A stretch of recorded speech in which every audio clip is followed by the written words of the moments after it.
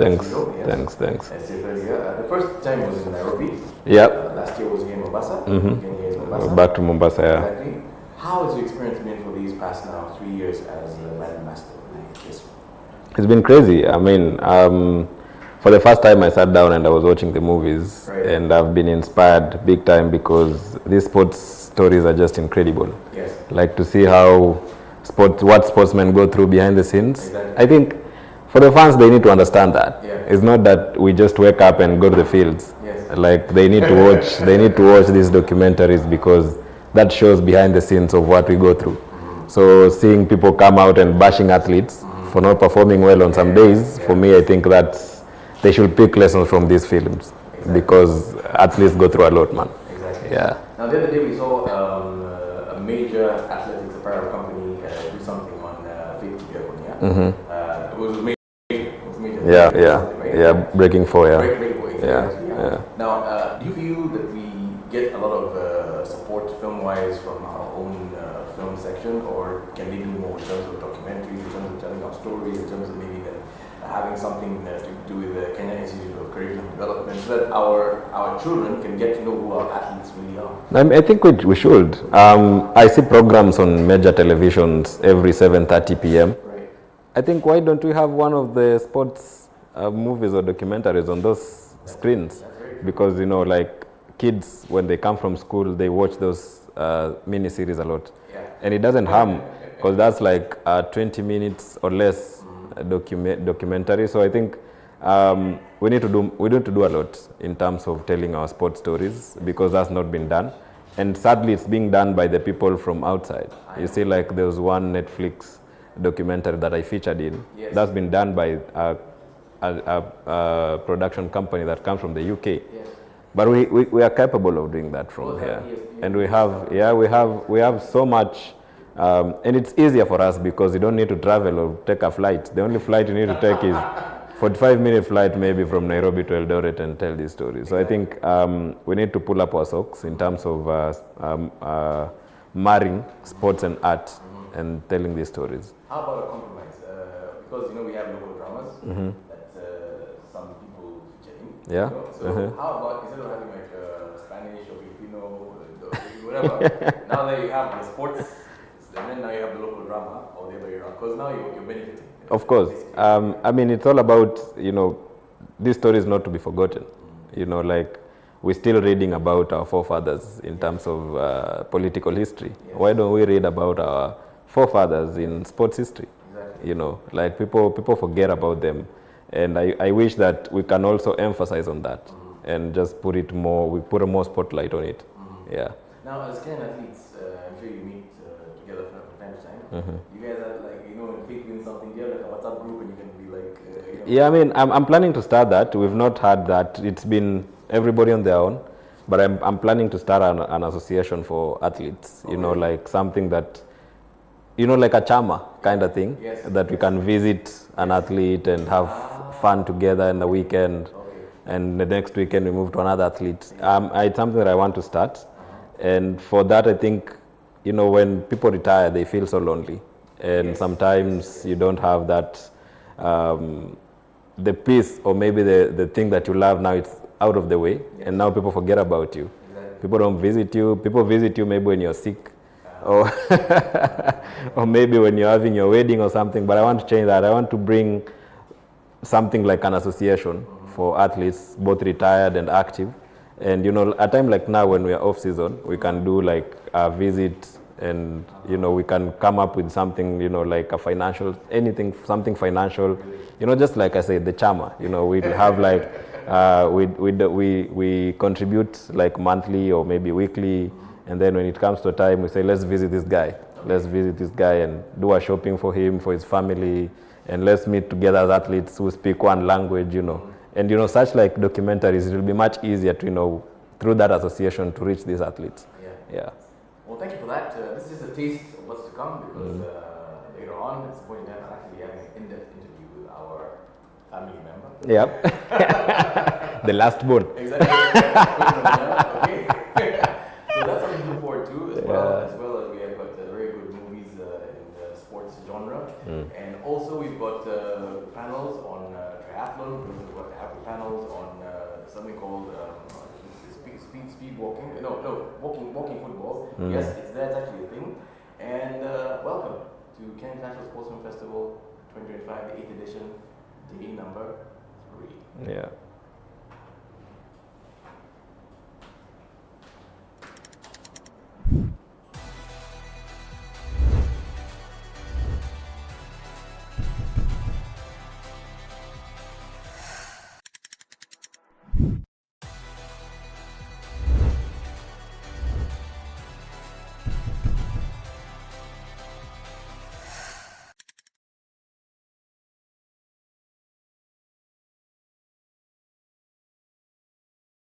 Application on the legendary Sunil Gavaskar, lovingly created by the Bhatt brothers. This isn't just a book, it's a piece of history. Sunny's Days beautifully chronicles the milestones, memories, and magic of Gavaskar's cricketing journey. From rare photographs to unforgettable stories, every page is a tribute to a man who changed the face of Indian cricket. What makes this book truly unique is its extraordinary innovation. Each date from Gavaskar's career has been linked and synchronized with the serial numbers of Indian currency notes. This creative fusion of cricket and currency ensures that only a single exclusive copy of this publication exists in the world, making it a timeless collector's treasure. Sunil Gavaskar, the original Little Master, stunned the world with 774 runs on his debut series against the mighty West Indies in 1971. A record that remains untouched to this day. He went on to score 34 Test centuries and became the first batsman in cricketing history to reach the iconic 10,000 run mark in Tests, achieving that milestone right here in Ahmedabad in 1987. Sunny's Days is not just a tribute, it's a celebration of greatness captured forever in print.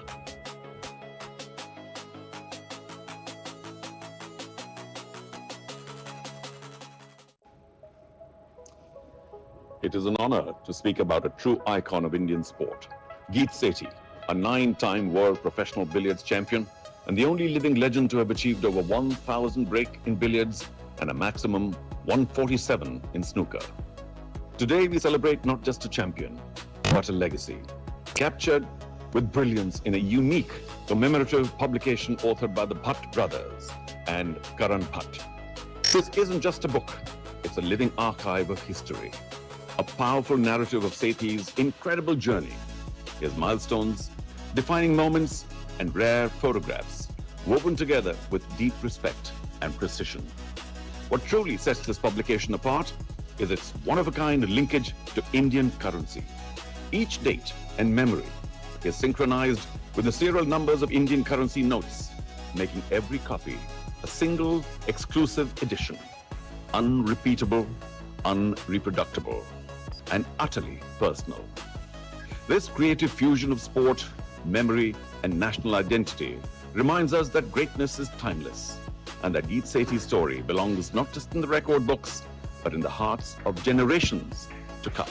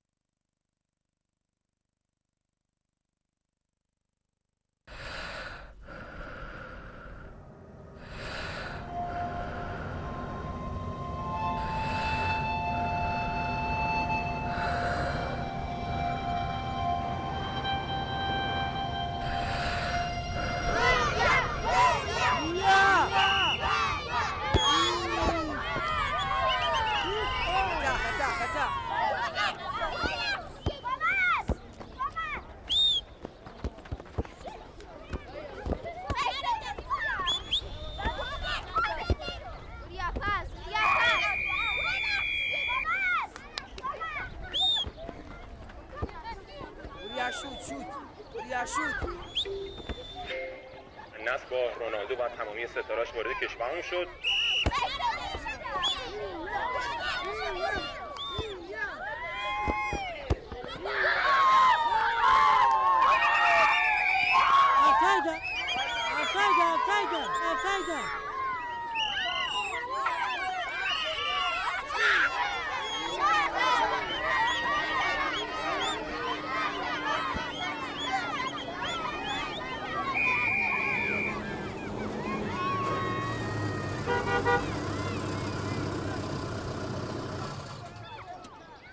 آقا پسر بیا. بله. خوبی؟ خسته نباشی. سلامت باشی. مغازه شیخ امین رو میخوام. کجاست؟ شیخ امین این صبح فوت کرد. فوت کرد؟ آره. خب من دیروز باهاش صحبت میکردم، خوب بود حالش که. از تهران براش بار آوردم، باید حالا چیکار کنم؟ فهمیدم چیکار کنیم. بریم پیش ماموستا رفیق صمیمی شیخ امینه. بارو به اون تحویل میدیم. خب الان این ماموستا kocast؟ بریم بهت میگم. باشه بودو بیا. Balan! Topçu almış, atın balat. باشه. بدو.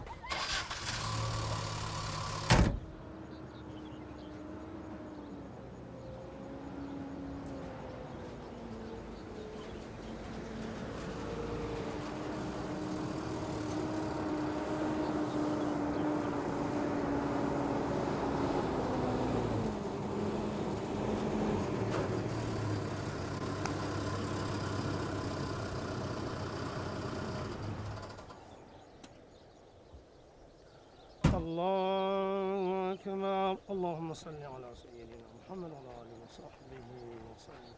الله أكبر.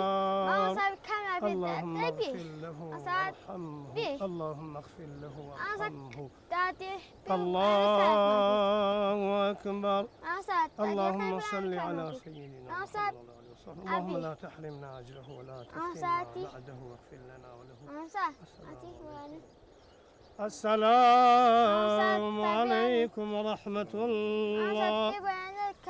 شد قالك الرول قال من لا شو الرول خد الزاني النجمي تخيني تسمع يقول لا شو خزاني بس خوش برو أما سجى خينا برو وش نتوا خجال جمنا على شيء قالك شد قالك عزيزكم سلام عزیزکم خاصی بلا تشرف ممنون. من بار آوردم برای شیخ امین. این آقا پسر گفت بدم تحویل شما. کار چی عزیزم؟ بار بادوم زمینی. حالا همین شیخ امینه؟ بله. برای ایشون آوردی؟ آره. ایشان با رحمت خدا رفتن و ما نمیتونیم تحویل بگیریم. شاید خانواده‌شون 3-4 روز دیگر بیان این دورو برا. بیان اینجا حتما میان. 3-4 روز؟ من فردا باید برم جای کار دارم. بالاخره ما نمیشه تحویل بگیریم. ما صدقه برای تحویل گناهه.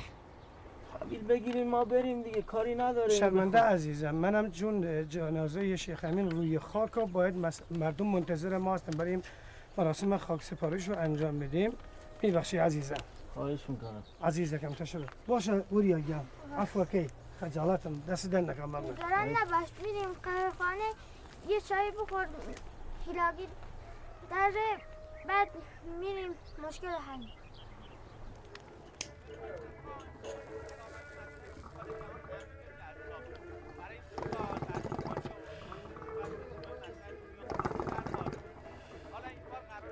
سلام. علیکم السلام و رحمت الله. بخیر بخیر بنی آقا.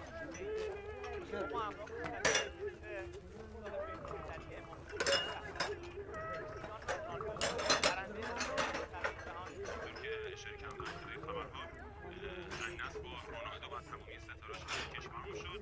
رونالدو هم اون شکل و شمایل خاصش می‌بینید که خیلی خوشحال در فرودگاه خمینی رحمت الله علیه حاضره و همراه سایر همبازی‌هاش. کاروان النصر دقایقی پیش پروازش به زمین نشست و این تیم مستقیم راهی هتل محل اقامتش میشه تا فردا شب به مسافه سرخپوشان پرسپولیس در ورزشگاه آزادی تهران بره. جماعت گشت بنا من ام کارال تهران هذا بعد زمینی آورده با شیخ امین ایشان صحف فوتی کده وتبیان کنم آیا محتمد ام آیا سه من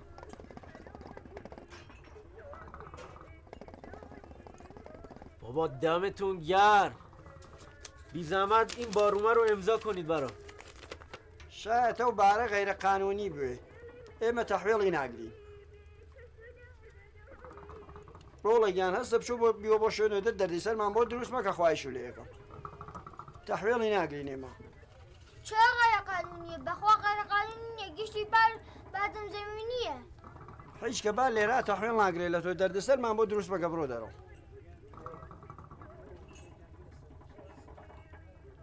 نگران نباش میریم پیش آقا دوریش اونجا تحویل میگیرن امو دوریش کیه؟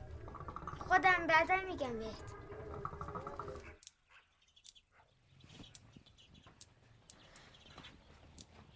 سلام دارش علیکم سلام رویجان ام پیال تران حادت بره بعدم زمینی آورده با شیخ امین ده فوتی کرده ایتر وسمن بیاین تو سلام پدر جان سلام، خوبی؟ خسته نباشی قربانت. قربانت من این بار رو آوردم بدم شیخ امین ولی شیخ امین امروز صبح فوت کرد دیگه وریا جان گفتن شما معتمد محلین اگر قبول بکنین فاکتور رو از ما بگیریم ما بارو بدیم به شما بریم والله فاکتورم امضا میکنم فقط می پولیس میگیرم برای خودم چی؟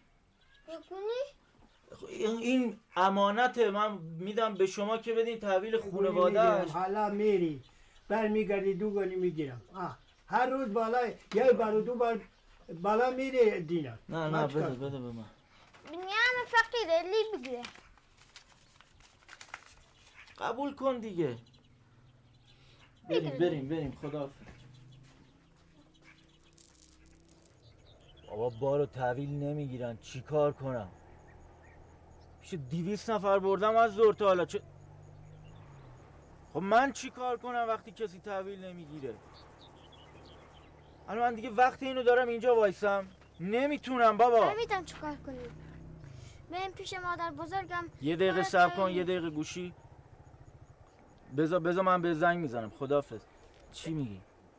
بریم پیش مادر بزرگم اونجا بارو تحویل میگیرم پیش مادر بزرگم از صبح تا الان کل این روستا رو ما گشتیم بریم پیش مادر بزرگت آدم خوبی است تحویل میگیره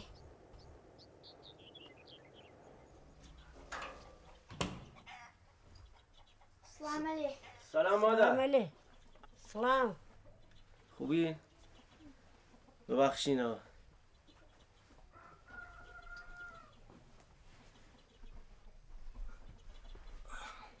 ببخشی مادر بزرگ مزاحمت شدیم خواب باشی یخوا خواب باشی بیسا خواهمش که به باشم خودم مشکل حل میکنم دیگه ان کارا تران آده که بعدم زمینی آرده با شیخ امین فوتی کده در بود من نهایت دور من تا هیچ که برگه تاحیل نگردود من بیاینه وسم بیاینه تو ایتر برگه تاحیل اگه نه لا قزالم قلی نام ادخل برگه لی تاحیل لا توم پاپلم نخوار وجود کم حالا هم تگ بچین با سر قرگه حاجی شیخ باقی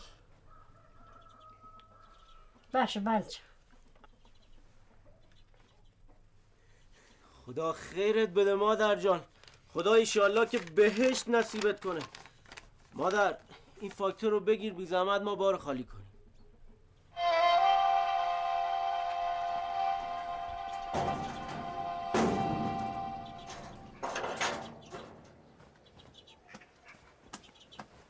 آن خوشتی به آره خوبه طبعا اشیاء را موضوع من امضا سنی اوکی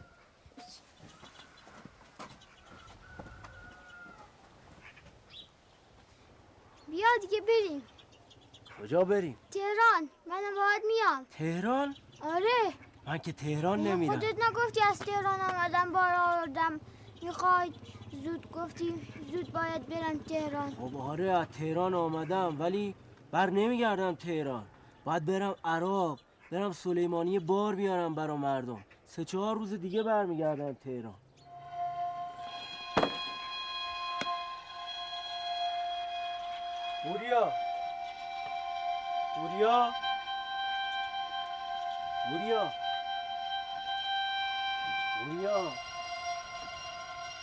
بوریا کجا میری؟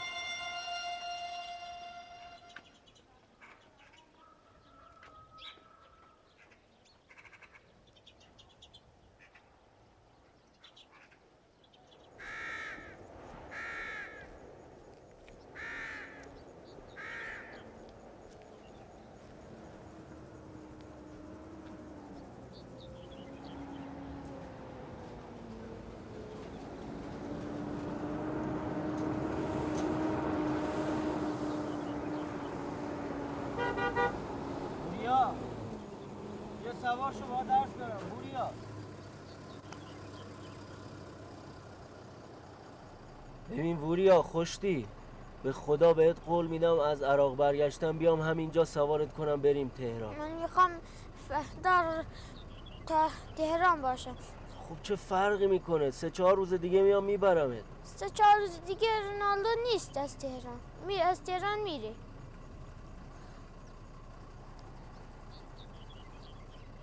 به خدا به مردم قول دادم باید برم بارشونو بهشون تحویل بدم.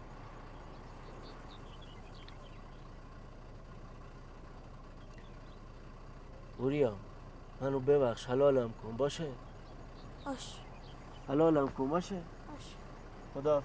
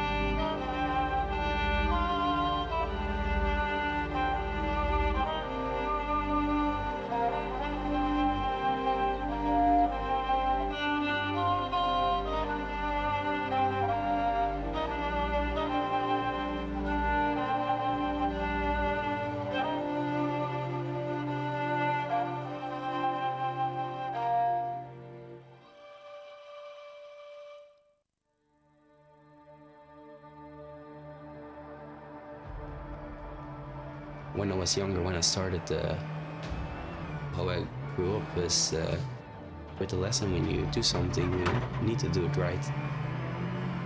You will go 100% for it, and yeah, I try to do that also in life.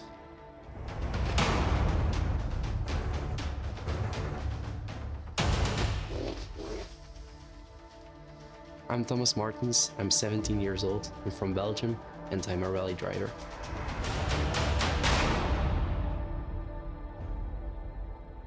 I got involved in motorsport when I was 4 years old.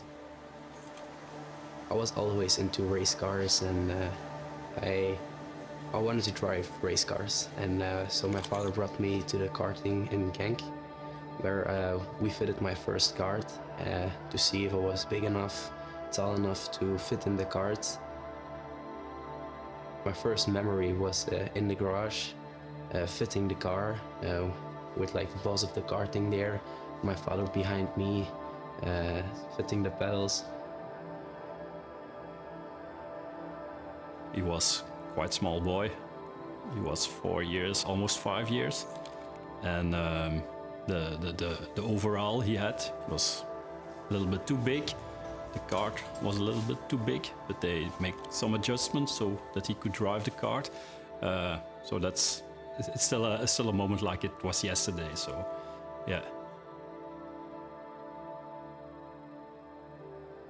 I know from when I was small, 4 or 5 years old, in the class there was like a friends book that they were giving around, and there were a lot of questions in there, so like what was your favorite food, favorite color, but always the last question was what do you want to become later when you're older. And I was always asking my parents to write down become a rally world champion.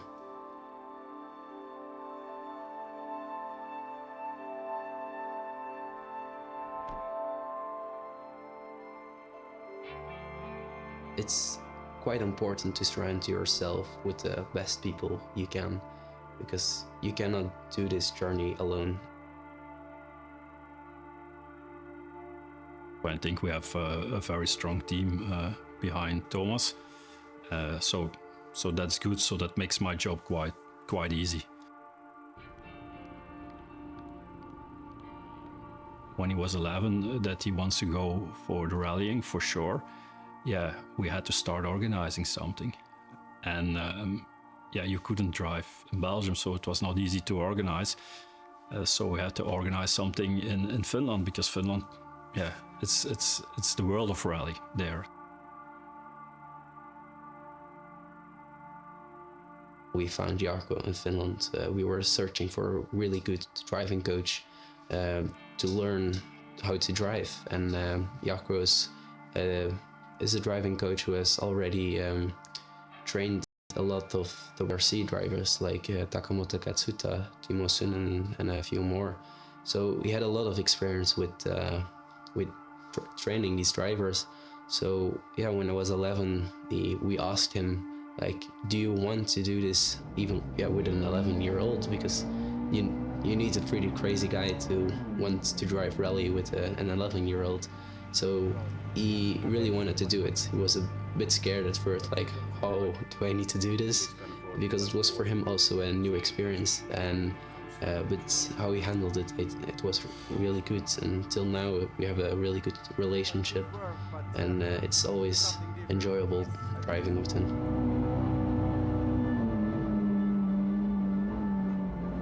We started when he was just a small boy, hardly reaching the pedals, and now Thomas is a grown-up man. He's a quick learner, so I don't have to explain many times what we are looking for here. Speed has grown every year. I would say the car handling technique, the basics we have already done those, so he's a good driver. Of course, there is a long way to go to the top of the world, but we go step by step.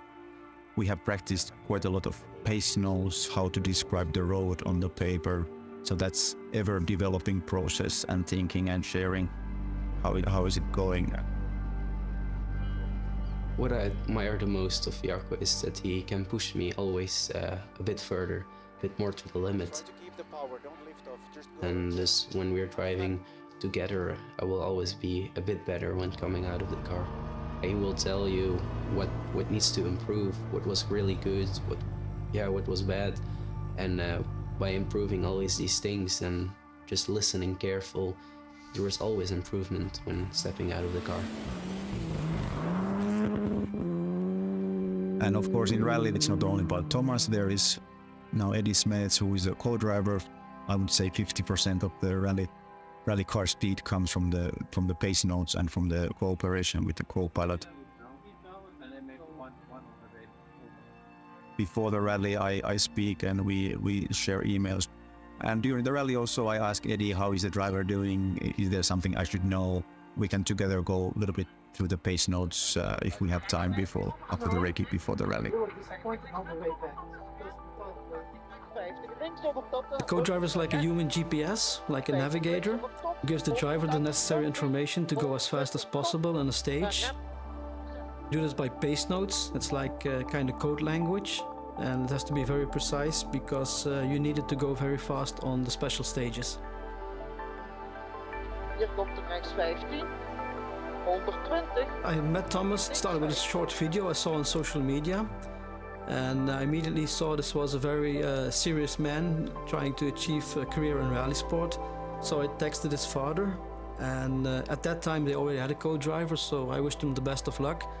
But in 2021 they contacted me again to see if I could be of any assistance to his career. And then we had a meeting, and in July 22, after a test, we started working together. It was my first rally with Thomas, and at this time, I am the co-driver who sat most of the time next to him. 15, 60 top en links 5. I think we grew as a team, improving our pace note system. That became way better than when we started. And when it concerns Thomas, his driving, I must say there's a constant progress in his speed. We set our goals for every rally and we try to achieve them. When we do the debrief of the rally, we have to give ourselves points out of 10. And usually our quotation is the same or not very huge difference. So this will mean there's a certain synergy. And we also knew at the end of the stage, we know whether it went okay, not okay, it could be better or it was worse. So we're on the same level concerning that. The best quality of Thomas is for sure his coolness. He's mentally very strong, especially at this young of age. This will help him a lot in his future career, I think. Besides that, he's quite determined in achieving his goals. This might look like a bit arrogant, but I think he just knows what he wants and he's serious about it.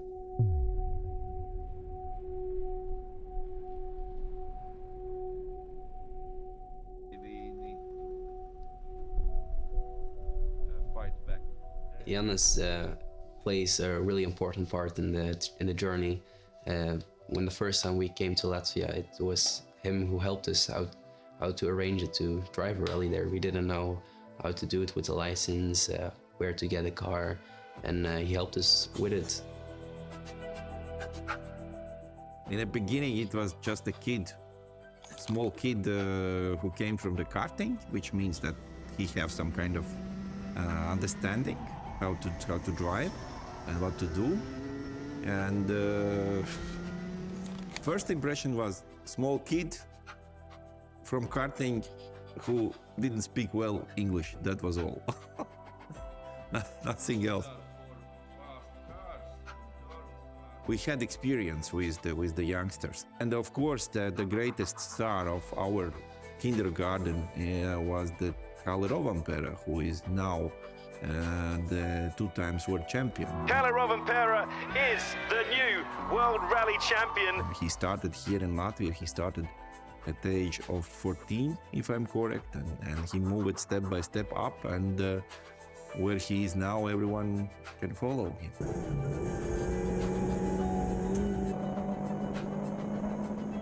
He showed me that he understands what he's doing, and you know how it is with the kids and how it is with the youngsters. They are always want to do some risky things and so on. So Thomas was totally different. He was straight. He knew that, okay, I'm doing maybe not on the fastest way in the beginning, but I'm just keeping up my confidence and preparing myself to go up and to speed up, and that's actually very important on that age, that the kids are not doing crazy things, that he is just moving step by step, and they are just getting experience, building experience, and proving his skills. In rally, it's the only sport where you must rely on your decisions from the information which comes to you from your co-driver, which means there is one more person, which is very important, in the car, who gives you provisions what will be, and you must do your decisions afterwards. That means that in the rally car, these things which are happening between the rally driver and rally co-driver, I would say this is an even stronger family than the man and woman, definitely.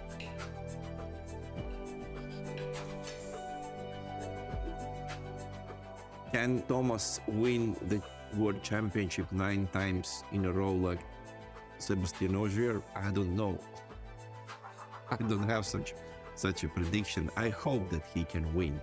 He can win because he loves the sport and he's doing well, but everything depends from him, how good he will be how he will be prepared, but definitely the skills, the family, what he's building up for rallying, I think that there is a lot of possibilities that he can be on the top level, definitely.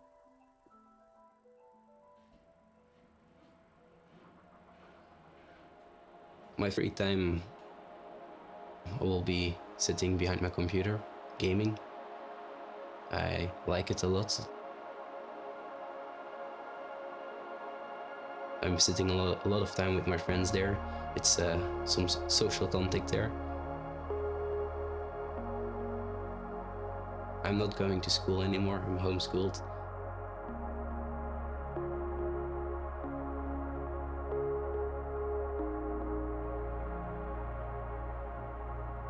Whenever there is the rally, I will watch it. I will look to the results, what they have done throughout the day, and otherwise I have my physical trainings. I have my meetings now to search investors with my father.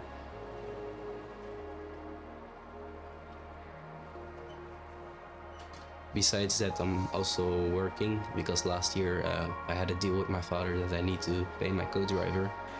So I needed to go work. So we asked the karting if I could work there. I have worked quite a lot throughout the year.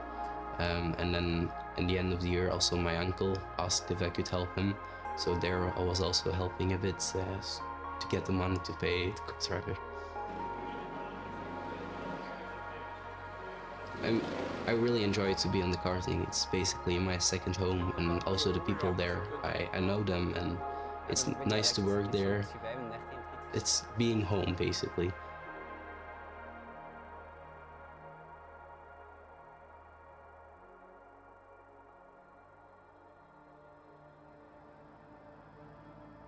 The rally takes quite a physical demand.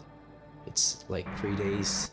You're driving all day from early in the morning to late in the night, and to be focused all the time, it's quite hard. It takes a lot of energy. So the physical part of the body needs to be strong, and I am surrounded by good people who take care of the trainings I need to do, and also now for the food, to lose the weight, to be on the right weight. And these things are also important to become the world champion.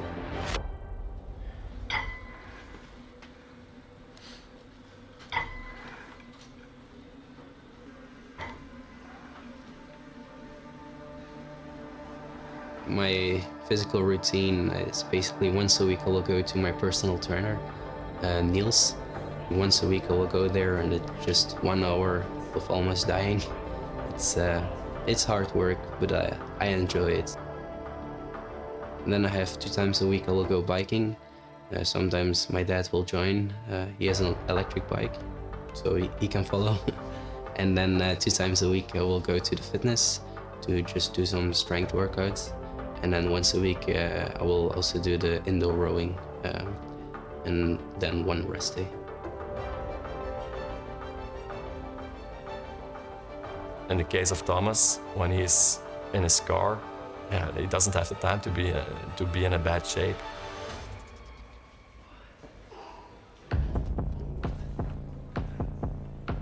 He needs to be fully focused to get as fast to his destination.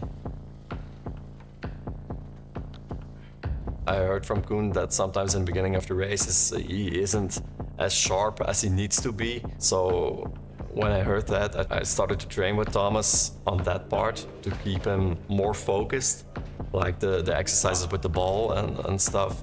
I also say to him, Thomas, when you're in the beginning of a race, try to keep 100% that focus.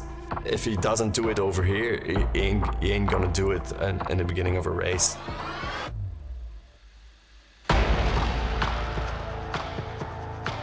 With Thomas, we work a lot on endurance. He needs to be in a top shape. Besides that, there are also some particular muscles that needs to be well trained, like the neck muscles are very important for a rally driver, because with those speeds, yeah, the neck muscles, they suffer.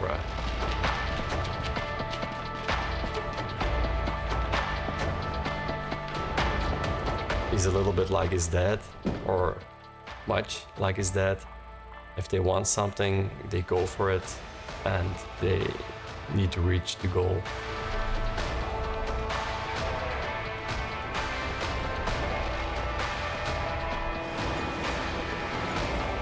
Here in the gym, if I challenge him to do an exercise and if I say he can't do it, he does it.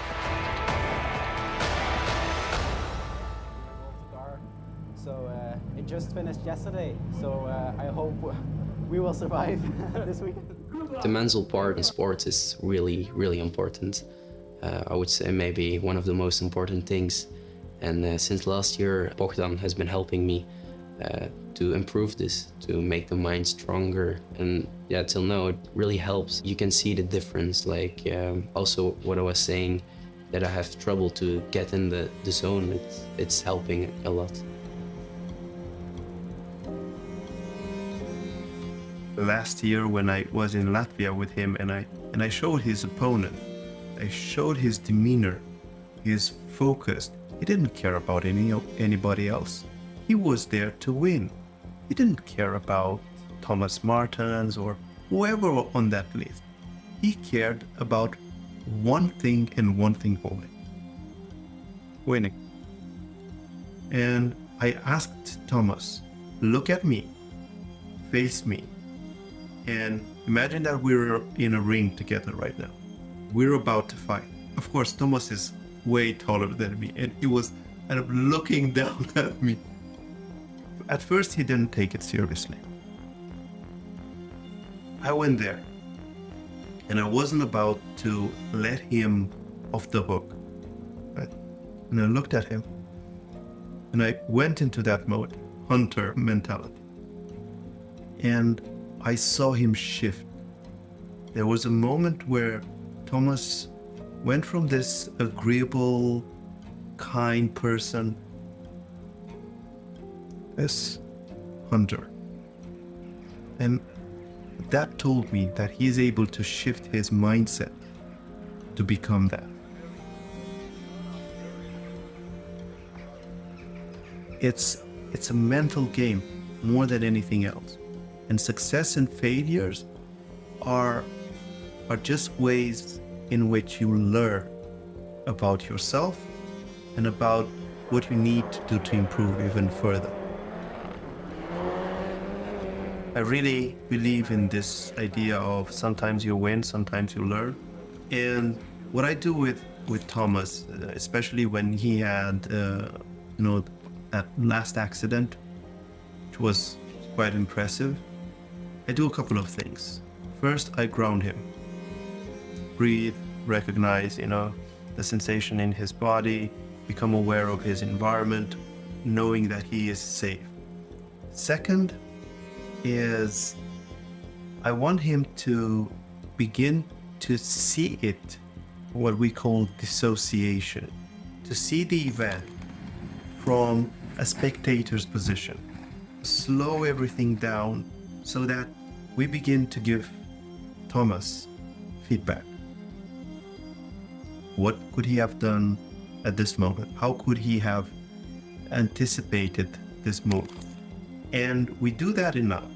And then in the mental theater, we go back before the accident.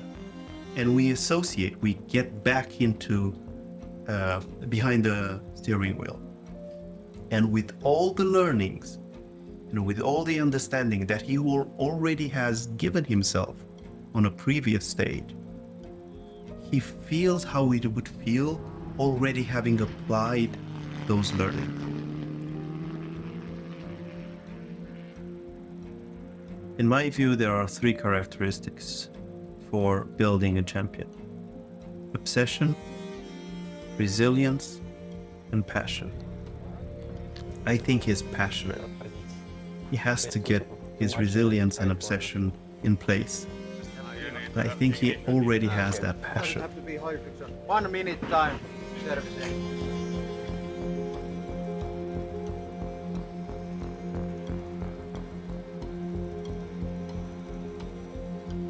we had a discussion with his coach, and the main goal for 2024 was driving, and driving.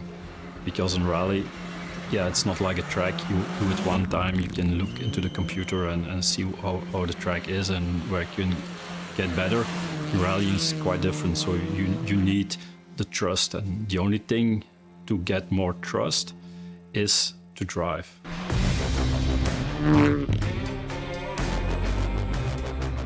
So for 2024, it's about driving as much as possible in the most difficult conditions. And that's why we choose Finland. We are driving the Finnish Championship this year, complete Finnish Championship, because it's the most difficult rally competition in the world. This year we will drive a lot. We will start also driving in Belgium on the asphalt to get a lot of kilometers there also, because still till now I've only been driving on the snow and gravel. Yeah, this year we'll be just driving the car I'm driving now, the Renault, driving it on the limit, and we can step up next year to the Rally 3 car. The world of rally, there are two main surfaces, and it's asphalt, and on the other hand it's the gravel. And yeah, in the winter there's one snow rally. So we want to be good at all surfaces, and so this year is a year of driving. So we can step up next year to the World Championship, start driving in the Junior Championship with the Rally 3 cars, and then the main goal is to be aiming for the world title in 2 years, so at the end of 2026. So these are the goals for the coming 3 years. Ypres is, it's the biggest rally in Belgium, and I'm already looking forward to it for a long time. And it's a rally that I went to when I was a child, and yeah, looking to the rally cars. Now it's really nice that I can drive a rally myself, and of course I want to do my best there.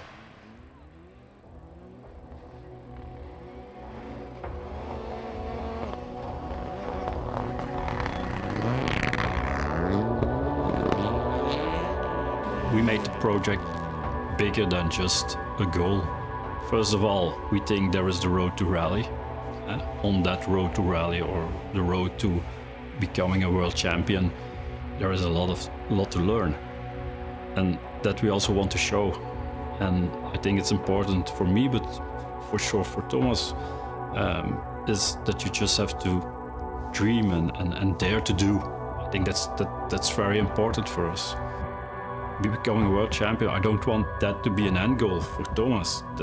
It's not about that, but yeah, you have to set a goal. So it's becoming the world champion. So because in sport you want to be the best. To be honest, every great athlete had a dream to become the best, but it's not the end game.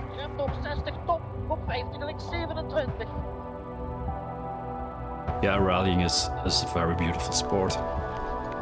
The places where you come, the countries, the surroundings, driving with a car. A lot of people who drove with Thomas and didn't know rally, they said this is one of the best things I ever did. And that we want to share with the world.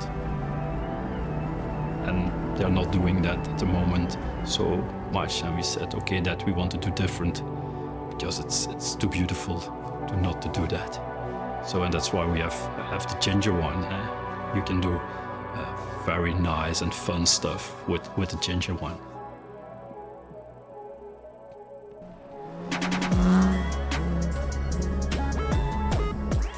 For more than 3 years we are going to Finland.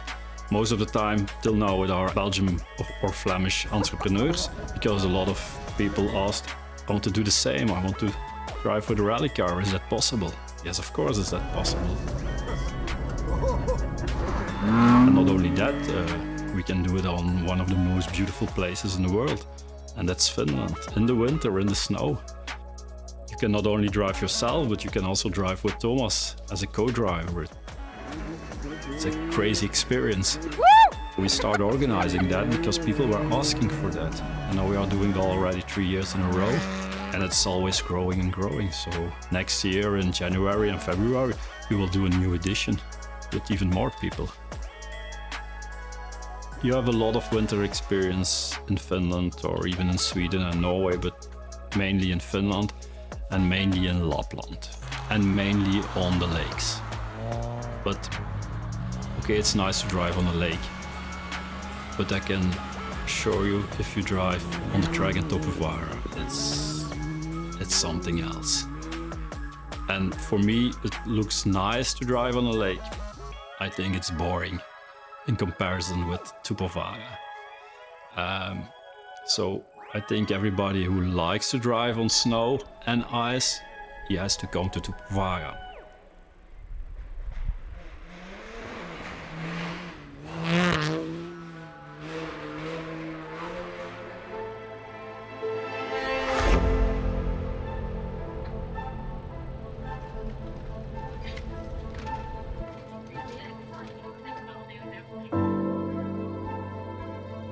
It's almost an adventure from when I was young, having a dream, and it's something you can't accomplish alone. You need a lot of help.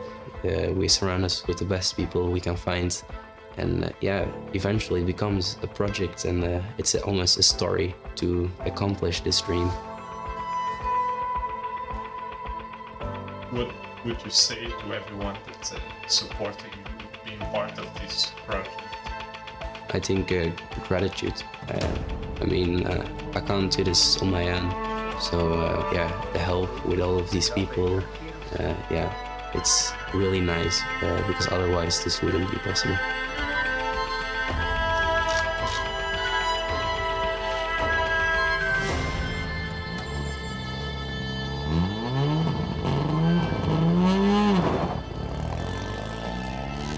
What is your ultimate goal? So my ultimate goal is to become a World Rally Champion.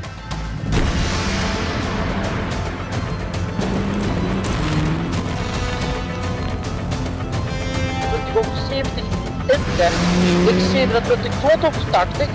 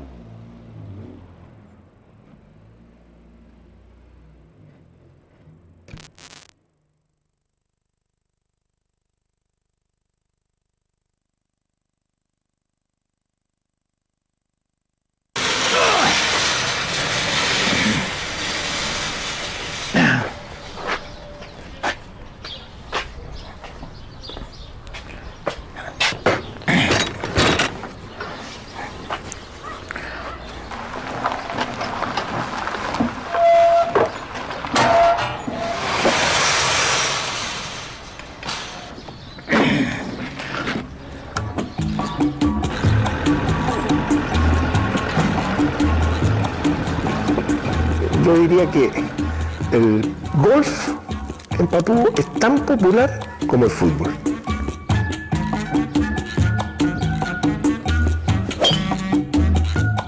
Y eso yo creo que lo hace único. No conozco otros lugares que sea así.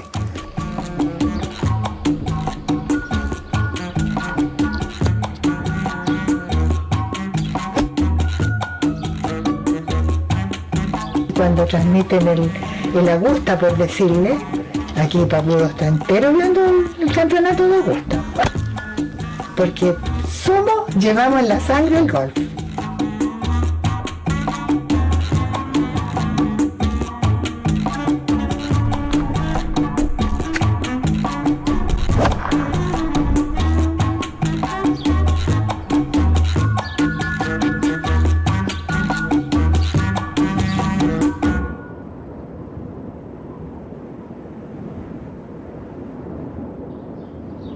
Se ha dicho toda la vida que el golf es de élite, que es de de las personas pudientes, de los ricos.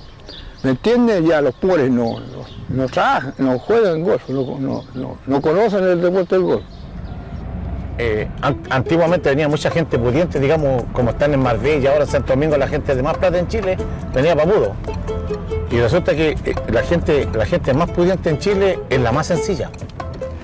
Papudo es mítico, es la gente, el ambiente, la gente que se arma, el grupo. Ningún otro club está esa armonía que hay de pueblo y golf. No. Siempre jugaron los papudanos, desde que yo tengo conocimiento, jugaron la gente del pueblo. Bueno, yo creo que hay que remontarse un poco a la historia de este club que data del año 32, cuando la familia Irarrázaval, que eran dueños de grandes terrenos de aquí, incluso se decía que llegaban hasta Argentina, eran amigos de unos señores que jugaban golf en el Club de los Golf de los Leones y venían a veranear acá y se aburrían. Entonces le dijeron a don Fernando, por favor, ¿nos puede ceder unos terrenos acá? Y don Fernando Irarrázaval le dice, conforme, con la condición de que ustedes permitan que el pueblo de Papudo juegue al golf. Don Fernando Irarrázaval, yo creo que fue un pionero en esto de la integración social del país.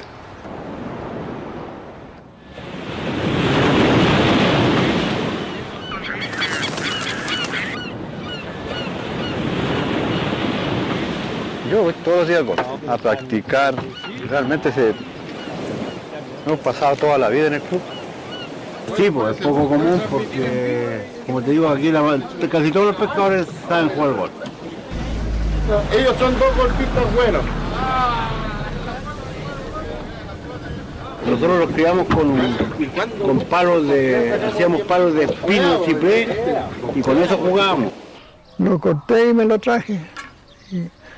Y esto se empareja así nomás así lo hacíamos antiguamente, para que pegarle bien mejor a la pelota, porque si no...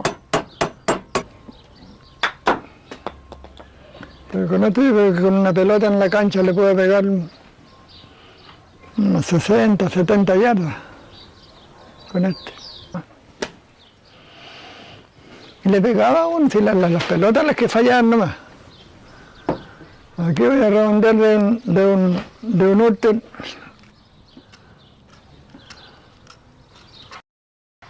Jugaban rato nomás y se partían. Pero igual dábamos con el bolsillo una pelota. Pero tal eran gratis las pelotas, no era ir a buscar últimos nomás y hacerlas.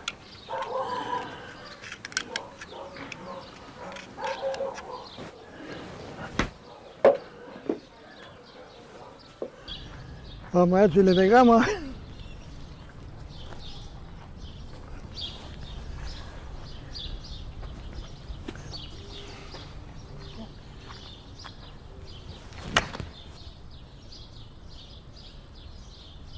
Arriba, en todas partes no se ve esto, lo que se ve acá. Por ejemplo, aquí andan niños que se iban a jugar ahí a un potrero. ¿Cuándo fue que un cabro chico con palos y se iban a jugar para un potrero para que esté al otro lado?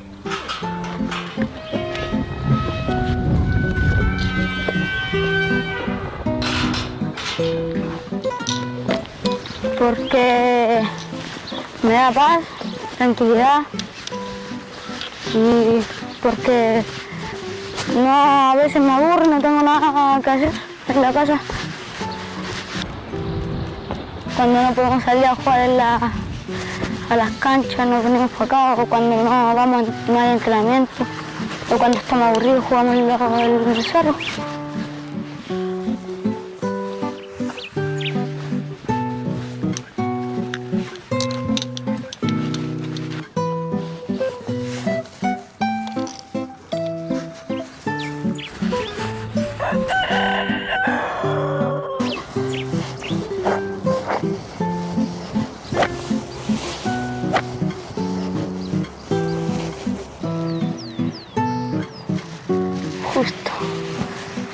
Le pegáis para arriba, cambiáis, tenéis que cruzar, después le pegáis de allá para acá y ahí se termina la cancha.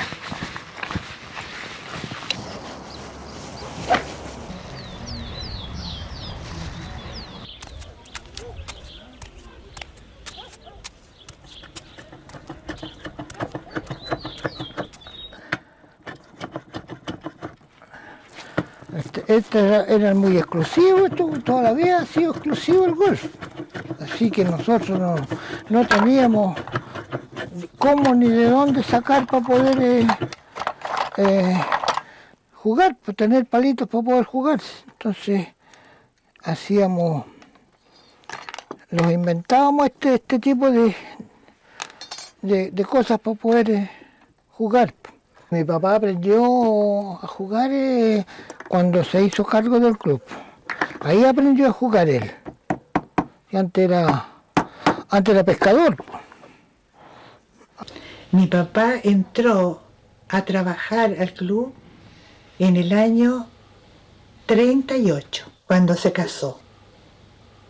Y justo ese año lo fueron a ver a la casa, en esa época los dueños que eran los Ilarrázaval, porque en esa época fue cuando se formó la Sociedad de los Perros Amigos, porque así se llamaba.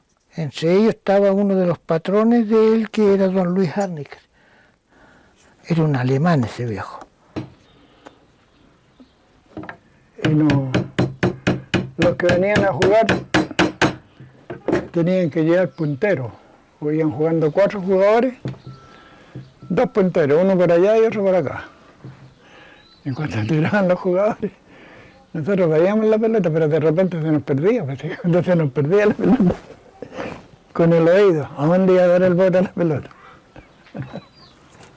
Y el patrón que uno tenía, que generalmente uno se apatronaba con un socio, porque eso venía la gente a veranear todo el verano, porque se venían de diciembre hasta marzo, la gente movudo. Entonces, ¿qué es lo que pasa? Que uno se tomaba un patrón y el patrón te invitaba a jugar, pues. Y el viejo se agitaba porque le decía, ¿cómo le pegáis tan bien a la pelota? O sea, para él era...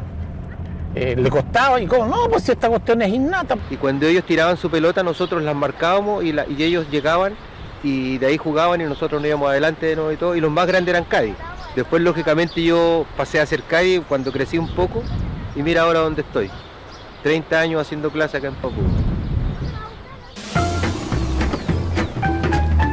Ya, Luis Reynoso Gallardo, guardia de seguridad de la MUNI, handicap 10. Manuel Encina Álvarez, maestro chasquilla prácticamente, tocado de todo un poco. Y mi handicap es de 18. Mi nombre es José Luis Donoso, soy carpintero y mi handicap es 11. Mi nombre es Martín Olea, handicap 11, soy empleado, casa particular. Yo soy Palmira Encinas Álvarez, mi profesión es dueña de casa, artesana y ¿qué más? De todo un poco.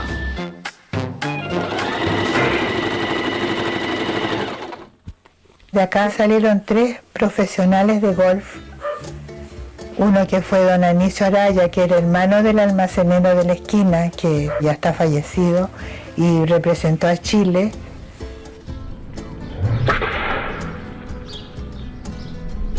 El Anicio me corrigió el golf, el swing, porque uno aprende solo acá. En esos años aprendíamos solo, no había profesor, no había nada. Y después con don Anicio ya me anduve perfeccionando. Llegué a estar en handicap 1, con 18 años.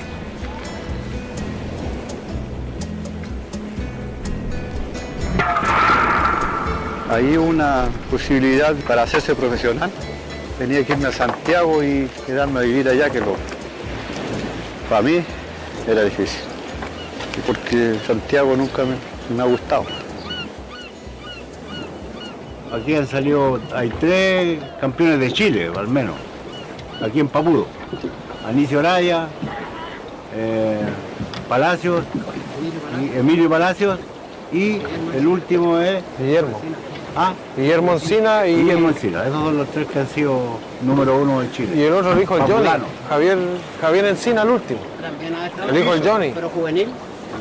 Sí, no, adulto. Adulto. ¿Y el hijo del Tato, el...? Aníbal también, el juvenil, campeón chileno juvenil. ¿Todo en Estados Unidos un rato? Sí. Es lo mismo. Sí. Este sombrero es un recuerdo de un profesional de aquí de Papudo, Guillermo Encina. Él me regaló esto. Debe ser unos 15, 20 años que tengo este joven.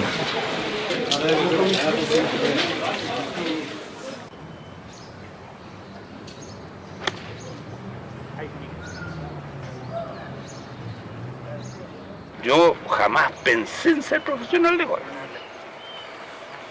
Nunca.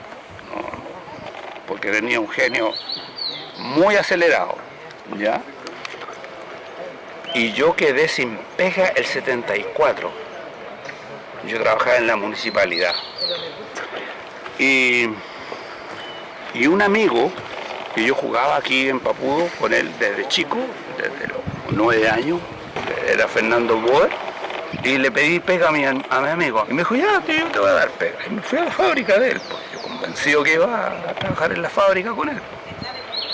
Y cuando terminamos de recorrer la fábrica, almorzamos, como a las 3 de la tarde regresamos a la oficina que estaba ahí al lado. Y le digo yo, bueno, ¿dónde empiezo? No, tú vas a ser amigo mío el resto de mi vida. No vas a ser empleado, por lo tanto vas a jugar golf. Y yo le digo, es loco, le digo. Y yo no tengo nada, le digo yo. Mira mis zapatos, le dije yo.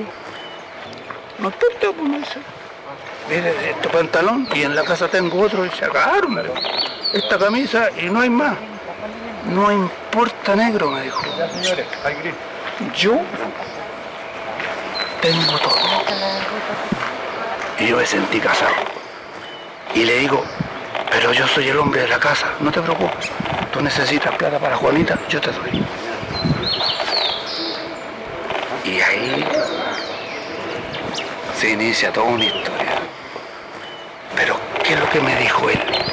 Yo no te voy a vigilar, porque yo sé lo que te puso tu papá y tu mamá en tu corazón.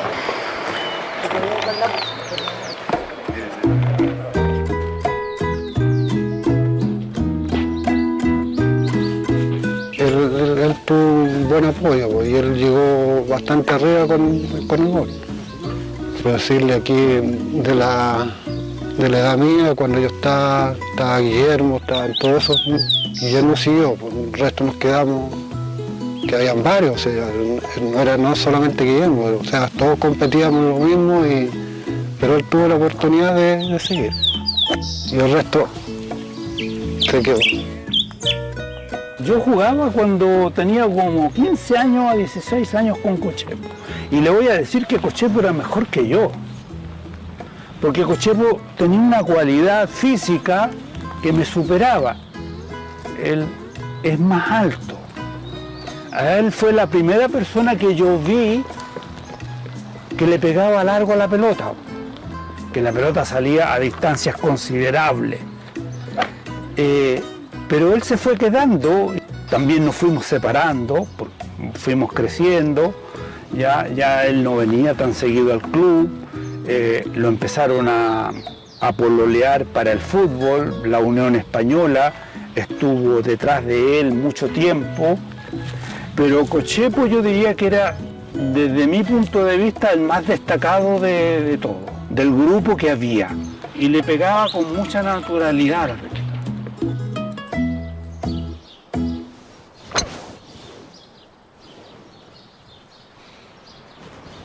Mi anhelo era ser profesional de golf, 100%.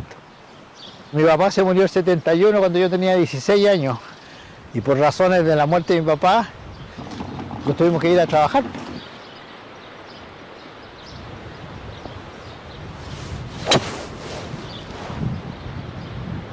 Para mí fue una decepción muy grande no poder dedicarme 100% a este deporte, porque yo lo amo.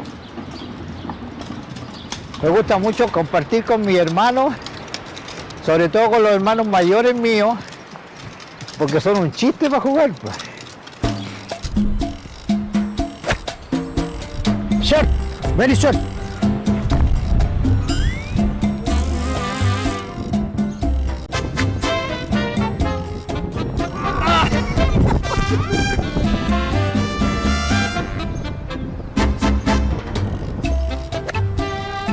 La familia nuestra era muy humilde, pues somos 3 hermanos, todavía estamos vivos, entonces éramos muy humildes, pero mi padre nos prohibía estrictamente, nos mandaba de vuelta a la casa si veníamos desordenados con la camisa afuera, pobres, pero bien ordenados y limpiecitos. Entonces una de esas etiquetas le quedan esos recuerdos del papá, y ahora que jugamos golf, mayor razón por andar bien ordenado. Y además yo soy ministro, no puedo ir barbón, sucio, Tengo que tener manos impecables porque doy la comunión en la iglesia. Las manos, mire, yo soy grafiter. Entonces uno tiene que tener una etiqueta en todos lados.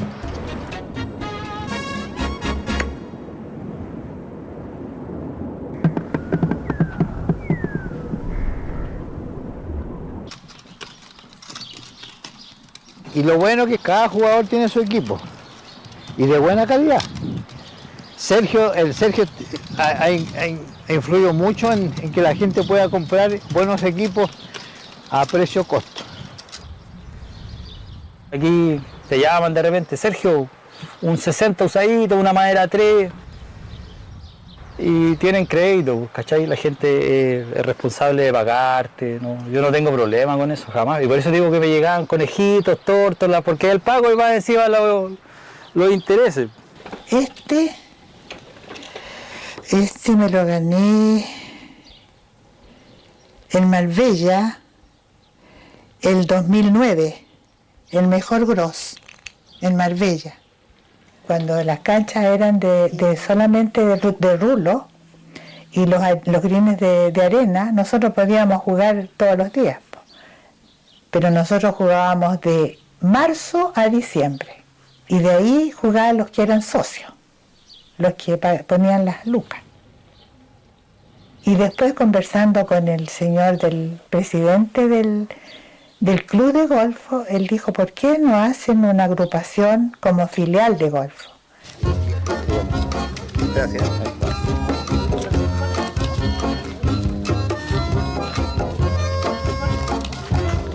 ¿Cómo estáis, Felipe? Un gusto. Raúl, ¿cómo estáis?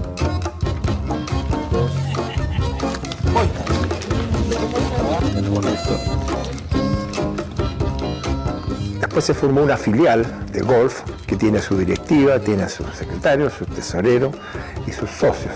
Y ellos juegan en el club nuestro bajo ciertas normas, días y horas que tenemos combinadas. Yo inicié, fui un fundador.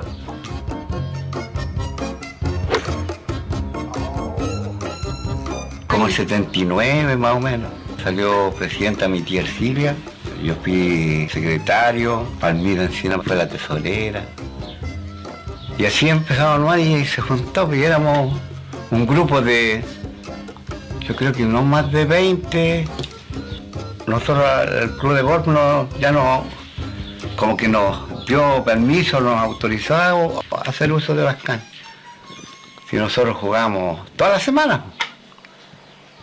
Y ahora no, porque como se empastó y todo eso, se cuidan un poco, tenemos más de juego, amigo. Con eso uno está, ¿para qué quiere más? Pues sí, feliz. Este es el de la filial, ¿no? ¿Tenían el logo de la filial? Ahí está, ¿no? Sí, importante para el pueblo porque le da la caída a los pescadores, al taxista para jugar, los del pueblo. ¿Ah? Y la única parte de Chile que hay una filial de golf. No conozco en Chile que exista una filial de golf con las características que la que tiene Papúo. A nosotros que nos organizamos como filial de golf, precisamente para encauzar a todos los jóvenes que quieran jugar golf, en las reglas del golf, en la forma de comportarse dentro del golf. Tenemos comité de disciplina, que es muy importante para conservar la ética de este deporte. Que yo soy el tesorero, en definitiva.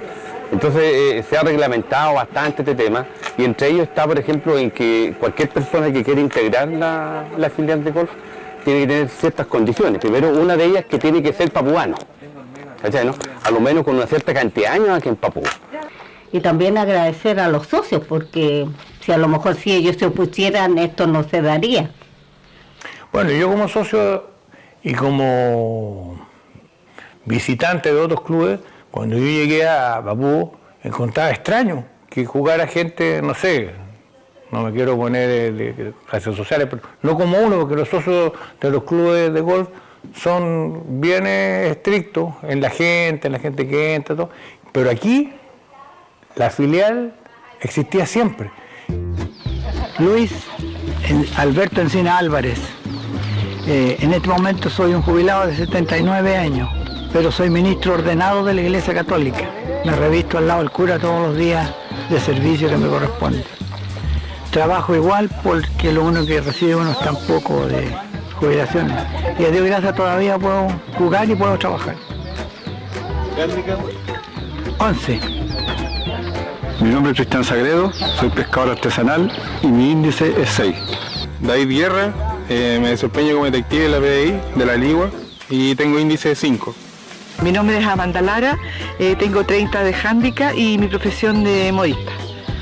Juan Carlos Sandoval Espina, electricista, cuido casa, veo jardines, piscina y tengo handicap 18 en estos momentos.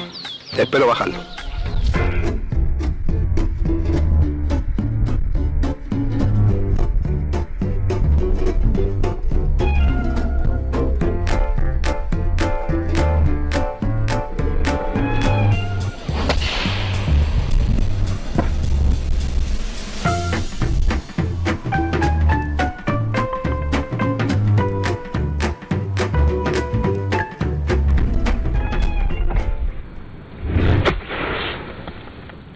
Aquí dimos un primer salto en el año 2010, inauguramos los 18 hoyos de golf, aunque tenían greens aún de arena. Y hace 4 o 5 años transformamos los greens de arena en greens de pasto, que es lo que tú puedes ver hoy día en la cancha. Es un privilegio, en las condiciones que está el campo ahora es un privilegio. Antiguamente Papú, con los greens de arena que tenía, estaba como el invitado más pobre del sistema, pero ahora pasamos prácticamente a primer nivel. Ahora es una cancha de par 68, corta pero muy complicada, es angosta. Si no vais derechito por la cancha, la verdad es que no te va a ir muy bien en esta cancha.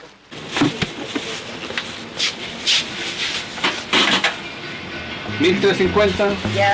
¿Qué más? El tema del golf para mí ha sido fundamental. Bueno, nací y criado aquí en Papú, hijo de pescador. Mi papá en su momento jugó golf. En el año 2008 ya me integré de frentón, digamos, a la filial de golf para participar ya jugando en forma amateur. Jugando, disfrutando del golf y disfrutando un poco de la vida, porque la verdad es que después de la vuelta, como te decía en términos laborales, la verdad es que uno se da cuenta de que lo que tiene aquí en Papú es lo máximo.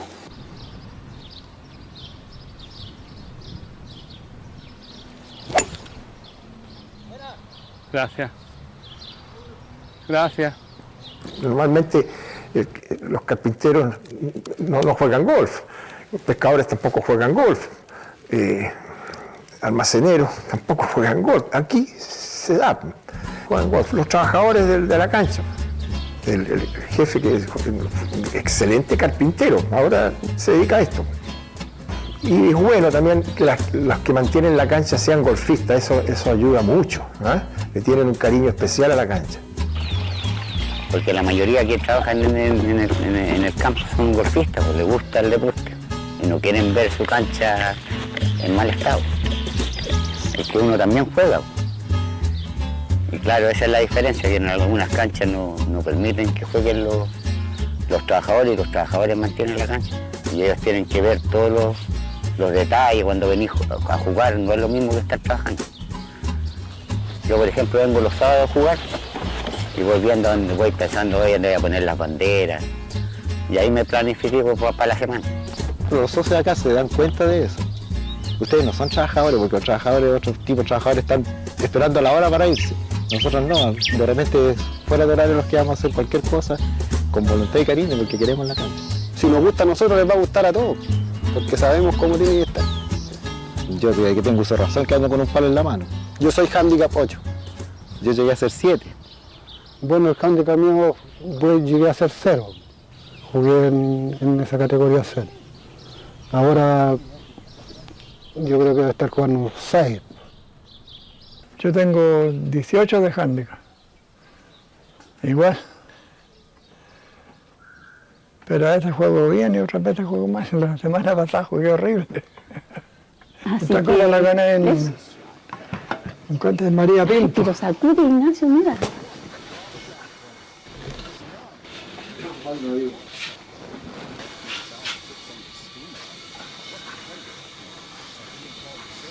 Le ganamos al Juanano y al Tito Encina, yo con otro primo.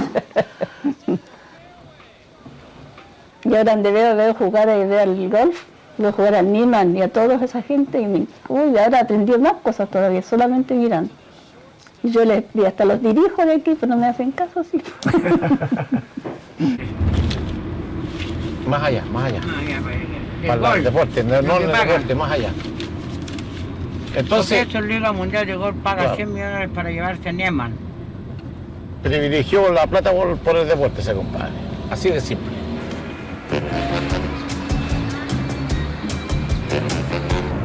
Vale, gracias.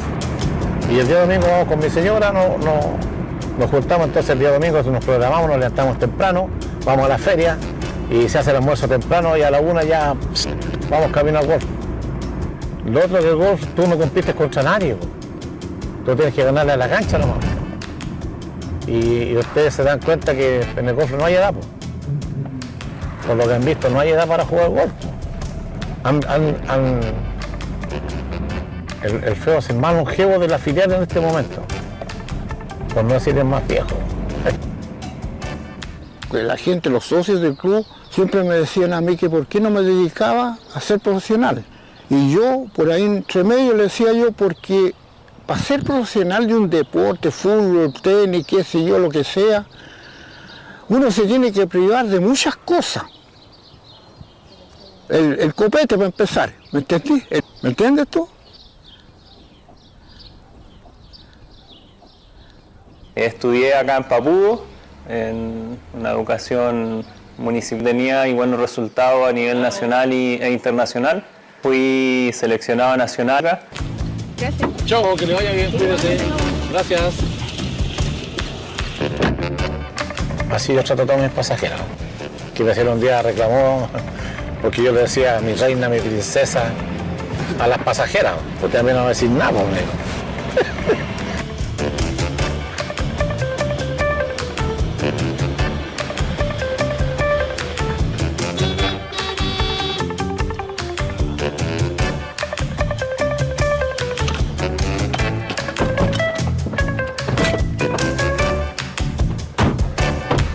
¿Cómo tuvieron los domingos ustedes? Vamos bien, pero hicimos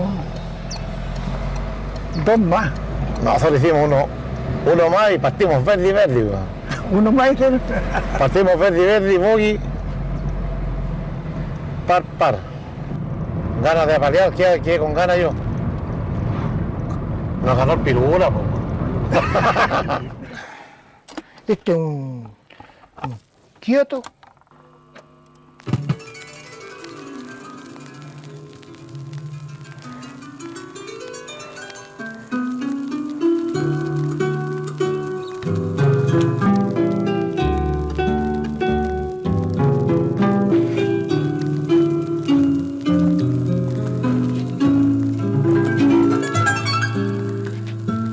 Esta música, ¿dónde la va a escuchar ahora? No la escucha en ninguna parte. Estos discos no los escucha en ningún lado. Porque es re linda esta música. Yo le puedo jugar la vuelta entera con un pater o con una madera. Claro. Es cuestión de tener tino para pegarle la pelota. Los otros días ahí, uno me dio ahí en el 16. En el tercer tiro, estaba como a unas 50 yardas de luz de la bandera, pesqué la madera 3. Y me quedo mirando, no me diga que le voy a pegar la madera, sí, pues le dije. Pero ¿cómo y para dónde te vaya a pasar? No, pues soy yo el que le voy a pegar, no, pues. Le pegué y la dejé como 2 metros la bandera. Oh, me dijo. ¿Y cómo lo hacía? Cuestión de costumbre. Destapando el alcantarillado, me pesqué la bacteria asesina. Me hice un desgarro interno aquí en la ingle, haciendo una fuerza maleza y ahí se me alojó. Menos mal que me comió para abajo. Me come para arriba, no duró 48 horas. Gracias. gracias. Por lo menos son bonitas. Le pegué con el corazón.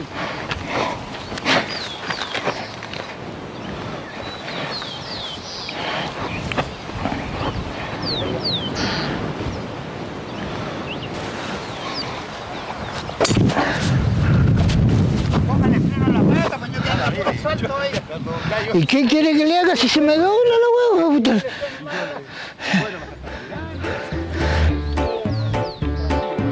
Nombre Claudio Vicencio Díaz, handicap 19, profesión jardinero. Buenas tardes, mi nombre es René Valenzuela, trabajo en un condominio, soy conserje y tengo handicap 11.5.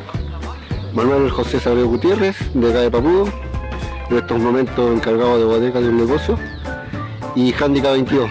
Mi nombre es Juan Gallardo Sagredo, soy concejal de la comuna y handicap tengo 12. Yo estuve 2 años jugando en el Asia, de los 2 años tuve uno solo, y después tuve 9 temporadas en Europa, y de las 9 tuve las 2 primeras temporadas solo también. Entonces fue un golpe cultural muy fuerte. Guillermo representó a Chile en todo el mundo y él salió adelante porque él tiene mucho carácter y dijo: a mí no me la van a ganar. Y no se la ganaron. El europeo es europeo. Yo me peleé con varios, en mi mal inglés me peleé con varios de esos, porque eran de tal nivel, de tal currículum, que yo hacía verde y ellos hacían par, y él llegaba al tee y ponía su tee. Entonces yo le digo, no, yo voy primero, le decía yo. Y no le decía cuando ponía el tee, sino cuando estaba así. Estaba así, le decía, excuse me, le decía yo.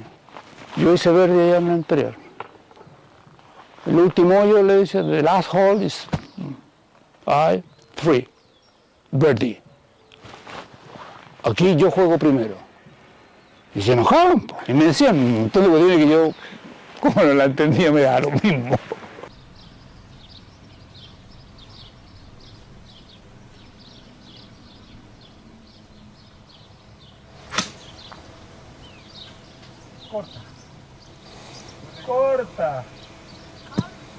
Corta, Moreno. Pero siempre un trabajo diario. Esto es como un arbolito nuevo, hay que regarlo todos los días. En el golf uno no podía, yo no, por lo menos por mi formación, no podía dejar de pasar un día si no practicaba. Práctica, práctica, práctica, práctica.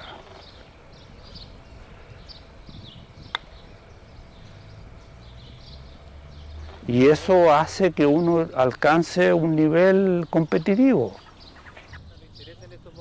Lo que interesa es la reacción que tienen ustedes enfrente de la pelota. Que no los intimide la pelota no existe. Bien, mira tu swing como salió ahora. Es un movimiento de hombros, mira así. Es muy distinto a esto, ¿ya? Entonces tú ahora vas a apoyar el palo en el piso y vas a mover los hombros, mira, así. Y de vuelta los hombros y pasas. Vamos, a ver que se note. Ahí, hombros, exacto. Este trabajo lo estamos haciendo, yo creo que, si no me equivoco, hace como 27, 30 años ya, que fue, por lo que tengo entendido, fue el primer club en Chile que hizo esto. Nosotros hacemos la escuelita municipal, dentro de eso obviamente hay jóvenes destacados que tienen que ir a competir, y la municipalidad también responde haciéndose cargo de los costos y subvencionando esos viajes, ayudándolos también a ellos con esa parte, lo cual es súper importante también.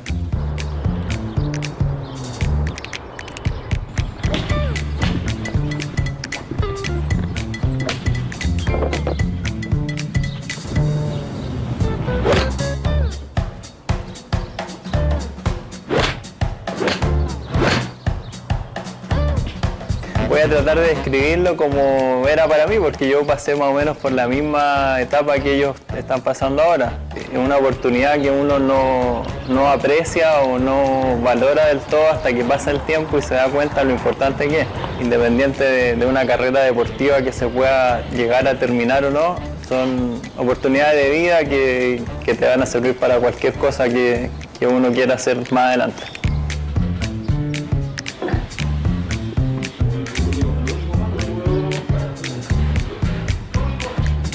Ahora.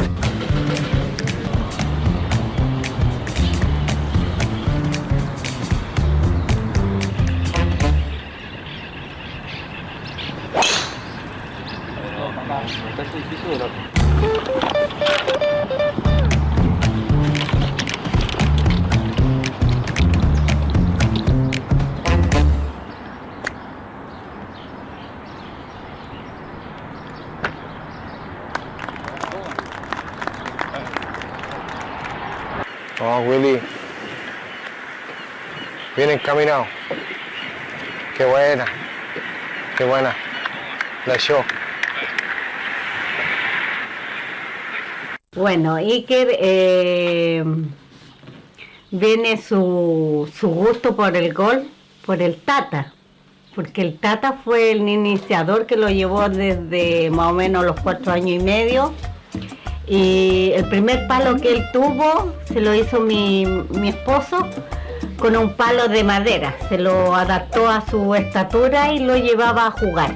Entonces igual es bonito por ser yo como mamá. Yo nunca lo había visto jugar. Todos me decían, oye, tu niño que juega súper bien, que de esto y que luego. Pero hace poquito fuimos a un torneo a La Serena. Fuimos en familia. Y ahí lo vi. Fue una experiencia bonita porque nunca lo había visto en eso. Pero también fue un momento también porque ellos se frustran. Es un momento igual difícil. Entonces ahí también está la parte de la contención. Nosotros siempre le inculcamos que cuando él va a torneo, que no necesitamos que sea el primero. Necesitamos que vaya a divertirse. Y ya lo demás está de más, pues. Ya para nosotros es un ganador, así que yo no necesito trofeos para decir que mi hijo es bueno. Las pelotas, estas son de mi papá, estos son míos de antes. Esta es la bolsa de mi hermano, esta es la mía y la que estaba allá es la mía. Y esta es la de mi tata. Así. Acá, es mío. Ese es más chico. ¿Qué tal? Ya, me queda bien.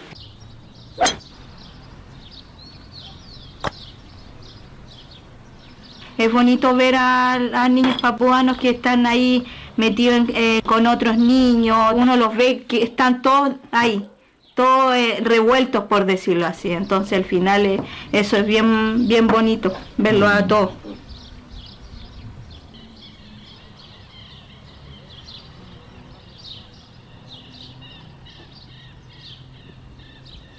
A veces se gana y se pierde, a veces. Sacar a todos de aquí, estar feliz.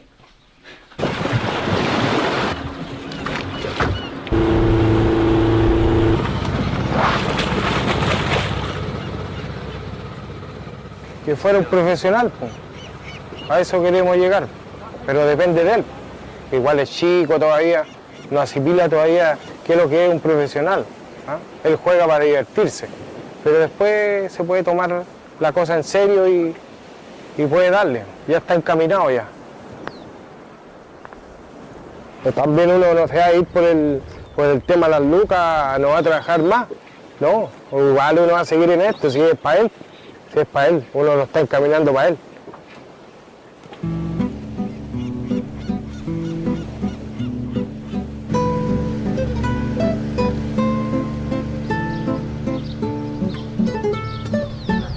Ahí a tu derecha.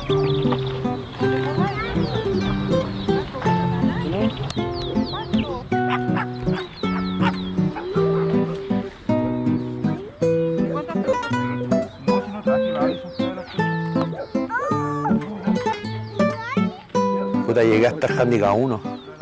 Sí. Llegué a estar handicap 1, ahí jugaba.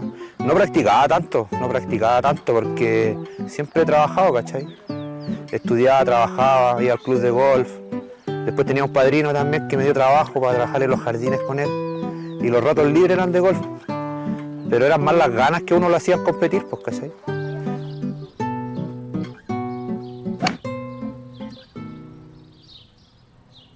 Que pegaba largo, el drive era el plato fuerte ahí, se podría decir. pero siempre amateur, siempre amateur. Después ya era diversión nomás. En algún momento daban ganas de ser profesional porque los scores eran buenos, salían de buenos scores. Del Rocco, sí, tengo que reconocer es que en los abiertos de Papúo, en la única vez que, o sea, yo en mi mejor nivel gané 6 años seguidos el abierto. Y el único año que realmente pude haber perdido fue jugando contra él. Algo de talento hay. Igual es como andar en bicicleta cuando... Sí, practicando más sería más fácil. Pues, bueno. Y después ya empecé a apañar a la Alison en los campeonatos. Pues. Y ahí siempre con las ganas que la Alison le fuera bien, pues, y les iba bien, pues siempre estaba ganando. La primera vez que jugó tenía como 4 años o 3 años, no me acuerdo. Y se hizo un hoyo en uno en Granadilla. Me acuerdo que era muy chica y me acuerdo que esa pelota me la había dado el Aníbal. Tenemos la pelota ahí, la tenemos firmada, la fecha, y se pegó un hoyo en uno. Ellas partían, no sé, pues de las 150 yardas cuando tenía como 4 años, y me acuerdo que jugó ahí un par 4. Y al partir, mi hermano me dice, apunta a tal lado. Ya le pasé la madera a 3, la alineé bien, me acuerdo. Y la Alison, el swing parejito siempre, ¿cachai? Le salía derechito la pelota a ella. Así que ahí va, le pega, la vimos. Y le pego y después nos encontrábamos la pelota. La bandera donde estaba de bajado, se escondía. Entonces la pelota llegó, picó afuera el green, empezó a correr y la perdimos. Pero siempre en la línea de la bandera. Y mi hermano me dice, por si acaso, anda a verla al hoyo. Y ahí llegamos y un caddy que llevaba una niña de ahí del club, que también estaba participando en el torneo, él nos dijo, chiquillo, la pelota cayó. Y ya fuimos todos porque si estaba adentro teníamos que tener testigos de que la pelota estaba adentro. Y fuimos y había sido mi primer hoyo en uno. Y ahí se pegó un hoyo en uno en un par 4, chiquitita. Lo primero que hice fue ir corriendo ante el Aníbal y decirle, gracias a tu pelota hizo mi primer hoyo en uno y todo. Fue bacán, fue muy bacán. No, la Alison es como un diamante en bruto. A ella le falta caleta en cuanto a técnica, ¿cachai? Tiene hartas condiciones, pero hay harto que trabajar, hartas cosas.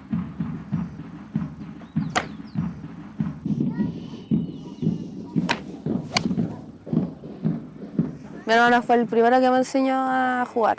Ya después me llevó ante mi profe, ante el profe Titín, y ahí empecé ya en la escuela de golf. Y hace como un año empecé en la academia, en la del TGA. Sí. Mi primer campeonato fue pésimo, pero no me rendí. Fui con mi hermano y no, yo dije, tengo que mejorar. Es lo único que tengo que hacer, mejorar. Aparte ellas tienen, practican todos los días.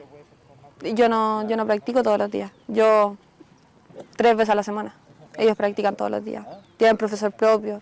Yo tengo acá profes que le hacen a 6 niños en una clase de 1 hora. Después tengo que salir a jugar sola. Entonces igual me ha costado un poco ir mejorando, pero vamos para adelante. Sí, vamos sí o sí para adelante.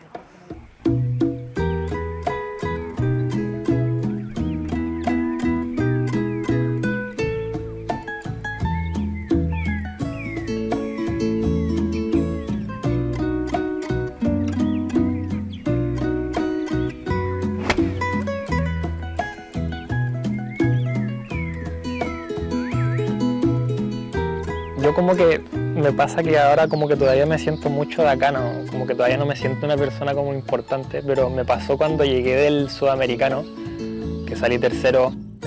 Me pasó que llegué acá a Papúo y llegaban los niños al lado mío a preguntarme como cosas de cómo puedo ser mejor, cómo mejorar, y me pasa mucho que llego acá y me piden ayuda, diciendo que mi papá está ahí de profesor. Bueno, el Vicente, mira, y bueno, la Valentina, no, tú no la conoces, mi hija también jugó y ellos fueron por 8 años los número 1 de Chile acá. Y en este pueblito tan chiquitito, imagínate, el Vicente dejó récord en casi todos los clubes cuando jugó. La Valentina fue a jugar a muchos países afuera, después no quiso jugar más. Yo creo que tener como buena disciplina en el golf ayuda mucho a ser mejor. Bueno, lo importante también es que te guste y no rendirte, que el golf es demasiado, mucha cabeza. no te va a resultar al principio porque el golf es muy difícil, pero yo creo que ser constante en la práctica, en querer seguir y no rendirte nunca, eso ayuda mucho. El ambiente que hay acá en Papudo es buenísimo entre filial y socios del club. No hay como un tema de choque en ninguna parte. Yo me pasa mucho que voy a Santiago y no veo lo mismo que se ve acá. La Copa Encina, que es en honor a mi bisabuelo, yo creo que es un honor jugarla, poder estar como compartiendo con todos ellos acá. Se juntan socios, se junta gente de la filial. Estar en eso es increíble, me motiva mucho. Próxima salida. Don Ronnie Goldsmith, Heriberto Reiza, Fabián Beiza y Ignacio Figueroa.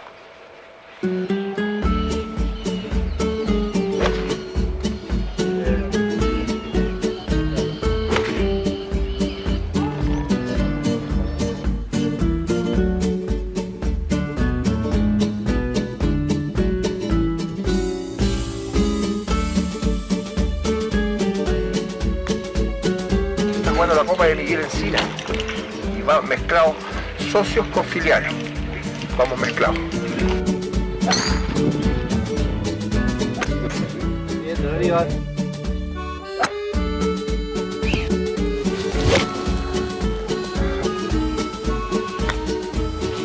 Qué buen palo. Ay, se me fue.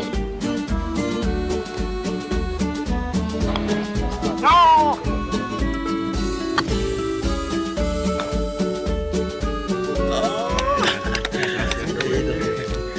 Muy buena. Gracias. Mano. Muchas gracias. Muy entretenido. Sí, pues una... Para mí, como les digo, fue una... Disculpa, porque me emociona saber que alguien se acordó de él.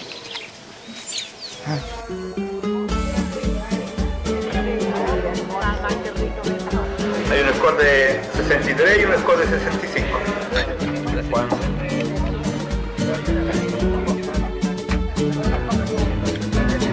Score de 65 golpes.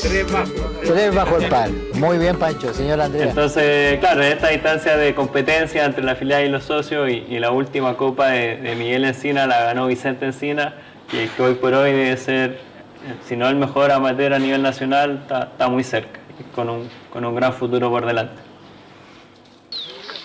Mi nombre es Víctor Enrique Sandoval, trabajo en construcción y mi índice es .5. Elizabeth Reynoso, dueña de casa y handicap 21. Mi nombre es Antonio Espina, trabajo en construcción como contratista y juego al golf y tengo handicap 14.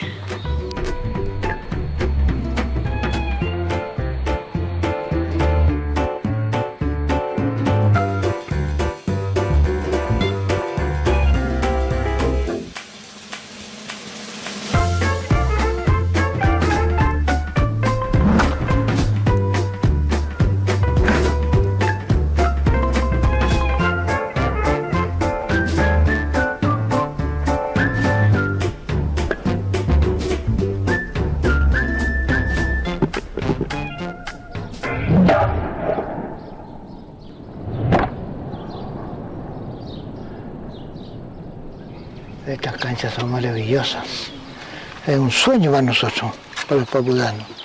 Los que la saben apreciar y cuidar, cualquiera no tiene la oportunidad de jugar en esto.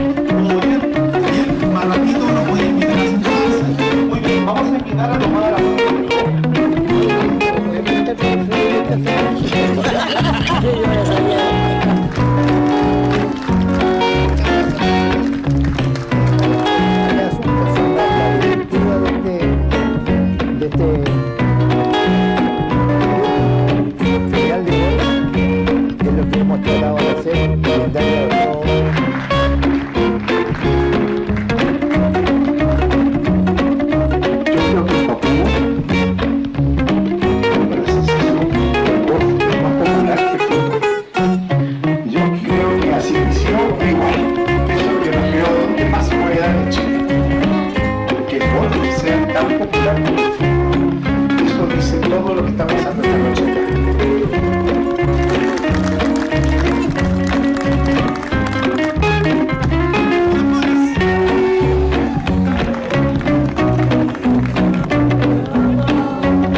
El método se lo lleva Gabriel Guerra, Raúl Late, Luis Encina y Ignacio Gallardo. En categoría senior, el bronce lo lleva el señor Cristian Sagredo.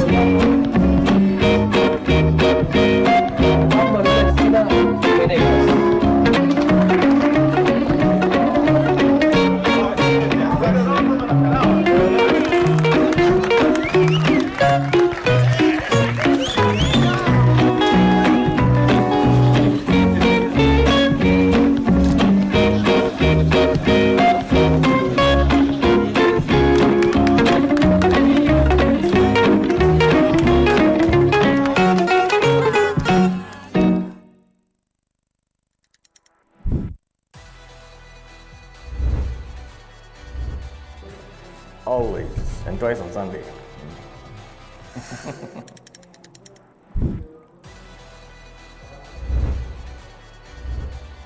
And welcome back to the Kenya International Sports Film Festival 2025, the 8th edition, coming to you live from Alliance Francaise here in Nyali, Mombasa, Nairobi, Kenya, East Africa. This is a panel on triathlon, which is actually a growing sport in Kenya, and I'm going to be joined by Josette Kiarie, who is actually both a medical student and a triathlete. She initially started as a swimmer, competing as early at the age of 5 years old, and made her international triathlon debut in South Africa at the age of 6. She made a full transition from swimming to triathlon in 2018 and has represented Kenya in different national events. I'm also joined by Romel Lukila, and he's a seasoned finance and operations specialist who has a keen interest in growing triathlon sport in Kenya.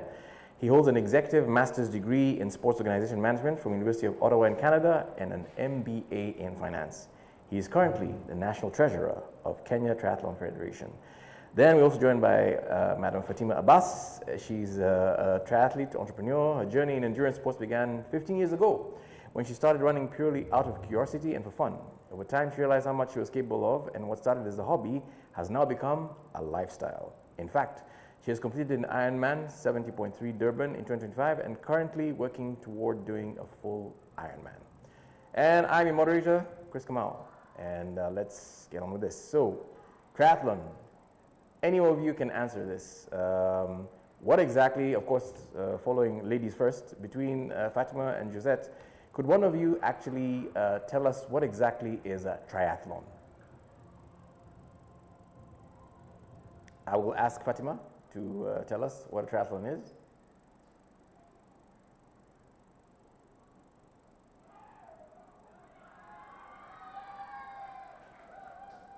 I think she's muted. I can't hear what she's saying.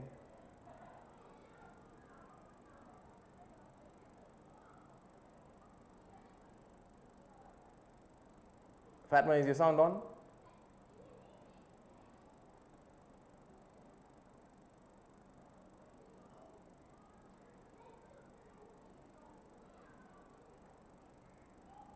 Okay, Fatma, please tell us exactly what is a triathlon, please.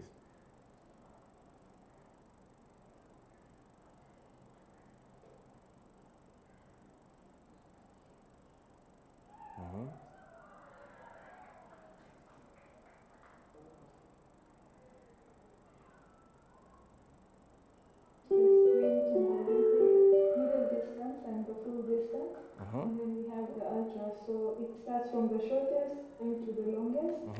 The shorter it is, the faster it's done.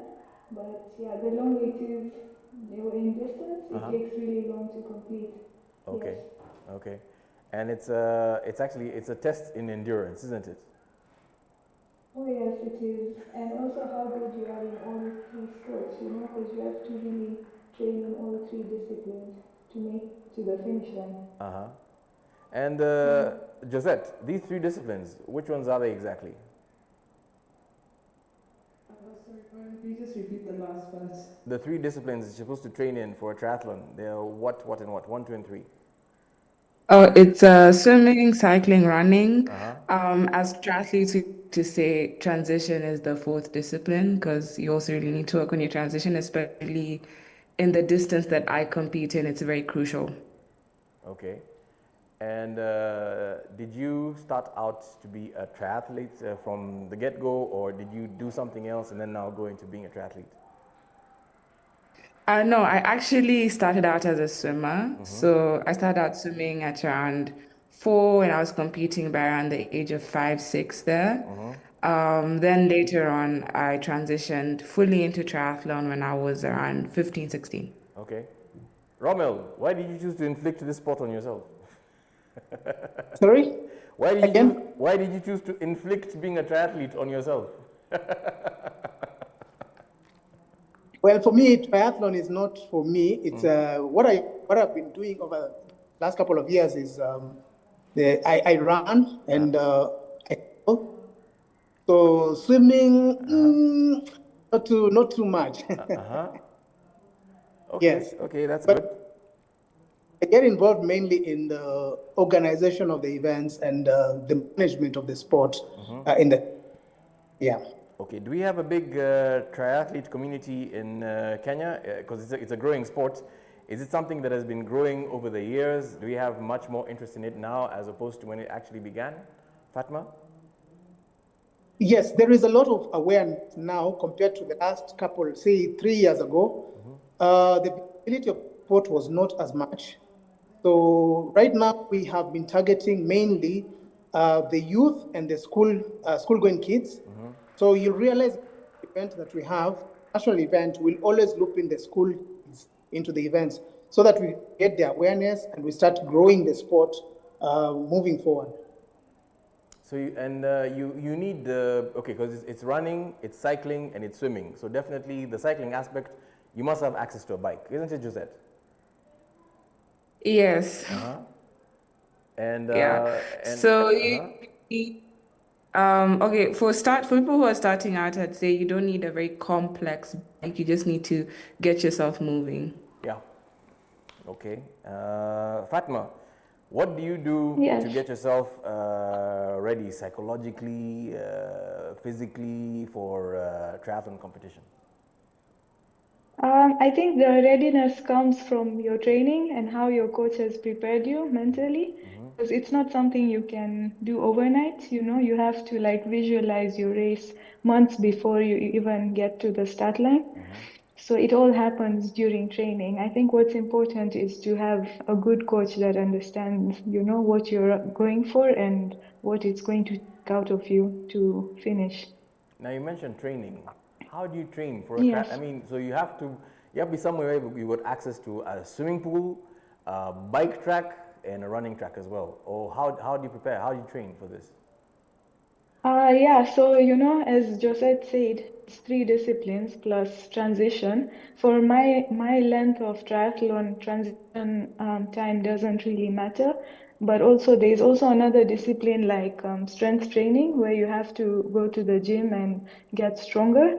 So yeah, you'd need a gym membership and you'd need access to a pool and you'd need a bike. And I mean, for running, you could use a track or you could just, you know, run outside on the streets if you're in a neighborhood that's not too crowded.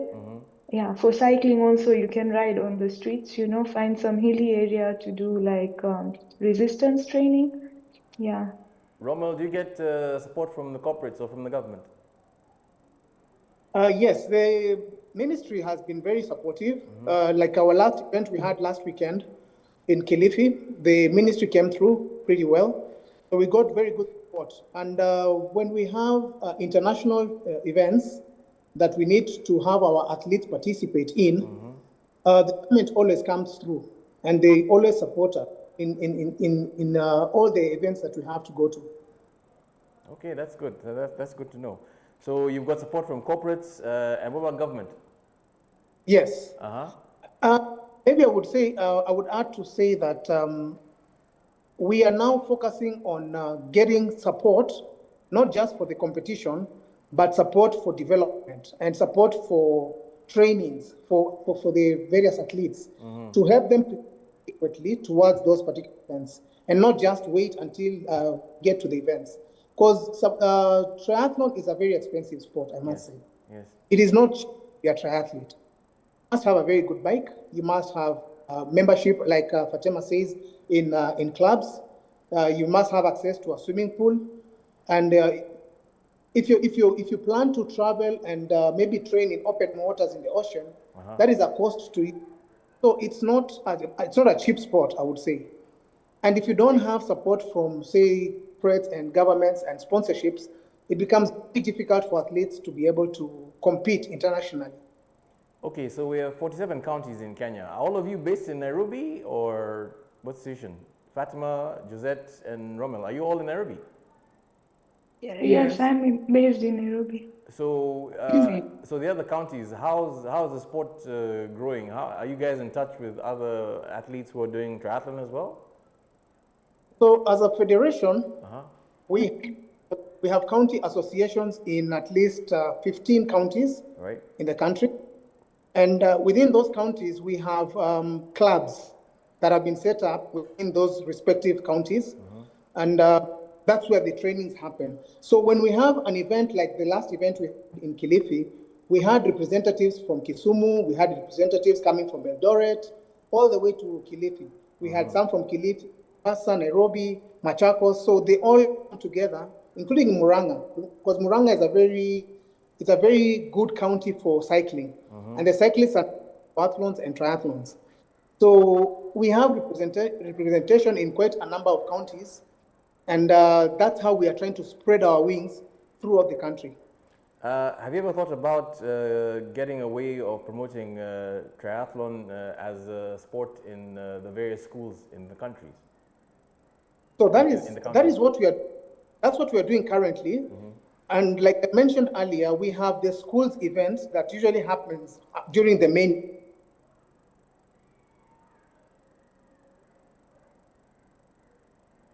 Okay, we have to do the sport in open waters, and we always do it in the ocean. Okay. So they come, yes, and they participate. So the kids who come are aged between 6 years and 15 years.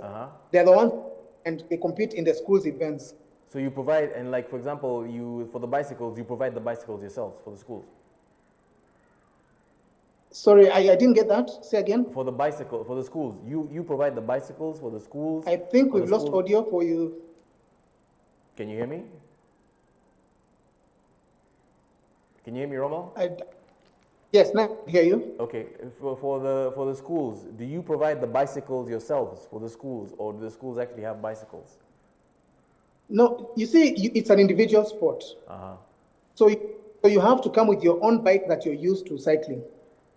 Okay. So for you, the equipment, you come with your own equipment. All right, that's good. Yes. Josette, do you have people that you're regularly in touch with, especially the youth that are inspired by triathlon as a sporting event? And do you sometimes give talks, sessions, training, that kind of thing? So I think both Fatima and I, we train under the same coach, and Camilla, and she also has a lot of youth athletes who I think look up to the both of us respectively. So personally, as the senior, obviously, I'm open to, giving them advice on how to prep for races, or about if they have they can just come to me. I'm very open, even with people who also compete in Elite Under 23. I'm always open to hearing out their problems, giving them advice, just generally as an athlete, also in the mental health aspect. Okay, so Fatima and Josette, you guys have the same coach. Where is she from? Kenya. She's from Nairobi. Yeah. Her name is Camila Lydia. Okay. Yeah. And how did you guys get in touch with her? How did she get in touch with you? Is there some secret triathlon society?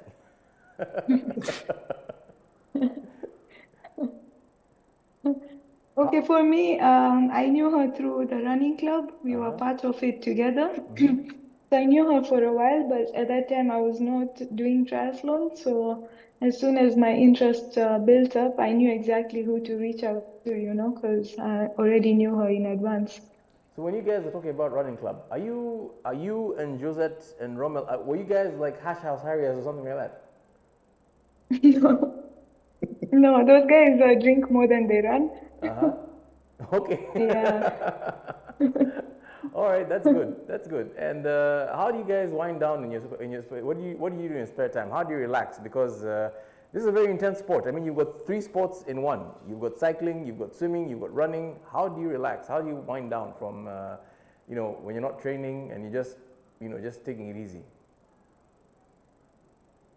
Josette, you can go first.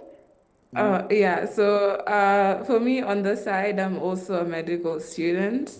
So I have that going for me. But then when I'm not in the hospital or in training, I'm usually at home either reading a book, just maybe doing some arts and crafts that helps me like unwind, or listening to music or writing poetry. So I like your choice of words, because normally it's supposed to be I'm a medical student and my side hustle is I'm a triathlete, but you said on the side you're a medical student, which means that being a triathlete is is the key thing. Am I right?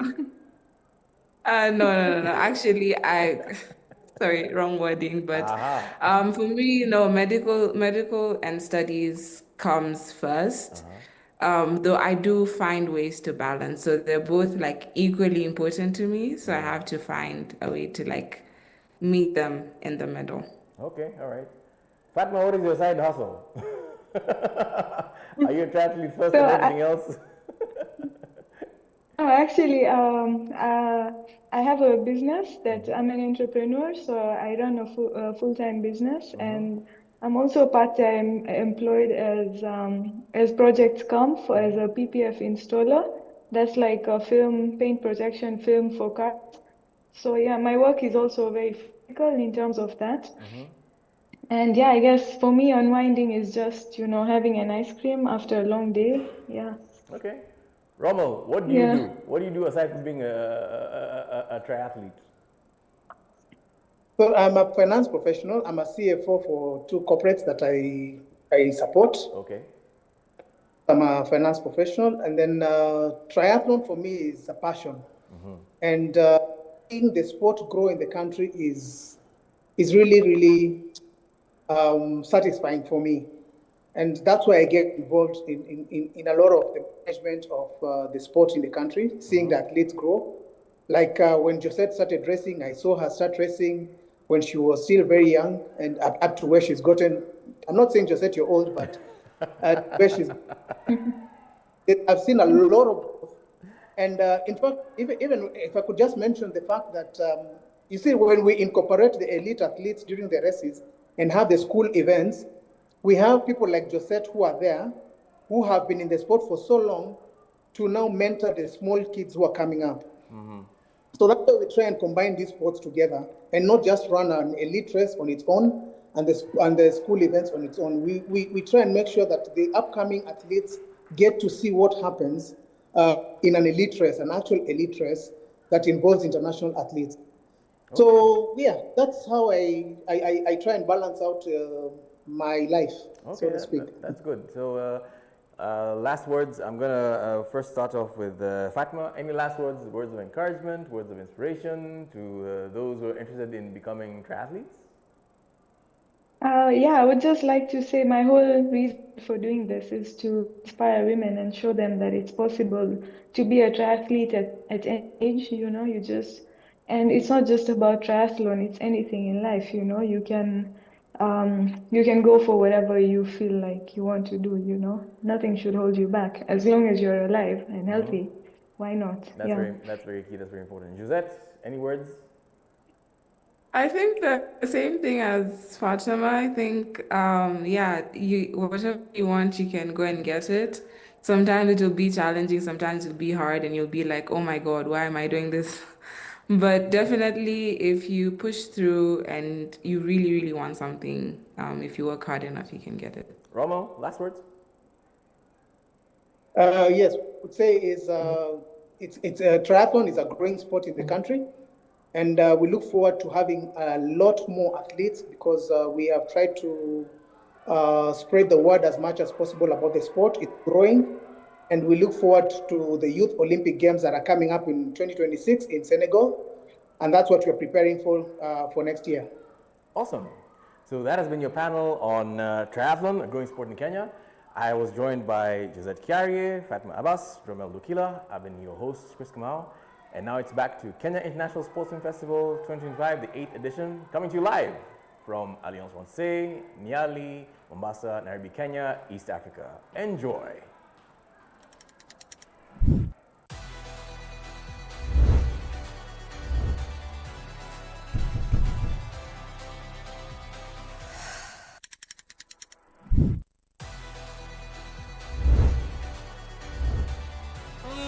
India में cricket सिर्फ एक खेल नहीं है, ये एक धर्म की तरह है। ये हमारी रोज़मर्रा की ज़िंदगी का एक अहम हिस्सा है। जहाँ भी आप जाओ, आपको हर जगह क्रिकेट मिलेगा। हमारे टीवी पर इंडिया में क्रिकेट सिर्फ एक खेल नहीं है, ये एक धर्म की तरह है। ये हमारी रोज़मर्रा की ज़िंदगी का एक अहम हिस्सा है। जहाँ भी आप जाओ, आपको हर जगह क्रिकेट मिलेगा। हमारे टीवी पर, बड़ी बड़ी होर्डिंग्स पर, हमारे स्कूल में और सड़कों पर। हमारे लिए क्रिकेट सिर्फ एक खेल नहीं, ये हमारे लिए एक जरिया है जिससे लोग हमें देखें, क्योंकि अक्सर हम लोगों को इग्नोर कर दिया जाता है। कोई हमें पूछता तक नहीं, कभी कभी तो इससे भी बुरा, कोई हमारी तरफ देखता भी नहीं। जैसे कि हम वही हैं। इस साल हमें मौका मिला है अपनी कंट्री को street child cricket world cup में रिप्रेजेंट करने का, चेन्नई, इंडिया में।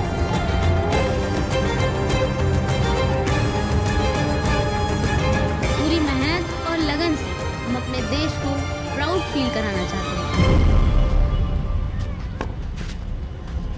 हम भी कोई हैं।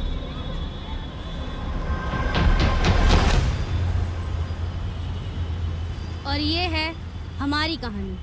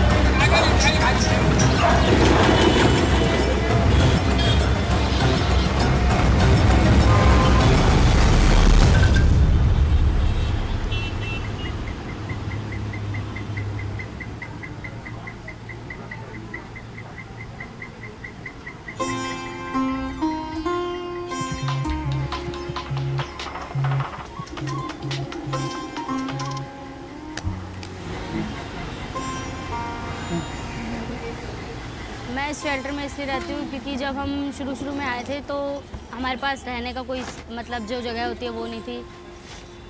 तो आए हम लोग, इधर उधर रहे, सड़कों पे इधर उधर भटक रहे थे। तो वहाँ से जब मम्मी को किसी ने बताया था ये जगह, फिर यहाँ पे पता चला कि हाँ रह सकते हैं आप, और यहाँ से आप अप डाउन मतलब बाहर जा सकते हैं, कुछ कर सकते हैं। मेरी मम्मी दिल्ली इसलिए आई क्योंकि वो हमें पढ़ाना चाहती थी। वो पढ़ी लिखी नहीं है, तो वो ऐसा बिल्कुल भी नहीं चाहिए कि मेरे बच्चे वो हों। तो उनका सबसे मेन जो पर्पस था तो वो ये था कि मेरे बच्चे पढ़ें, आगे बढ़ें, ज़िंदगी में बहुत अच्छा आगे मतलब कुछ करके कुछ अच्छा बन जाए, कामयाब हो जाए।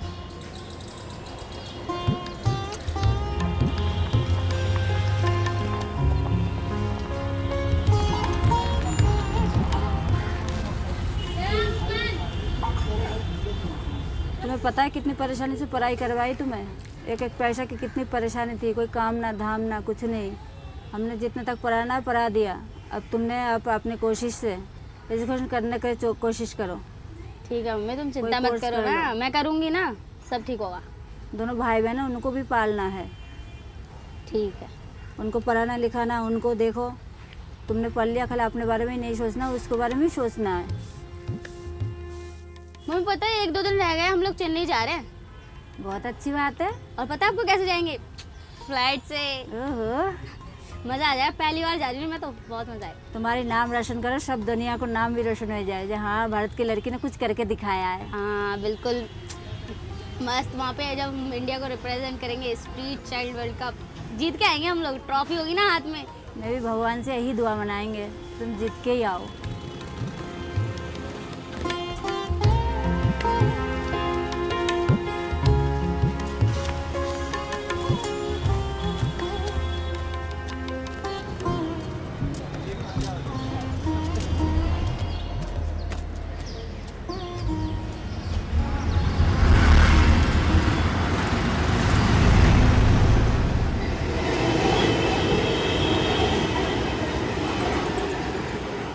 जितना स्टंप के पास से सीधा हाथ लेके आओगे उतना आपको वहाँ मिडल सीधा पड़ेगा।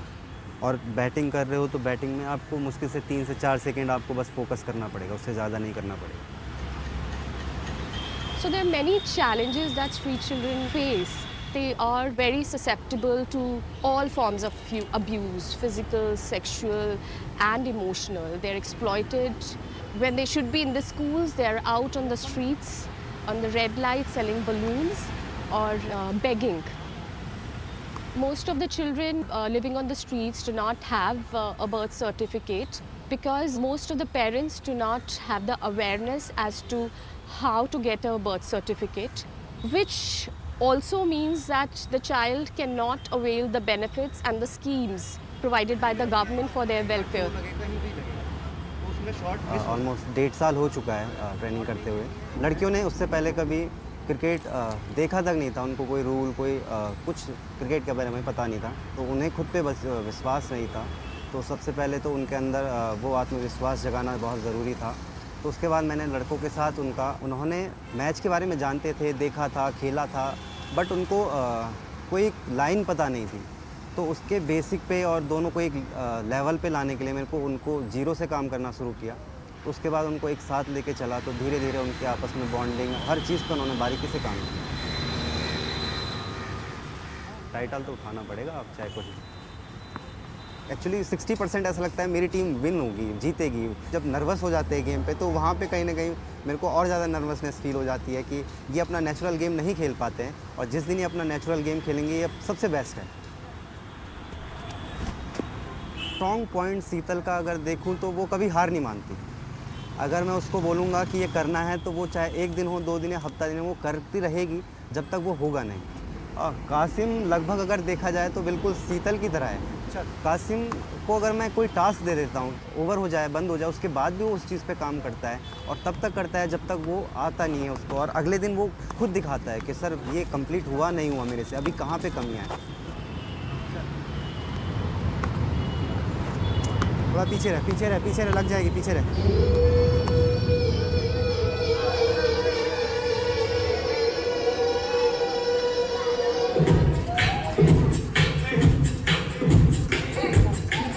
वैसे मैं इलाहाबाद का, पर मेरी मम्मी मेरे को दिल्ली लाई पहली बार जब यहाँ पर मैं आया था 10 साल की उम्र में था, सड़क पे रहे हैं बहुत, स्टेशन पे, सड़क पर। मम्मी के साथ भी रहे हैं, अकेले भी बहुत बार रहे हैं कि मम्मी काम करने चली जाती थी ना, कि मुझे भाई बहन को संभालना ही पड़ता था।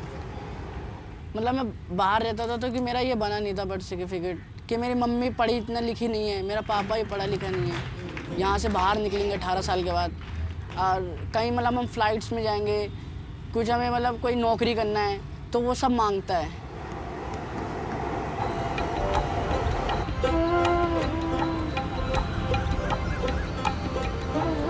अभी मुझे लगता है हम जीत जाएंगे वर्ल्ड कप, कि मैंने इतनी मेहनत की हम लोग ने। और सब लोग चाहते हैं, हमसे उम्मीद है, सारा सलाम वालक, SBT के बच्चे, स्टाफ, सब ने हम पे उम्मीद है कि हम जीतेंगे। ज़रूर जीतना है यार। अब एक ऐसे टाइम पे आने के बाद ना कि हम रिप्रेजेंट करने जा रहे हैं, वो भी इंडिया को। और हम पूरे इंडिया को रिप्रेजेंट कर रहे हैं, बहुत बड़ी बात है ये। क्या हमें मज़े भी तो लेना है। क्या पता ये बचपन दोबारा ना आए, ये टाइम वापस ना मिले हम लोगों को।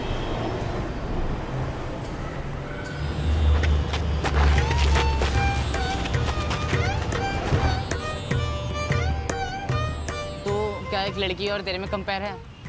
नहीं ना, तेरी ताकत और उसकी ताकत में अंतर है ना। अब ऐसे भी पहली बार खेल रहे हो और कभी खेला है नहीं। हम बहुत दिन से खेलते आ रहे, हम खेलेंगे अच्छा। मतलब लड़के दोनों, लड़का और लड़कियां दोनों मिक्स होकर खेलेंगे, नहीं पता था मुझे। हमें तो क्रिकेट खेलेंगे ये बताया। और जो लड़कों के साथ हम खेलते पहले तो हमें दिक्कत आती थी, ये बात सही है, क्योंकि शुरू में देखा है तुमने लड़कों की बॉल इतनी तेज लग रही है तो गुस्सा आ रहा है, इतनी तेज बॉल करवा रहा है, खेल नहीं पा रहे। मैं प्रीति को इतना बार बताता हूँ, देख के सीधा बैठ खड़ा कर, तब भी वो टेढ़ी घुमा जाते। इसको मैं बताता हूँ ऐसे शॉट खेल, अपने धुन में ही खेलती रहते। इसको मैं बताते कि भी बात मैं क्या कर सकता हूँ। नहीं, वो भी अच्छा करते हैं, मतलब बहुत अच्छा कर सकते हैं, पर वो थोड़ा मतलब अपने आप को थोड़ा कमज़ोर मतलब समझ लेते हैं, मतलब डरते हैं अभी, मतलब पहली बार सीख रहे हैं वो।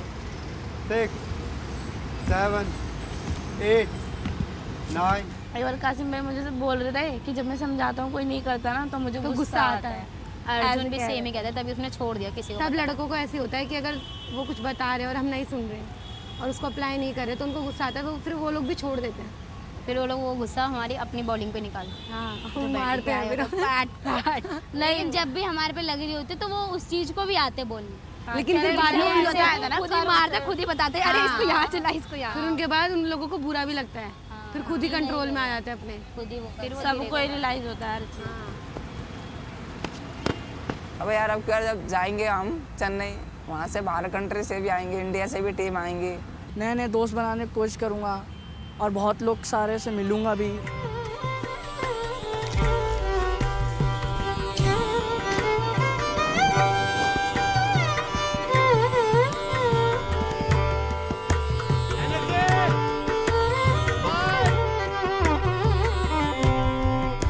हर चीज़ में पार्टिसिपेट करना है, लेजी नहीं करना। जाहिर सी बात है वहाँ पे बहुत सारी एक्टिविटीज़ होंगी, बहुत सारा कुछ होने वाला है, ठीक है। तो सब चीज़ से कुछ ना कुछ हम लेके आए, कुछ ना कुछ सीख के आए, अपनी नॉलेज बढ़ाएं, रिस्पेक्ट करनी है और उनको समझना है कि वो कैसे कर रहे हैं, क्या नहीं कर रहे हैं।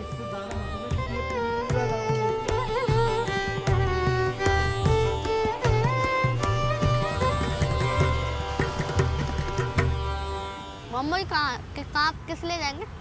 वहाँ पे एक दिन के लिए जाएंगे कि हमारी इंडिया से जितनी टीम है ना, सब एक एक होटल में रुकेंगे। फिर शाम के जब हमारी ट्रेन है, वहाँ पे सारी टीमें एक साथ मिलेंगी, वो भी इंडिया की जितनी हमारी 7 टीम है हमें मिला के।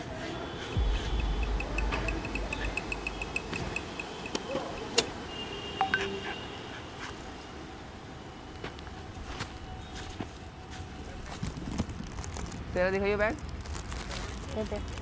सही है ना? हाँ, बस थोड़ा सा नहाते, थोड़ा सा बस वो साफ कर लियो। अभी करूँगा ना, थोड़ा सा भी कपड़े उपड़े रख रहा हूँ। मेरा यार गंदा हो रहा है ना, इसको सफाई करूँगा, धुलूँगा।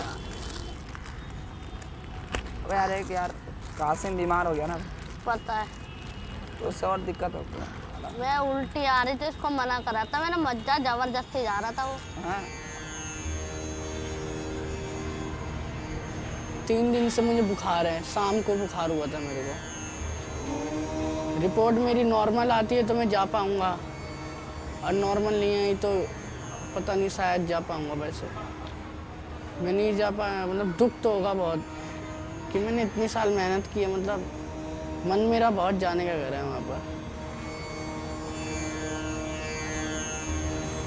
अभी पता नहीं, कासिम की भी तबीयत ख़राब है, अब ठीक मुश्किल है, उसका वो नहीं जा पाएगा। रिपोर्ट तो 5 बजे आएगी, लेकिन मुश्किल है उसका, बहुत ज़्यादा तो मुश्किल है उसका कि वो आएगा।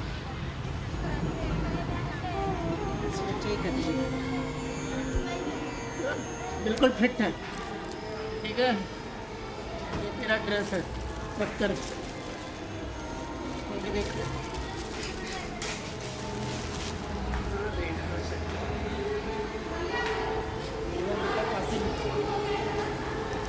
घुमा के दिखा।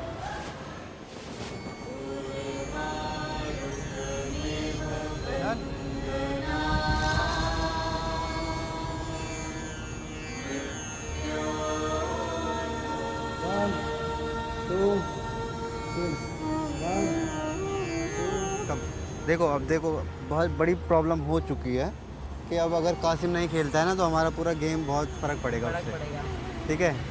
दूसरी बात, कासिम का अभी यूँ लगा लो कि 80% तो नहीं आएगा, अभी तक उसका फीवर नहीं उतरा है, और उसकी रिपोर्ट अगर नेगेटिव आती है तो वो नहीं जाएगा।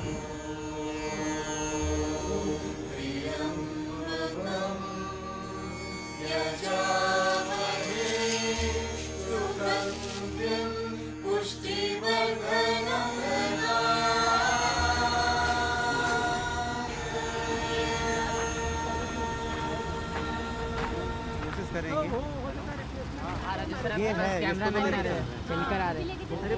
अगर कासिम ठीक नहीं होता है सुबह तक, फिर ये चल रहा है, ठीक है, तो अभी इसका भी बैग पैक हो जाएगा, तो यही चलेगा मैक्सिमम। अभी इतना है ना, 80% ये है कि जा रहा है। इसका टिकट बुक हो चुका है शायद। अच्छा, बुक हो गया? हाँ, क्योंकि 5 बजे के बाद बुक नहीं होगा। और अब देखो, ऐसा नहीं है कि ये वीक है, ये बहुत बेस्ट देगा, बहुत स्ट्रॉन्ग है हमारे पास ये प्लेयर बट पूरे स्ट्रॉन्ग हाँ, बट इसका ये था कि बॉलिंग का कहीं ना कहीं, बैटिंग तो अच्छा कर लेगा, मार भी लेगा रन, लेकिन बॉलिंग का कहीं अगर वाइड गए तो फिर फंस जाएंगे हम लोग। और 4 बॉल हैं, 4 बॉल अगर तूने सही से नहीं निकाली, 3 वाइड फेंक दी या नेट के ऊपर फेंक दी तो गड़बड़ हो जाएगा। बट अभी आज का दिन इसका पूरा प्रैक्टिस करवाओ, खाली बॉलिंग। आज तो ये करेगा, रात तक करता रहेगा। रात तक।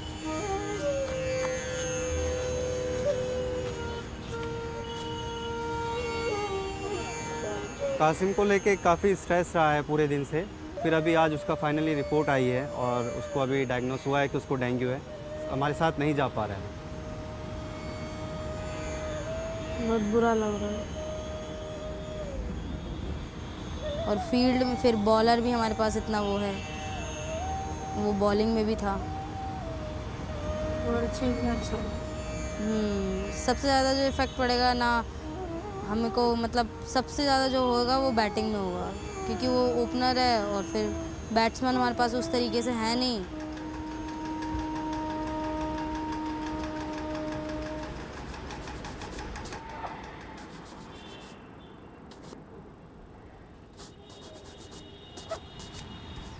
ट्यूसडे को होगा क्या, बस इतना पता है फ्लाइट में जाएंगे कि जब एरोप्लेन चलता है तो नीचे का सिर्फ इंडिया की मैप की तरह दिखता है, जैसे मैप देखते हैं ना आंखों से, ऐसे टाइप में जन्नत मिल गई इतनी।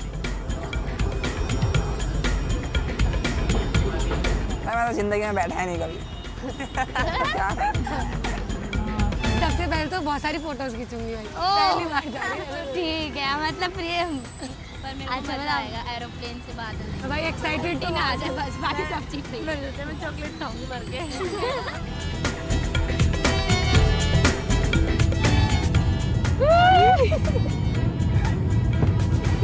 मेरा सबसे अच्छा कि मुझे ना एक विंडो सीट मिलनी चाहिए, बस मुझे जिंदगी में कुछ नहीं।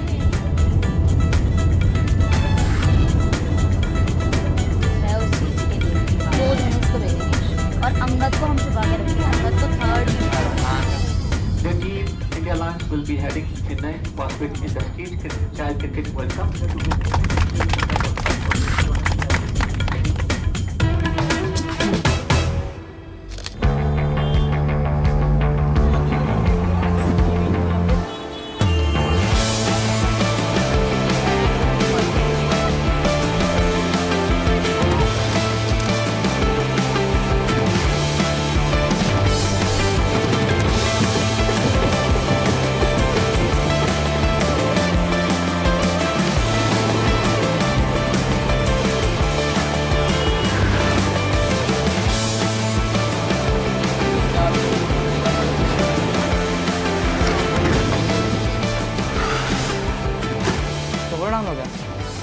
हैं, बट इसे ऑन कैसे करेंगे बे? केबल ही नहीं, नेटवर्क का केबल ही नहीं लगा हुआ।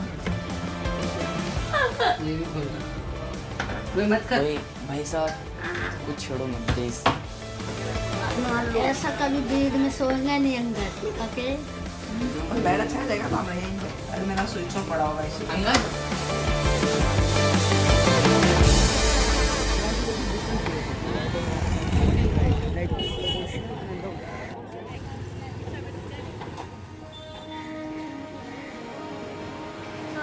ठीक है, और हम लोगों ने जो अभी डांस किया सच में मस्त, फोटो वगैरह कह रही हैं वो भी अच्छा था। सुना, इतनी प्यारी प्यारी बिल्डिंग्स आ रही थी, मूर्तियाँ देखने को मिल रही थी।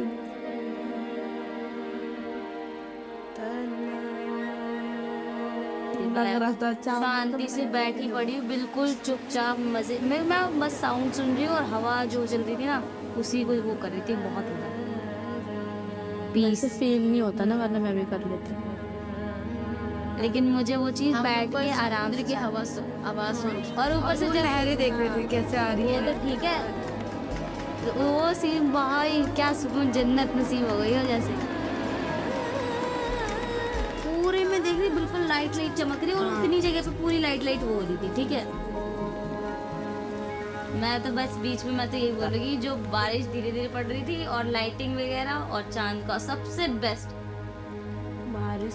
आज मेरे को पूरे दिन का बेस्ट ये लगा क्योंकि फैमिली नहीं है, फ्रेंडों के साथ पहली बार अलग रूम में। अच्छा, और म्यूजिक के साथ तो मस्ती लाइफ में मैंने पहली बार बेस्ट था। चलो हाँ, वो हमारे लिए भी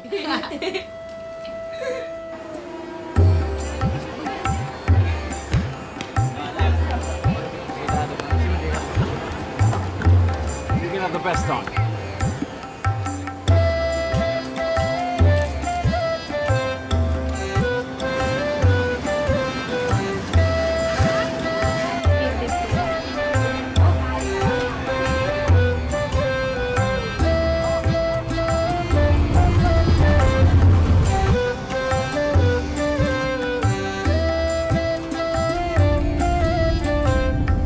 Each player has a book. Okay, so it's not a test of drawing, it's just a little memory of their journey. It's just for fun. And you use the line to sort of work your way from Mumbai to Chennai.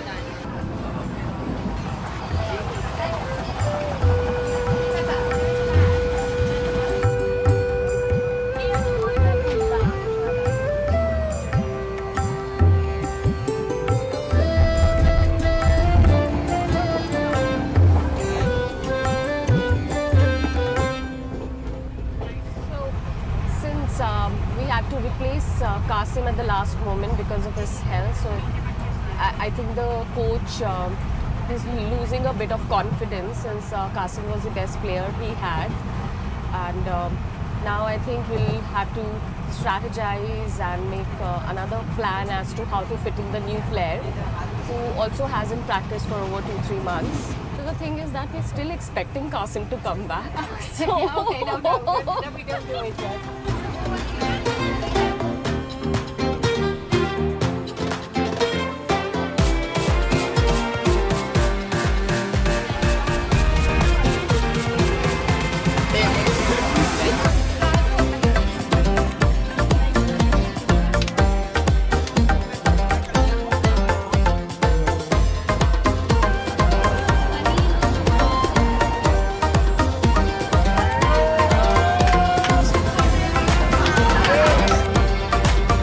But यहाँ पे क्या मैं सोच रहा हूँ कि कासिम नहीं आता है, अंगद की जगह उसको खिला सकते।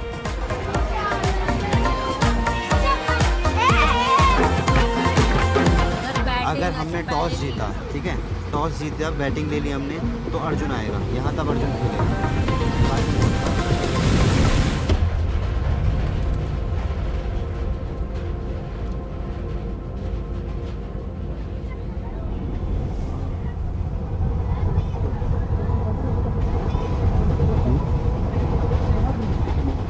सलाम बालक माने से पहले मेरी लाइफ बहुत बेकार थी क्योंकि मेरे पापा जो थे गाली गलौज करते थे, ड्रिंक करते थे और मुझे मारते थे। 7 साल का मेले में गया, मेले में मैं रहता वहाँ पे देखता था कि लोग क्या करते हैं। भैया है, उन्होंने कहा यहाँ पे क्या कर रहा है? मैंने बोला भैया मैं काम ढूंढ रहा हूँ। तो उन्होंने कहा आजा मेरे साथ करेगा। फिर उनके साथ मैंने काम किया, फिर उन्हीं के साथ रहता, खाना पिया खाया सब कुछ करता था। लास्ट मेरा लखनऊ था जहाँ पे मैं उनके साथ रहा। फिर वहाँ पे ट्रेन नहीं रहती थी कि हमें नहीं पता था कि वो चलती थी या नहीं चलती थी। अब मैं खाना खा के दूसरी डिग्गी में जाके सो गया उधर साइड। अब वो ट्रेन चली वहाँ से, अब वो पता नहीं कहाँ रुकी। फिर मेरे को एक पुलिस वाले अंकल ने उठाया, पूछा बेटा कहाँ से, बस बोला साइन वाइन करो, तो एक एनजीओ में डाला मैं।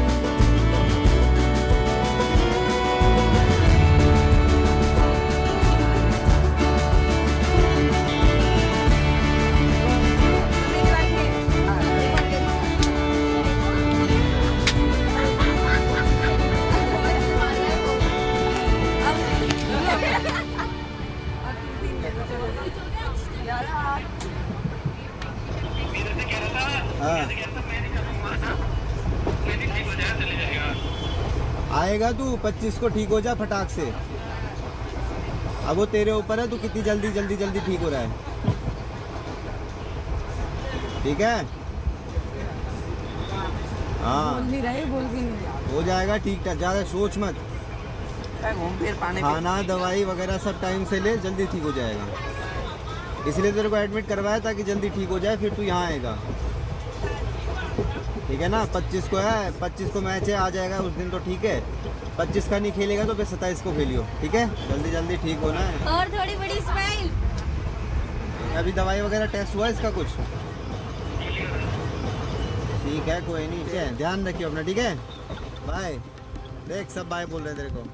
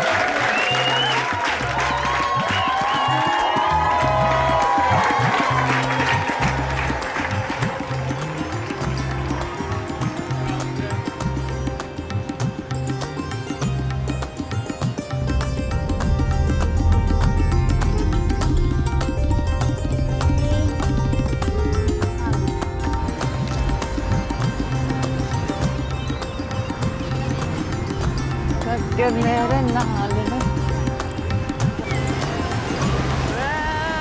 कपड़े मैं पीछे ठीक हूँ। माइक्रोफोन ये गिर मत जाना।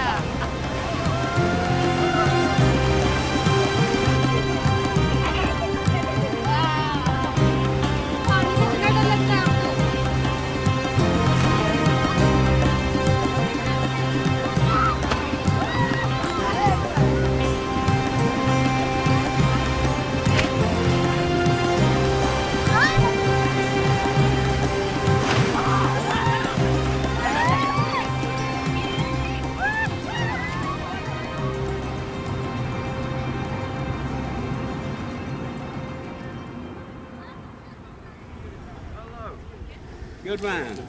Thank you, Grassroots. You're very welcome. Meow. Bonjour. Bonjour. Hello. Good morning. Hello, welcome. Bonjour. Bonjour. Cheers. Hola. Hello. How are you? Hello. I'm doing very well. Hello. Hi. Thank you for coming. Hey, have a nice day. You too. Welcome to the Street Child Cricket World Cup, India.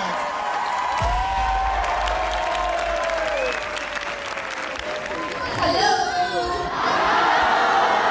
Why are we here? Does anybody know?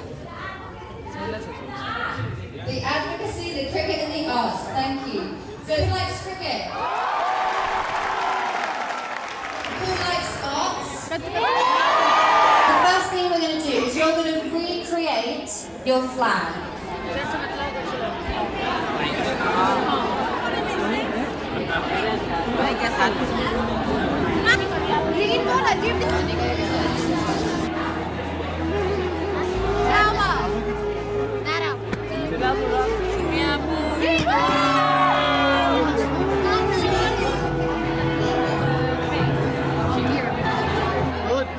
Everybody, The arts is such an important part of the Street Child Cricket World Cup because it's a point where the children can communicate with each other across language barriers and they can express themselves without words.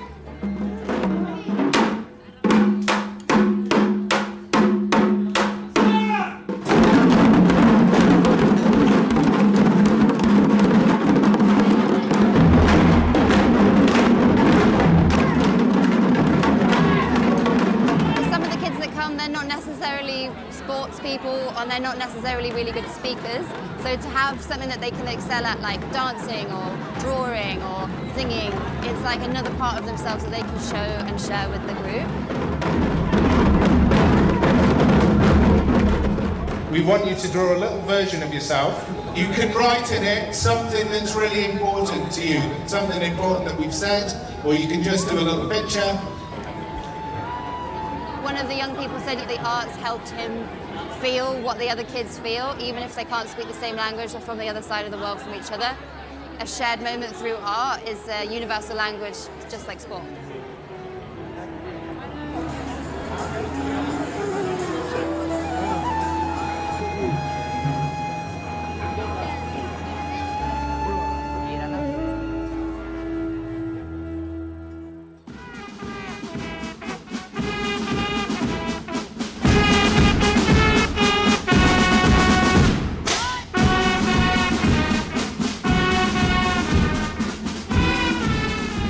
Chennai is hosting the World Cup cricket for street children from around the world ahead of the Cricket World Cup hosted by India.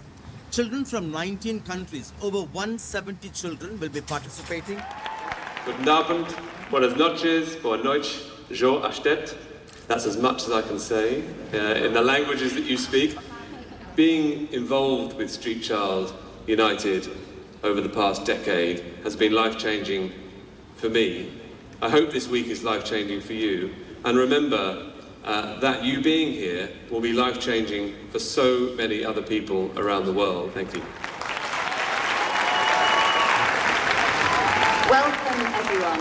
I speak for the entire Street Child United Party when I say we are delighted to be here with you. And we have 19 teams separated into 5 pots based on their continents. They will be randomly selected into 3 groups. Group A and B of 6 international teams, and Group C of 7 Indian teams. We've done this to produce the fairest possible World Cup and to ensure that we don't have an Indian quarter-final, semi-final and final. We now turn to our main event, which is the draw. So, let's begin with pot number 1. Anjali, please would you draw the first ball from pot number 1? Bangladesh. Bangladesh. Uganda. And in pot number 5 we have our Indian teams. Defending champions, India Tigers. India Tigers. India Lions. India Lions. There we have it, our draw is complete. I, for one, cannot wait to see these groups fight it out on the pitch. And then we're going to clear the stage for our final performance of the evening from our friends Karanalia.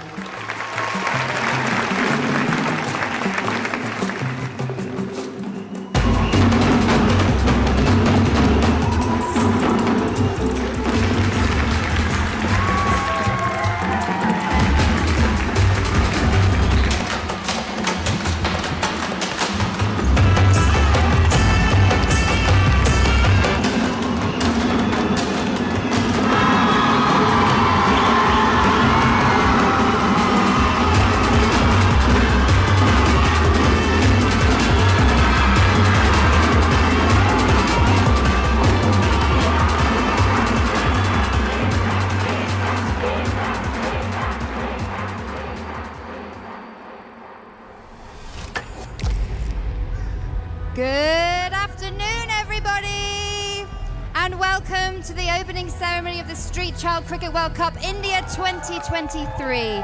We are delighted to be here. We are so excited. Let's welcome the teams with loads of clapping and cheering. It's fantastic to have you here. Are you excited to play some cricket? I'd like to now invite Mr. John Rowe, our CEO and co-founder of Street Child United. When you have this ball in your hands, you can do magic. And when you have this bat in your hands, we can see your power. Mrs. Latha Rajanikanth, our beloved partner. And to me, this looks like just an extended family. And just as you say, you are somebody. And Nawabzada Asif Ali Dewan to the Prince of Arkop. Lovely to have children from many countries around the world. And we would like to invite all of you to come over to the palace, have a look inside the palace. So it's a little surprise arranged for you. Ladies and gentlemen, boys and girls, we are almost ready to start. So just to recap some of our rules. Each team will get 20 balls. They can score either 2, 4, or 6 runs per ball. So that's 120 runs in total for the maximum score. The first teams are at their pitches, so let the games begin.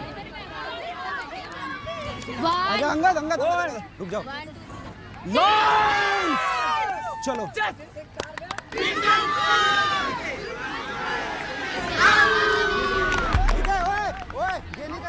We are in a very difficult situation because 2 of our players have fallen sick. One of them is having a stomach bug since yesterday, and the other one is having body aches, and the doctor feels that, it might be viral. Tough है competition, ऐसा नहीं है, easy है. हर कोई अपने level पे best है. से बेस्ट और अपना हार्ट दे.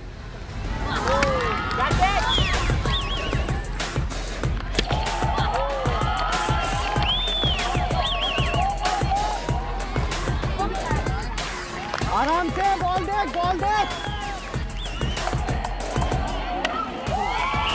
अच्छा लग रहा है, मतलब कि सबके साथ खेल रहे हैं, सबका मतलब अलग अलग एक्सपीरियंस, या फिर जो बोलते हैं सीख रहे हैं.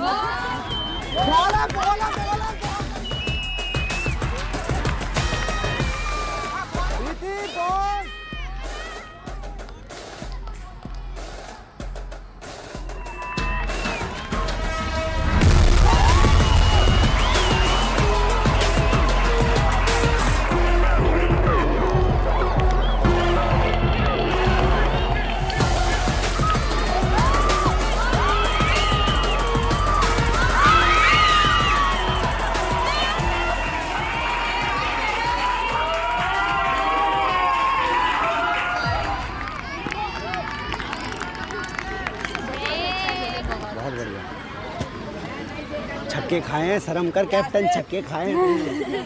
छक्के मारे भी छक्के खाए. सारे कहते हैं कुछ भी हो रहा है. कोई बात नहीं. Thank you, sir. कासिम को दो, कासिम. अपनी तबीयत ठीक है, ठीक है. हेलो दोस्तों. चिंता मत करिए, वर्ल्ड कप लेके आएंगे.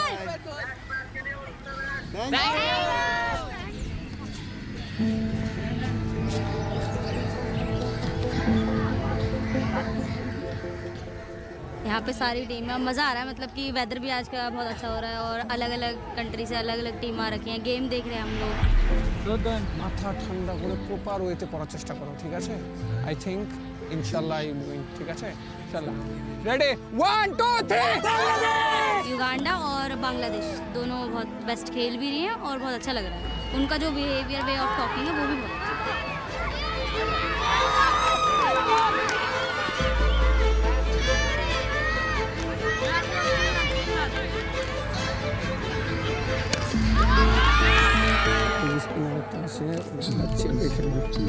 স্টিম গাইড দিয়ে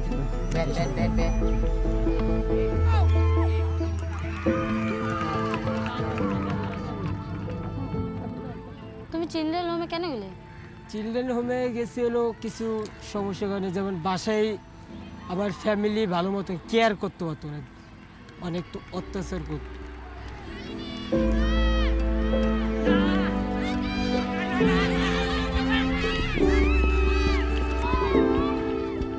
ওই কাজ করতে হইতো, ওই কাজ করতে হইতো, এবং কি যেমন ধান রুই না, ওই ধানও রুয়া হইতো এবং ধান বোঝাটা নিতো।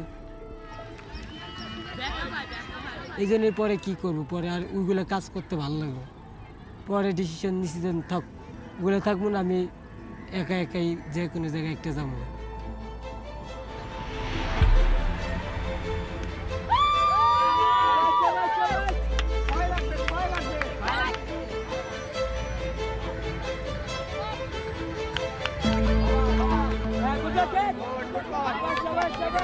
বর্তমানে যেখানে থাকি ওনার নাম হয়েছে লিডো পিস। কার সাথে থাকো? চিলড্রেন হোমে? হ্যাঁ, চিলড্রেন। ওই জায়গায় থাকা, খাওয়া দাওয়া ওরাই আমার সব খরচ দিচ্ছে। আর ভাই বোন? সবারই ভাই ভাবি আছে, ও সবারই ভাই বোন। এবং কি অনেক খুশিতেও থাকি যে না, তোর ফ্যামিলি আছে।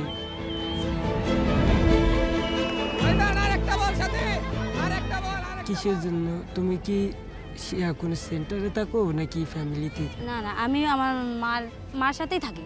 মানে হচ্ছে যেখানে আমরা থাকি সেখানে একটা কন্ট্যাক্ট পয়েন্ট আছে, তো সের মধ্যে ফ্রম 10 to 5 পড়ায় আর পড়ামারা হয়, আর ওখানে খাওয়া দাওয়া যেও হয়।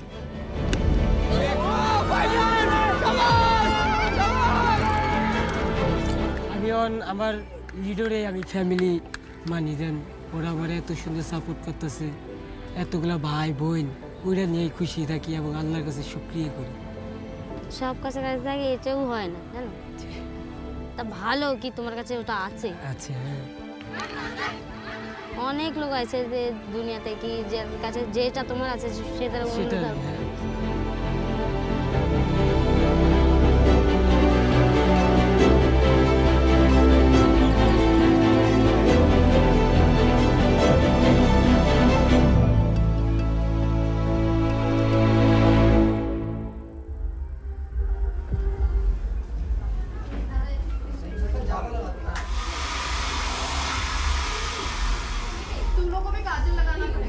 करो। तुम्हारे वो मैं शायद उसी अरे वहाँ नहीं यार।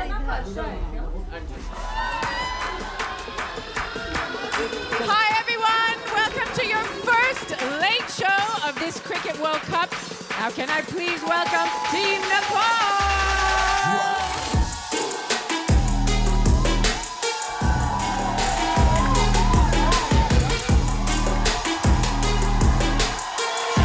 We are going to Africa with our very own Team Uganda. Can I invite you to the stage?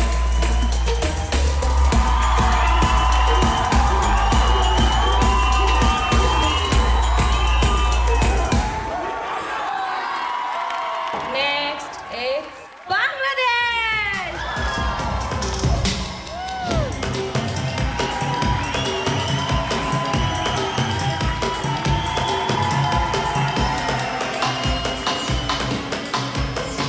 We are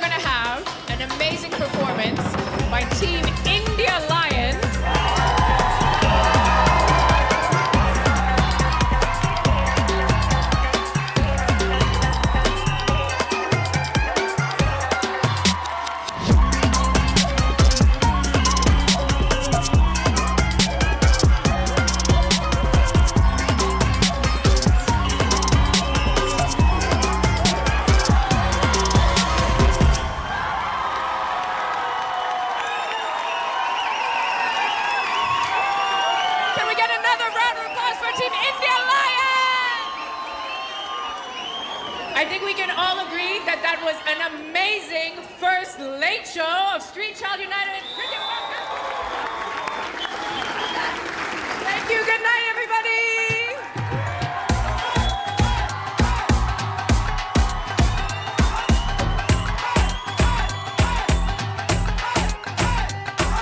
I see you on the dance floor, oh, and you move to get me, oh, what you do, it gets me up. The world can save me, and I stop from falling. Can you be a sure thing?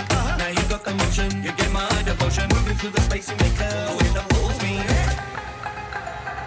Welcome to day 2 of the Street Child Cricket World Cup. Yesterday, we saw some incredible matches and the atmosphere was just amazing.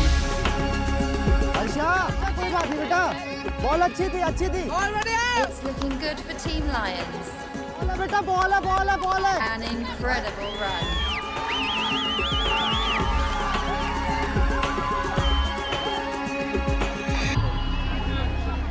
And Team India Lions has won the match.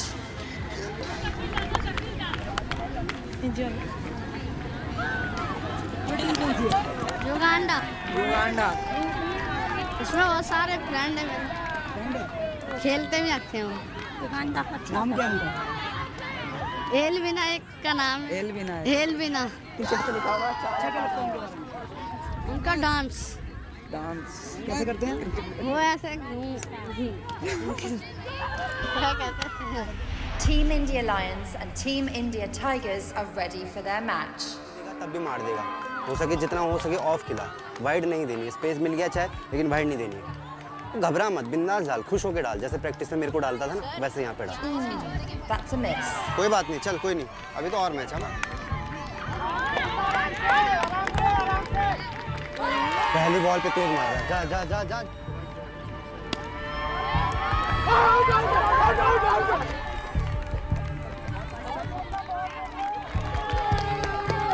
First decision is not out.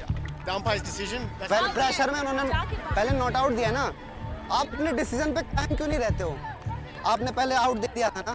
ये ना देखे नहीं थे हमें लगा। तो देखे नहीं थे तो उनके प्रेशर पे कैसे आउट दे सकते हो आप? You cannot talk to the umpire. That's a strong throw from Team Tigers.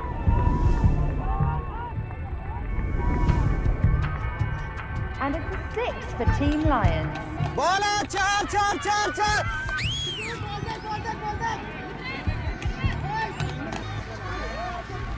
शीतल आराम से खेलना, पहली बॉल है, पूरी ball Khelo.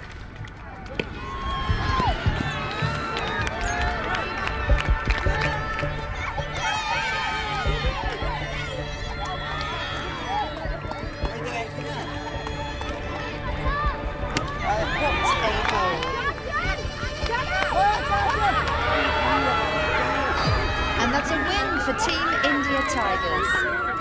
That's Team India Lions' first loss for this tournament. It was a good match. Actually, not tough fight here. Last over है so okay आपने अच्छा खेला बहुत अच्छा खेला बहुत अच्छा देखो अभी 2 मैच और हैं, ये सब ऐसे बैठ जाओगे तो हो गया, फिर 2 मैच भी खराब कर दोगे। तो थोड़ा आप मोटिवेट रहो दूसरे मैचों के लिए।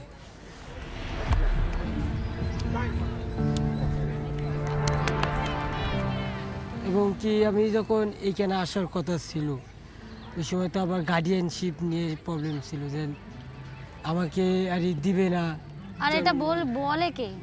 এই তো অনেক যারা বড় সড়ো ইয়ার থেকে যেখান থেকে আমরা ইয়া করবো যে একটা পাসপোর্ট নিতে গেলে ওইতে ডকুমেন্টেশন দোয়া করে নিস।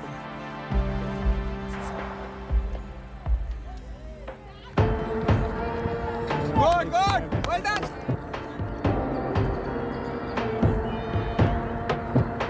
Good ball, good ball. তোমার বর্তমানে টুর্নামেন্টে খেলে কিরকম লাগছে? ইটস অ্যামেজিং, मतलब বুঝাতে পারবো না কি কিরকম লাগছে, কিন্তু জীবনে হয় না না এরকম মুভমেন্ট আসেও না।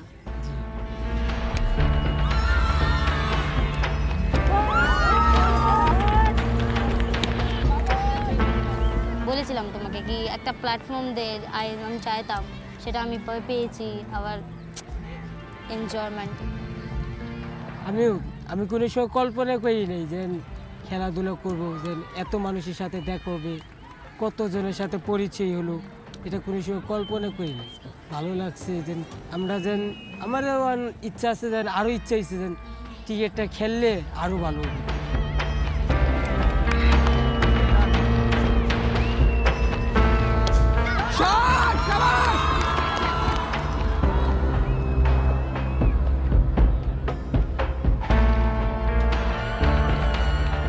Razia is a kids who needs special care. Mental, not fully capable to understand everything.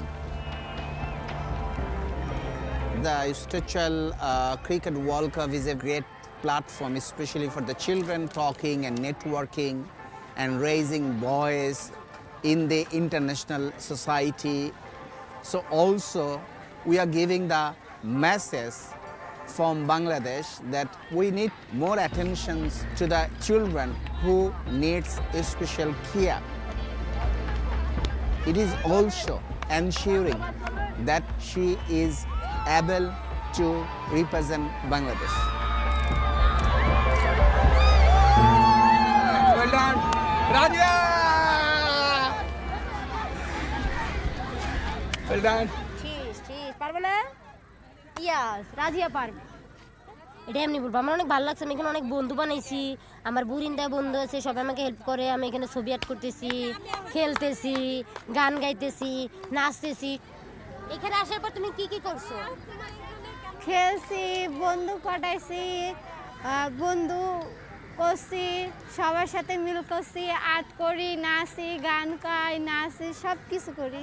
তোমার এইখানে আসার পর সবচেয়ে কি ভালো লাগছে বেশি? বল বল মানে খাবারের ফল। হ্যাঁ। ভালো, তোমরা কি জিতবা? জি। ইয়েস।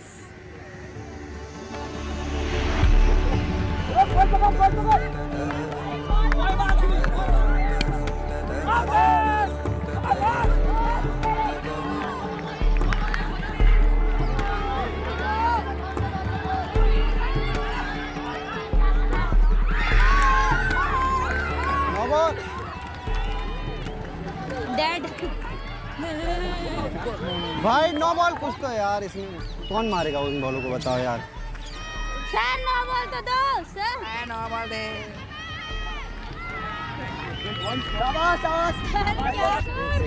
कुछ बात करना। नो बॉल है, कहाँ से फेंक रही हो? टीम वांटेडली अगर वो वाइट डाल रहा है, नो बॉल डाल रहा है, हमको दिख रहा है तो टीम डिस्क्वालीफाई होने का चांसेस है, और वांटेडली ये लोग बॉलिंग कर रहे कि उधर पे कर रहे, ये फेयर नहीं दिख रहा है। अगर वो एक लड़की को आप बार बार वाइट डाल रहे हो तो वो नहीं एक्सेप्टेबल नहीं है।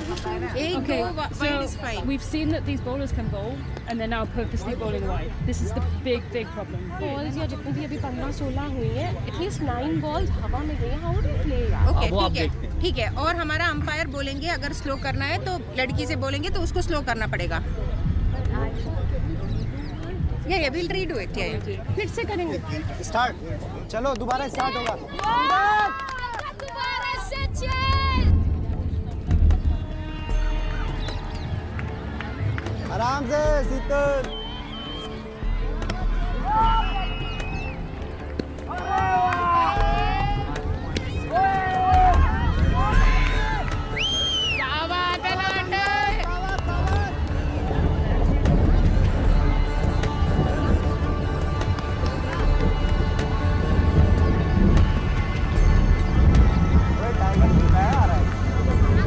गेम क्या? अरे यार गेम रुक गया,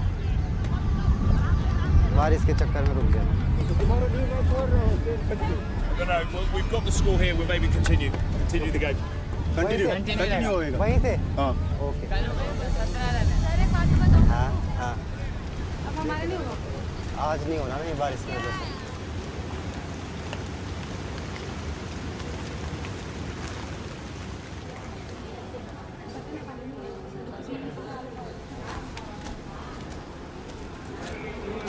So I've got a surprise for the girls and boys.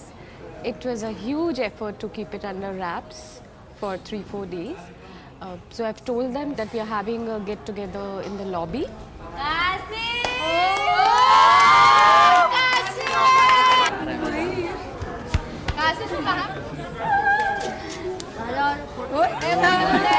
Bag तो दी थी। तुझे खेलना है मतलब क्या खेलना है? अबे बोला तुझे कि अबे रुक जा, खेलेगा। नहीं मैच नहीं खेलूंगा मैं, देखने के लिए तो आया हूँ। बोलते मरीना बीच में आ जीतना है जाना। सारे मैचों में। हाँ जीतना है। हार अगर गए। तुम आ गए तो हमारे मैच तो धैर फैर हारते जाएंगे ना सीधे। चल नेपाली चल आ तेरा फोन और ये रख लूँ। चल आज सब कुछ करना आता था, फिर मैच मिस कर चुका, बट मैं दोनों मैच में 0 रन का हुआ, 2 मैच में लगा, एक पे तो सीधे आउट करवा दिया।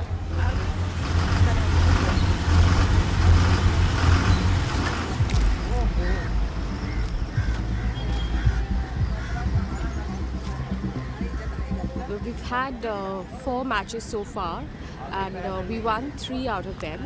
Somehow the loss, they did not take it very positively. Today is a very crucial day because this is going to decide whether we are going further or not. ऐसा नहीं कि वो वीक है, वो भी अच्छी टीम है, लेकिन आप अपना बेस्ट दो और डॉट से डॉट निकालो, ठीक है ना? Today is the last day of the group stage matches. It's an exciting one because by the end of the day, we'll know who's going to the quarter-final. That's a hit.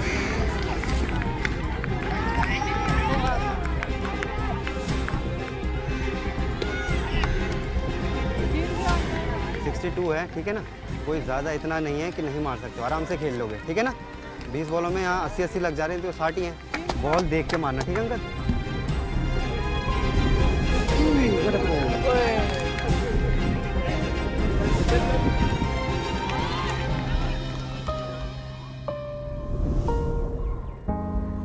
Sir उसे तो बोलो फालतू में भाग रहे, जब ball कितने late भागे आपको मारने की क्या जरूरत है? सर वाइड बॉल गई, मैं वहाँ पे खड़ा हूँ, कहा उसने वहाँ पे रन आउट हो गया ना, हो गए ना दोनों रन आउट। तो वही तो सर, मतलब देखिए तो सही वो कब भाग रहे क्या नहीं है। मुझे पता है सबने गलतियाँ की। सर मैं कंप्लेंट नहीं कर रहा हूँ, मैं जो बात समझ गया हूँ, गलतियाँ की है, उसने भी की है, तूने भी की है, इसने भी की है, उसने भी की है, सबने की है।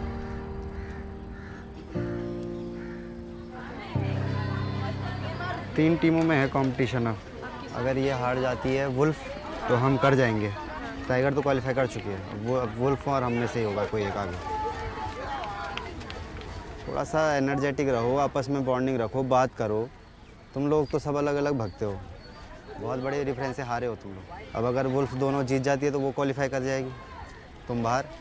कोशिश करो कि अब जो नेक्स्ट मैच है उस पर पूरा फोकस करो। अब हमारे पास एक लास्ट चांस है, अगर ये चांस आपने गंवा दिया तो फिर गेम ख़त्म, इसके बाद सीधा यहाँ से बाहर।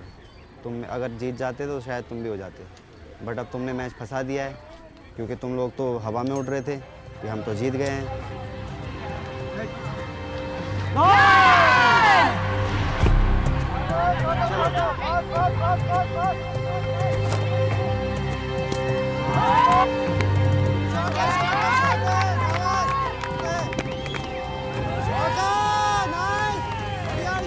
Fantastic ball.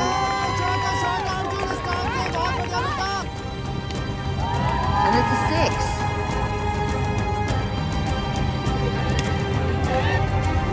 Some really strong play out there.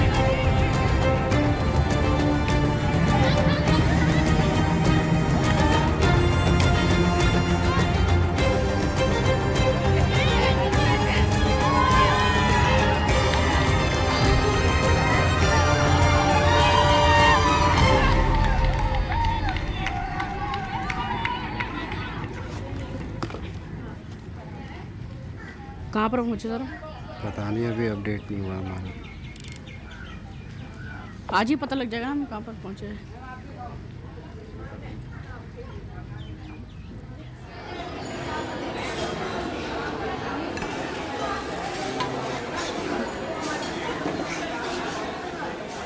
मतलब मैं अभी अपना गुस्सा जायज़ मानता हूँ कि मैंने गलत किया, जो भी उसके साथ बोला मैंने वो नहीं बोलना चाहिए था मेरे को भी।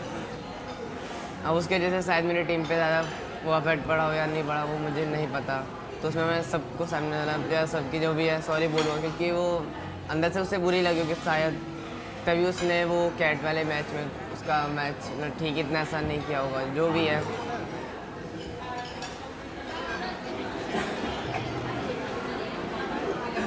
टेंशन हो रहा था कि रात हम क्वार्टर फाइनल में चले गए और कंट्री को टक्कर दे कि उन्हें भी तो पता चले कि हम भी हैं उनके लायक।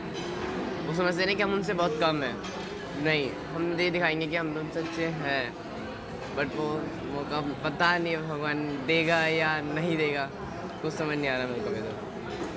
तो उसमें वो अपडेट नहीं कर पा रहे, इसका क्या मैच खिला दो। We're waiting for the final results to be declared, and only 2 teams are going to the quarterfinals. And there's a very tough choice between the 3 Indian teams, from which one would go ahead. It's been a nervous night for all of us, especially for the kids. Maybe they've made up their mind, as in they're sure that they're not getting the second spot. Thank you for making this the most amazing World Cup of hope, of joy and of peace. To the young people, I want to say you can achieve anything. You matter. Your voices are important. You are important.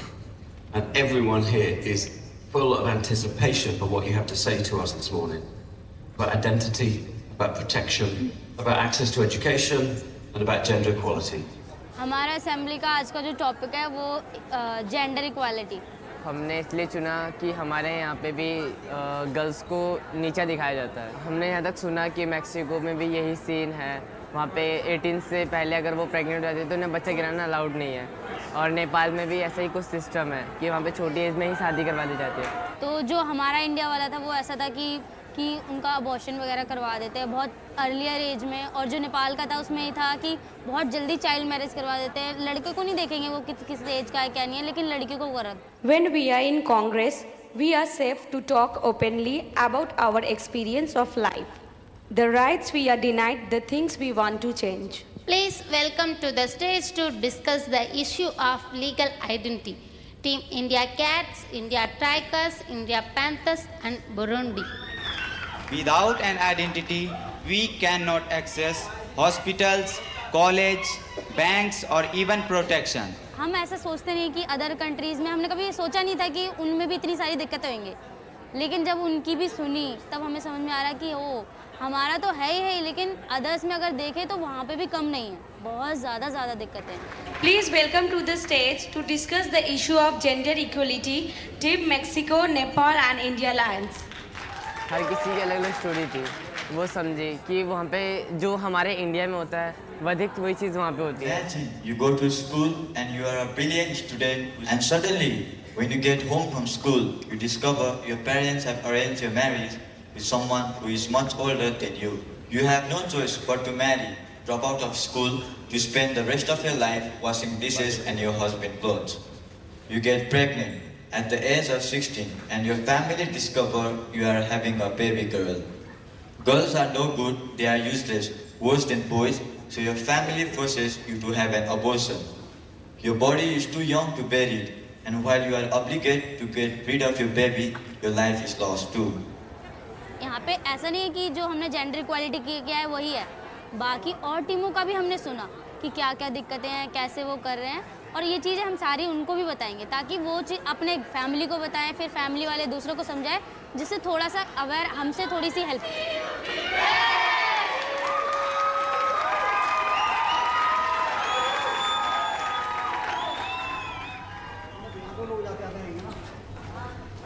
बाहर कहाँ जाना है? Tigers आगे जा रहे हैं, वो हम सबको पता था ना।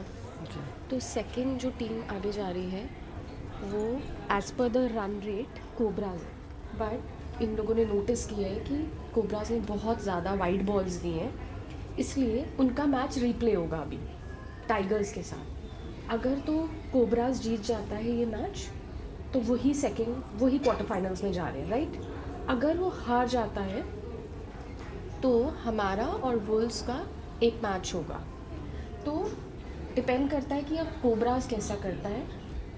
बहुत इजी ले लिया था, है ना, उस वजह से अभी हम इस सिचुएशन में हैं। हर कोई अपना अपना बेस्ट देगा ना, और हर कोई एक दूसरे को सपोर्ट करेगा। हम पक्का अगर मौका मिला तो जीतेंगे। एंड थोड़ी है किसी चीज़ का, अभी बहुत मौके मिलेंगे, तो लास्ट डे है, अगर नहीं मौका मिलता तो लेट्स एंजॉय आवर डे, ठीक है, and give our best shot, okay. चलो let's get ready. Welcome to the final. I'd like to invite Kasim from Salam Balak Trust He was going to be with us all week, but he went down with dengue fever. He's joined us 2 days ago. He is going to ring the 5-minute bell for us. My name is Kasim. I am somebody.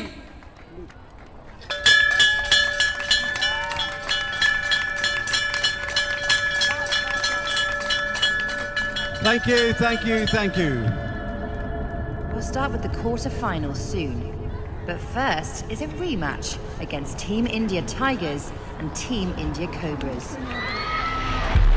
In the pink, we have the India Tigers, and they're facing the Cobras.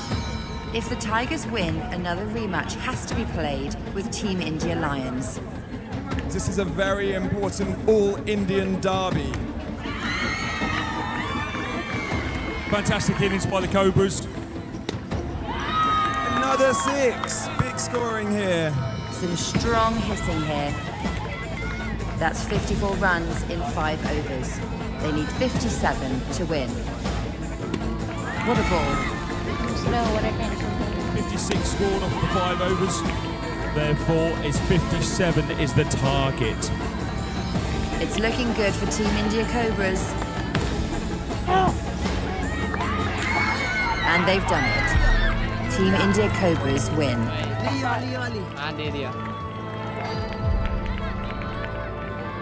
Accept कर लो बाहर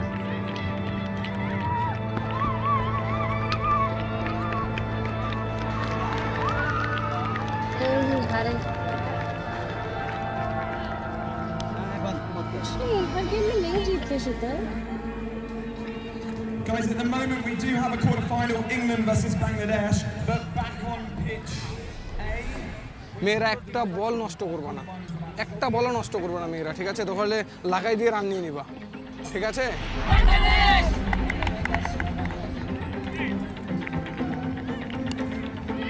You ain't catching that one. 6 for England. Another 6 there. শাবাশ শাবাশ শাবাশ শাবাশ 6 for England. England putting up some serious numbers here. Another 6. That's up to 80. এদিকে আসো, এদিকে আসো। শোনো, একটা বলও miss করা যাবে না, প্রত্যেকটা বলে 6। 85 করছি, তাই দেন কত? 81 টার্গেট। আমরা 85 করছি। হাসান, ইমন, রুবেল, এর আগে তো এই রান করছি না আমরা। যাও। On pitch C, Bangladesh batting. Bangladesh need some big scores, chasing down 80.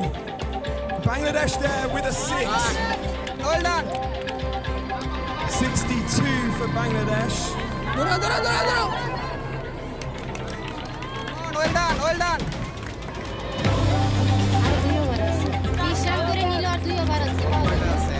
Bangladesh there with a 6. 3 more balls for Bangladesh. 2 more 6s, and this game's drawing. White ball, oh, 5-6. 6. Well done. This is a close one. Shot! Aguita! 74 for Bangladesh, chasing 80. 2 balls to go. 6! Last 2 ball একটা! 2 ball একটা! 2 ball একটা! 2 ball একটা লাগে! 2 ball একটা!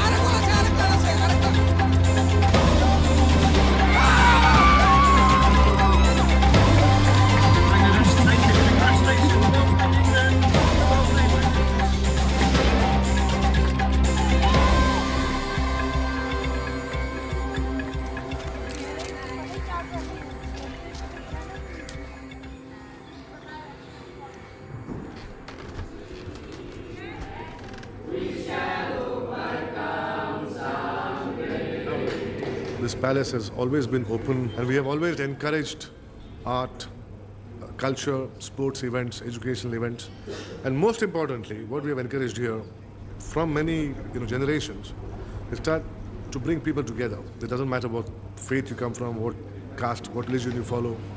And when we had the opportunity to be of service to the Street Child United, I thought it's a fantastic opportunity to give something back to the society. पहले तो जब हमने entry करी ना, मतलब बाहर से तो थोड़ा वैसे ही लग रहा था कि उतना अच्छा नहीं होगा, बट अंदर गए तो जिस हिसाब से लाइटिंग थी और हर एक चीज़ें, मतलब हमने फिल्मों में देखा है ऐसा, और आज पहली बार देखा। मतलब यहाँ राजा सब भी रहते थे, मैं पहली बार मतलब पता लगा है। मैंने तो अपनी हिस्ट्री की बुक में ही देखा, आज पहली बार देखा हकीकत। मैंने सपने में देखा। लग रहा था कि हाँ कोई राजा रहता यार रह चुका होगा, और उनसे मिलके भी हमें अच्छा लगा। हाँ, हमें बुलाया। Looks like we're ready to go between Bangladesh and Uganda. Bangladesh!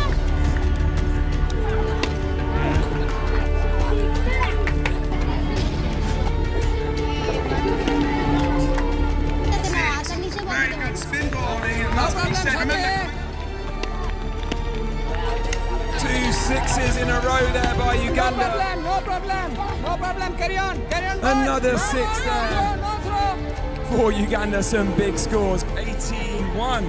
যে আমাদের এখান থেকে হারানোর কিছু নাই, কিন্তু জিতলে অনেক কিছু আছে। শেষ বল পর্যন্ত ট্রাই করব, ব্যাটিং বোলিং ফিল্ডিং 3 ডিপার্টমেন্টে যেন খুব ভালো করতে পারি, এই চেষ্টাটাই সবসময় করব, ঠিক আছে? Best of luck. Thank you.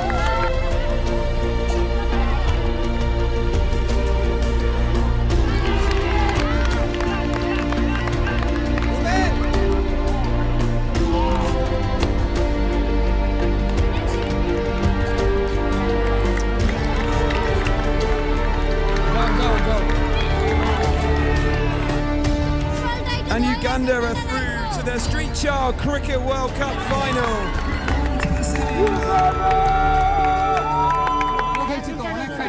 Okay, fine.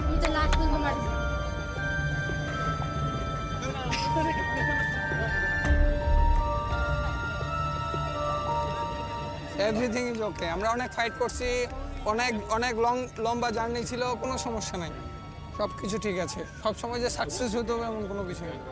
We shall overcome. We shall overcome.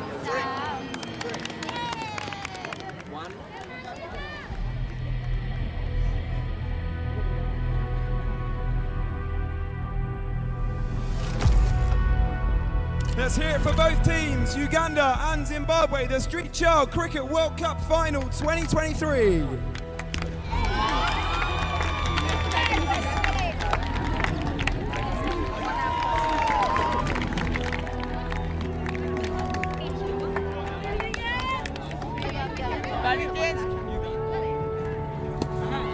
A 6 from Uganda.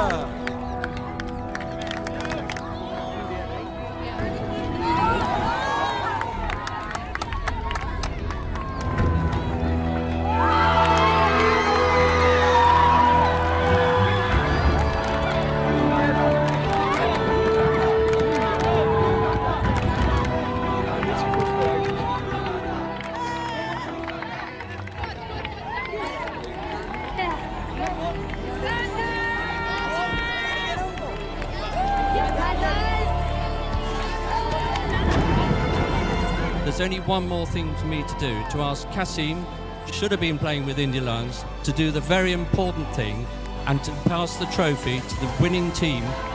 Team Uganda, come forward.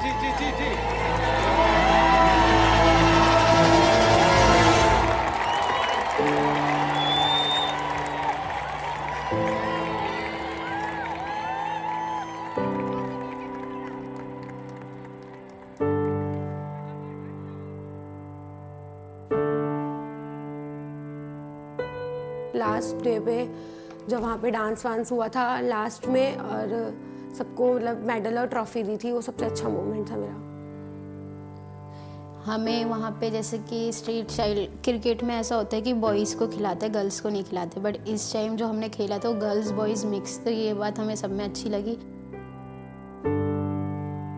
मैंने लोगों के भावनाओं को जाना, अपने नए दोस्त बनाए, उनसे बात करा, उनके साथ घूमा, लंच करा, बाकी उनके बारे में जाना, और मैंने अपने बारे में भी उन्हें बताया।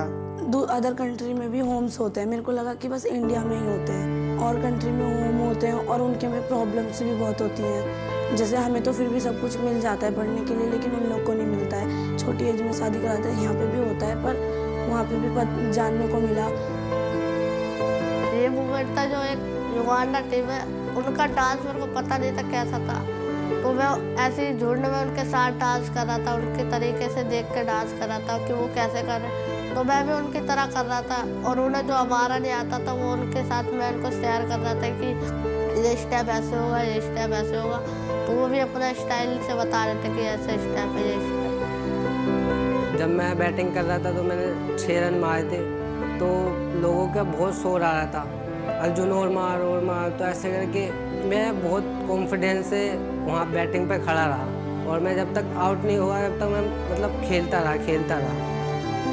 वैसे बहुत इंट्रोवर्ट इंसान हूँ, वहाँ पे जाके एकदम खुल जाना और अपनी लाइफ को बहुत अच्छे से जीना, बिल्कुल एक अलग इन्वायरमेंट में चले जाना, वहाँ पे बहुत इंजॉय करना, मतलब अच्छा था।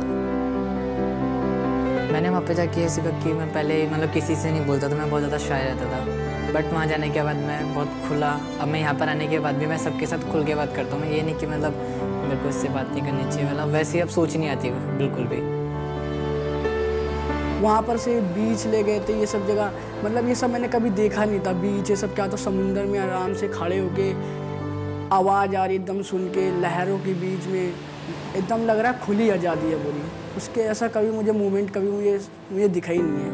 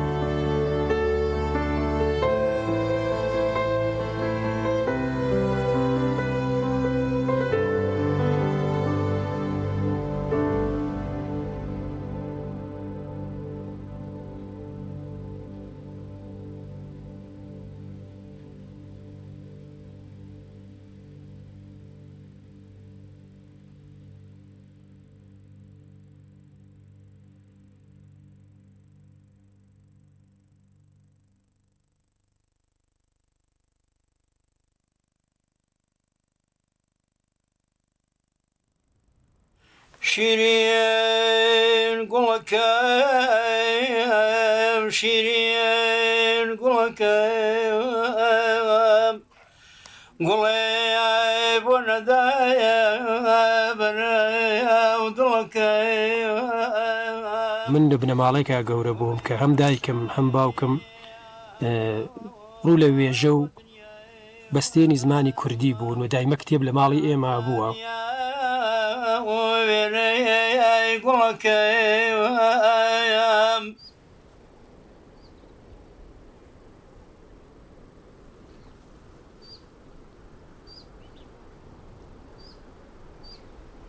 من عبيد حسين الناوى بپی خۆشەویستی دۆستان و ئەوەی کە دۆستانی نزیک من جارجار وەک چاوشین بانگمەکەن.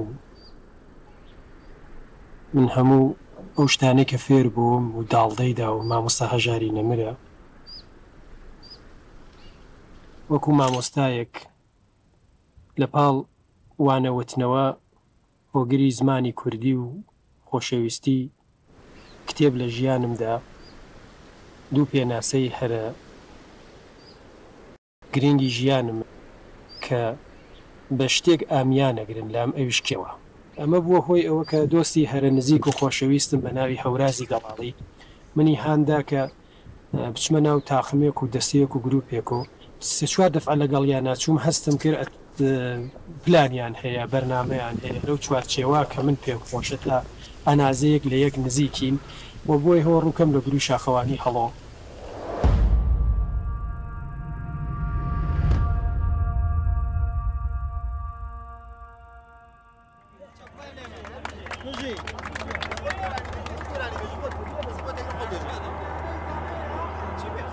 تدويني يا رمبو أوروبين ببيغانا دكشي بينا ما شكتن بابقرم بوشي ميخانا لا فرق ريجر دمرم نالطال ودانا دانا سنقد مرمري سادن دي ديوار بوشت خانا كاتبر شون ليد نرنجلونا كما بتخانا بندي ريتا وسيجري بردي دي لجوانا دل نوايم دانا وقلي دوستو بيغانا برقو بنم تقناوا دروم دجما وغانا دروم دجما وغانا دم خوش به هر بشي نزل خذ وجه واش نوني خليك عمليه جد عليك بالرضم كده ما ناجرين ارمن ها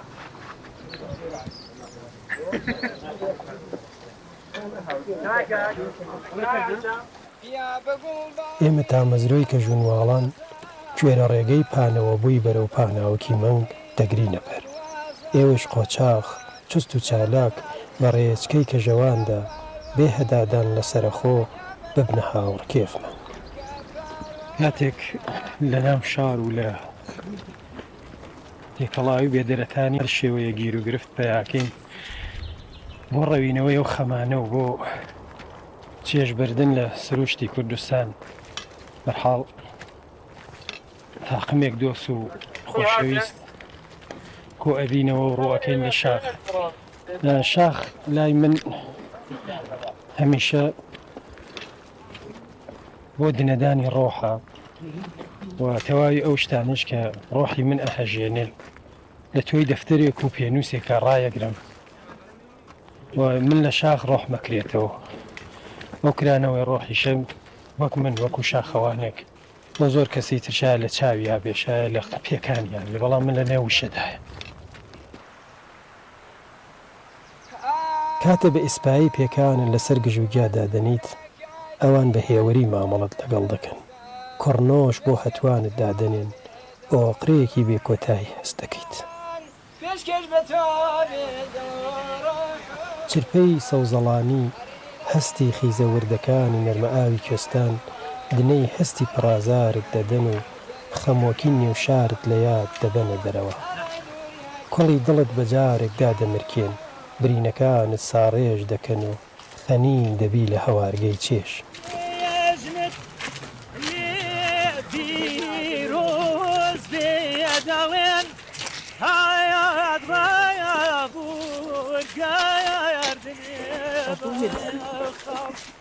دنياي روني ليك ريدو يوم طال أري عايش باوان يمشي بوتونا يالمام جواني چايا وبريلا ياكم بوتونا يالمام شوخي خلام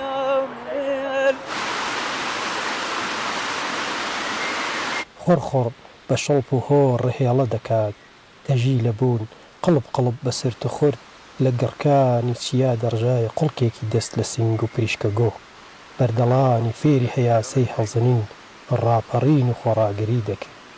لە بەرپێی شاخەوان زنەی زیتەڵە بوو دەبوو بە چاوگەی حەز بە موسیقی پڕژێنەری ئاو تا بنگێوێ ناخ تا سێڕەژی بکات هەنا. بەلەگەشتی جارێ ئەوەت 30 پشوو بە لیباسەکانمانە گۆڕین باکە ئارەخە شتێکمانەوە نەخۆش نەکەوین دوایام دەفعا کارەکان دابەشەکەین چەند کەسێک نێرین دارەکان بێرەدار ئاورێ بکەینەوە چەند کەسێکی چادروشتەکە بەرپاکات. پوشکە ماڵێکی تەنک بەرزە ناخێکی فێنک چاوە خانوویەک یان ماڵۆچکەیەکی بێکشم و نەشم لە ناخی بەرد و بەفردا بە هاڵاوی گەرمی پێکەوە بوون دوور لە کێبەرکێ و قارەمانی بۆ شەومانی بۆ هەوێن و داڵدەی بێڕکێف. ئەمە ناچن بۆ ڕێواز ڕێبێژ نادی و کەڵەوە دوای منانێ ئەسوە لە هادی وەناو چاومی تەسکە دیوارێکی پەڕشێوە بەدەم باوە شەکەی دێت چما بزانە گەلێک لە کۆشک و سەرای پڕ لە سرتە و دڵتەنگی و چاوچنۆکی بە نرخترە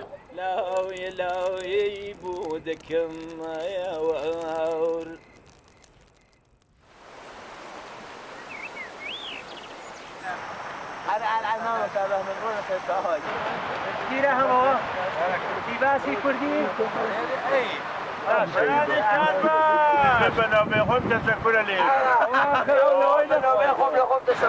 ئەو دۆڵمە شەو باسییان نەکرد تازە دەرکەو ڕفێقی ڕێگای جۆڵمە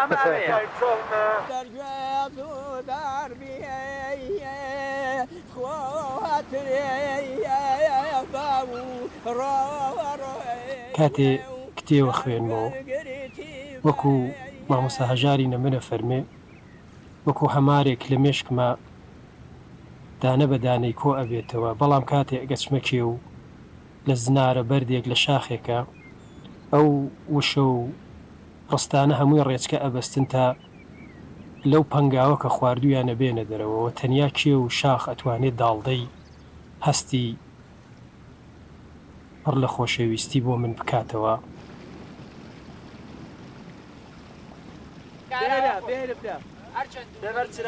مامۆستا عابید لەکوێیە؟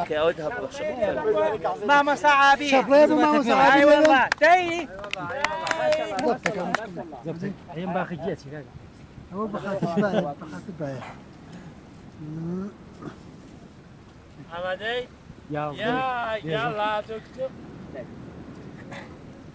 کەژاوانەی کەژاوایان نچیراوانی هەوراز لوتکەی بەرزنی چیای ساخت تۆلت بوون بە هاوراز لە پێدەشت و زەنوێران لە لاپاڵ و هەڵدێران لە ئایەتی گیاکان تۆ بۆنت کردکە نێران کەژاوانەی کەژاوان نچیراوانی هەوراز لوتکەی بەرزی چیای ساخت تۆلێت بوون بە هاوراز تۆلێت بوون بە هاوراز شەقەی شاباڵی هەڵۆ قەسپەیکەوان لا دڵۆ هەمووی بۆ تۆ ئەمرازن هەتا کرپەی بەفرەلۆ کەژاوانەی کەژاوان نچیرەوانی هەوراز لوتکەی بەرزی چیای سەخت تۆلێت بوون بە هاوراز تۆلێت بوون بە هاوراز لە پێدەشت و زەنوێران لە لاپاڵ و هەڵدێران لە ئایەتی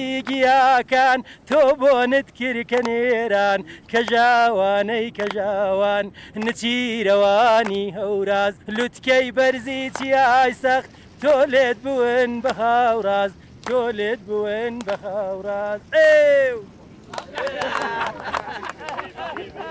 هەلبجی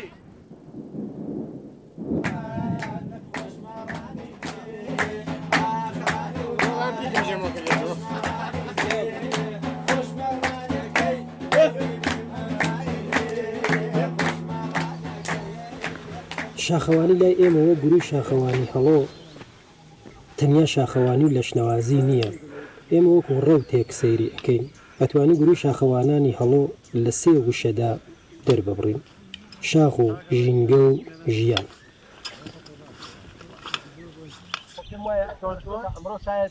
هاوڕێیان ڕوو بەخوارە بێسن نەفەسی ئەمیق کێشە سینە و پڕکە لە هەوا دووارە بێ دەرەوە ئارامارە نەفەس ئەمیق لە پێدەشتەوە چاو لە ترۆپ دەکەین وەک سروەی فێنک بەڵێن ئەدەین کڕنۆش فێری دەمارەکانی مرۆڤایەتی بێجیاوازی ڕنگ و دەنگ بکەین لە چیا پشتقایمی دەکەینە هێم لە پێدەش پش و درێژی بەوانە وەردەگرین لە کانیا و زڵاڵی دەنووسینەوە ئێمە ژینگە لە شاخ دەخەینە ناخ بەیداخی ئینسانی و گروی یەکسانی لەبەر پشتێن دەنین ئەم سێ کوچکەی بوونە هەناسەی بوونە هەناسەی بوونمانە و ڕەگاژۆی دەکەینە هەموو کەلێنی ژیانمانەوە بڕیاری ژینگە پارێزی لە لووتکەی سەربەرزی چیا بە هەموو ڕێچکەی ئەم ئاخە پیرۆزەدا بڵاو دەکەینەوە.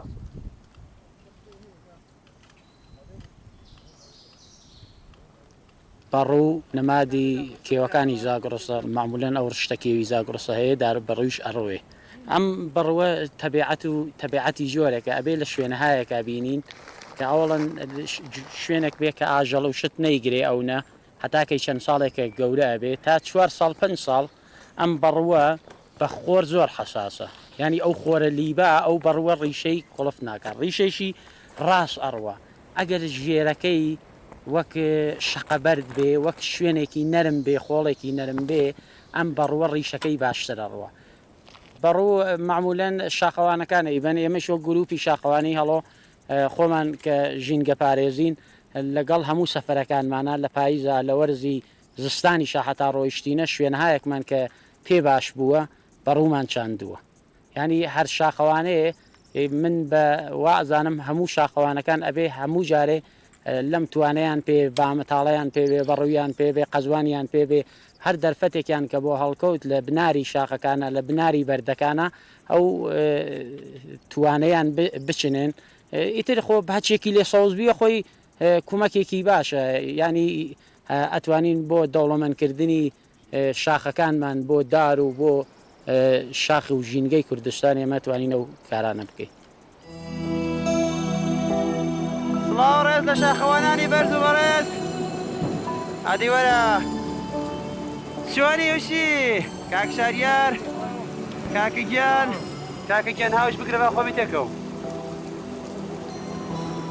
ئەم کاتە هەموو کاتێک و باش کاتژمێر 8 دوودەنگ بە فروگۆرە نەبارێ لەگەڵ هاوڕێیانە ڕەکەوتین هیوای سەرکەوتن هەیە بۆ هەمووتان هەر حەو کەسەکە باش شەوتان خۆش شەرەکی گەشت ئەو هەڵوانەی وە ئێستا خەوتون بستونەوە هەوێ هێلانی دڵیان لە هێلانایی دڵی من دڵی گۆڕە خەمینی من ئەمە بەرەدە خۆشە چەری خۆشە کە چرپەی پێت لە خشپەی داوری دەربوو کە ڕۆگەت هەڵبژاو زامت لەبەر بوو بە کازیوەی سڕی سەرما و لە بەستێنی خەیاڵێک چروی داری بەری شاورێک لە پشتێنت سەمەر بوو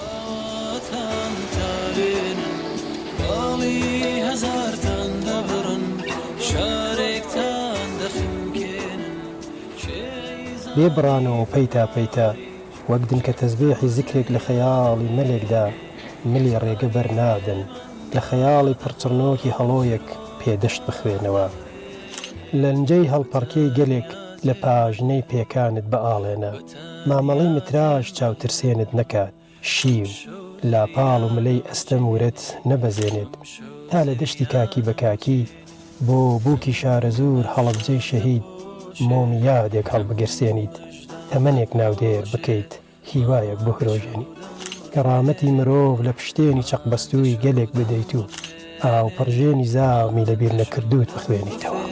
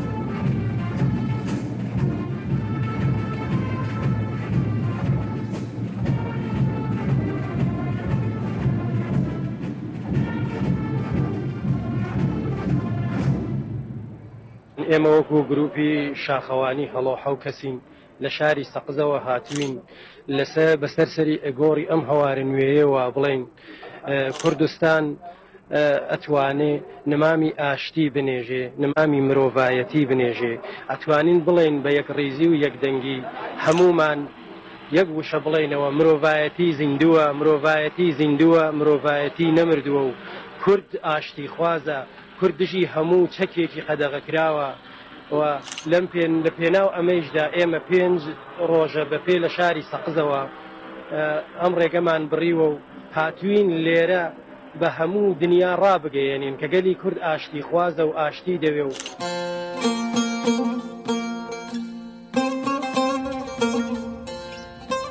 بەرنمەیەکمان هەیە ئەگەر لۆ ڕۆشنەی ئێمە ساڵ ڕۆژێک بۆنەیەکی تایبەت بوو ئێمە وەکو گروپی هەڵۆ وەکو کاری فەرهەنگی حتمما بۆ ئەو بۆنێژەکە ساڕۆژی شاعرێکی گەورە بێ ساڕۆژی بۆنەیەکی فەرهەنگی بێ حتمما بەنێرێکی بۆ دروست ئەەکەینەوە پێوەری ئەو ڕۆژە ڕۆشتنی ئەو ڕۆژەمان پێشکەش بەو بۆنە و بەو بەرنامە بۆ گروپی هەڵۆکەین و حتمما تەنیا شاخەکەمان لە بیردانیە و لە شنەوازی نییە بەڵکو بیری کاری کولتوری و بیرەوەریەکانی نیشتمان و گەلی خۆشمان ئەەکەین جگرامم برین داره گزوی دردی نبی کاتێک تیشکی یەکەم گەزینگی هەتاوی ڕوون دەڕژێتە حەزگەی بوون مەراق وەک هەتەری تیژباڵی خۆزگە لە پێدەشتی شەنگەوە بۆ بەرزایی و زنار دەغزێتە سەرباڵی فڕینی چێش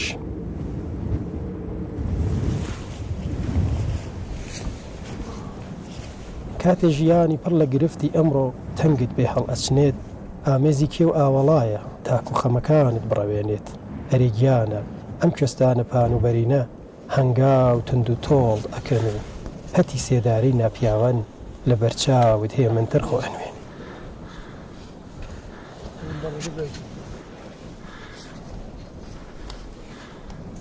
مەکتەبی شاخ کێبەرکەی تێدا نییە حەریف و ڕوبەڕووبوونەوە پوچەڵ و بێمایەیە قارەمان و گەورە کەسێکە لەگەڵ لاوازدا هەڵ بکات و ڕەوتی بەهێزی بکاتە لەمپەری چێژ بەخشی بۆ هاوڕێی شاخ و ناخ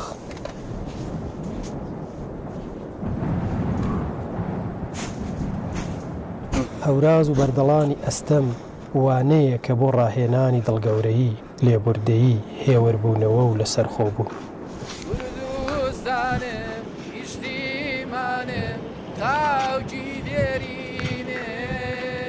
لەژێر ئاسمانی شینە لە پاڵ لوتکەی بەفرینە کوردستان گەڕام دۆڵا و دۆڵ پێوام نە لە شار نە لە دێ نەمدی شتێک وەک تۆ جوان بێ هەر تۆی تو بەس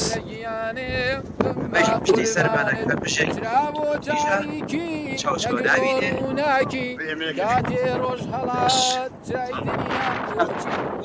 بۆ تاریکی نەگبۆ ڕووناکی کاتێ ڕۆژ هەڵات چرای دنیام بۆچی لاپاڵ نواڵان و ڕەوەز فێری پش و درێژیت دەکات چاوەڕوانی بۆ بەرزایی و ترۆپ دەخزێتە بیرگەی بەرزەفڕیتەوە هەنگاوەکان هێزی بوونی لەشی پەرداخ پەنجەکوت دەکەن ڕێچکە بەرەو هەست و نەست لە ئامێزی هەرەڤەزی هەواڵان دەبێتە ورە و سۆما کزەی شنەی بای شەماڵ بە شنەشن دەبێتە ئاماڵ ئەوسا گاشە بەردی ئەستەم وچانی ساتەکان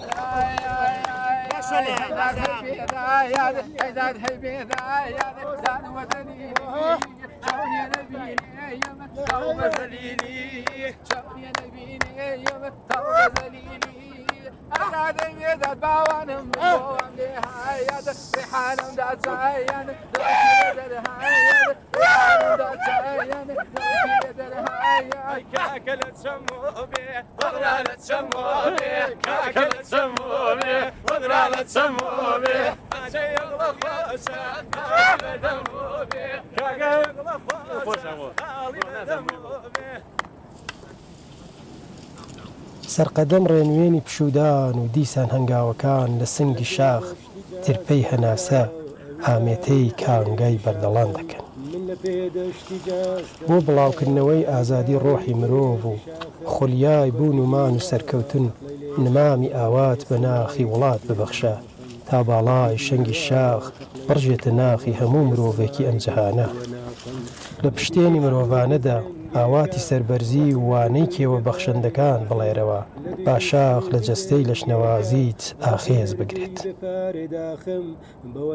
ئەمجا بڕوانە بڕوای نووسراوەی چیا لەسەر کۆڵە و تێشووی پشت و ئەم زاکۆنانە دەبنە ڕۆگەی تابلۆی لوتکە. عزیزاکەم کۆساراکەم خۆشەویستم کە یاراکەم نەزاراکەم دڵداراکەم ئەویندار و سەرداراکەم ئەویندار و سەرداراکەم. زەحمەتی گروی هەڵۆیە دەستیان خۆش بێ یاخوا ماڵیان نەشێوێت.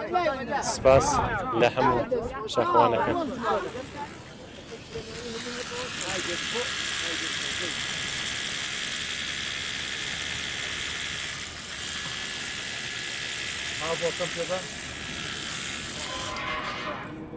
إخوان لا كان بويا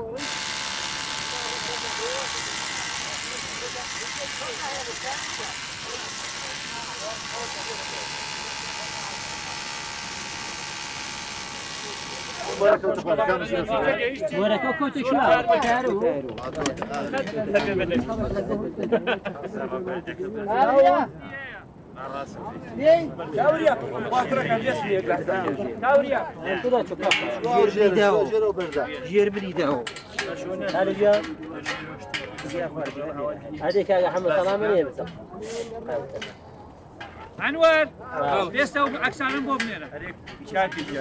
هەتا ئێمە ئەو شاخ و کێ و ئەو ژینگەیە و ئەو دارودەوەنە و ئەو سەوزایی و ئەو کانیاوان نەپارێزین ناتوانین بڵێن وڵات پارێزین. زۆر کەسەیە هیچ سۆزێکی بۆم خاکەی خۆی نییە بەڵام لەو لاشەوە دێت بە هەندێ وشەوانێ خۆی خەڵەتێنێ خەڵکیشە خەڵەتێنێ باسی کوردبوون و باسی کوردایەتیەکە باسی نیشتمان دۆستیەکە بەڵامە چێ ڕاوەکات بەڵامە چێت دارستانە سووتێت بەڵامە چێت دارە بڕێتەوانێ بەڵامە چی ئەو خاکە کندڕکەندڕەکات لە نێویە بات. ئەمە هیچ پەیوەندێکی بە وڵات پارێزی و نیشتمان دۆستیەوە نییە. دیسان دەستخۆشیەکەین لە هەموو دۆستان بە تایبەت لە دۆستانی شاخەوانی هەڵۆی سەقز کە ئەرکیان کێشا ئەو تابلۆیان دروست کردەوە بۆ شاخی سەرتون. جای سێش داوایان لێ یەکەین لەو دوو بەڕێزە کە پەردە لەسەر ئەو تابلۆیی کە دروستیان کردووە لادەن با هەموو دۆستان ببینن. تکایە فەرموو.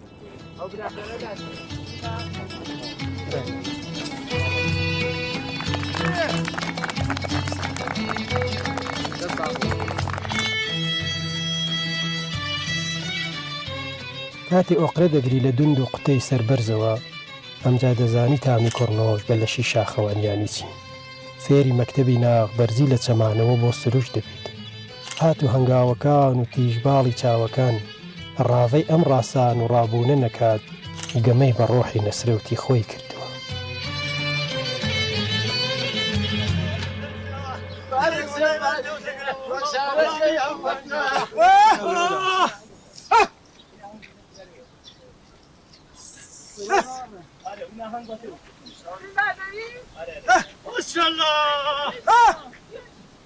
بەشێتر لە کارەکانمان بۆ پاراستنی نەریتی کوردەواریە بۆ ئەم بەشیش ئێمە جلوبەرگی کوردی و بە پوزەوانەی کوردی و هەڵمان بژاردە لە دەرەوەی شوێنەکان وە سەر بە کوردستان نین وەکو نوێنەری کورد لێو لیباسانە ئەەکەینە بەرمانە نەو شاخەوانانە دیارین و بۆ ئەم بەشێش ئێمە لەوێ سەعیەکەین بە گۆڤند و هەڵپەڕکێ ئەو پێناسەی خۆمان لە هەر شوێنێکی ئێران دابین زۆر جار لە کێوی بەرزی ئەلەم کێو کە دووەمین کێوی بەرزی ئێرانە ئێمە ئەممان بەڕێوە بردە لە تو چاڵی تاران لە ئشترانکو و ئێمە سعیمان کردن نوێنەری دابوونەریتی کوردیش بین وە جلوبەرگی کوردی لای ئێمە وەکو جلوبەرگێکی تایبەتی شاخەوانی لە دەرەوەی بەشە کوردستانیەکان هەڵمان بژاردە و کاری لەسەر ئەەکەین و بە دانستێش کاری لەسەر ئەەکەین.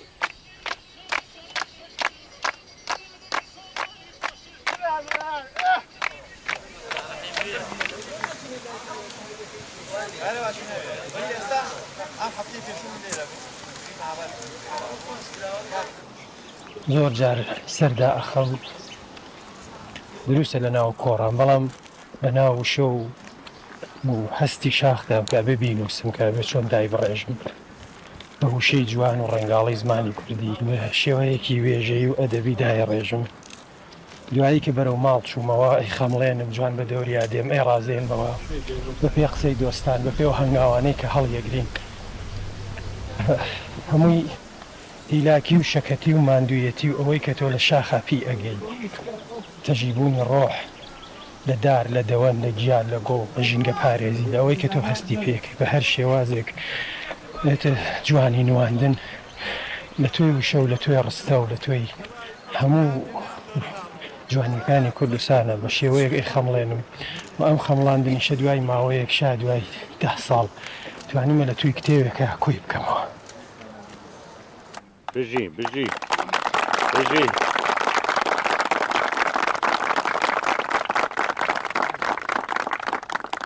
ئاشکەڵان ئاخێز بەندەن ئەشقیا بەردەڵان وچان ڕوانگە چیا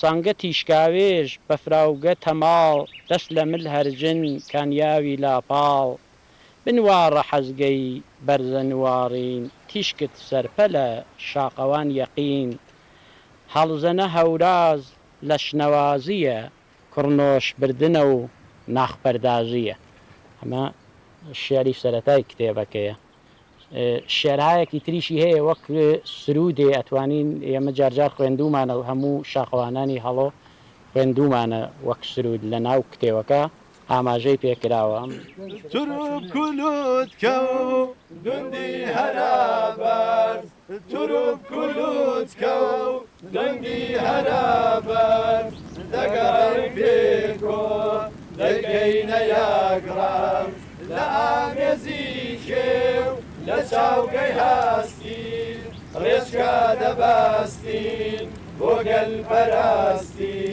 لە تاپگەی شەنگی بناری شاخێک ڕەگاژۆ دابین دەژێنە ناخێک زانی سەر باشقەی هەڵۆ بەرنادەین زانی سەر باشقەی هەڵۆ بەرنادەین یەکەم گەزەنگین هەردەم ئامادەین یەکەم گەزەنگین هەردەم ئامادەین.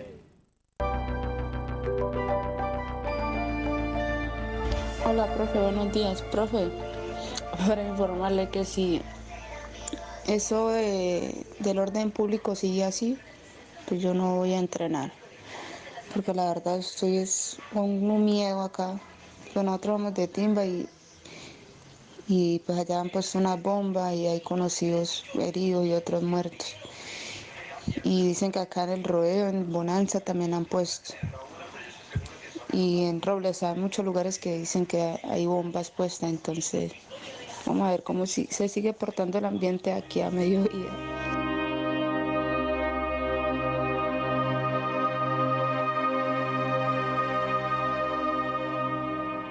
Geraldine, hablemos un poco sobre este deporte. ¿Por qué le interesó a usted el fútbol? Porque es una pasión muy linda. No crea que uno jugar con un balón, eso es, para mí es increíble, la verdad.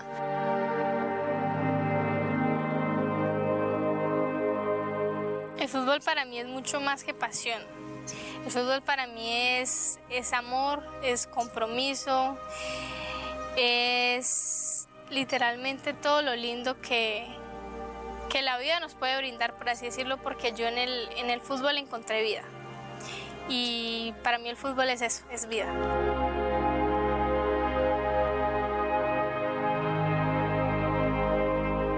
No es mi estilo buscar lo tradicional. Entonces quise alejarme un poco hacia el área rural, empezar por las veredas, empezar por municipios con problemática social. Y empezaron a llegar las niñas. Fue una sorpresa para mí cuando empezaron a llegar, porque en la primera convocatoria que hago del área rural llega un camión cargado de frutas con 10 niñas. Venían de zonas veredales y de resguardos indígenas del Cauca y de Jamundí. Entonces, en el equipo tenemos todo tipo de niñas, niñas de área rural, niñas indígenas, como usted está diciendo, y niñas que viven lastimosamente en medio del conflicto armado. Sí. Bueno, yo hacía una reflexión hace unos días y yo decía, aquí en una cancha de fútbol estamos resumiendo país.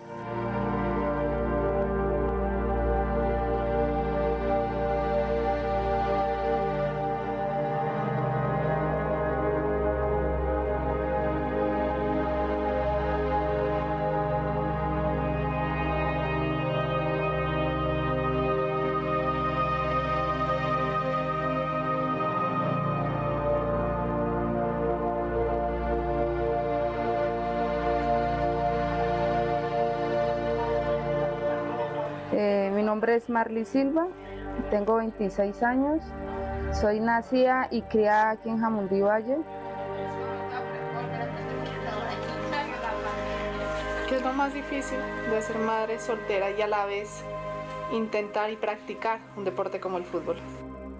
Pues para mí se me ha dificultado un poco porque, digamos, a esta edad ya, obviamente uno ya empieza como a querer tirar la toalla, pero ser madre soltera me tiene aquí sentada peinando a mi hija, con ganas de salir ahorita a buscar esa oportunidad, que de pronto por el embarazo se me ha dificultado un poco, pero nunca es tarde.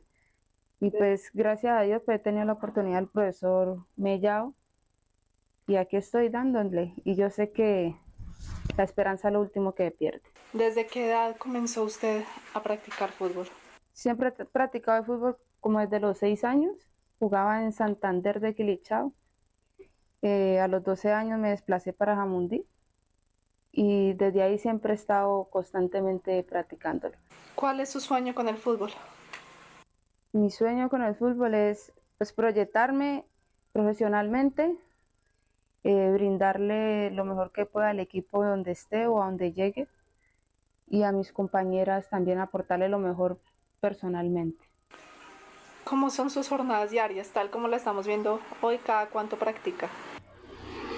Mi jornada diaria es salir, levantarme desde muy temprano, tener algo preparado, dejarle el desayuno listo a la niña, irme a trabajar haciendo domicilios. A veces pues no sale nada, pero igual toca estar ahí constante. Me regreso a hacer pues el almuerzo.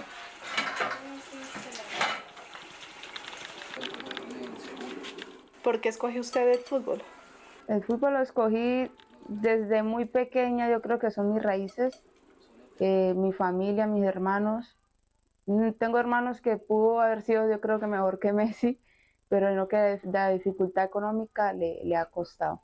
Incluso mi hija también practica el fútbol.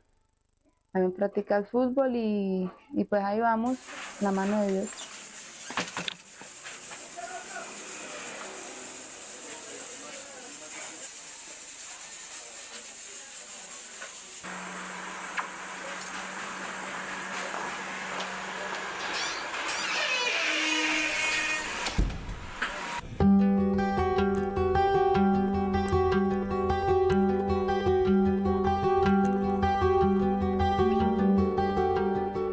Ya vimos parte de su vida en su hogar, ahora estamos acá en las canchas. ¿Qué significa este lugar para usted? Este lugar para mí en especial significa pues la verdad el proyecto que yo quiero para mi vida, ¿no? Estar en esta cancha, veo la oportunidad de llegar a donde quiero llegar. ¿Cómo se siente cuando está acá jugando? Cuando llego a esta cancha, pues la verdad me desestreso de mi diario, de mi día a vivir, y pues la verdad no veo la hora de estar acá. Bueno, estuvimos en un entrenamiento con ustedes, son varias horas bajo un sol muy fuerte. ¿Qué es lo más difícil que usted tiene que enfrentar al estar acá? Al estar acá, lo más difícil para mí, yo siempre he dicho que es mi hija. Pues salgo de mi casa, la despacho para su colegio y tiene ella que transportarse en su bicicleta sola. Entonces estoy con la preocupación de si ya llegó o no llegó. ¿Usted siente que la falta de oportunidades cuando era más joven, le cerró muchas puertas en esta profesión? La verdad, sí. Y pues digamos que para nadie es un secreto que aquí en Colombia pues el deporte femenino es un poco complejo. Y pues al tener estas falencias, pues obviamente había menos oportunidades. Y al ser uno de escasos recursos, menos oportunidades uno iba a tener.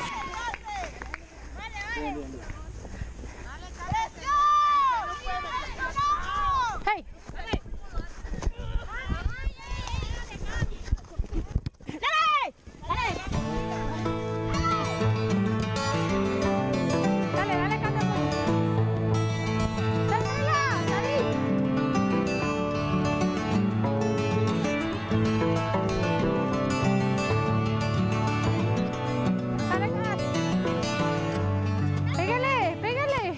Pues, o sea, uno cuando es pequeño primero no es consciente de muchas cosas y ya cuando vas creciendo te das cuenta que, por lo menos con mis padres me cuesta mucho porque, no porque les molestara, sino que nunca hubo como ese apoyo.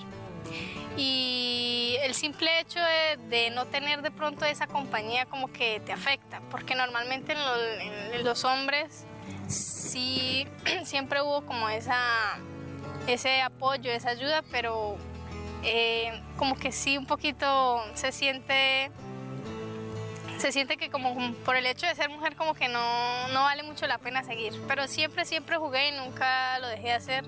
O sea, usted tuvo que ver de pronto cómo se apoyaban a sus hermanos para jugar fútbol y usted no recibía el mismo apoyo. Normalmente, y no solamente lo hablo por mí, sino que en general siempre se veía, incluso cuando yo entrenaba, éramos solo 2 niñas y era súper raro, o sea, ver el apoyo de tu familia. De pronto otras personas sí, pero era muy poco común pues antes, como en esa época, por ahí que 2006, 2007 más o menos, donde no se veía casi.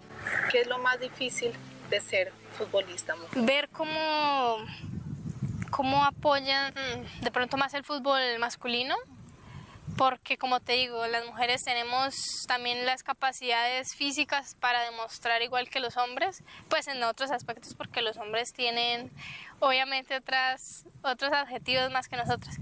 Pero siento que siempre la luz se la llevan ellos normalmente. Por lo menos la gente le encanta más ver un partido de la Selección Colombia masculina que la femenina. Y es algo entendible y respetable, pero también no podemos dejar de lado que las mujeres podemos hacer muchas más cosas a muchos niveles, no solamente futbolísticamente.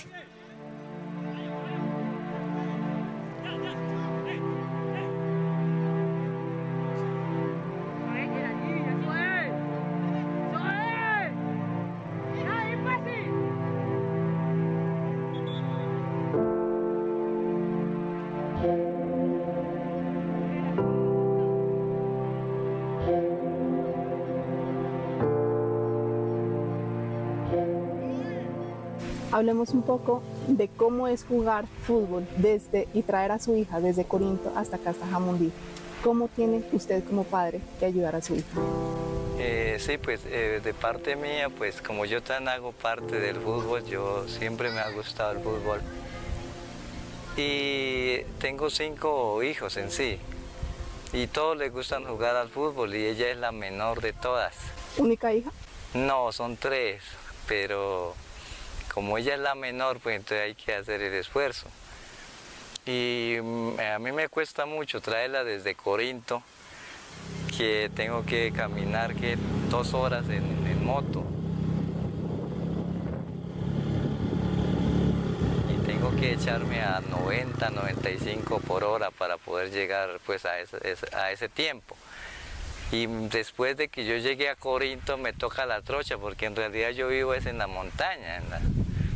Soy indígena y pues en esa montaña pues no me rinde para bajar al pueblo y ya coger la pavimentada, pues.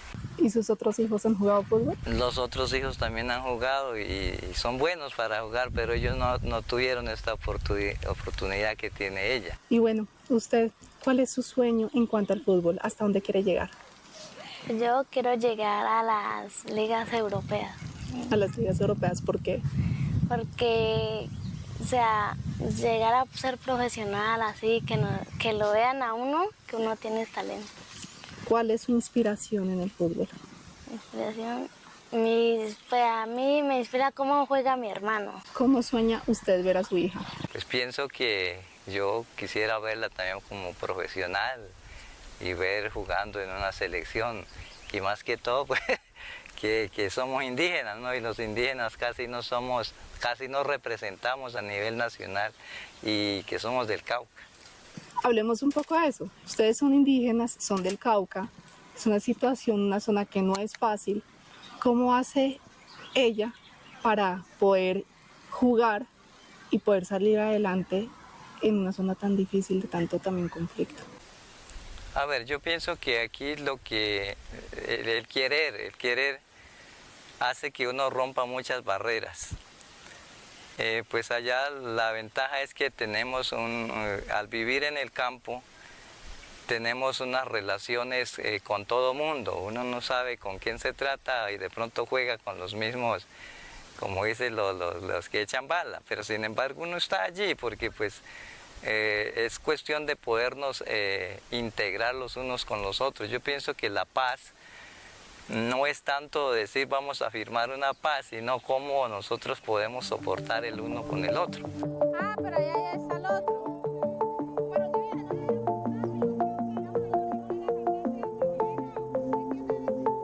Jueguen ustedes cuatro, ustedes cuatro allá abajo. Luisa. Ustedes cuatro. Usted por allá, nosotros dos y Camila por allá.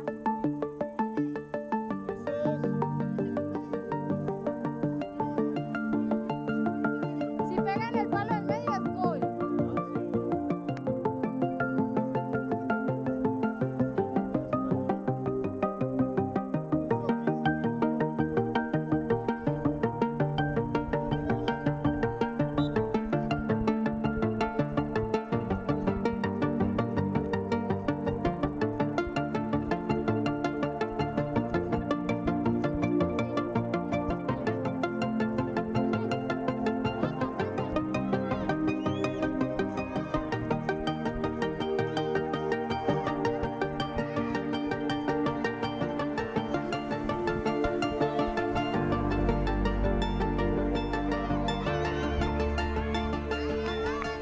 ¿De dónde nace la pasión para mí?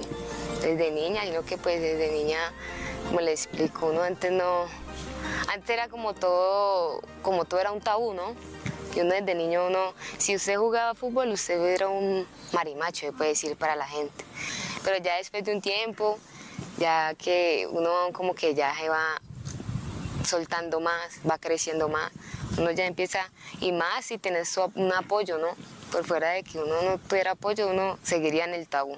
¿Se puede decir entonces que Colombia todavía es un poco machista o era machista en cuanto al deporte y las mujeres?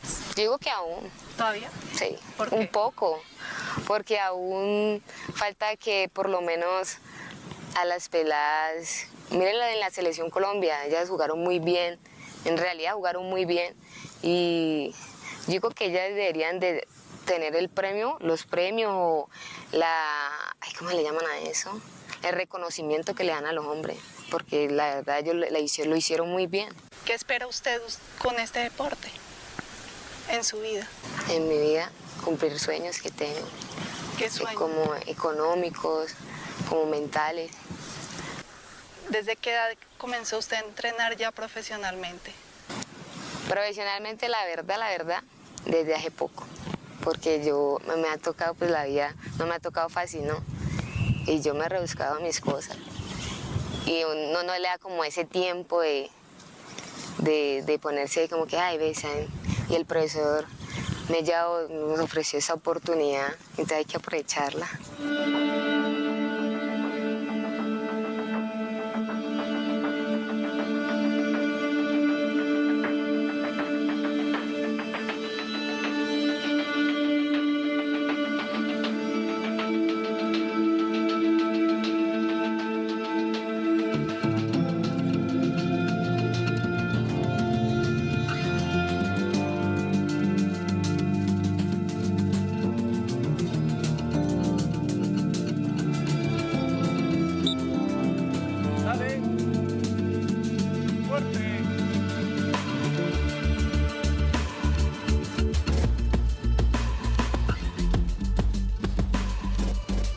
Yo pienso que eso ya va innato en mí. Yo siempre como que estoy donde nadie va.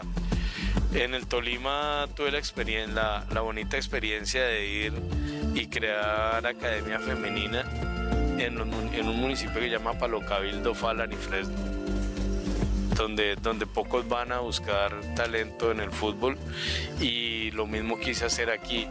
No es mi estilo buscar lo tradicional.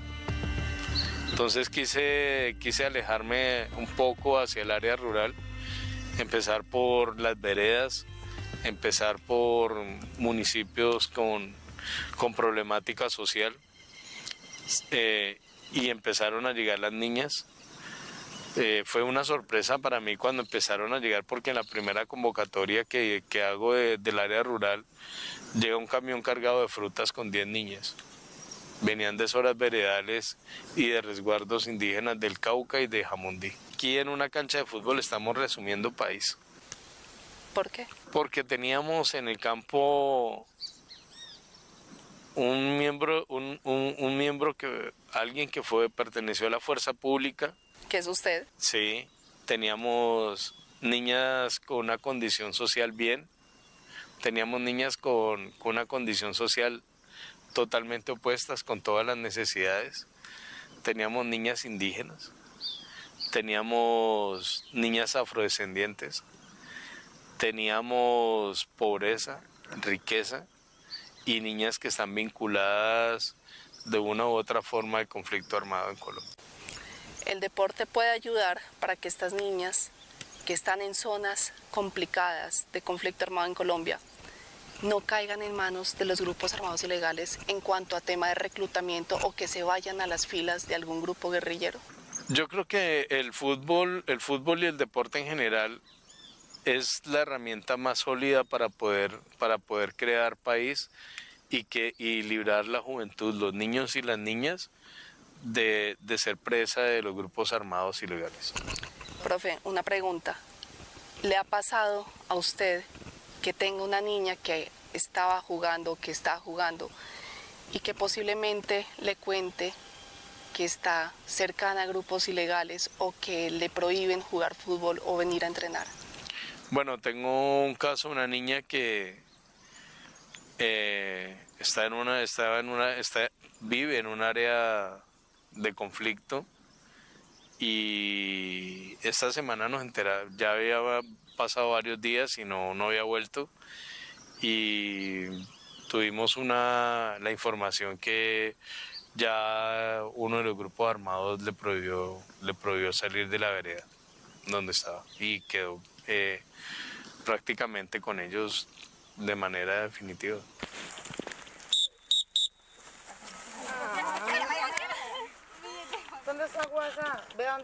¿Por qué es tan importante apoyar proyectos como estos, sobre todo en áreas de Colombia donde hay conflicto armado?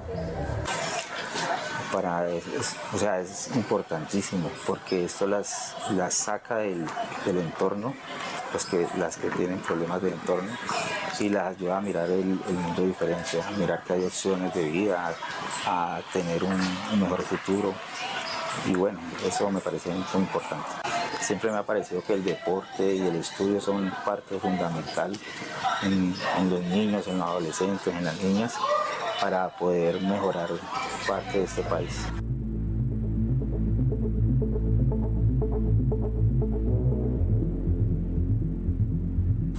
El fútbol para mí es vida, es el aire que yo la verdad necesito, aunque entrando a jugar se nos acaba un poco la respiración, pero es el aire. Porque yo en el fútbol encontré vida. Porque es una pasión muy linda. No creo que uno jugar con un balón, eso es para mí increíble, la verdad.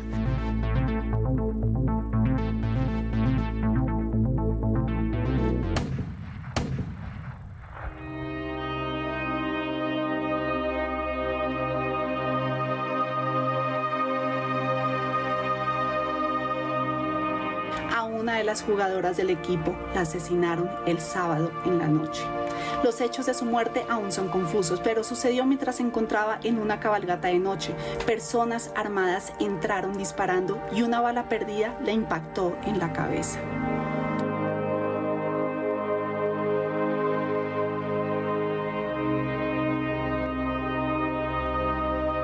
Ella era Valentina Zúñiga, una joven de apenas 21 años con el amor y la pasión por el fútbol igual que las demás jugadoras.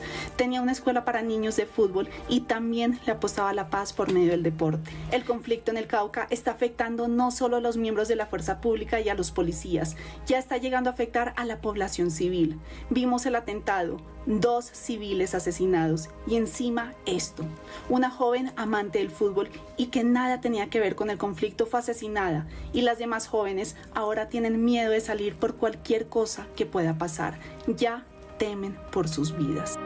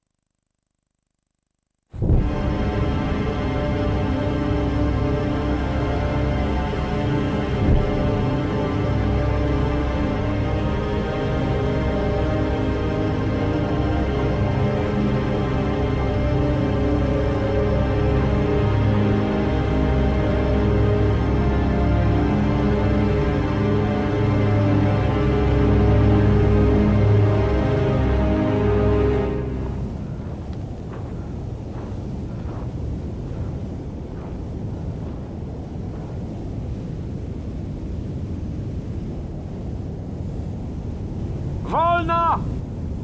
Okay!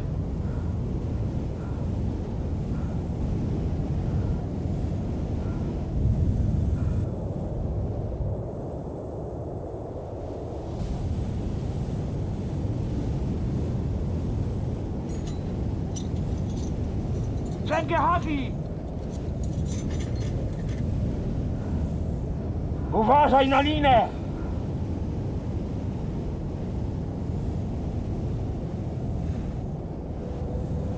Lina wolna! Okej!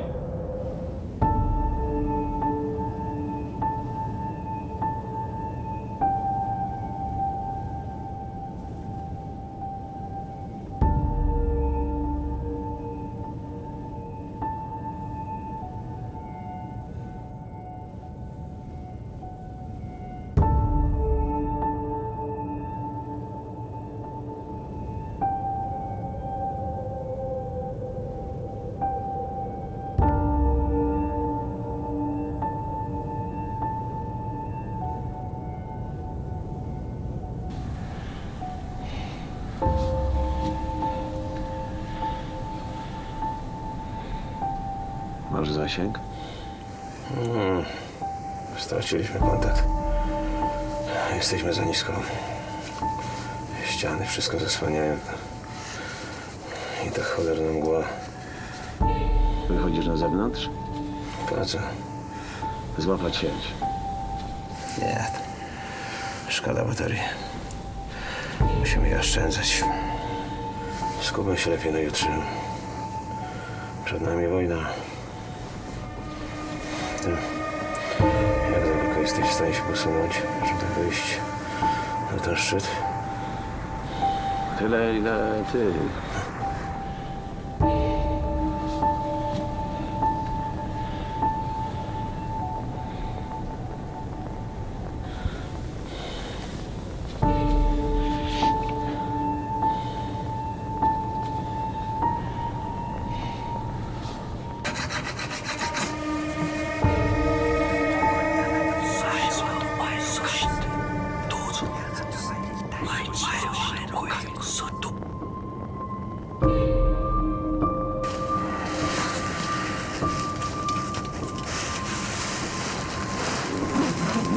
Szanowni Państwo, przechodzimy do głównego punktu dzisiejszego programu. Jak co roku na największym festiwalu największego wydarzenia w świecie wspinaczy. Ogłoszenie wybranego przez jury alpinisty roku. Do finału dotarło 2 wybitnych wspinaczy. Wspinacz A, od lat znany z wytyczania najwyższych dróg w górach. Jego ostatnie dokonanie zostało wpisane do Księgi Wyczynów oraz odbiło się głośnym echem w światowej prasie. Znany i lubiany. Czy i tym razem zapisze się złotymi zgłoskami w historii wspinania? Wspinacz B to prawdziwy weteran górskiej sceny. Najszybszy w wysokich górach. Najszybszy i najwyższe. Rozumiecie Państwo, jaki mamy zestaw? Jego tegoroczna wspinaczka w lodzie, bez asekuracji na najtrudniejszą górę świata wydaje się nie do pobicia. Który z nich okaże się lepszy? Nagrodę dzisiejszego wieczoru odbierze najszybsze. Zapraszamy na scenę!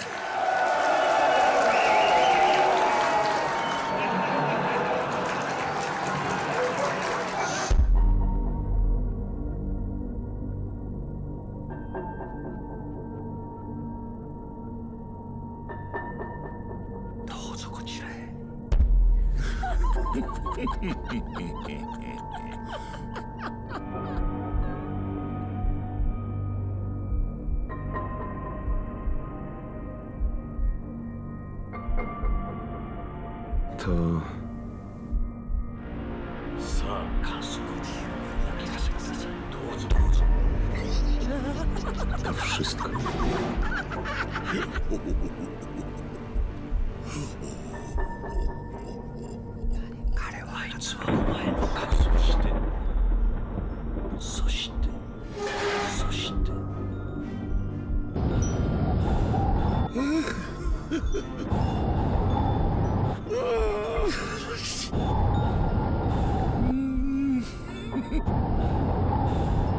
Zielone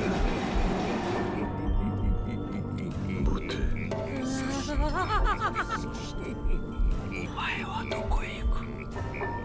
Zapraszamy na scenę.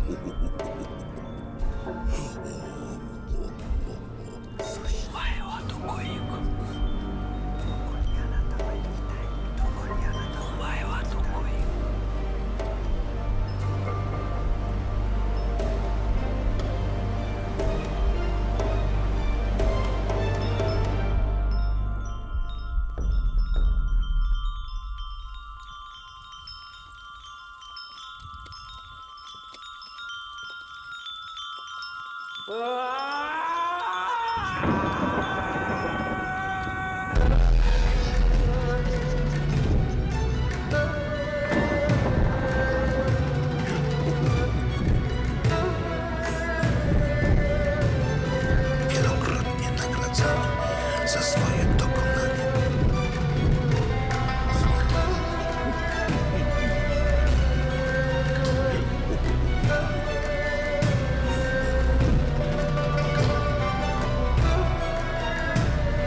Czyli tym razem zapiszesz ich złotymi zgłoskami w historii wspinania.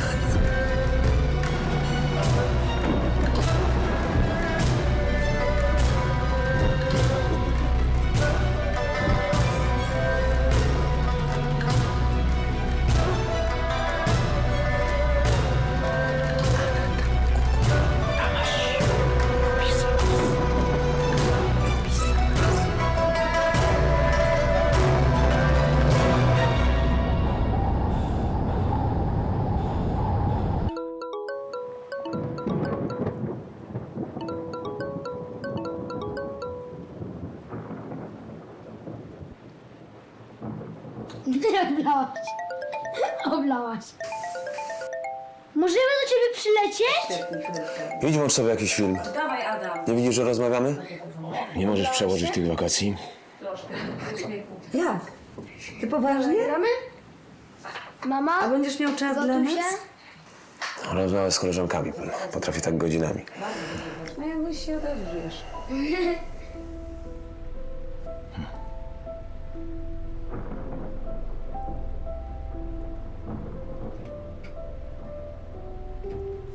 Wciąż go nie ma. Mówi, że masz już dość jego opowieści o domu. Tak. Muszę przypominać, co my tu przeżywamy, kiedy wy jesteście poza cywilizacją.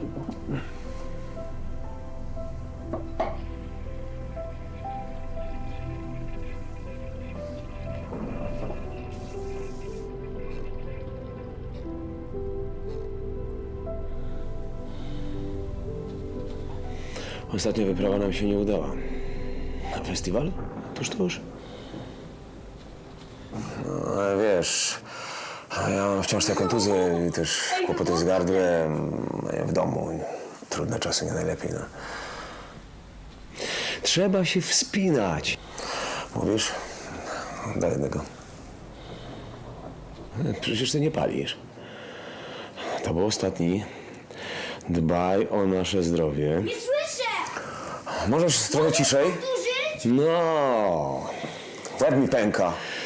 To jedziemy. Śmieci!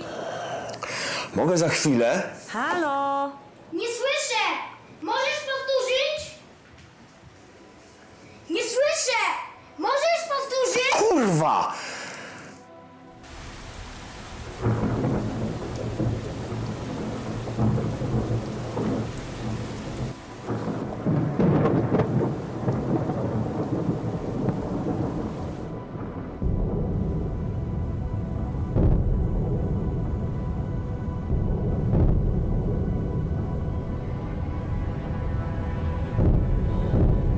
Los, kurwa!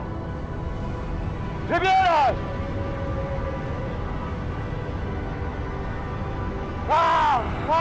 Kurwa! Ja pierdolę!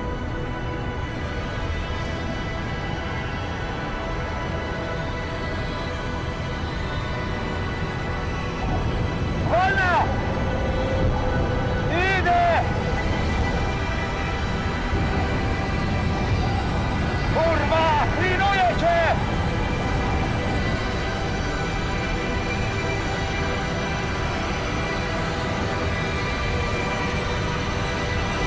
Lecę!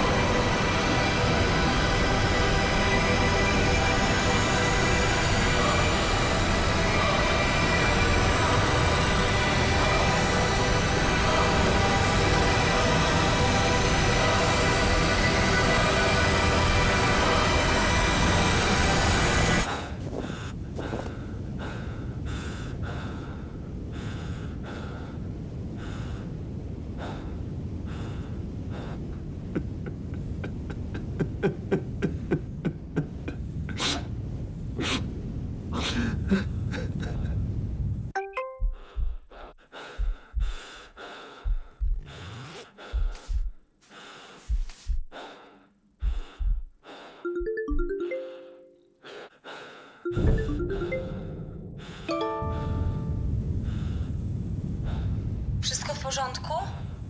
Wystraszyłam się. Tak. Sprawdzam połączenie. Szybko odbieracie. Wszystko okej. Ale tak. Myślę, że dopiero teraz czuję, zaczynam czuć, że to tak. Nie słyszę.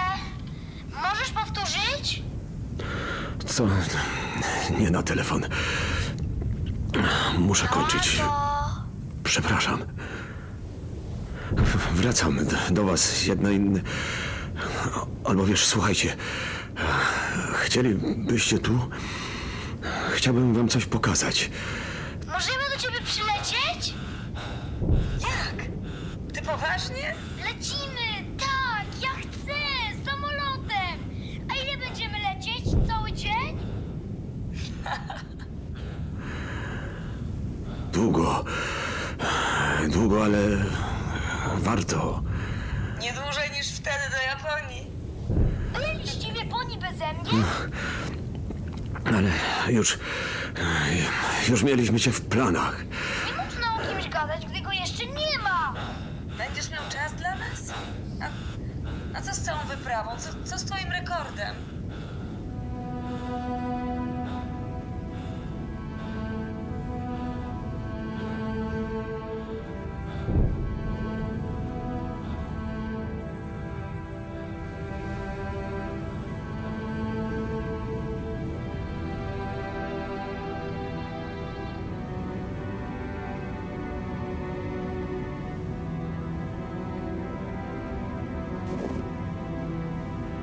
Chcę do domu.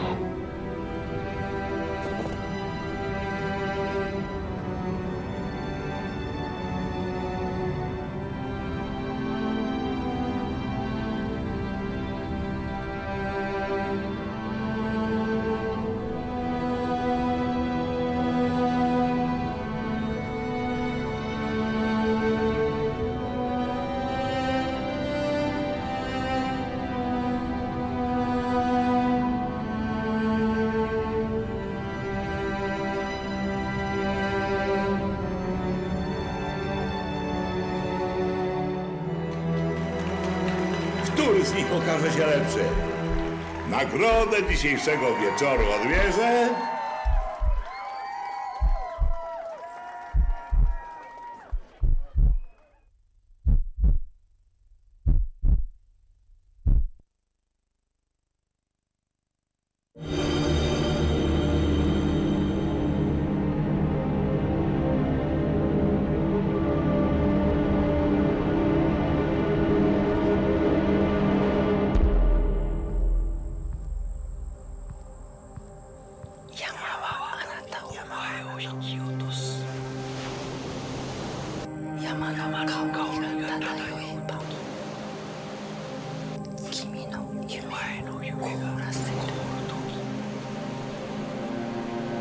Mów do mnie. Prowadź mnie.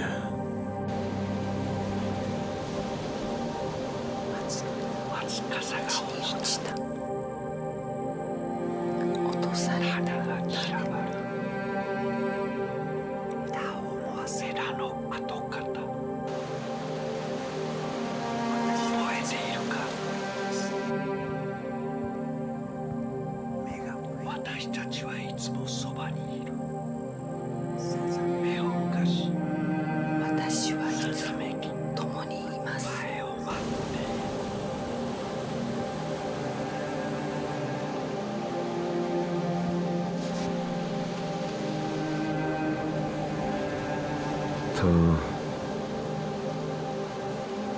wszystko. 聞こえるか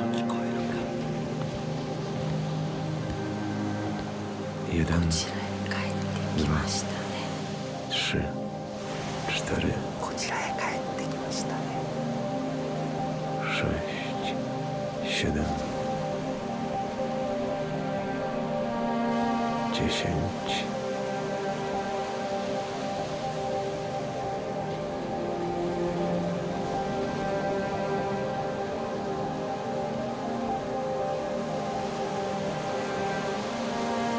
wróciłem.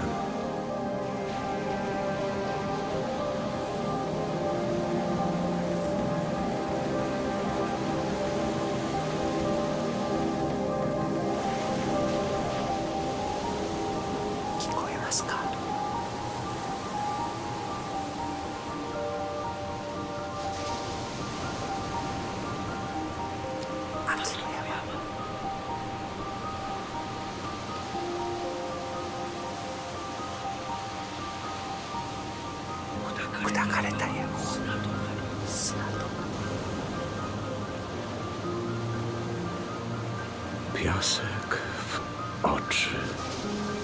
Zmieniła się.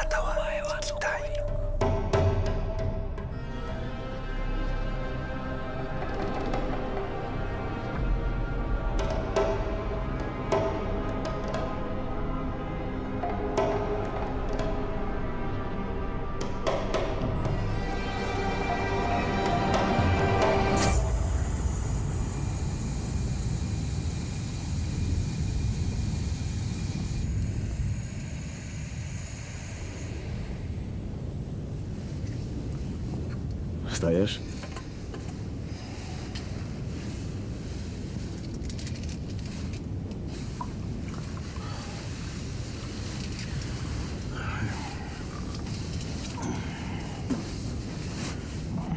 Jak się spało?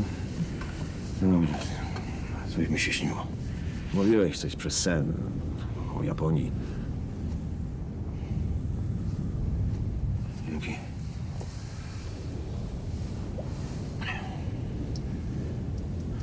O, mam zasięg. Gdzie dzwonisz? Przy domu.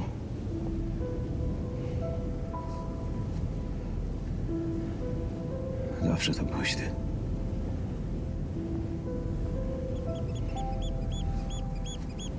Ty byłeś moim znakiem.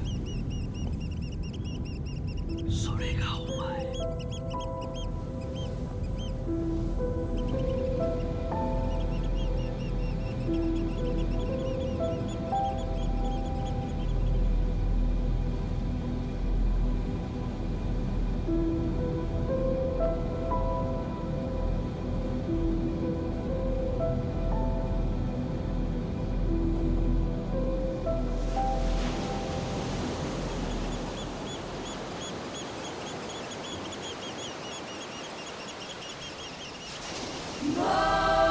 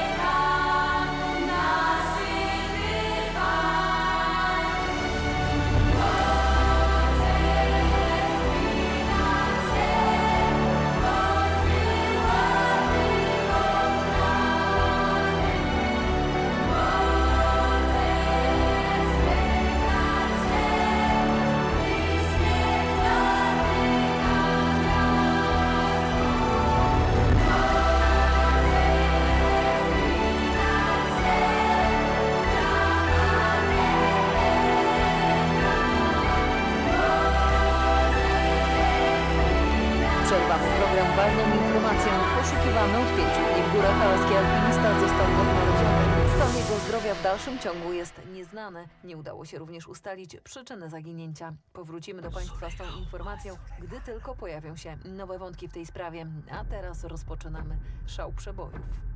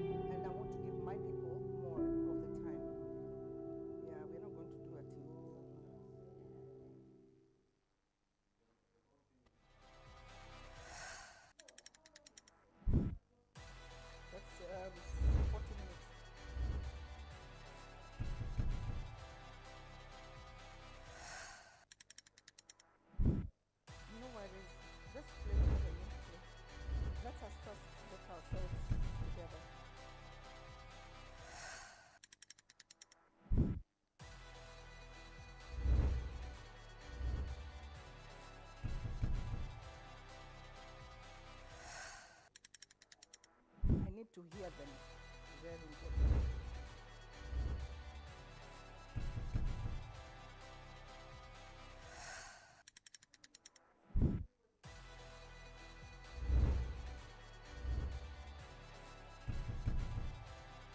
Cheza whichever you want to cheza.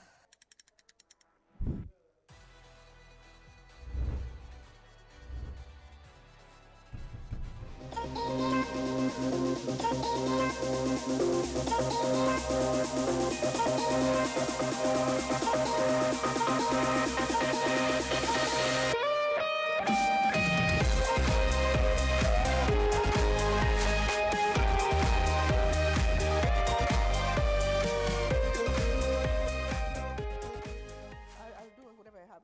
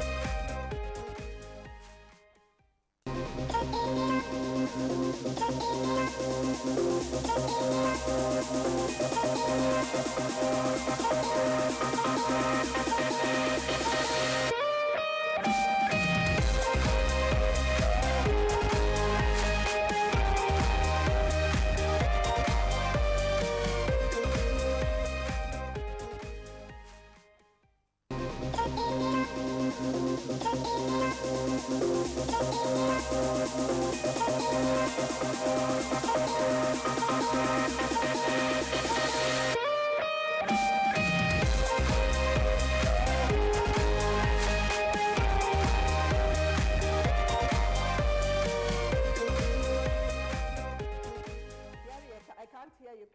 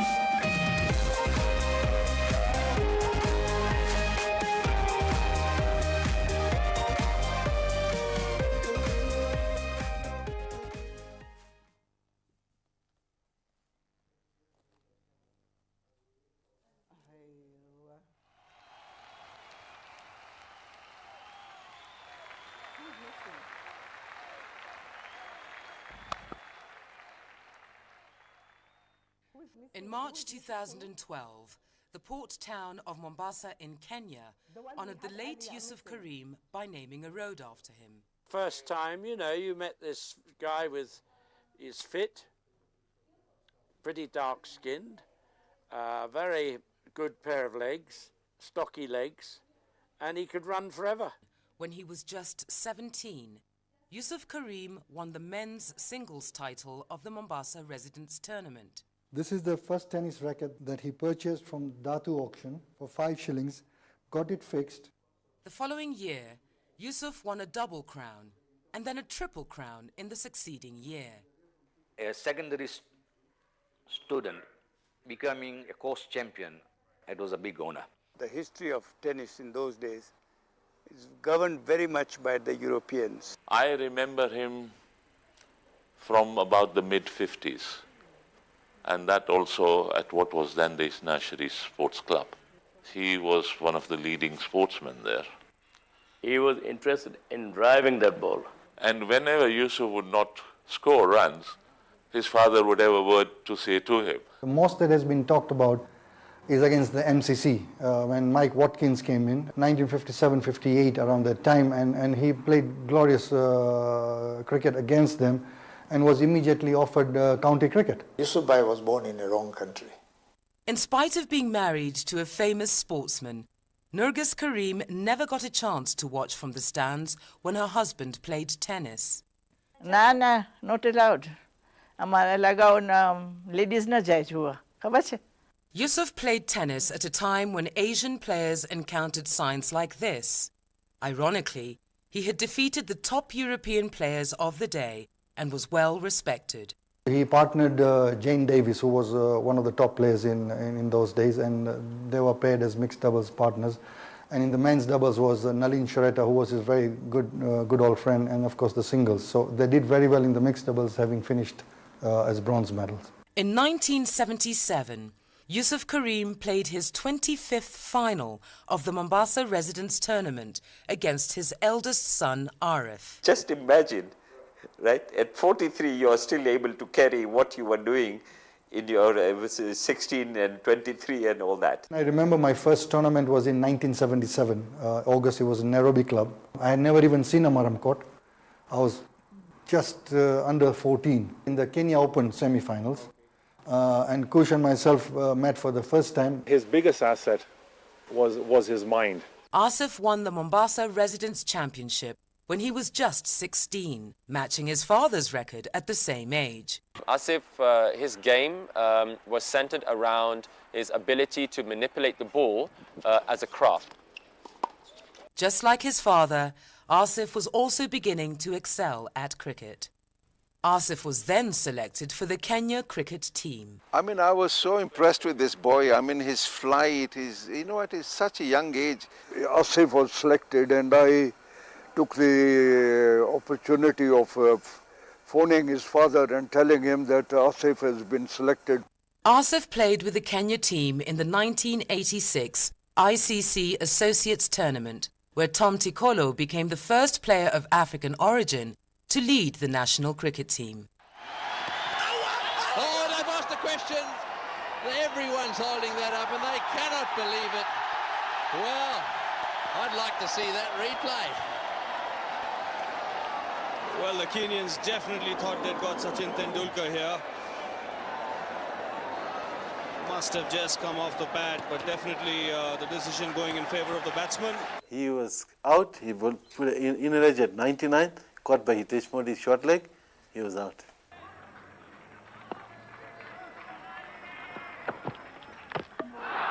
And that's it. Inside edge onto the stumps. Cameron Coffey goes. That's the end. The Kenyans are elated. Well, it's like, the national football team, the Harambee Stars, beating Brazil at a World Cup tournament. Then it's spinning away.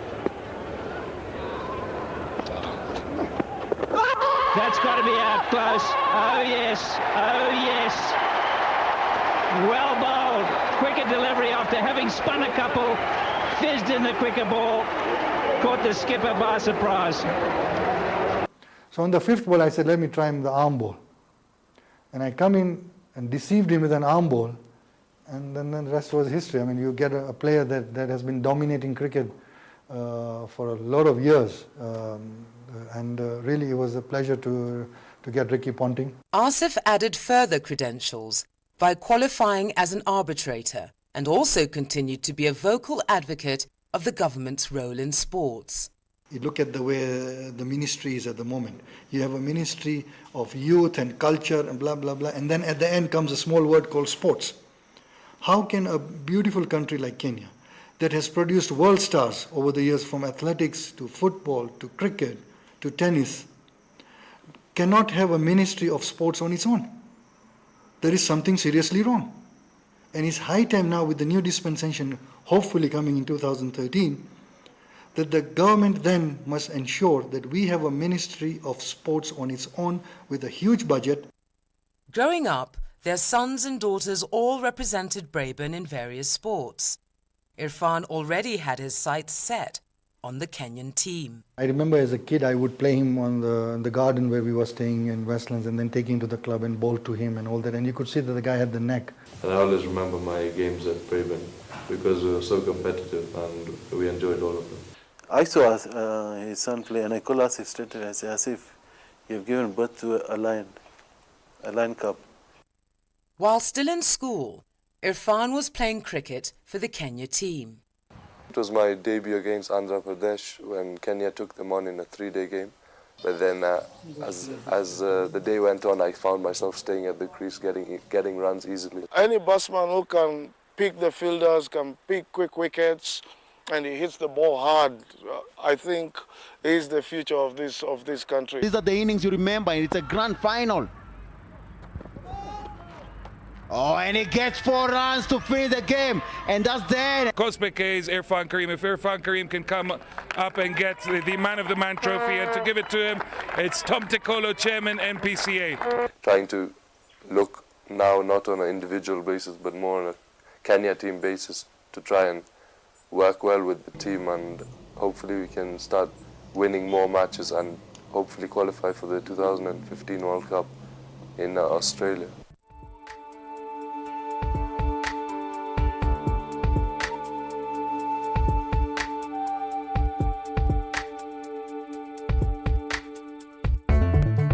Yusuf Kareem's achievements are immortalized by this road named after him in Mombasa.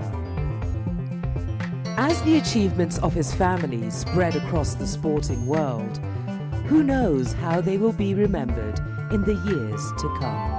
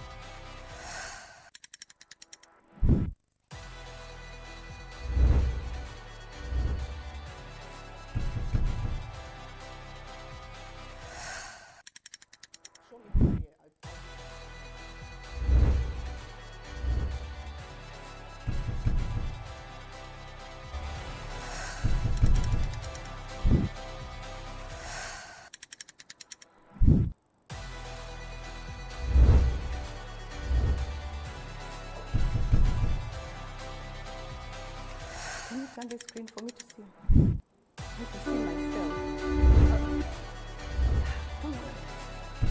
Sijaona venye nimesema. Kama niko na stima.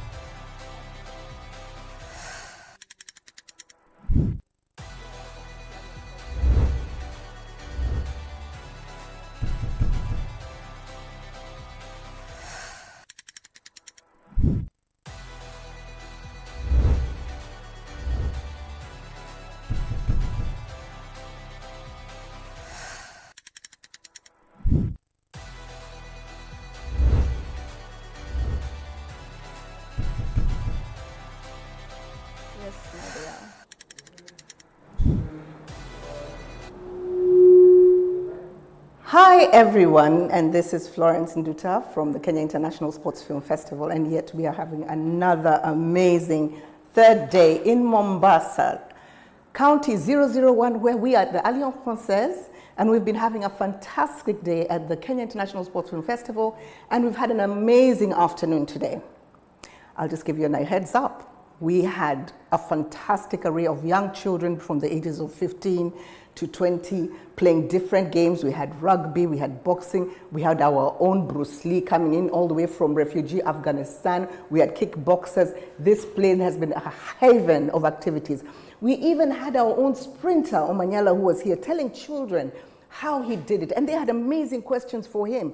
How do you get through injury? What is the mental torture that you go through? How do you get back when you have failed? And he was so amazing to answer them all these questions. But let me tell you one thing that is actually happening right now that I am so intrigued. Have you guys heard about walking football? Yes, I didn't mince my words. I said walking football. And what is its potential in Kenya? Or rather the whole world? I've never heard about walking football. So I have my friends with me today, and I'm just going to ask, where are you? Can we have Mr. Kiarie Mwangi? Are you with us? Can you hear me, sir? Yes, I can hear you, Nduta. Hi, there you Good are. afternoon. Good afternoon. How are you? You guys have been walking and having so much time and you didn't tell me. No. Because I'm hearing you excited at the walking football prospect. We need to recruit you. Quickly, I am at that age. Nimefika pale. I'm sure even those ladies who are with you, they understand miguu inauma. For those who are away, they understand when you say miguu, the legs, the knees, and we cannot run. And guess what? Mr. Kiarie Mwangi is going to tell us how we can enjoy the game of football and we walk. Like for real. Exactly. So I'm going to do this. I'm going to let you introduce yourself. Like I told you, I'm going to give you this platform today for you guys who want to create an awareness for me.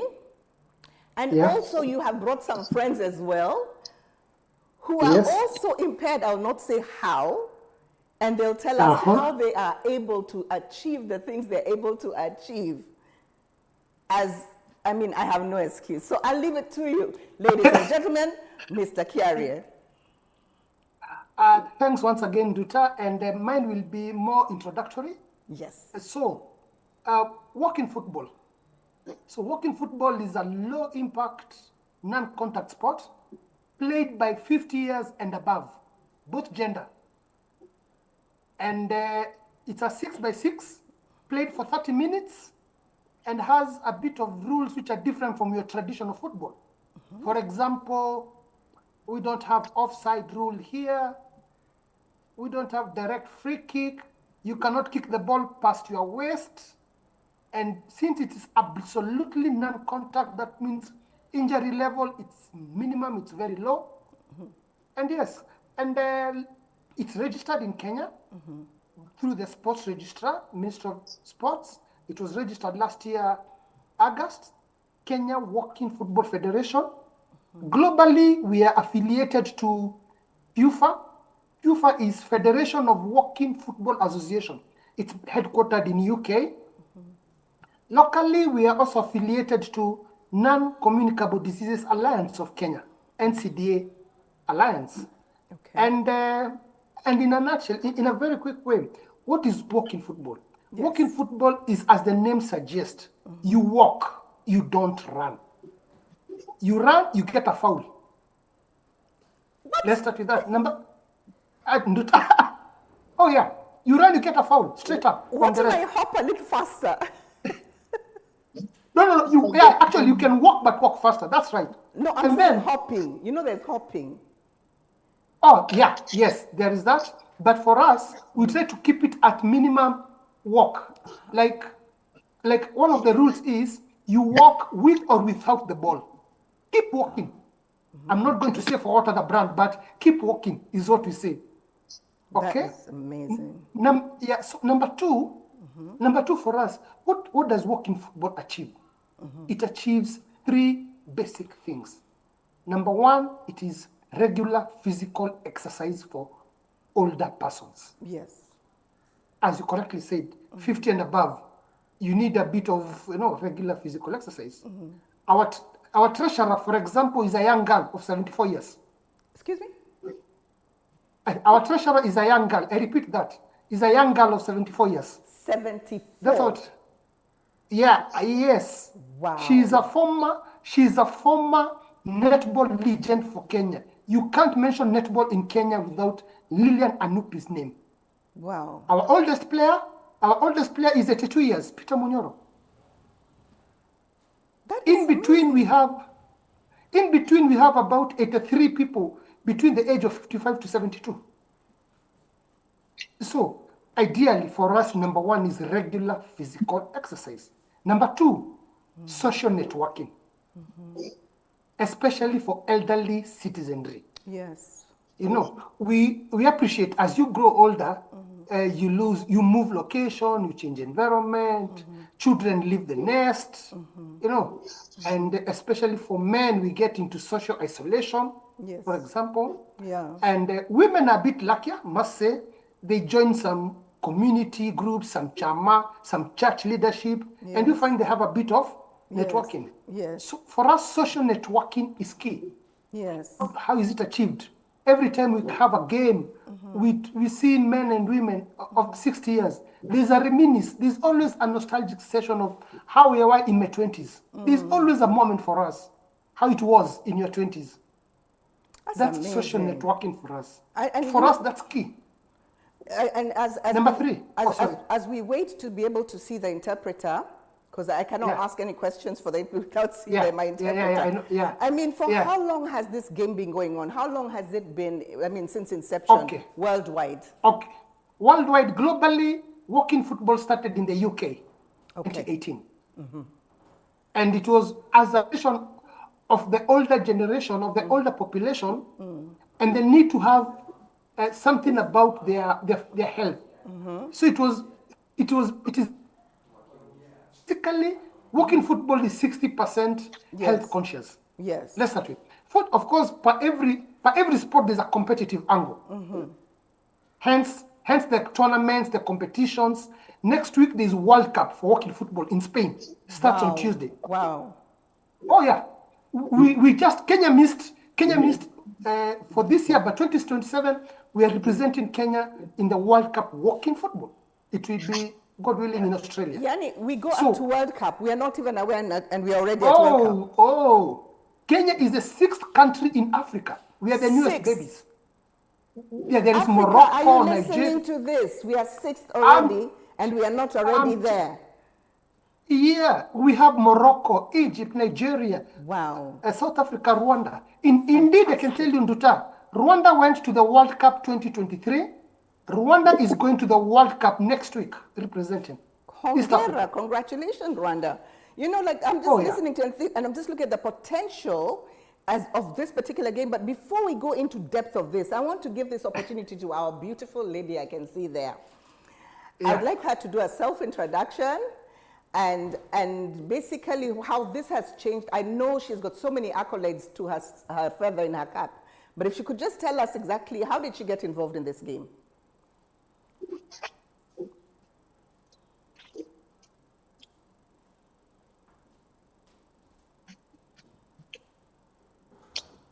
Good afternoon. Good afternoon. My name is Patricia Mlongo. Hello. I am a deaf person and I'm happy to join and meet all of you. I am a sport person. Since a long time ago, she played handball. She has a certificate as a handball referee. Now I work with walking football and coordinates for deaf people.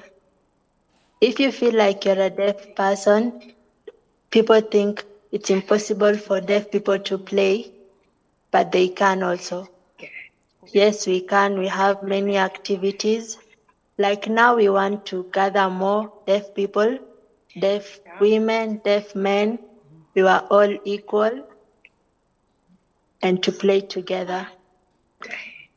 Because at the time, like a deaf person becomes old, they stay in isolation and alone. They have no idea that they are a deaf person. And when they are older, their social goes down. So they had this idea not to leave out deaf people in isolation, but come together and play walking football. Deaf people were interested in this, and that's how we started deaf walking football in Kenya. From the time we started, the number increased and more came. They were curious on how walking football and how deaf people were included, and it was never heard of before. So people were interested, wanted to join. So we have hope that with time, walking football for deaf people will continue to spread throughout to all 47 counties in Kenya. I am happy to be part of it, to be part of walking football in Kenya. Wow. She wants to show hearing people that deaf people also can. Thank you. Thank you. I wanted to ask, apart from now, when you have, what is the difference between a person who can hear well and play football, because you can hear somebody screaming, somebody coming towards you. For a person who does not hear, I know your senses must be much higher. What is it that actually cues you to know that I can turn around, somebody is behind me, is going to push me? How do you are able to maneuver all? What senses do you have? I mean, I'm coming from a point innocently of, I don't know.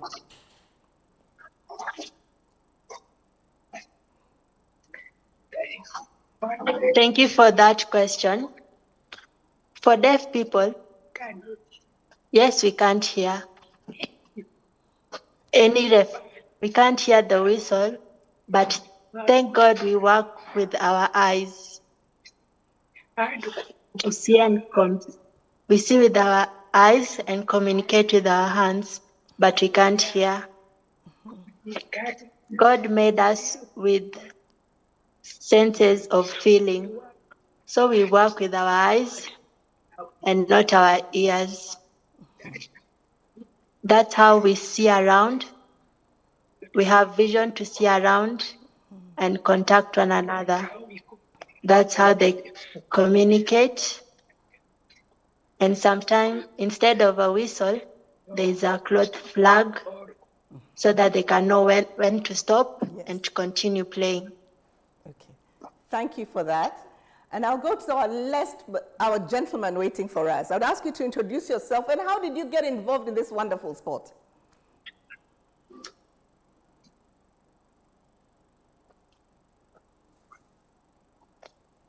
First, I want to say good afternoon and thank you so much for welcoming him to Walking Football. I want to thank my friend Patricia, who has led me to get involved in Walking Football. I've known her for years now. My name is Peter Kalea. Since a long time, the sports idea in Kenya. He's also a chairperson of the Deaf Football Federation. Also in Africa, sports, it means he wants a lot of deaf people in Africa to be involved with. Same other sports he's in is the board committee meeting in the world. He's been working for years and getting deaf people involved in sports. Walking football, the same. He's happy to see the improvement. Thank you. Thank you.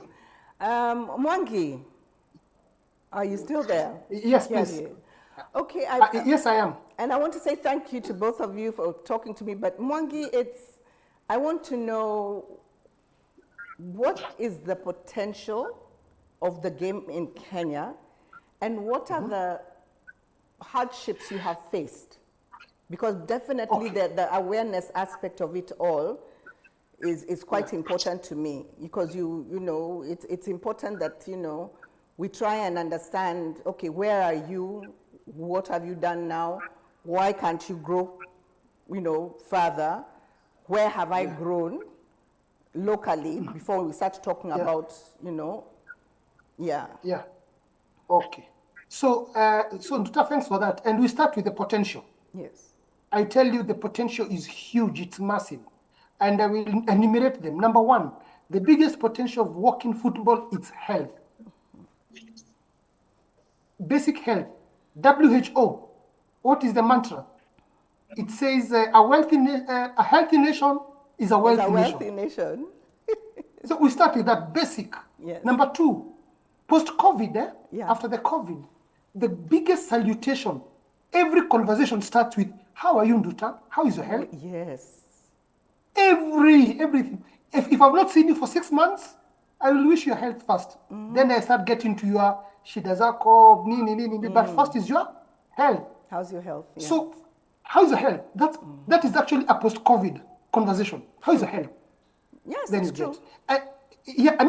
And quickly I can tell you, even in workplaces, when you come in the morning and the boss looks at you and akwambia, you know what, Nduta, just take a break today, you don't look well. No, health. And, There's a health. And hands you a mask. That one. So for us, number one is, what is the future? What is the potential? Yeah. Is a health conversation. Yes. Now we are more open to our health status.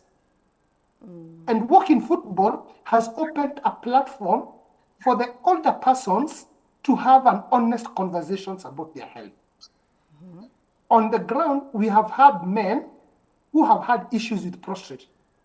They won't talk Like about it. now they are unable to come and tell the wife, they are unable to come and talk to their children about their prostate. But at Walking Football, it creates a safe environment. So an old man can quickly say, you know what, I've been having some challenges, and what do you think I need to do? It is in a safe environment with peers, no judgment. So the potential is number one on the health. But B, there's something called palliative healthcare. Palliative healthcare is generally preventative health, which is largely due to regular physical exercise. Okay. We still take bodabodas where we used to walk. Yeah. Right? But like now, okay, how many counties are you in? Sorry? How many counties are you in Kenya? We are in 5 counties so far. In 5 counties. We launched in Mombasa. Yeah, currently the most recent is Migori. That's Migori, that's the recent county. Okay. So the potential is, number one, to have this health conversation at county level. Okay. Number two, the other potential is engaging the corporates and organization in including Walking Football in their activities, team building, sports day, because they have all the stuff. Okay. Currently, if you look around most corporates, they have activities, they have your general activities for your average 20, 30-year-old staff. Yes. The people who are, sorry? No, I totally agree with you. Totally agree with you. Okay. So that's number two. Yeah. So we want to have an activity called Walking Football for the big bosses. For the boss Nduta who comes to the field, kicks the balls katikati at Mpire Meanza, kicks the ball up, then goes and sits in some shade, some tent somewhere, waiting to give awards at 4 p.m. Thank you, Mwangi, for talking about me. Okay, sawa, they have had. They have had. Nimekubali. But Number 3. We are kind of short of time, as you all know. But what I may say strongly I've taken away, and I've had to talk to a lot of people. I think I've spoken to you already. You have one interested person. And I want you to take full advantage of this connection, which I've given you behind the scenes. Ladies and gentlemen, I will not tell you who it is. But however, you see around you, wherever you are in this world, there is a potential for everyone. There's no excuse. As you know, we all went through COVID. And the first thing I even remember, and you've just reminded me, Mwangi, is that we used to write emails saying, I trust you are well. Aha. Yes. Yeah? Yes. And now we know yes. what that yes. is all about. But ladies Yes, and gentlemen, yes. you are well. And I believe that everybody who has listened to these three amazing people know that you can change. You have no hindrance. Whether you are deaf, I actually watched a film of blind football. So there is no choice for anybody whatsoever not to go out and enjoy themselves and be healthy. So ladies and gentlemen, here I am signing out, Florence Nduta from Kenya International Sports Film Festival, the 8th edition in Mombasa at Alliance Française. Au revoir, and keep on watching us as we have much, much more. Tomorrow I'll be announcing the final films that have been judged, and I hope you'll be there to see if some of you win. Au revoir.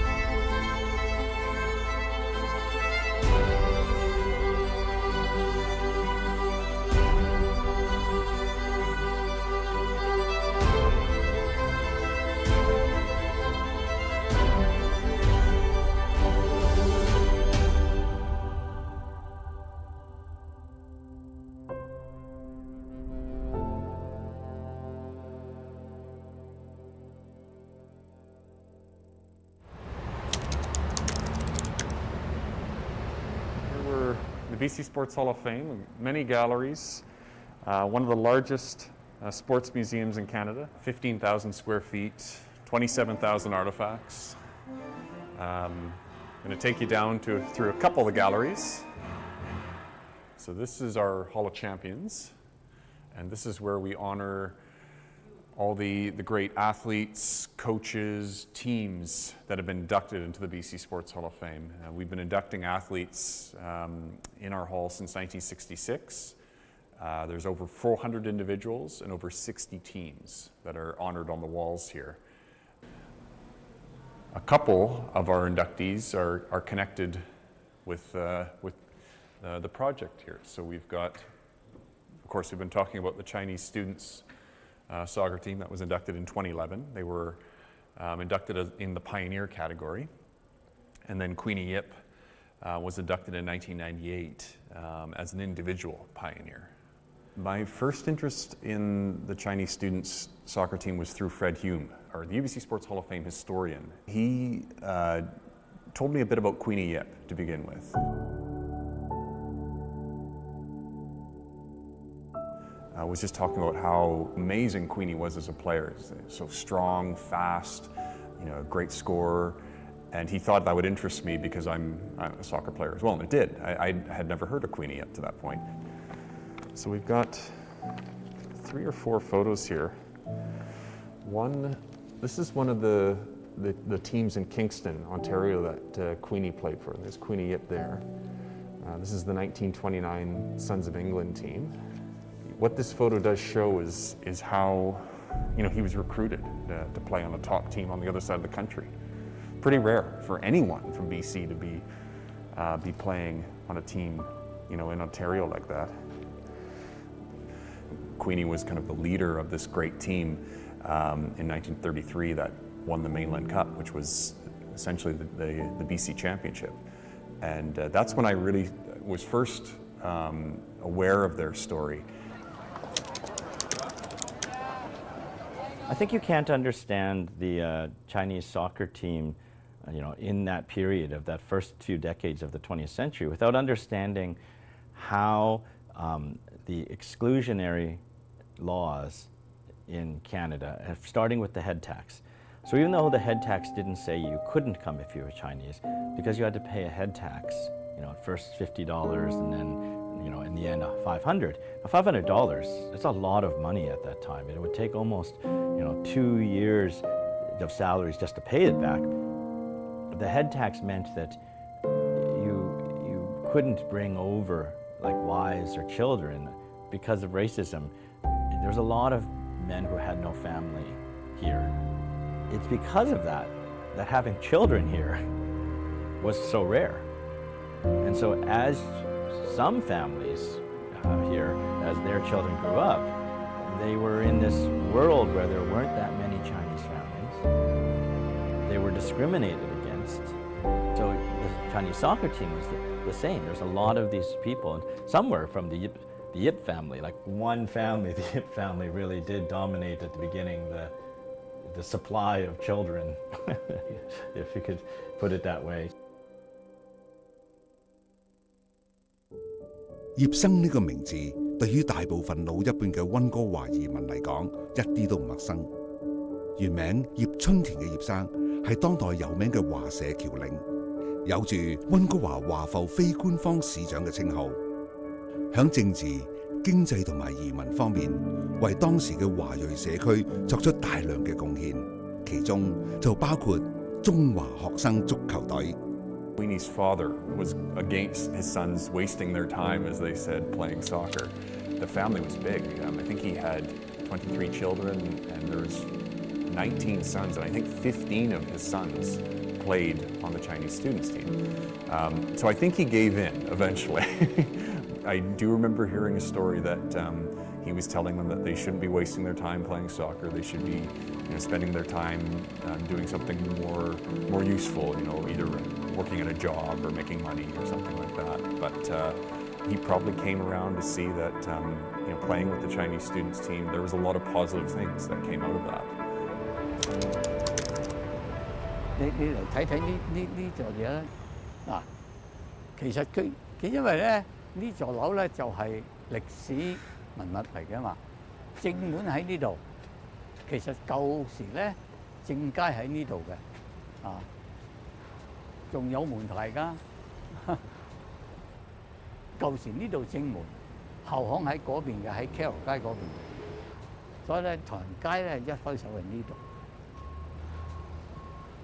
舊時咧呢個地方咧就係好，即係好沼澤區嚟嘅。我哋叫沼澤區係濕地。嗰陣時咧就唔係咁好嘅地方。其實好嘅地方咧高啲地區，因為呢度濕地嚟㗎嘛，咁咧就喺呢度咪居住嘅，即係冇人咩咯。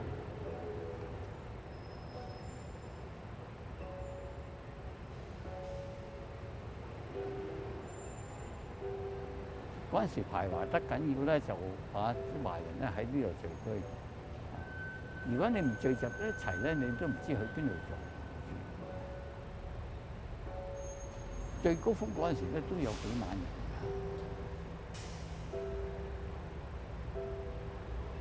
I'll give you examples of how everyday life might be shaped. Voting, you're not worrying about it day to day, but you want to go see a movie. In 1930s, the movies are now, there's new movie theaters popping up everywhere. In Vancouver, if you went to see a movie and you were Chinese, you had to sit in the balcony, not on the main floor. So that wasn't the law. It was just a rule that white customers watching the movie could sit on the main floor. If you weren't white, you had to sit in the balcony. Now, you still saw the movie, but you had to sit with your friends and if you had white friends, they could come sit with you. They had a choice. They could sit upstairs, downstairs, balcony, or on the main floor. You only had a choice to be in the balcony. Swimming pool, the first public swimming pool in Victoria, in Vancouver, they were public swimming pools. If you're Chinese, you couldn't swim on the same day as others. If you were white, you could swim in there anytime you wanted. But if you're Chinese, there's a special day for you. And if it wasn't that day, you couldn't swim in the swimming pool. So you can understand how motivated they were to prove that they weren't inferior, that they should be treated, the same. They weren't just equal, but I think they were so motivated, and so angry, you could say, and they channeled that anger into playing very hard on the field. And so again, this idea of this team of young men, they represented not just themselves and their families, but the whole community of all those who were Chinese, who weren't being allowed to belong, that were being discriminated against. In other words, yes, we're being discriminated against everywhere else, at school. There are certain jobs that you couldn't have if you were Chinese. You couldn't vote if you were Chinese. Even if you were born here, you were considered an alien that didn't belong here. But if it's a game, if it's sports, and it's the same rules, we will beat you. In the central school, that's near Chinatown, the public school. We were there, and lots of Chinese boys there, and we were all playing football, soccer. And then we were so good, we played for the Central School League, form a team. The team is 1918, with 9 Chinese in the team, only two white guys in the whole team. We win our district, and we play the other district. We win them all, see? And everybody got the gold medal and the cup for the team. We were so good, we think we were very good, you see? So we formed Chinese Student Football Club. The interesting story is that when they were trying to join one of the local leagues, there was a bit of a mistake, on the application. So instead of joining like a youth league or a junior league, because they were all high school students, about 16, 17, 18 years old, the application, somehow there was a mistake, and they were put in the senior league. So they were playing against grown men and some of the top teams.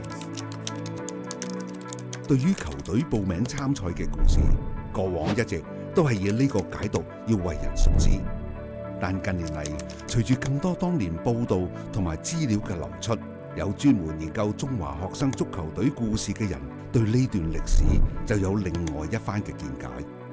Well, according to interviews with some of the players, the Bank of Montreal did register them for the league, and it was an error.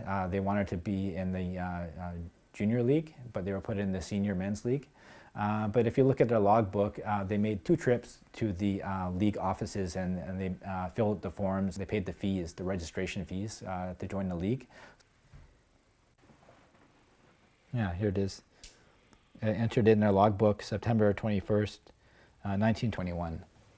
Entered in the 3rd Division Football League, $12.50. Went back the next day, paid players' registration forms for $1.40. Looks like they registered themselves. If someone else would have paid for it, they wouldn't have to put the expense down in their book, so it's their expense. It shouldn't be an accident, yeah. Chinese students, they're having a meal probably at the Suwa restaurant or one of the restaurants they frequented. And their manager's coming along to join them. He walks in, and here he tells them that they've been enrolled in the senior league, and they all think they're going to go into the junior league, and you can see them all spitting out their drinks, and they just scratching their heads like, what? We're going to play against men? But it worked out pretty well.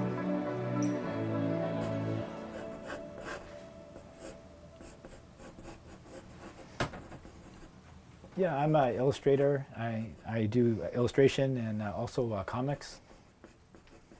When I visited the BC Sports Hall of Fame, and I was just looking for an interesting story to write about, the Chinese students stood out. Just did the adversity that they faced, and some of the characters on the team, like Queenie Yip, really stuck out to me.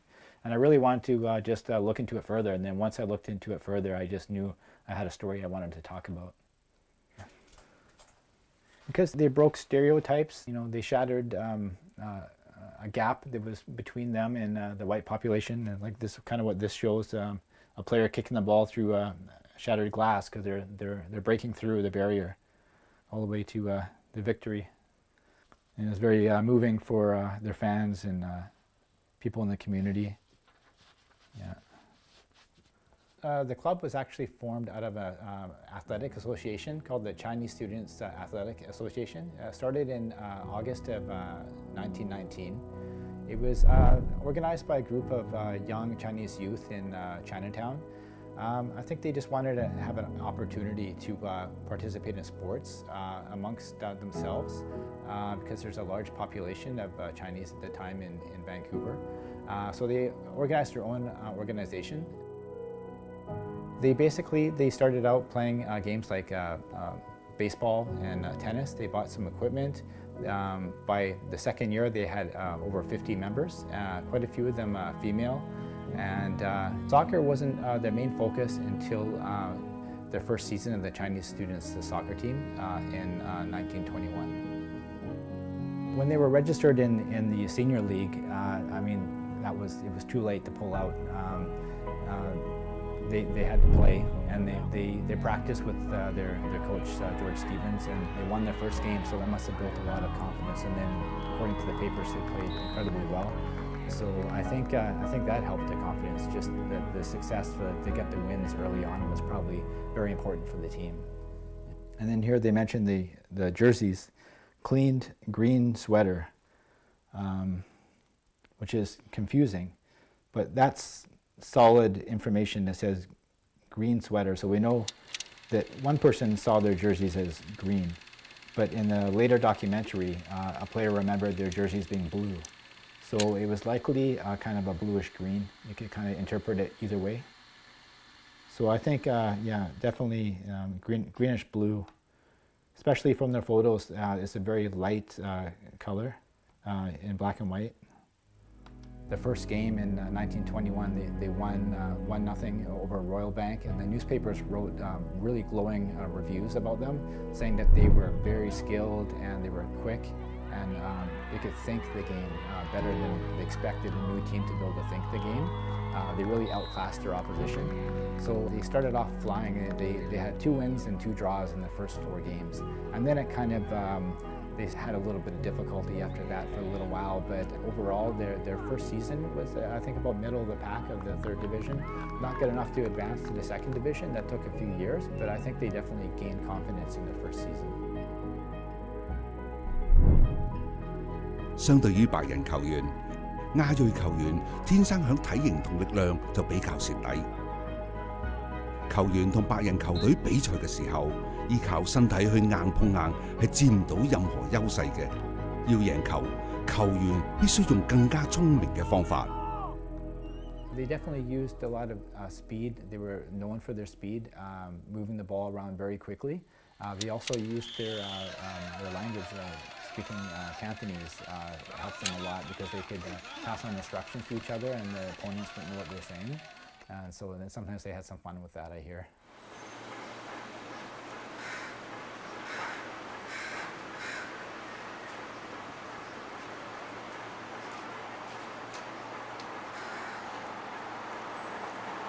我哋個家族咧係華僑嚟嘅，咁咧因為1923年個排華政策咧除咗商人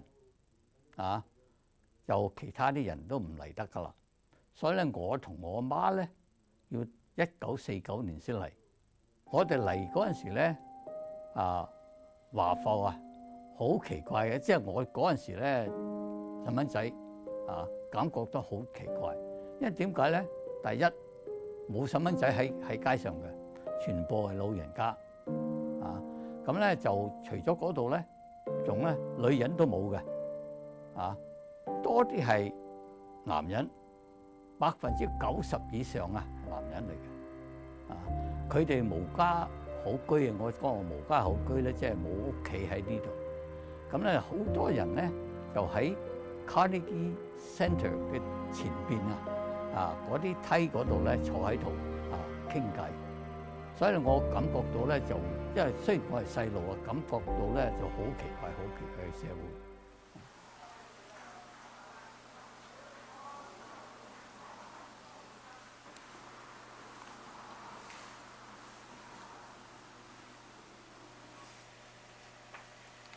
其實咧，社會嘅地位好低嘅，佢哋好少走去第二度嘅，即係唔係好似我哋而家咁去邊度都得，如果你去出咗唐人街喺外邊咧，佢有啲人鬧你噶嘛，或者打你都有啊，可以講你聽，即係我哋咧去北溫哥華嗰個 Kevin Dam 嗰度咧有個 park 喺度。我哋一班朋友咧喺度踢足球，管理嗰個 park 嗰個人咧，佢有間嘢喺度噶嘛，佢屋企都係住，咁佢出嚟咧，直情話，你哋唔可以喺呢度打足球，我話點解？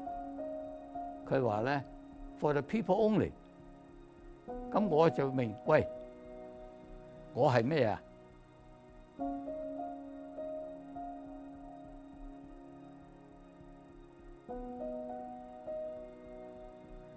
？1923年，對於溫哥華華社嚟講係悲喜交集嘅一年。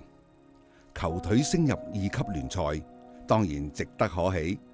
但另一方面，西部反華政客同埋全國反華輿論嘅高漲，令到加拿大聯邦政府終於要除低所謂公正嘅面具，對華人採取更為嚴厲嘅措施。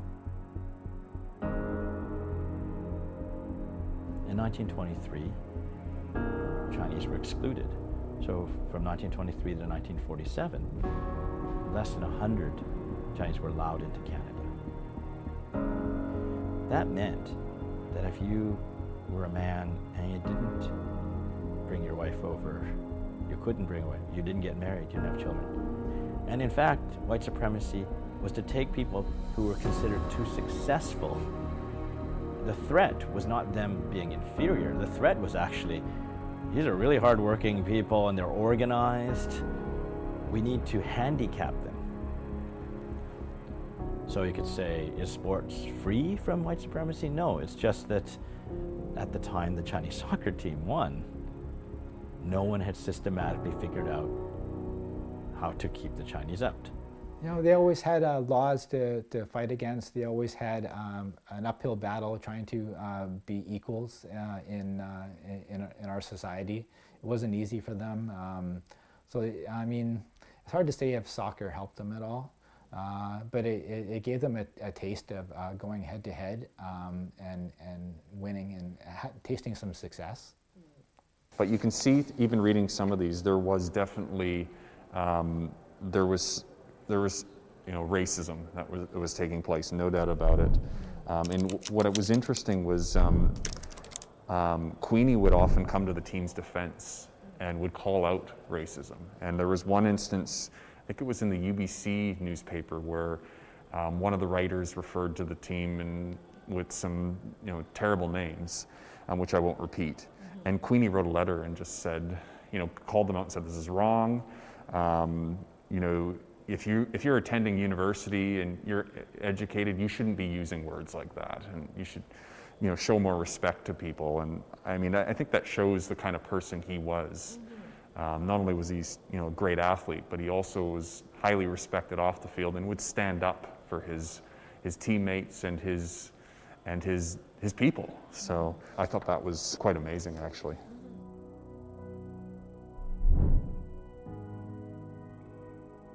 跟住嗰幾年，中華學生足球隊響整個對華社不太友好嘅大環境當中繼續前行，終於響1926年取得咗歷史性嘅突破。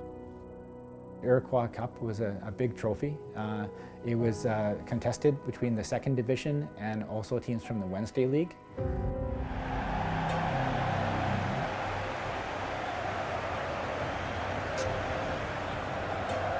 好啦，嗱，值得一提嘅就係 Carousel 係一支傳統嘅強隊嚟㗎，有住輝煌嘅歷史啊！對於年輕嘅中華學生足球隊嚟講，決賽啊將會係一場硬仗啊！比賽開始啦！嗱，兩隊好快就進入咗比賽嘅狀態啦。法定時間裏面，雙方都互有攻守啊，你來我往，毫無保留咁大打攻勢足球啊！哇，兩隊互不相讓，你入一波，我入一波。 哇！你超過我，我又追翻你喎！哇！一時間場上嘅比分變得相當膠着。Near the end of regulation, Chinese students player named Yin Yip was injured quite badly, and he was carried off the field. So this is just before the end of regulation. So then they went to overtime, and they were playing a short. He wasn't able to come back, so they were down a player.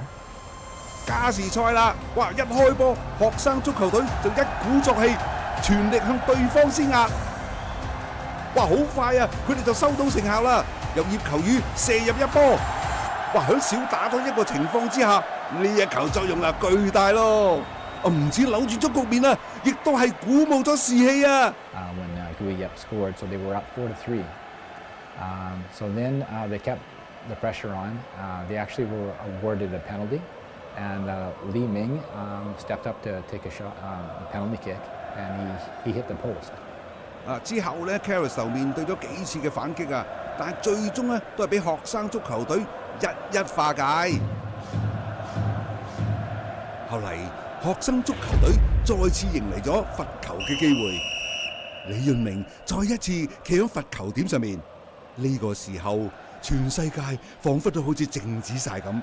靜到連呼吸聲都能夠聽得到。李潤明望一望對方嘅門將，吸咗一啖氣，向後行幾步，衝前一腳。The Chinese student supporters, there was probably about 800 to 1,000 of them. They ran onto the field, threw their hats in the air, according to the newspapers. They picked up the captain, put him on their shoulders, and he hoisted the Iroquois Cup, and they carried him off into the dressing room where they celebrated. So it was quite a scene on the field with about 800 fans hoisting the captain on their shoulders, holding the cup, and very jubilant, special time. Now the next two trophies come in two pieces. So this is the base for the Iroquois Cup, and then this is the top of the Iroquois Cup. So this trophy dates from 1907, and it lists all the winners here. We actually should probably give it a bit of a white, but I'll point out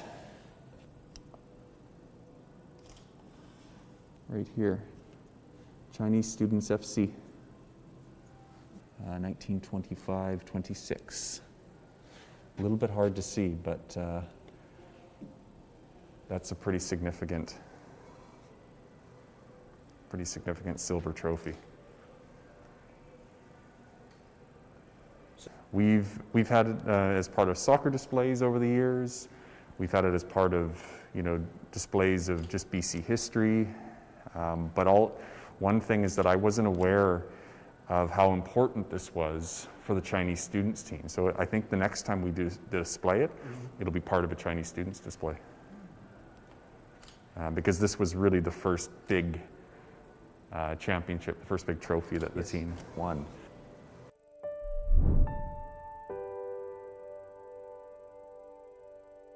It definitely is. It's one of the highlights of the team's history for sure. It's the second biggest trophy or second biggest championship that they won. So it shows that they could compete with any team in Vancouver, any team arguably in BC.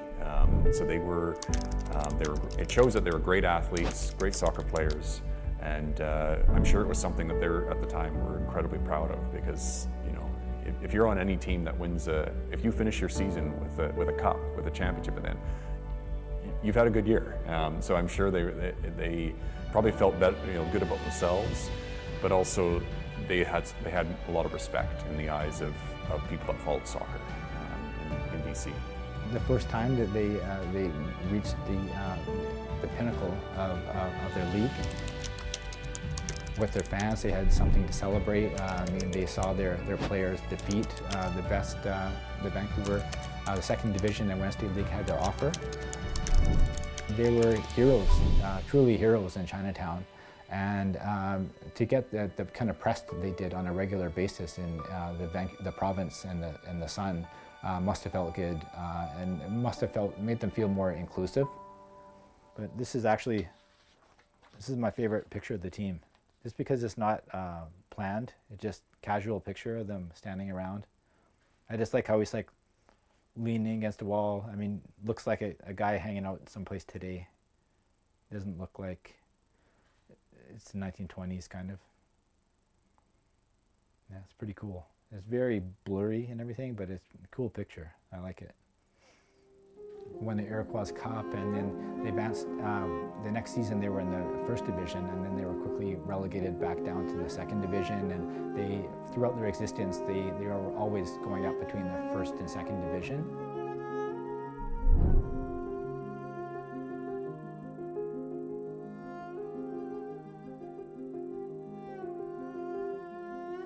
They never won a league title before, and what I mean by that is they never had the best record at the end of the regular season. All their trophies came from knockout tournaments. So for them to win a league cup would be very difficult because of the competition, the way that their competition tried so hard not to lose to them every game. It would be like today the Stanley Cup champions, the defending Stanley Cup champions, every game everyone wants to beat them. They have a target on their back. So basically the Chinese students, they had a target on their back for every game. So the knockout tournaments, you know, they could gear up for them. They only played maybe once every 2 or 3 weeks for a knockout tournament, maybe once a month. So they could really focus their energy on winning those. Soccer was one of the top sports in the province. I mean, it was soccer, boxing, hockey. So you'd get crowds of several hundred, if not, you know, a couple of thousand at matches. And you can see here, like, there has to be hundreds watching this game. So this is a shot from Con Jones Park where the team played occasionally. And this is a playoff match. It says down here, Coast League, second division playoff game, Cup finals, Point Grey United versus Chinese students in the 30s. And this is the kickoff. And the Chinese students are on this side here, Point Grey's on the other side. You can see the crowd. I mean, massive crowd. And then here's another great photo.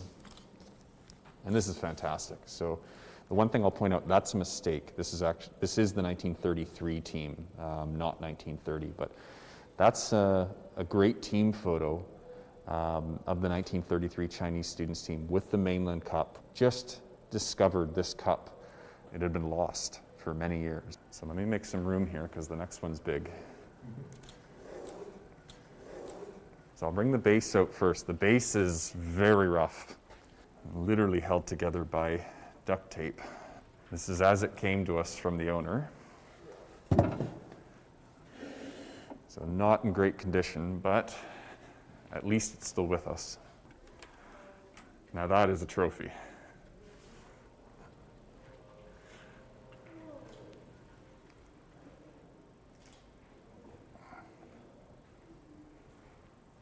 Now that is a trophy.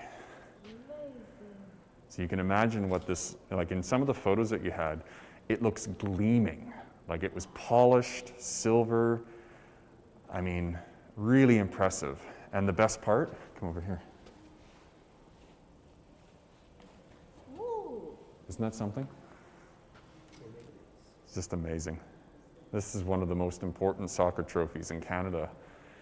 At that time, the Mainland Cup was, it was the top competition for men's soccer in BC.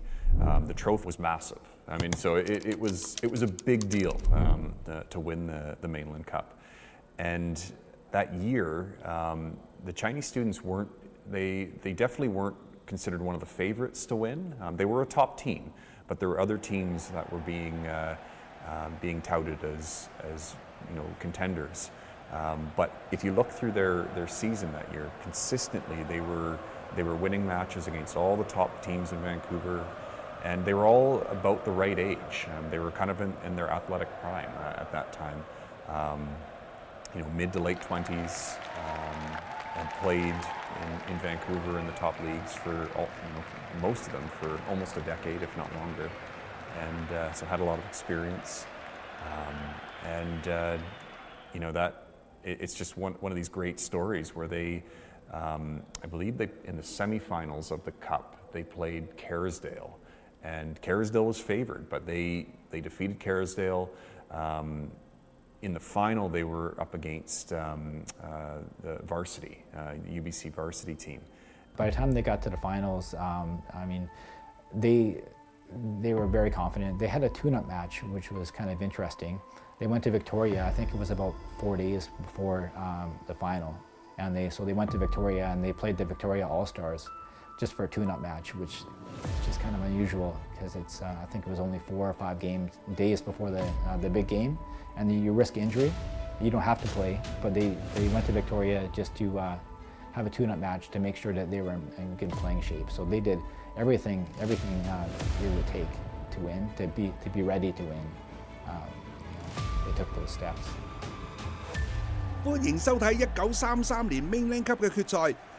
比賽係 BC 省最高級別嘅足球賽事，決賽亦都係被安排響 BC 足球界最高典堂 Con Jones 公園球場進行。決賽雙方分別係中華學生足球隊同 BC 大學隊。可以睇到雙方已經開始列隊進場啦。咁呢場比賽咧吸引咗過千名嘅球迷入場觀看啦，可以講話座無虛席啊！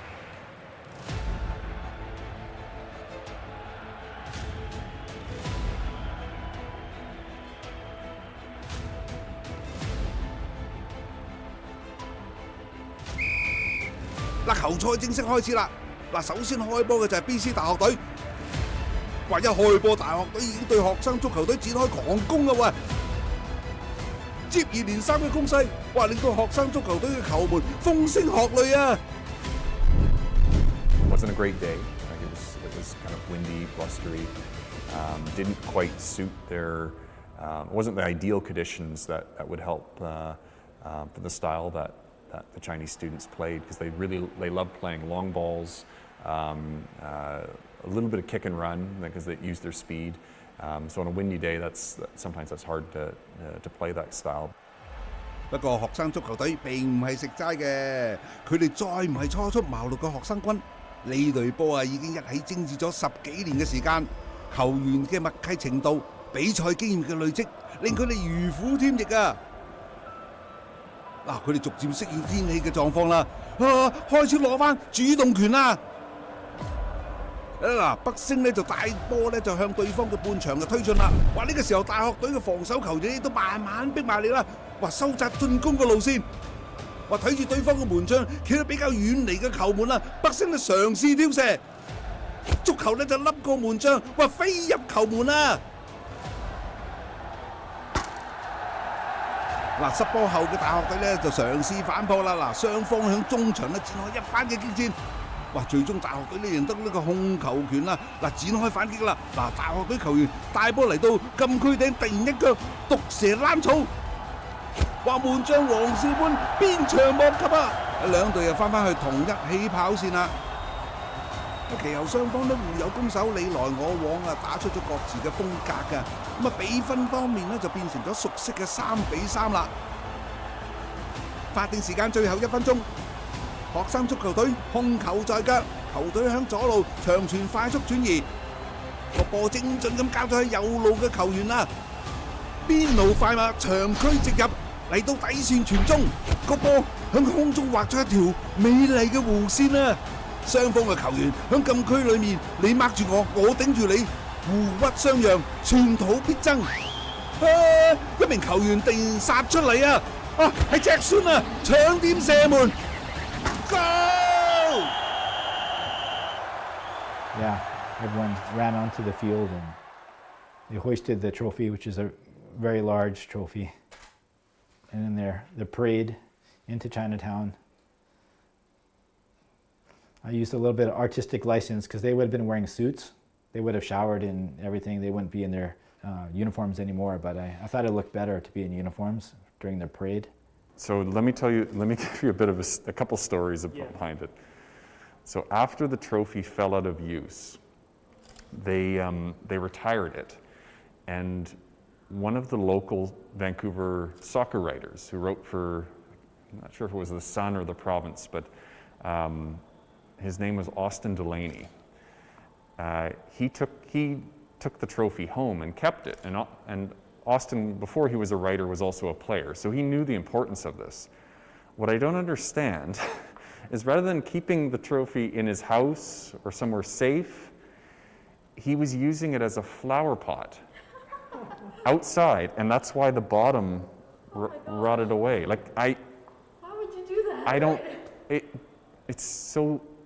don't know, it makes no sense. Wow. Such a significant trophy, and apparently it sat outside his house for years with flowers growing out of the top. Wow. So that's why it's not in very good condition. You see the photos, you know, it's impressive. It's such an impressive trophy. Like, look at that. Yeah. And I always wondered what happened to this. And so I was just amazed when the Fryatt family brought it in, and it was almost like a ghost walking in the door. But look at it, and it's just gleaming there. They must have been so proud. Yeah. This is one of the largest trophies in our collection too. We've got hundreds of trophies from all sports going back almost 150 years now, and this is one of the largest, one of the most significant. Can you imagine if, when the team won this? I wonder, did they, were they on the field holding the trophy over their heads? I mean, Yeah. It's like the Stanley Cup in size. I'm sure at the time this was bigger for Vancouver's Chinatown winning this than winning the Stanley Cup. It was just a big party. I mean, it was a night game. I believe it was on a Monday night. They had a procession going from Con Jones Park all the way into Chinatown, and it grew and grew as they went along.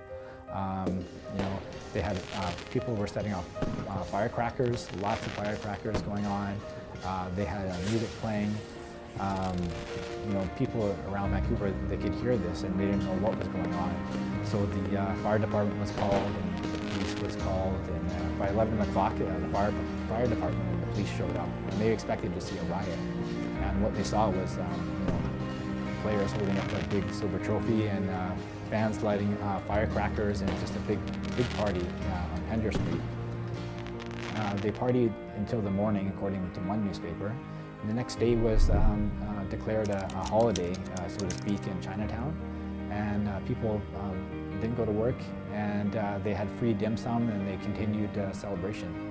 Because it was such a massive moment for the team, because that team really represented Chinatown, and to win the Mainland Cup, one of the biggest trophies in soccer in Canada at that time.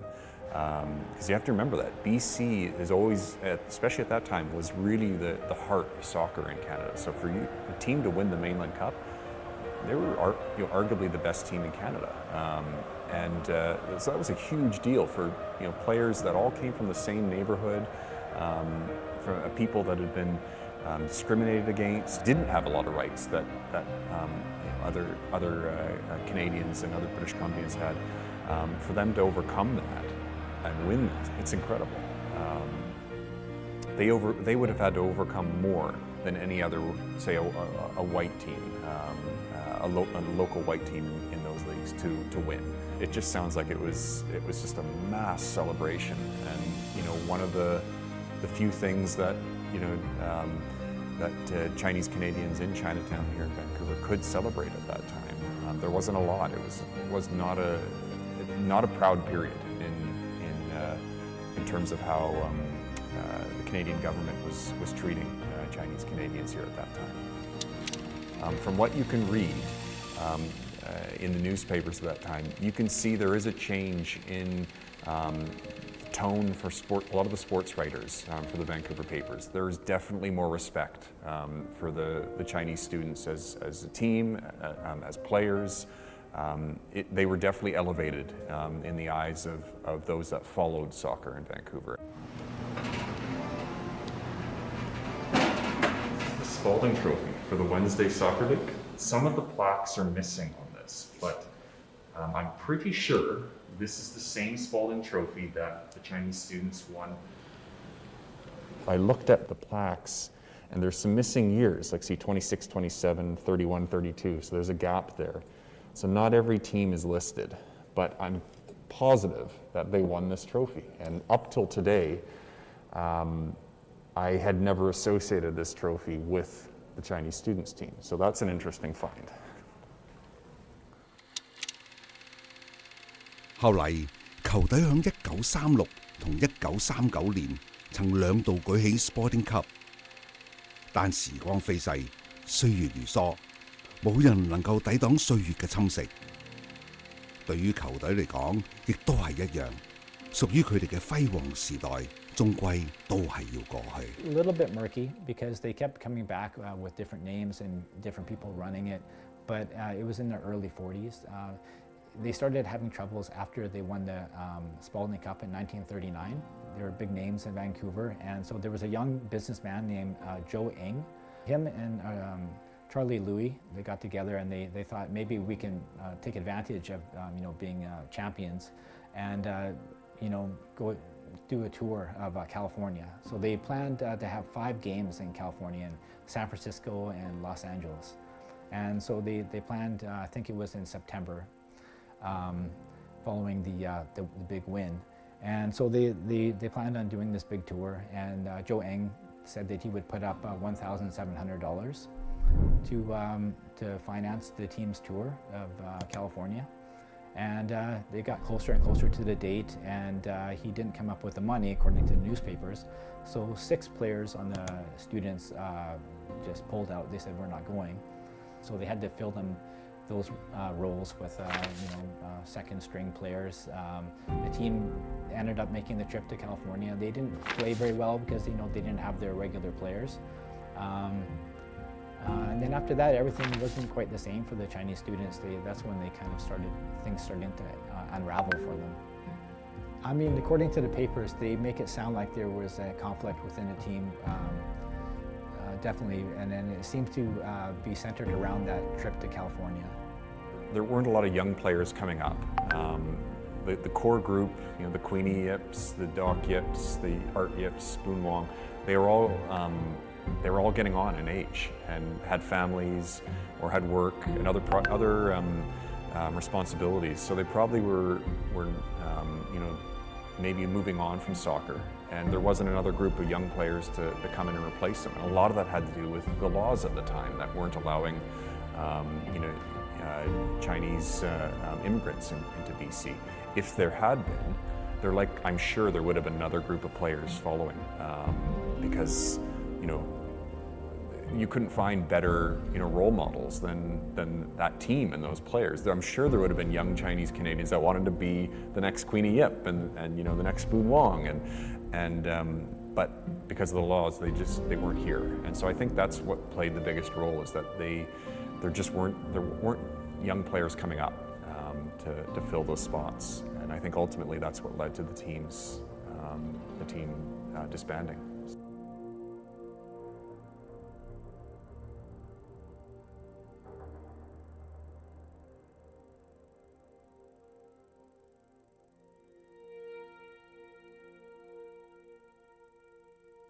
And we have other galleries that talk about the history of sport, telling the stories of the Vancouver Canucks, BC Lions, and Vancouver Whitecaps, soccer. So when the Chinese students were honored in 1976, they would have been standing on a piece of that turf right there. That was the original Empire Stadium turf. In 1976, the team had a reunion for the first time. Now, some of the players had kept in touch, but they'd never all been in the same place until then. So this was, 40 years after a lot of them had been together. They gathered at Empire Stadium for the match. They were brought into the field at halftime, recognized at the halftime of that Whitecaps match, and it just sounds like it was, you know, an amazing way to honor a team. I'm really happy that Whitecaps did that. That's probably maybe one of the things that started the ball rolling to remember that team, because I would venture to guess that their story had largely been forgotten for many years up to that point, outside of Chinatown, outside the Chinese Canadian community. But I think that probably brought their story to, you know, to a wider audience in Vancouver. So it probably helped. I think they set out to make a statement about themselves, that they weren't inferior, that they weren't second-class citizens, that if they were treated with the same rules, if they were playing by the same rules on a level playing field, that they were just as good or better. So did they set out to do that? Yeah, I think so. Did they accomplish that? Yeah, I think they did. And I think that's why the memory of that team, it means different things to different people now.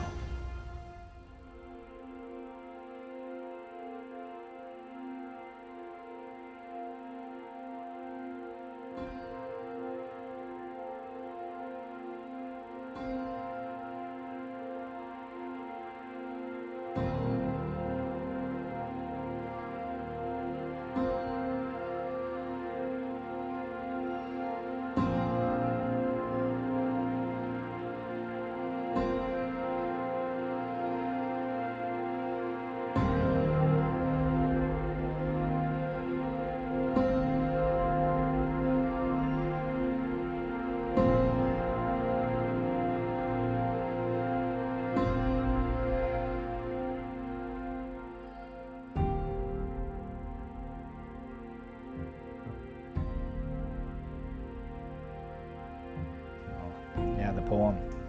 I saw this written in handwriting in the book. It's really something. Yeah, I read it, yeah, a long time ago. Student soccer team. Yeah. Do you want to see a treat? Upon Canby, take a seat. See football played by Chinese feet. Up the field the students go. One and all their places know. See the ball pass to and fro. Watch that center forward, Queenie, the trickiest forward ever seen. As mustard, he is just as keen.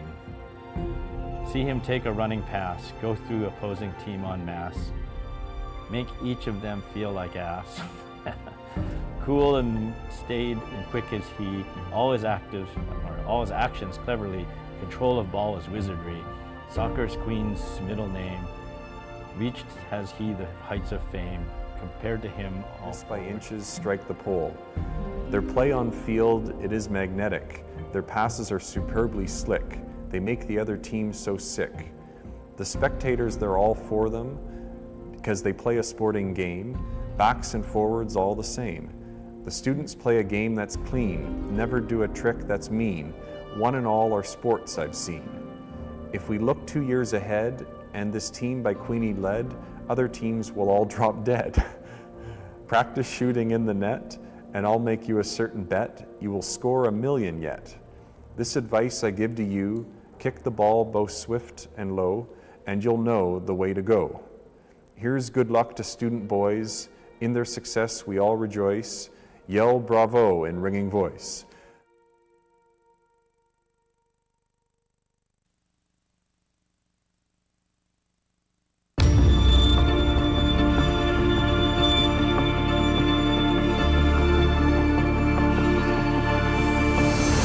मेरे लिए दुनिया एक काले canvas की तरह है जिसमें न रंग है न कोई आकार I was born blind ফুল ফুলিছে বসন্তৰ তুমি জন্মনি বহাগত প্ৰতিটো বহাগতে মৰম যাচি তোমাক অন্তৰত पर इस अंधेरे ने मुझे कभी रोका नहीं मैं दुनिया की ब्यूटी को अपनी तरीके से महसूस करती हूँ एक साउंड में, एक टच में और हर कदम की धुन में। सुमो अकेली नहीं है, उसके जैसी और भी है। और मिलकर वो बनाते हैं एक ऐसी टीम जो मिसाल है दुनिया के लिए। Welcome to the blind cricket के इस अनोखे वर्ल्ड में, जहां अंधेरा सिर्फ एक पर्दा है और आवाजें एक Nai Roshni. First ever team India in blind cricket. I think it's crazy. They are writing histories. आप लोग जैसे खेलते हो, हम लोगों को बहुत मोटिवेशन मिलती है। जो नजर के बिना भी खेलते हैं, ऐसा खेल जो सिर्फ खेल नहीं, एक जज्बा है। India win the gold medal. ये कहानी है Indian women's cricket team for the blind की।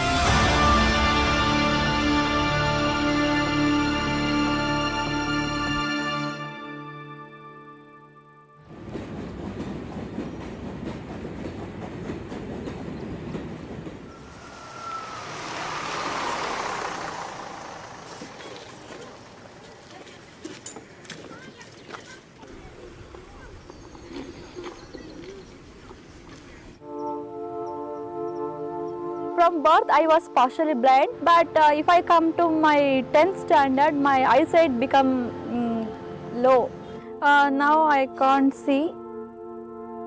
That life is also different, this life is very different.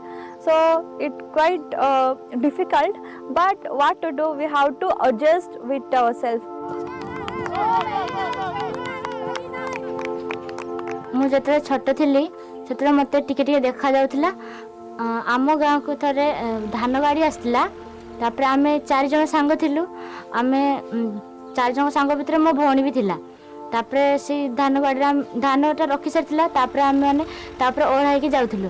ତାପରେ ଯେତେବେଳେ ଯାଉଥିଲ ଗାଡ଼ିଟା ବି ସେତେ ଚାଲୁଥିଲା, ତାପରେ ସମସ୍ତେ ଡେଇଁ ପଡ଼ିଲେ। ତାପରେ ମୁଁ ଯେତେବେଳେ ଡେଇଁଲି ମୋ ମୁଣ୍ଡଟାକୁ ଉଠି ବାଡ଼େଇ ହେଇଗଲା। నేను పుట్ట నుంచి బ్లైండే, ఒక కంటికి ఆపరేషన్ కూడా అయ్యింది, కానీ చూపు మాత్రం రాలేదు, తక్కువ, అంటే 6 to 10 meters వరకు ఐ కెన్ సీ। ଯେତେବେଳେ ମୁଁ 8 ବର୍ଷର ଥିଲି ସେତେବେଳେ ମୋତେ ଜଣେ ସ୍ତ୍ରୀ ଲୋକ ଆଖିରେ ବାଡ଼େଇ ଦେଇଥିଲେ, ବାଉଁଶ କଣ୍ଟାରେ ବାଡ଼େଇ ଦେଇଥିଲେ, ସେଥିପାଇଁ ପ୍ରୋବ୍ଲେମ୍ ହେଉଥିଲା।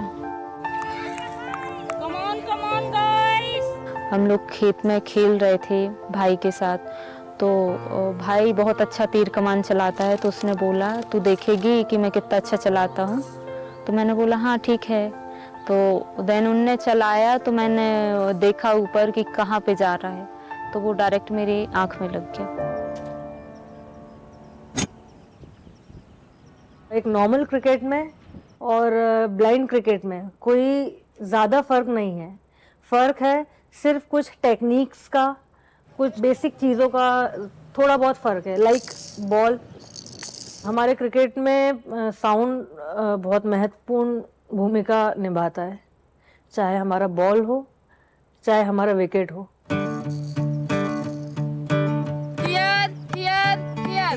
Batsman ready? Yes. Play. Good, very good. Here, the stumps are metal stumps. It's not a wooden stump. To differentiate the sound between the bat and the stump. See, if the ball hit the bat, it come tuck. The sound come tuck. And if the ball hit the stump, it will turn. Ready, batsman? We have 3 category system. 3 categories are there in the blind cricket. One is B1, there's blind 1, blind 2 and blind 3. B1 खिलाड़ी पूरी तरह से blind होते हैं। B2 खिलाड़ी 2 metre तक की दूरी देख सकते हैं। B3 खिलाड़ी 6 मीटर तक की दूरी देख सकते हैं। B1 यानी फुल्ली ब्लाइंड बैट्समैन के साथ एक रनर होता है। B1 बैट्समैन के हर एक रन को डबल माना जाता है। प्लेइंग 11 में कम से कम 4 B1 खिलाड़ियों का होना जरूरी है। B2 बैट्समैन को रनर का ऑप्शन होता है। प्लेइंग 11 में 4 से ज्यादा B3 खिलाड़ी नहीं खेल सकते। ये टीम का कॉम्बिनेशन होता है।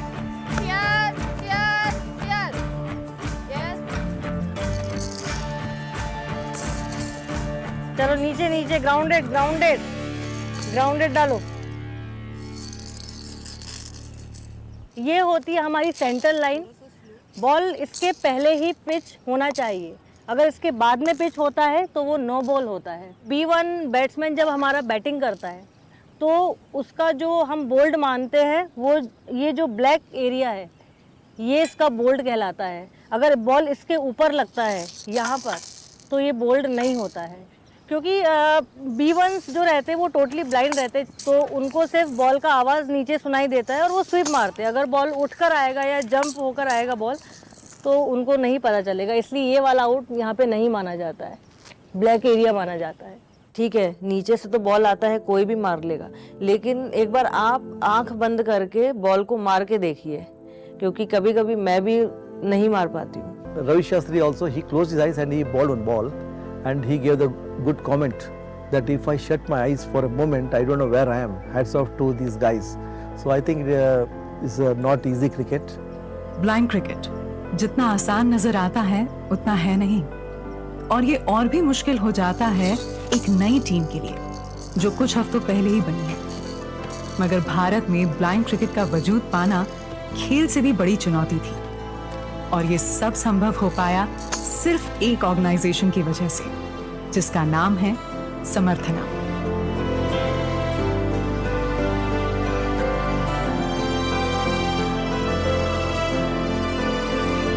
What I believe is, whoever is denied of opportunities, they are disabled. This is Mahantesh G. Kivadasanawar, founder of Samarthanam Trust for the Disabled and also Cricket Association for the Blind in India. When I was 6 months baby, typhoid with virulent temperature took away substantial sight from me. As I started growing up, I still remember when I started to play cricket, it is a very sequential game. Unlike other games, it's not too fast. For a visually impaired person like me, it's easy to follow. So I felt probably, I think this is the game I should start liking and loving. And it was easy to play, and it builds a lot of camaraderie. So that way cricket has been an integral part of my life from childhood. So Samarthanam works hard towards creating opportunities for people with visual impairment, other disabled, and socio-economically challenged. But the reason to start Samarthanam had two major objectives. One is cricket for the blind, and two, supporting higher education for visually impaired.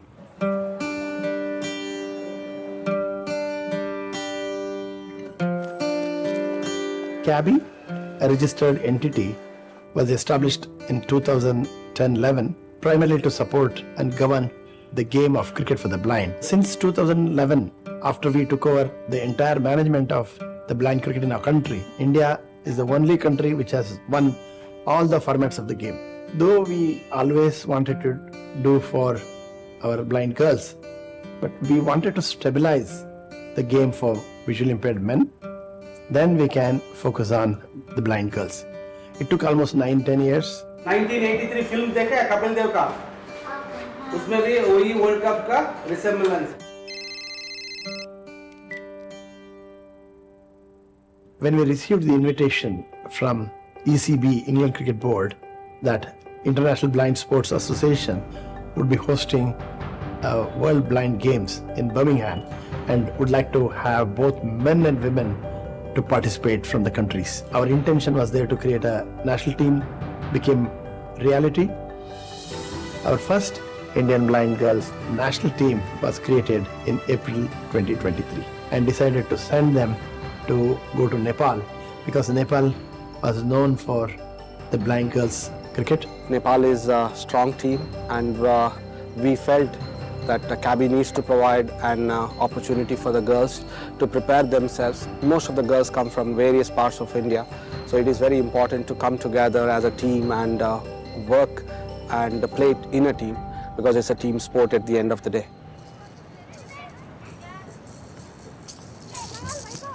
इसको force से पीछे करो, इस वाले hand को force से पीछे करो।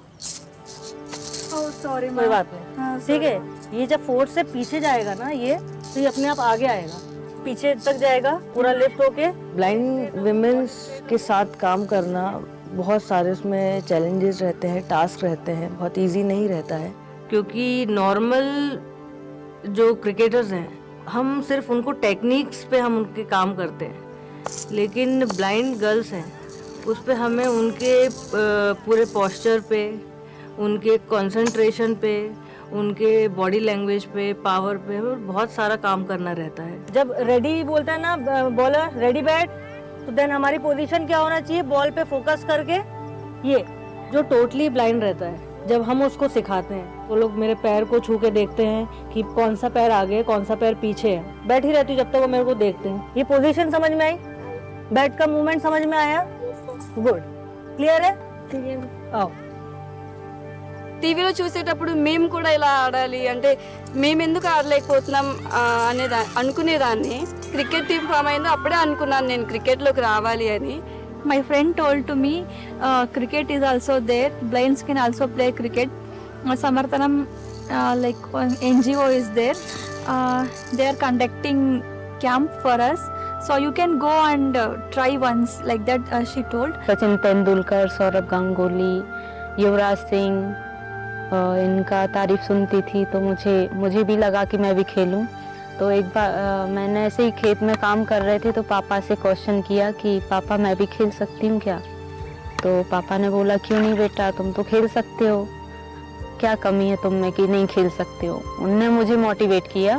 मेरा सपना था इंडिया खेलना, तो मैंने नहीं खेला, but blind Indian women's team को कोच करके मेरा सपना पूरा हो गया, तो मैं बहुत खुश हूँ।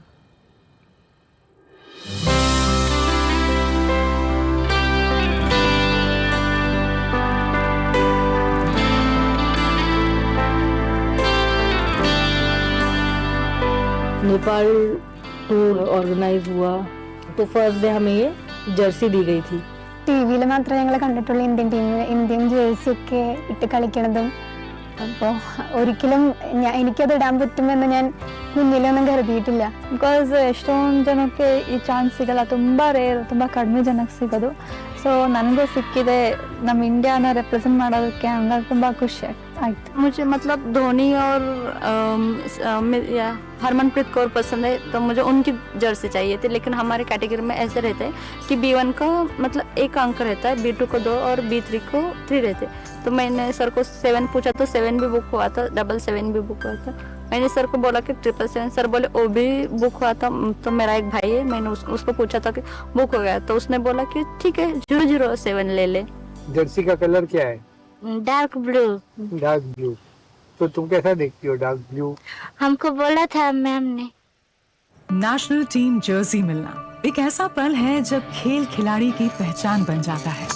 ये जर्सी जीत को सपने से हकीकत में बदलने की हिम्मत और मुश्किल से लड़ने की शक्ति भी देता है. इसे पाने के लिए इन प्लेयर्स ने न केवल अपनी ब्लाइंडनेस से बल्कि कुछ ऐसी प्रॉब्लम्स को भी फेस किया है जिसे आप और हम देख भी नहीं सकते. एक ब्लाइंड लड़की को ग्राउंड तक लेकर आना सबसे बड़ा टास्क हमारा ये था, सबसे फर्स्ट जो चैलेंज है, क्योंकि पेरेंट्स नहीं भेजते हैं. जब ऐसे बच्चों के लिए अपन बाहर भेजेंगे शुरू में तो डर तो लगता था, क्योंकि जब हम यहाँ देखते हैं कि यार जरा सा कोई पत्थर अगर रास्ते में आ जाए तो उससे ठोकर खा जाते थे वो पैर से. अब इनको बाहर भेजेंगे, किसी के साथ भेजेंगे, किस हिसाब से ये रखना चाहते हैं कि रखेंगे. तो हम लोग जब ये विचार करते थे तो खुद प्रिया बोलते थे कि पापा सब है, मेरे जैसी और भी बच्चियां. झिल्ली को जब मैं कॉल किया, झिल्ली बोली कि सर मैं नहीं जा पाऊंगी खेलने के लिए. मैं बोला कि क्यों नहीं आ पाएगी? बोली कि सर मेरे घर में मेरी दादी माँ है, उनको कौन खिलाएगा, कौन उनका काम करेगा. फिर बोला कि तुम्हारे घर में कोई नहीं है. बोली कि सर मेरा भाई है लेकिन वो काम में जाता है. ठीक है भाई काम में जाता है, भाई दिन में कितना कमा लेता है? बोली सर 250 से 300 रुपये कमा लेता है दिन में. मैं बोला कि ठीक है तेरे भाई को ऐसे आज बात कर और बोल तू जितना दिन यहाँ खेलने आएगी उसका जितना पैसा होता है दिन का वो काम में ना जाए, मैं वो पैसा तुझे भेजता हूँ, भाई को दे के आ जा. जब मैं खेलना स्टार्ट किया उस टाइम में मेरे पास मोबाइल भी नहीं था, तो इसीलिए मैंने घर को भी नहीं बता पाई. जब मैं ओडिशा टीम में खेलने के बाद एक बार चैंपियन हो गए, उसके बाद पेपर में आया, उसके पेपर में देख के हमारे घर लोग को पता चला. जब मैं छुट्टी में आई तो भी घर वाला को बताया तो फर्स्ट मना कर रहे थे, लेकिन अभी सपोर्ट करते हैं. As a manager, I have to make sure, yes, your girls are safe. First is this. When they feel that, yes, our girls are safe, then they will send for the camps or matches, whatever it is.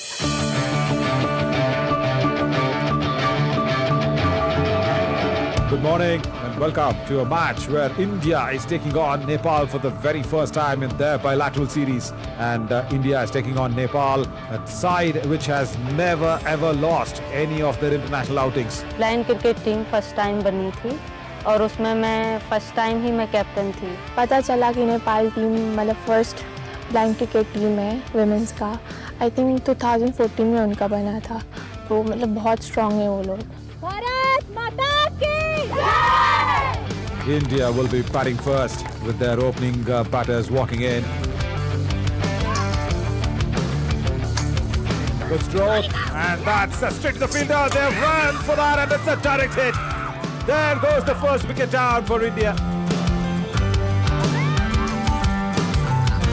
Reverse stroke, but straight back to the bowler, and another run out.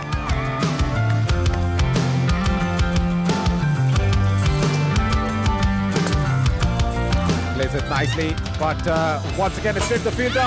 Satya can't make it. It's another run out. It's another direct hit. आज थोड़ा first time है, nervous हो गए थोड़ा शायद, इसलिए नहीं हो रहा sir. Good shot from Pula Soren. She's running away, but can't make it. And another run out here for India. The conversative and the listening skills really need to come into good play here. अच्छा है, नेपाल का fielding बढ़िया है, but ये है कि shots थोड़े fielder के पास जा रहे हैं। अगर थोड़े गैप्स में मार के खेलेंगे तो जाएगा, अच्छे रन जाएंगे, बाउंड्रीज भी जाएगी। लेट्स सी, अभी सेकंड इनिंग बाकी है, देखते क्या होता है। Even after those run-outs, India has managed to put up 173 runs on the board. We'll see if they can defend this successfully. Looks like a competitive total, but is it good enough?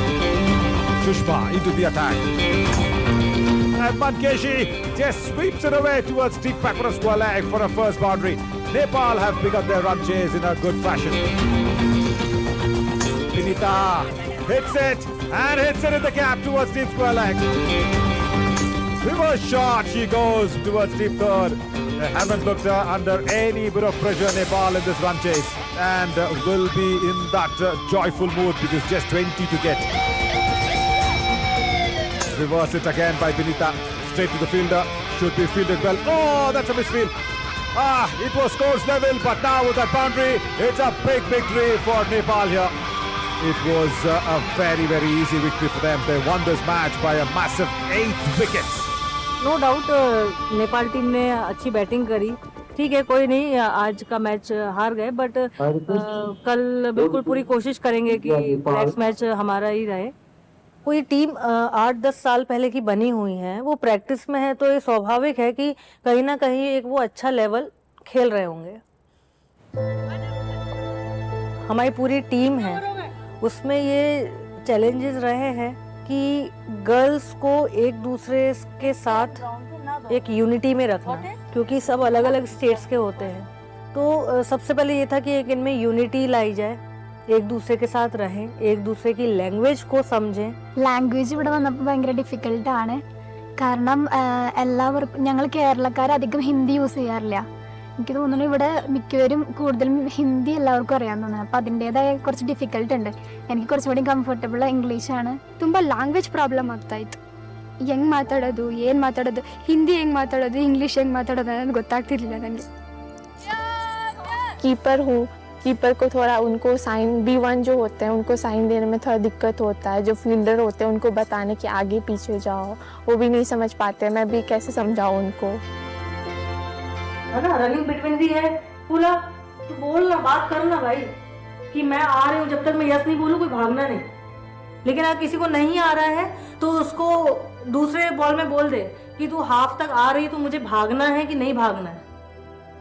देखो, जितनी बात करके खेलोगे ना, जितना बोलोगे ना, उतना इजी होगा, और जितने चुप चुप खेलोगे ना, नहीं किसी को समझ में आएगा, चाहे वो ऑन द फील्ड हो चाहे ऑफ द फील्ड हो. मुझे भी नहीं समझ में आएगा, कोई अगर आपका कैप्टन हो तो उसको भी नहीं समझ में आएगा. B1 प्लीज आप लोग लेटो, लेट नहीं रहे हो. सिमू, वर्षा, B2 भी लेट सकते हैं, जरूरी नहीं है कि सिर्फ B1 ही लेटेगा, ठीक है. B2 भी लेट जाओ, नहीं समझ में आ रहा कौन लेट जाओ, क्योंकि B2 सारे अच्छे, और B2 से अगर बॉल छूटेगा तो फिर सोचना. नहीं बॉल समझ में आ रहा ना, बैठ जाओ वहां पर. लेकिन ये मत बना। बैठ जाओ, पैर ऐसे क्रॉस कर, खाना खाते वैसे बैठ जाओ, आराम से पकड़ो या लेट जाओ, ठीक है? वेरी फर्स्ट बॉल से चढ़कर खेलना है, बोल कर खेलना है, ठीक है ना? 1-2 बाउंड्री गई, नो वरी, ठीक है ना? बढ़िया, सबकी आवाज आनी चाहिए, एक दूसरे को बकअप करना, बूस्ट अप करना है, ठीक है? चलो बढ़िया। Good morning and welcome to the second T20I between India and Nepal. And India here have won the toss and have put Nepal into bat first. Reverse hit and straight to Basanti at backward of point. That's a good fielding. They lost in the first T20I and they have come out, I think, with a plan. That's the first wicket. Chile strikes. India get the first breakthrough. पानी लेके जाओ, बोलने को आराम से जाओ, पैर में डाल, कोई नहीं मारने वाला है। P1 batter comes in and India now closing in.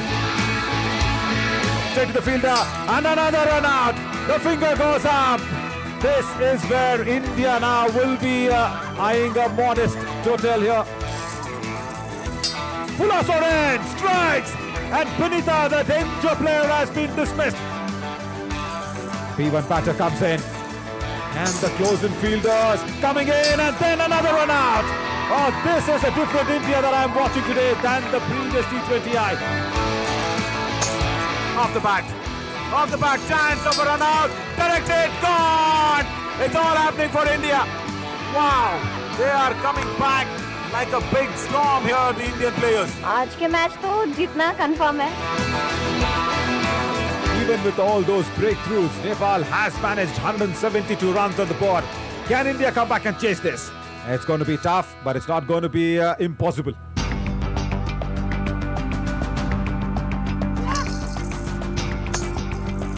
Nice shot.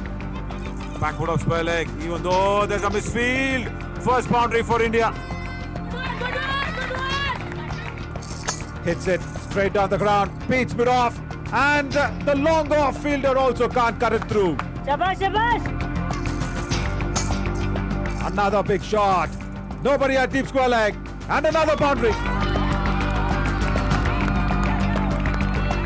हमारे ये बाउंड्रीज धीरे धीरे, क्योंकि मॉर्निंग में थोड़ा सा ड्यू रहता है तो बॉल गीला हो जाता है, ज़्यादा ट्रैवल नहीं करता है। अभी अच्छा ट्रैवल कर रहा है, ईजिली डबल निकल रहे हैं, बाउंड्रीज जा रही है। Goes down the track. Once again, a big blow. Beats long off. And another boundary here for India. India now are just one run away. One shot away from creating that first ever international victory. Hits it into the gap. And that's it. India have created history here. They have won their first international T20I. And it is such a joyful moment here for this Indian women national team who are young at heart and also young in terms of how many number of days has gone by after creating this entire team together. बहुत बहुत ज़्यादा खुशी है। आखिर मतलब जो इनका ठीक है, रन रोके सबने, फील्डिंग सबकी बहुत अच्छी रही, तो एंड ऑफ द डे लड़कियों ने बहुत अच्छा परफॉर्म किया और मैं इनके परफॉर्मेंस से बहुत बहुत बहुत ज़्यादा खुश हूँ। ये काफ़ी खुशी की बात थी, एक थोड़ा टीम में जोश आया हमें सेकंड मैच के बाद कि नहीं, हम चेस कर सकते हैं, हम फाइट कर सकते हैं। बट जब हमारा थर्ड मैच हुआ, Punitha Pore, first shot, and she has pierced the cap beautifully well behind that square leg region. Reverse shot, Punitha puts it at third fielder, nobody out there, and Punitha Pore once again has taken the charge.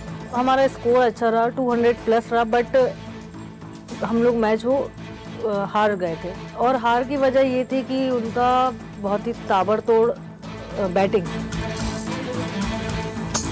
Reverses and beats that point fielder. Punitha Pore is now under complete unstoppable mode. उनके में जो दो लड़कियां हैं वो ऐसा लगा कि वो बॉयज को भी टक्कर दे सकती हैं, बहुत अच्छा खेलती हैं। Punitha, as I said, stays on for a couple more overs. She'll take the game away from India. चलो गेम में आओ, गेम में आओ।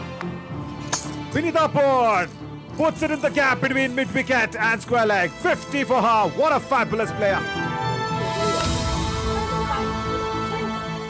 जब थर्ड मैच नेपाल जीत गई, फोर्थ मैच जीत गई, तो थोड़ा जो गर्ल्स का मोरल था वो डाउन होता गया. Nepal have won the series and they haven't let that second T20I loss, their first ever loss in the international circuit, to come back and bite them hard. India have been outplayed here by this champion side. Out of 4 matches, we won 1 matches, but we gave a tough fight to them because nobody gave this type of tough fight to Nepal. हम सब जानते हैं कि नेपाल एक strong team है और ये हैरानी की बात नहीं होनी चाहिए कि उन्होंने सीरीज जीत ली। पर जब बात क्रिकेट की होती है तो चाहे कोई भी फॉर्मेट हो, लीग हो या मैच, इंडिया में क्रिकेट के स्टैंडर्ड्स बहुत हाई हैं और क्रिकेट से एक्सपेक्टेशंस भी। When it comes to the selection of coach, manager and other officials to manage our visually impaired girls is altogether very different and it is very important. One, they have to be professionals. They should know about the game. They should also know certain aspects of visually impaired cricket. Secondly, they should be very, very compassionate. And thirdly, it has to be women only. अपना mistake को हर दिन analyse करो, क्या mistake किया. You have to learn. अगर connect नहीं हो रहा है, practice it again and again. Priya, yes ma'am. When you are throwing, you are putting a lot of effort up to your shoulder. It is very near.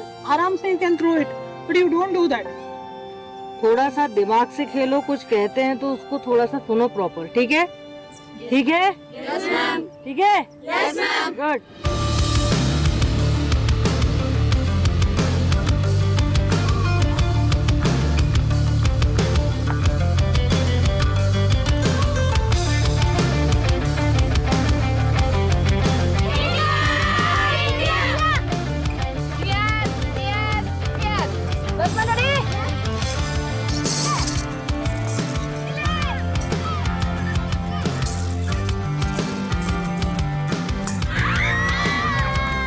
Ipsa world games सिर्फ कुछ ही दिन दूर है और ये कोई मायने नहीं रखता कि आपने पिछले 10 दिन खेला या 10 साल।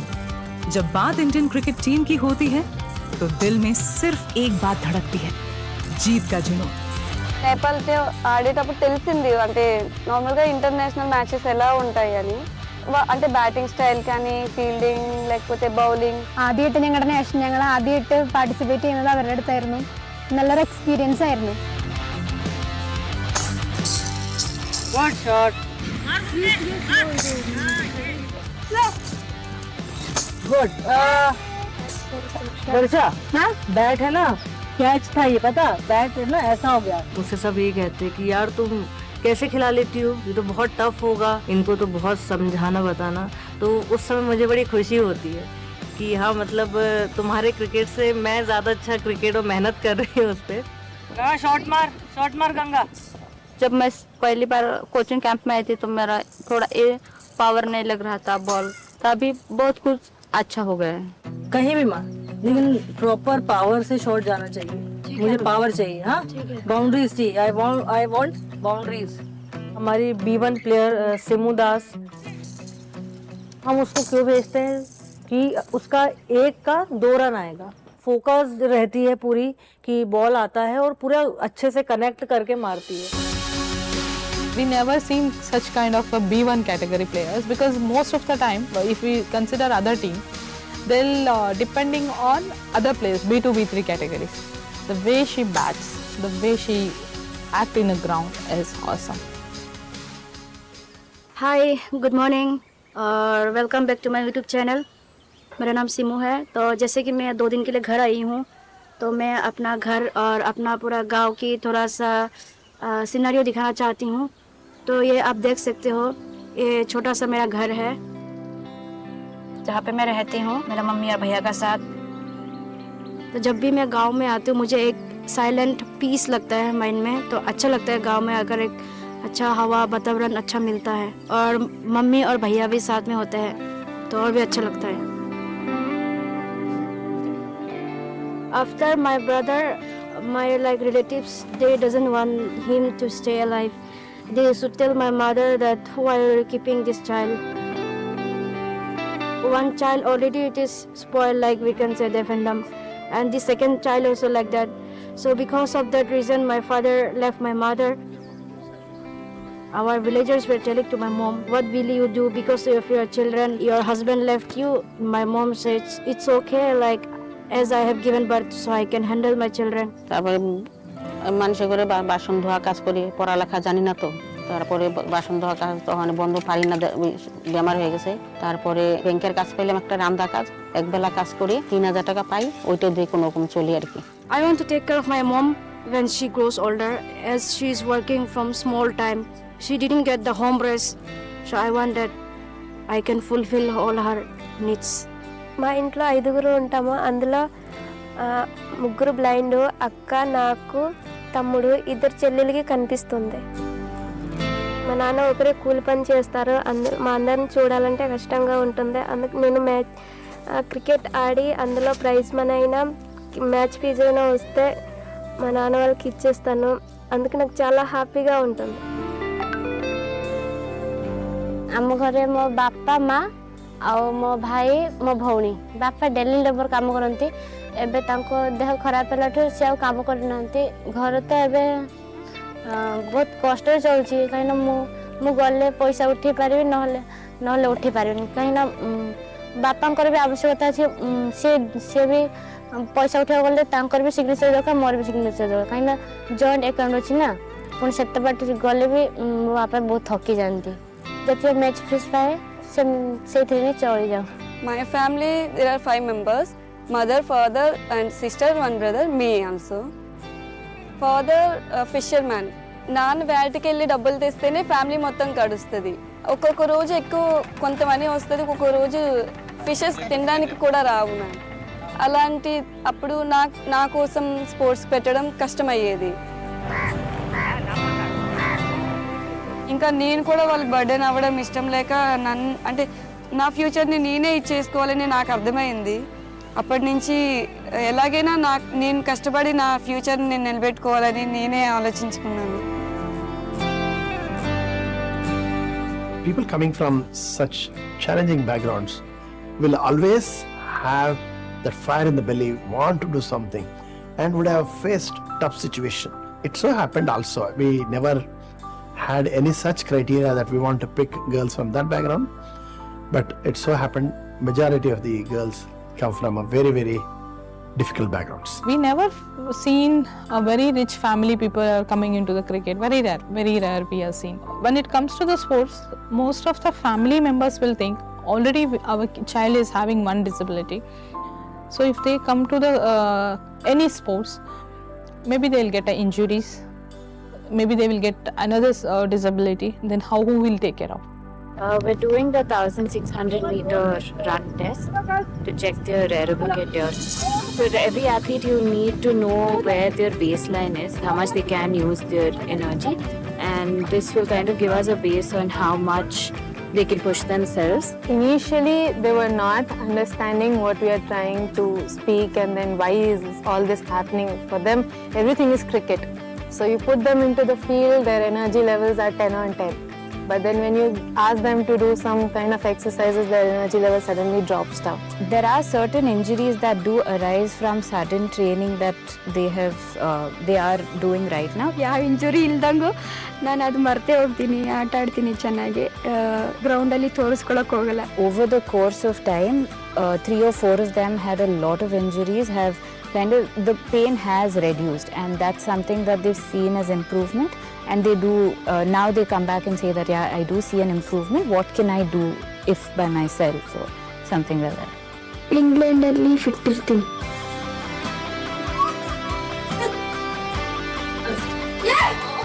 अभी जो हमारे कैंप्स चल रहे हैं, तो अब थोड़ा सा इन लोगों में मतलब फ्रेंडशिप हो गई है. तो अभी जो मैं देख रही हूँ कैंप में, तो कहीं ना कहीं കംഫർട്ട് സോൺ में आ रहे हैं धीरे धीरे. ഒരുപാട് സന്തോഷമുണ്ട്. ഇപ്പോൾ പല ഡിഫറെൻറ്റ് ക്യാരക്ടർ ആയാലും ലാംഗ്വേജ് ആയാലും എല്ലാവരും പരിചയപ്പെടാൻ പറ്റി, അവരുടെ കൾച്ചറൊക്കെ അറിയാൻ പറ്റി. మేమందరం ఫ్రెండ్స్ అయిపోయాం యాక్చువల్లీ. ఇంటికి వెళ్ళిన వెంటనే అంటే ఎంత మంచి టైంని మిస్ అవుతున్నాం అనిపిస్తుంది ఇంటికి వెళ్ళిన వెంటనే. एक दूसरे से बात करते हैं तो जिसको जो लैंग्वेज आता है वो उससे क्लियर करता है. नहीं भी समझ में आ रहा है तो फिर सेकंड पर्सन ट्रांसलेट कर देता है, हम लोग ट्रा रहे ये ऐसा कह रही है, अच्छा अच्छा, तो वो चीज़ एक अच्छी देखने में आ रही है कि ये लोग एक दूसरे से मिल रहे हैं, बात कर रहे हैं, मस्ती मजाक कर रहे हैं. Run run run run.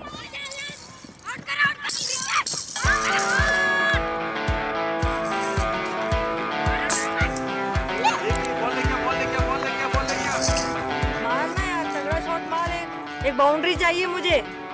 इन 10 दिनों में बच्चों की प्रोग्रेस काफ़ी अच्छी निखर कर आई है. छोटी छोटी इनकी मिस्टेक्स थी बेसिकली या टेक्निकली, इनका हमने वो ठीक करा है बैटिंग में, बॉलिंग में और फील्डिंग्स में, स्पेशली B1. आज लास्ट डे 15 ओवर्स का मैच चल रहा है. बढ़िया खेल रही है लड़कियाँ.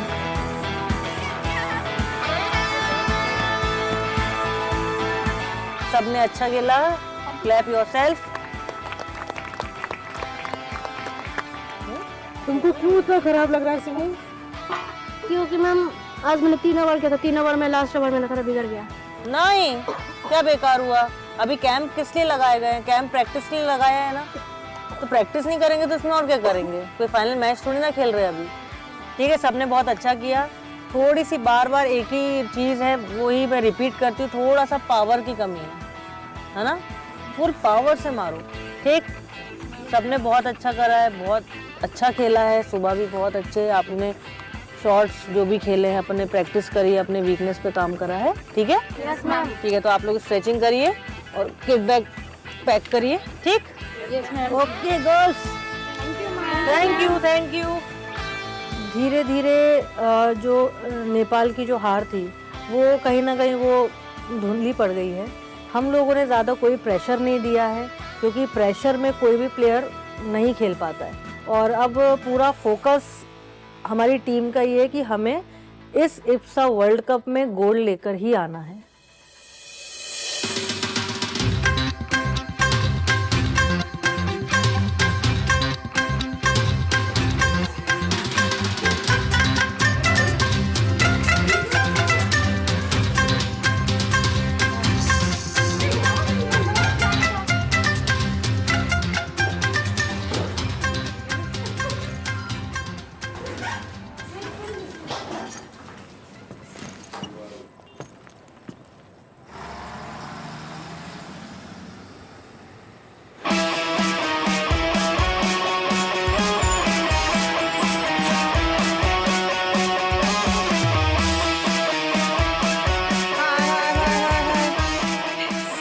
It is just born a baby. From March we started. It's almost 3-4 month baby. That's all. So as we know that babies are 3-4 month, how they will be very critical, and we need to take care of a lot. वहाँ जहाँ मैं रहती हूँ दार्जिलिंग, वहाँ सबको पता है कि क्रिकेट खेल रही है, ये इंग्लैंड जा रही है. मतलब पूरे उसको वो गाँव एरिया है ना, तो सारी बात फैल जाती है. हाँ, इंग्लैंड जिमु भल लगुचे आउ. मु तो जाइनी, फर्स्ट टाइम जीवी देखिके आसीबी. I did not know that the blind play cricket. I've only seen a few men's teams playing, but girls, no, this is the first time I'm hearing. And I'm absolutely amazed to see 13 to 23-year-olds from India, especially females. A cricket team is very impressive, and I wish them all the very best. Today we have a special guest on board the aircraft. It's the Indian Women's Team of Cricket Association for the Blind in India. Will be representing this country in the International Blind Sports Federation World Games in Birmingham, United Kingdom. ಅಲ್ಲಿ ಹೋಗಿದ್ದಕ್ಕೂ ಸೈಲೆಂಟಾಗಿ ಬರಬಾರ್ದು ಅನ್ನೋದೇ ನನ್ನ ಮೈಂಡಲ್ಲಿ ಇರೋದು. So ನಮ್ಮ friends ಸುತ್ತ, ನಮ್ಮ ಪ್ಲೇಯರ್ಸು ಸುತ್ತ ತುಂಬ ಚೆನ್ನಾಗಿ ನಮ್ಮ ಜೊತೆ ಎಲ್ಲ ಕೋಆರ್ಡಿನೇಷನ್ ಆಗಿ ಚೆನ್ನಾಗಿದ್ದಾರೆ. ಮಾಡೇ ಮಾಡ್ತಾರೆ ಅನ್ನೋ ನಂಬಿಕೆ ಇದೆ ನನಗೆ ಈ ಟೈಮು. अब जो है इंग्लैंड वर्ल्ड गेम में जा रहे हैं तो बहुत अच्छा लग रहा है कि हमें दोबारा से ये चांस मिला और हम इसको पूरे तरीके से अपनी रिस्पॉन्सिबिलिटी के साथ हम इस गेम क्रिकेट को खेलेंगे और इंडिया को विन करेंगे. हम ब्लाइंड विमेंस क्रिकेट टीम लेके जा रहे हैं और कुछ सीखने को रहा तो बिल्कुल वहाँ से सीख कर भी आएंगे और कुछ सिखा कर भी आएंगे.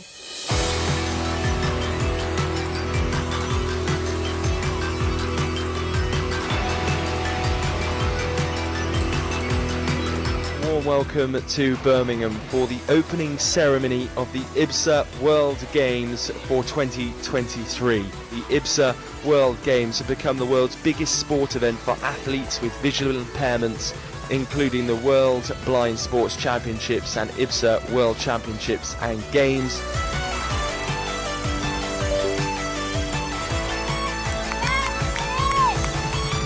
So International Blind Sports Federation decided to include cricket for the blind, and I think English Cricket Board, ECB, played a very important role, and this was the first time that cricket for the blind was included in the team games. That itself was a big achievement, and finally they were able to get 5 men's cricket teams and 3 women's cricket teams. The reason to get 5 and 3 years, it was also expensive for the teams to take care of themselves. Most of the mainstream cricket boards are supporting blind cricket. The maximum support Pakistan blind cricket is getting from PCB. ECB is completely supporting blind cricket in England. Cricket Australia has started supporting blind cricket Australia. Even Sri Lanka, to some extent South Africa. I don't say BCCI hasn't done anything. BCCI has done a little bit. They could have done more. तो Australia की हमने batting देखी और England की bowling fielding, है ना? तो अपना मेन है पहले ऑस्ट्रेलिया से, तो अपन उसी की बात करेंगे. तो 2 या 3 प्लेयर्स हैं जिनका शॉट सिलेक्शन बहुत अच्छा है ना? जो इंग्लैंड की जो बॉलर्स हैं बहुत स्लो बॉल आ रखा है, तो उनको मारने के लिए ना प्रॉपर जगह और समझ में आ रहा था कि हाँ मुझे कहाँ मिलना, सोचने का उनको पूरा टाइम मिल रहा था. ठीक है. रनिंग बहुत अच्छी करनी है, रनिंग बिटवीन द विकेट में बहुत मेहनत करनी है. बिल्कुल भी मिसकम्युनिकेशन मत करना, मिसअंडरस्टैंडिंग नहीं होनी चाहिए. आजा आजा, नहीं आगे फिर रुक गई, नहीं, दौड़ना है ना, फ्लो में दौड़ो, है ना? एक बहुत एक क्लीन और एक बहुत एक अच्छा गेम खेलना. ठीक है. वर्षा, पुला, आप लोगों का प्रिपरेशन हो गया? टीम को प्रिपेयर कर दिया? Ready to play? ಕ್ಯಾಬಿನ್ ನಮ್ಮ ಮೇಲೆ ತುಂಬ ನಂಬಿಕೆ ಇಟ್ಟಿದೆ. ಸೊ ಇಟ್ಬಿಟ್ಟು ನನಗೆ ಕ್ಯಾಪ್ಟನ್ಶಿಪ್ ಕೊಟ್ಟಿದ್ದಾರೆ. ಸೊ ನಂಗೆ ತುಂಬ ಖುಷಿ ಆಗ್ತಾ ಇದೆ.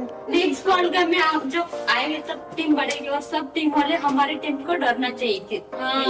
इंडिया करते सोचो ऑस्ट्रेलिया और इंग्लैंड को हरा देगा, कितना फेमस की वो. ज्यादा बड़ा टारगेट देना पड़ेगा जी. अराउंड 300 सोचो, 250 आएगा. 300 मन में रखना है. आखिर वो दिन आ गया. आज इब्सा वर्ल्ड गेम्स में भारत का पहला मुकाबला है और सामने है ऑस्ट्रेलिया. पहला वर्ल्ड मैच हर टीम के लिए खास होता है, पर भारत की ब्लाइंड विमेन क्रिकेट टीम के लिए ये सिर्फ एक मुकाबला नहीं, एक सपना, एक मौका है. कल ऑस्ट्रेलिया ने अपने पहले मैच को जीतकर अपने हौसले बुलंद कर लिए हैं. वो पुराने शातिर हैं और भारत एक नई कम अनुभव वाली टीम. क्या ये नई सोच, नई उम्मीद अपने इस मौके को गोल्ड में तब्दील कर पाती है? यहाँ पे 3 टीम आई हैं, ऑस्ट्रेलिया, इंग्लैंड और इंडिया, और हर टीम को अदर टीम से, अपोजिट टीम से 2-2 मैचेस खेलना है, और जो जिनके पॉइंट्स अच्छे होंगे, जो अच्छा खेलेंगे, वो फाइनल्स में जाएंगे. Good morning girls. Good morning sir. भाई कितने एक्साइटेड आप लोग खेलने के लिए आज? क्या आज मतलब धूम मचा देंगे आज ना? Okay, no problem. तो पहला मैच है, चेक कर लो, अच्छे से खेलो, ठीक है ना? और डोंट अंडरएस्टिमेट एनी टीम. कल पूरा देखिए, पूरा उनका गेम देखिए, ठीक है ना? उतना ही है.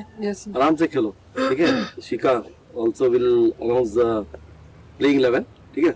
B1 Varsha, Rawani, Padmini and सिमो B1 category में आज खेलने वाला है. तो एक्स्ट्रा आके प्रिया B1 में. B2 गंगावा, सैंड्रा, बसंती. B3 में दीपिका, पुल्ला, सत्या एंड जिली. तो सुषमा. भारत माता की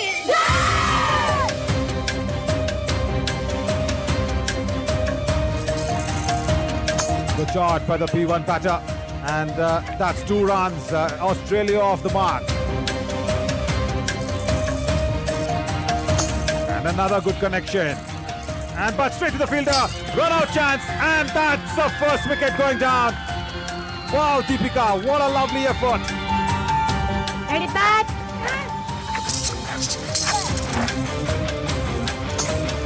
Typed away nicely, but there is a fielder getting closer to the ball. Good fielding, directed, gone. A second run out here. And they have begged the Australian captain's wicket here.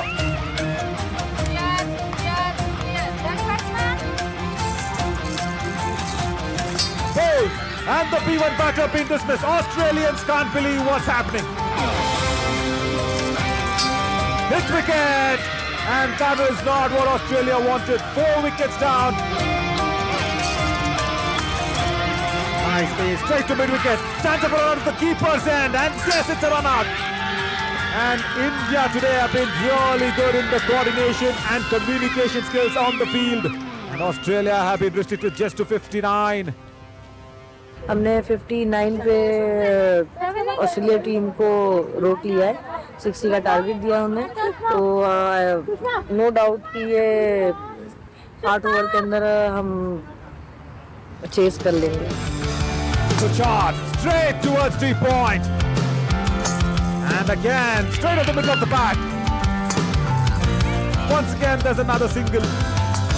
What a drive towards the cover position. Good shot towards 3 point, boundary here. And with that shot, India have registered their first victory at the IBSA Games.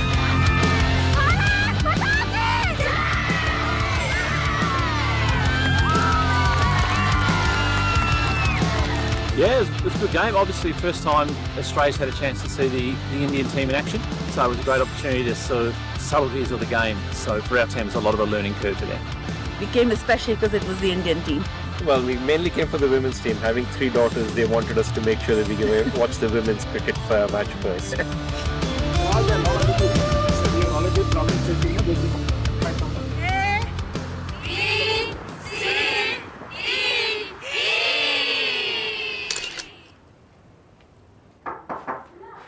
हाँ Simu okay क्या कर रही है? उससे ready होके मेरे चले चलो टाइम हो गया. सिम में तुमको लेने आई है, देखो भैया तुमको लेने आए हैं. हम लोग को B1 का पार्टनर बना के वहाँ पे होटल में ठहराया है, क्योंकि B1 का है थोड़ा हेल्प करना पड़ता है, उसको गाइड करना पड़ता है. वो हमेशा अपना काम नहीं कर सकता, तो मतलब कर सकता है वो, बट थोड़ा गाइड करना पड़ता है उसको. तो हम लोग एज अ टीम साथ में रहते हैं और सबको सपोर्ट करते हैं. संध्या को देखा जाए नहीं तो से B1 कैटेगरी से किसी भी जाने पर हिंदी भी कोई बुझी पारे से केवल इंग्लिश और तेलुगु कथा बुझी पारे, तो मत इंग्लिश रा प्रॉब्लम है. मैं टिके टिके जा भी कहे कि बुझाए ताको, तो से जो उतरे भी जाने पारे नहीं, मैं ताको देखा कर के देखा तापर से जाने पारे. वैसे तो सबका वही है कि उनको ब्रेकफास्ट के लिए ले जाना, डिनर लंच इधर उधर ले जाना. अपने पार्टनर के साथ कंफर्टेबल है, किसी को कुछ ज़्यादा बताना नहीं पड़ता, अपने आप ही कर लेते हैं. ये नहीं कि उस पर ही ज़्यादा डिपेंड करें. Good morning and welcome to day 3 here, where India will be taking on the very experienced and of course the home side, England. And England will be very aware of what India did against Australia at their very first outing at IBSA. Today we have to give best than yesterday. Ground अच्छा है, but outfield थोड़ा slow है, क्योंकि grass थोड़ा बड़ा है, इसलिए कुछ शॉट्स है जो रुकने के चांसेस है कि इतनी ईजिली 4 नहीं जा सकता है. थोड़ा कोशिश करेंगे तो जाएगा, बट ठीक है, पिच अच्छा है. Sushma and Gangawa are walking into the middle to take guard. Good shot. That's in the gap. That's running away towards that deep mid-wicket region. And that's the first boundary. India starts off nicely. Sushma times it nicely. Once again towards deep mid-wicket and beats the fielder for another boundary here. Gangawa plays it up in the air towards that deep square leg region. It's running away. And that's a boundary once again. Straight towards that deep square leg region, and this thick outfield is not stopping Gangawa's strokes. To the shot, nobody at deep third fielder region, and another boundary for Gangawa. Oh, that's good innovation.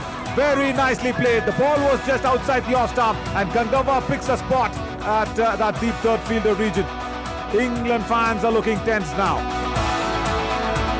Goes down the track, meets the ball very early. Gangawa puts it into the gap and moves to her 90s now.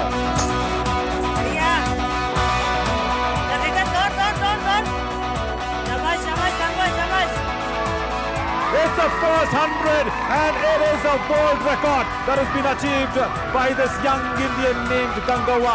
It's the first 100 here at the IBSA Games. अच्छा चल रहा है, धुलाई हो रहा है. And because of that century, India have put up a massive 268 runs on the board, where England needs 269 to win and just keep their hopes alive to get to the finals. Sushma Patel into the attack.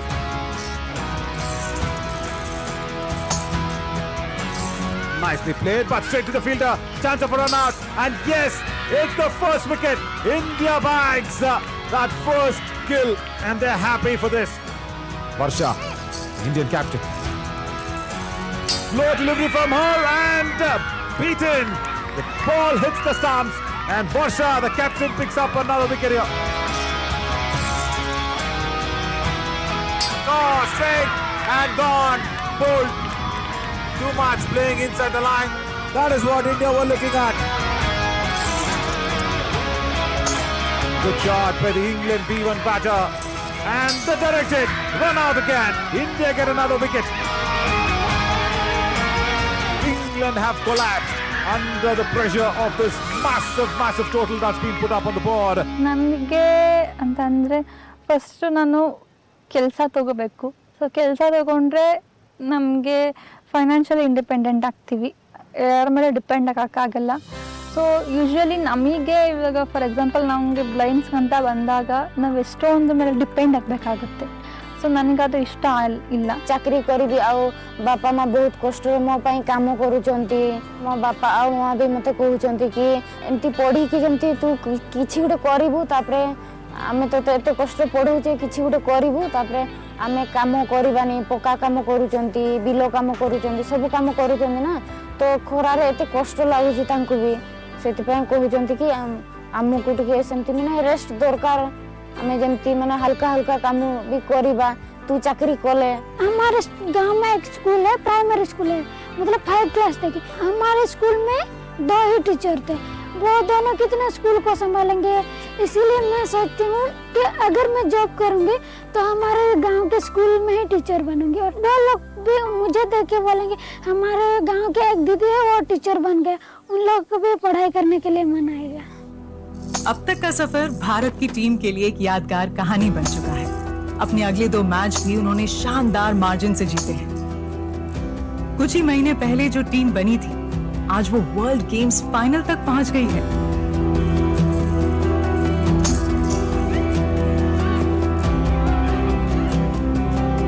मगर इस रास्ते में एक कठिन मोड़ भी आया.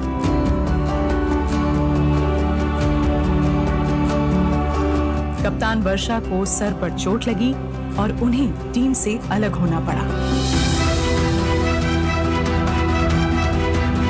Got hurt while fielding, so no problem.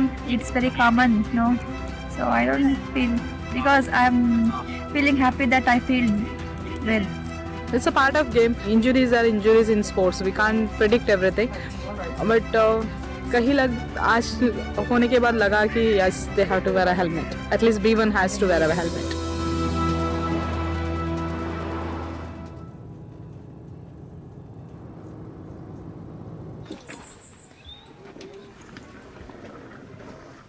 कल क्या है?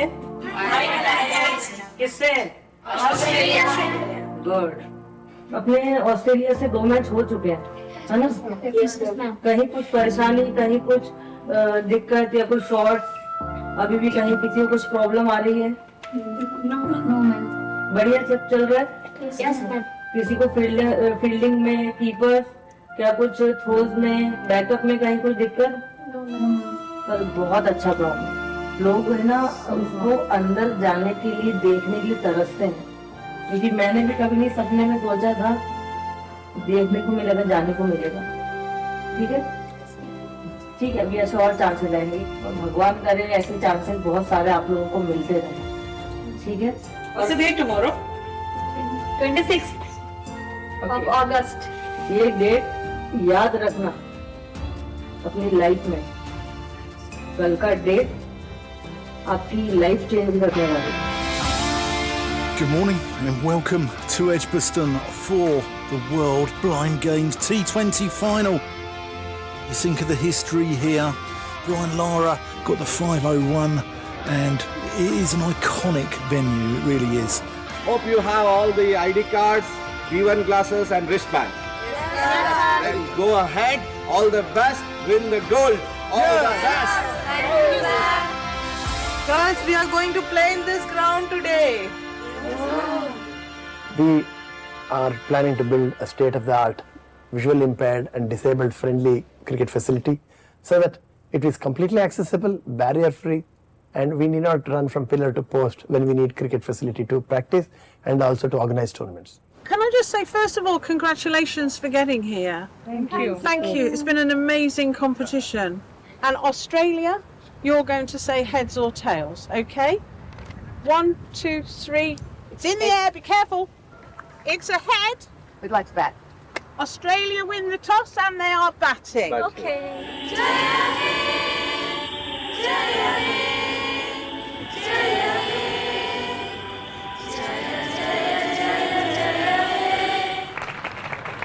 Wonderful moment there for these guys. So be confident. और confident नहीं चाहिए. अच्छे से खेलेंगे. Okay. It's the last match for us today. वो इतना ही सोचो कि हाँ next के बारे में नहीं सोचना है. Just today. जो भी लोग हैं, सब लोगों को जो playing 11 में है, आज आप लोगों को एक मौका है अपना आपको प्रूव करने का. ठीक है? और यहाँ से जाने के बाद नहीं कर सकते आप लोग. ठीक है? सब अच्छा खेलना, बढ़िया खेलना और जो कल बताया ना आज दिल से खेलना, पूरा खेलना और दिल से खेलना. ठीक है? All the best. Ravani, India's go-to bowler wickets-wise, 3 wickets in the tournament so far. Swept into the leg side. It's a lovely looking shot from Casey. They're going to come through though. It's going to have to be sharp here. I think it's going to be a run out. Yes, it is. They came back for a second. India have their first wicket. It was a brilliant bit of fielding in the deep. Swept again. Great bit of fielding. That piece of footwork there, maybe that. Oh, they're running again. They're going for the. Oh, and it's a direct throw, and she's out. I'm not sure she realised she had the ball in her hand, so it was a great throw. That's in the air, and it's a catch. What an amazing catch that was. A couple of really top-class dismissals, one with a direct throw and that catch there. She took so easily. India have managed to get those early wickets, and Australia now desperately in need of a big partnership. That's swept away. That could be a boundary. That could be the first one. That is it, yeah. Reverse swept. Oh, that's a good shot. That's going to be the second boundary and it's over. That's innovative. Lovely shot. The two Courtneys were Beck and Lewis out there in the middle and putting on a bit of a partnership here. Australia going along nicely. Oh, it's a horrendous mix-up here.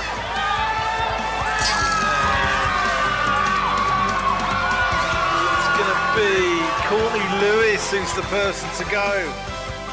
India just applying the brake on this Australian innings at a crucial point.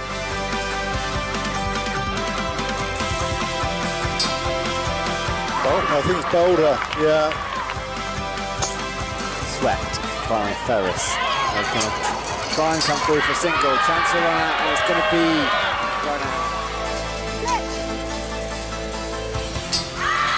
There it is, it's another wicket. This bowl is brilliant from Sandra Davies. Another straight delivery. The Indians are absolutely delighted. I love the enthusiasm with which they celebrate. So at the end of that first innings, Australia have just managed 114 runs in this big finals at Edgbaston, with Webbeck being their top scorer.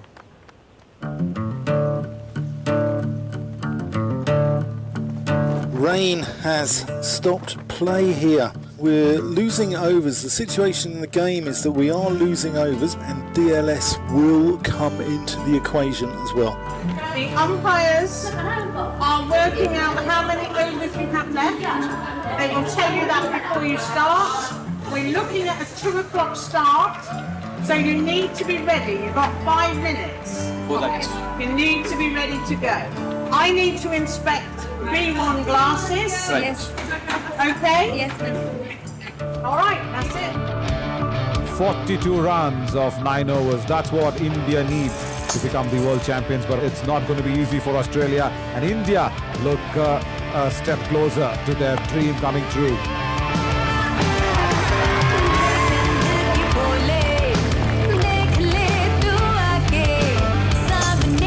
Nice shot. Straight down the ground, and that's the first runs on the board for India. A couple of them. This is a good beginning. Good drive, straight to the cover. She goes.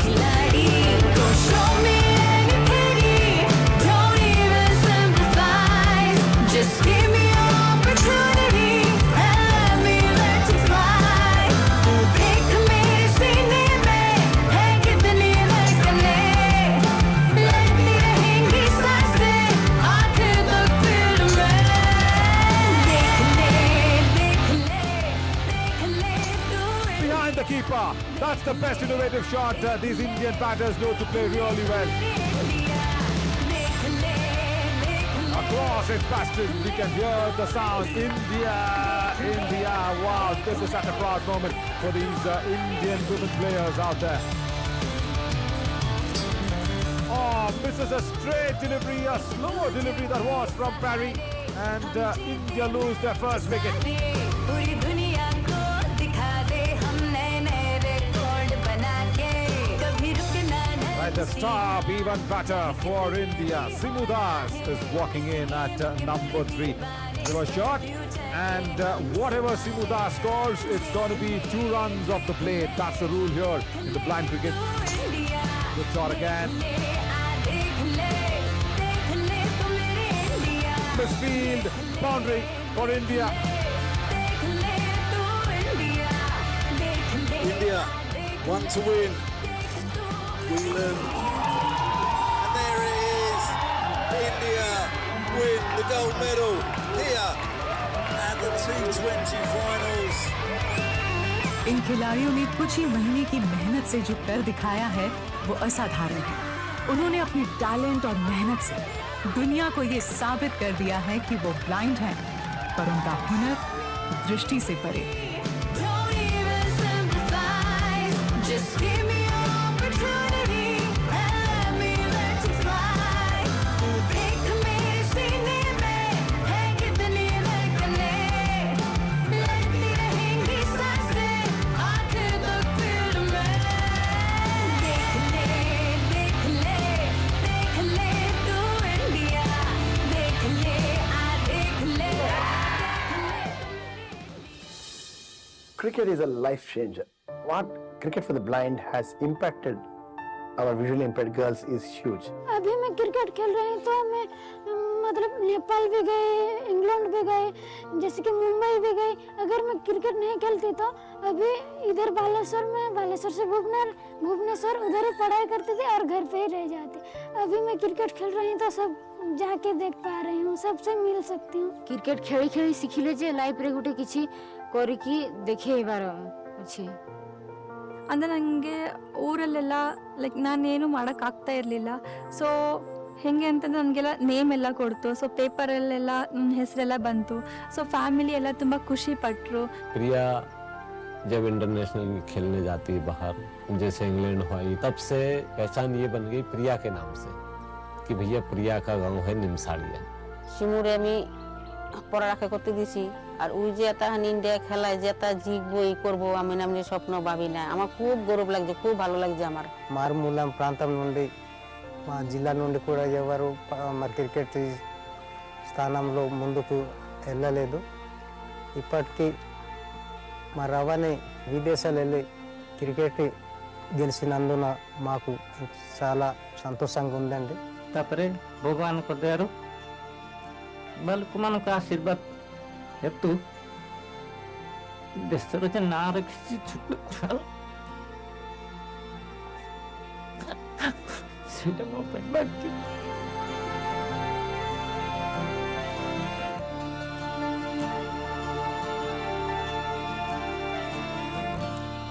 ଲୋଡ଼ା ନାହିଁ ମୋ ଧନ ସମ୍ପତ୍ତି।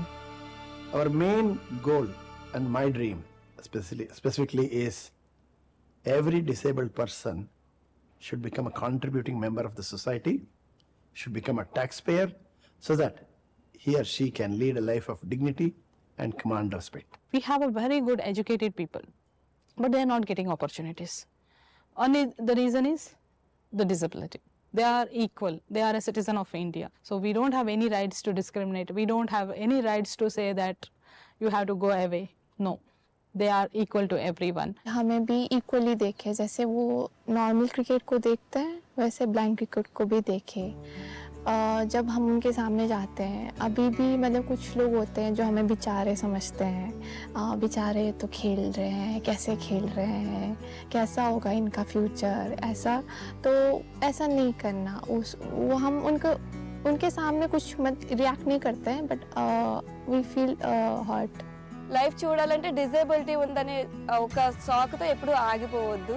మీకు దేంట్లోనైతే skill ఉందో, either sports, education, anything, దేంట్లో skill ఉంటే దాంట్లో ముందుకెళ్ళడానికి ట్రై చేయాలి. Samarthanam and CABI stands committed. I stand committed, providing every possible support, opportunities for our visually impaired, so that he or she can lead a life of dignity and command respect. बदला और खुशी के रंग लहराते हुए भारत ने दिसंबर 2023 में नेपाल के खिलाफ सीरीज जीतकर अपनी नई पहचान बनाई। इस टीम ने दुनिया को ये दिखाया कि असली विजेता क्या होता है। हमें पक्का भरोसा है इनके सफर में और भी अनदेखी सफलताएं अभी बाकी हैं।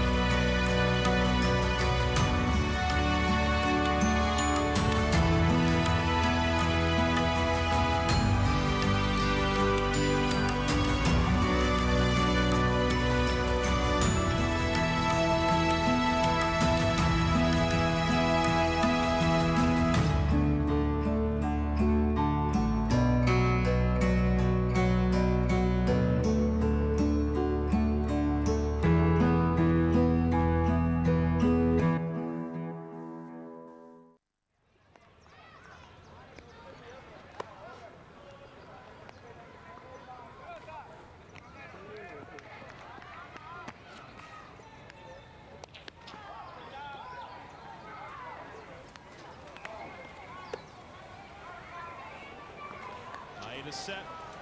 3-2 again. And Altuve hits this high in the air and pretty deep to center. Taylor is going back at the wall, looking up. See you later! A game-tying 3-run home run for Jose Altuve. It's 7-7.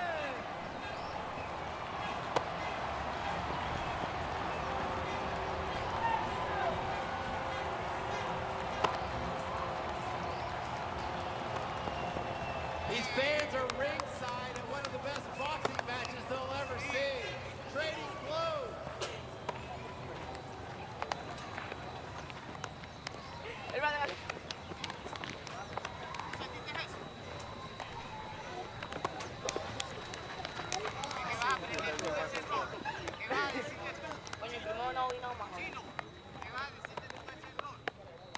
Ok, rolling de doble A.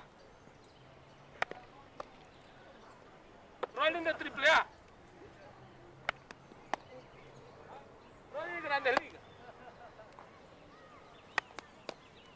Error en Grandes Ligas, te volvieron a bajar. Dale. La agarraste, muy bien, bájate, subiste de liga. Llegaste a Estados Unidos. No importa, pero la agarraste. Lo importante no es cómo la agarres, sino agarrarla. Subiste a clase A. Ok, te llamé al bateador, pero tú la agarraste. Subiste a doble A. Llegaste a triple A. Rolling de Giancarlo Stanton en Grandes Ligas, tu primer rolling como selectado.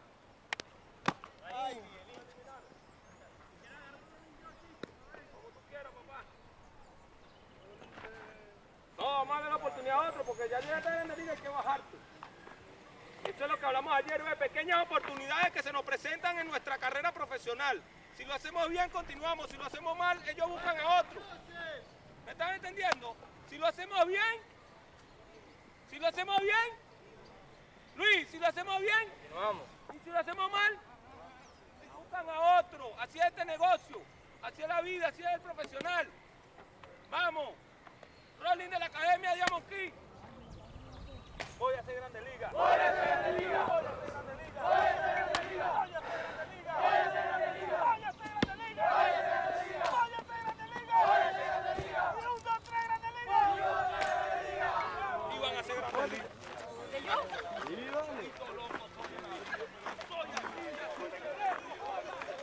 Yo sí soy un loco Grandes Ligas. ¿Oíste? Chequéame. Soy un loco Grandes Ligas. ¿Quieres más?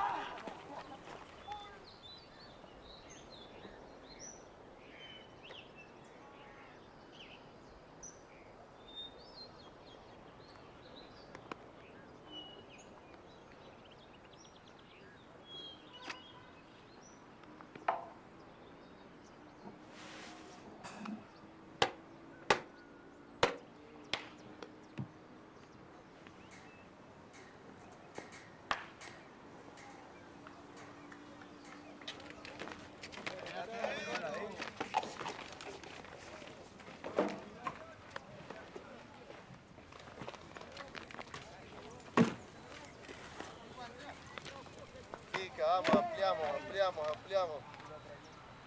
Próximo trayado, va a pasar otro aquí. Y vamos a poner nota también. Si no se aprenda esto, estamos fritos. Vamos a los codos. Círculos pequeños primero. Siempre iniciamos con un rángulo pequeño. Pues la otra pierna. Están mancados, vale. Oye, si no te agarras el chico, te agarras sin nariz ahí. 1, 2, 3, 4, 5, 6, 7, 8, 9, 8, 1, 2, 3, 4, 5.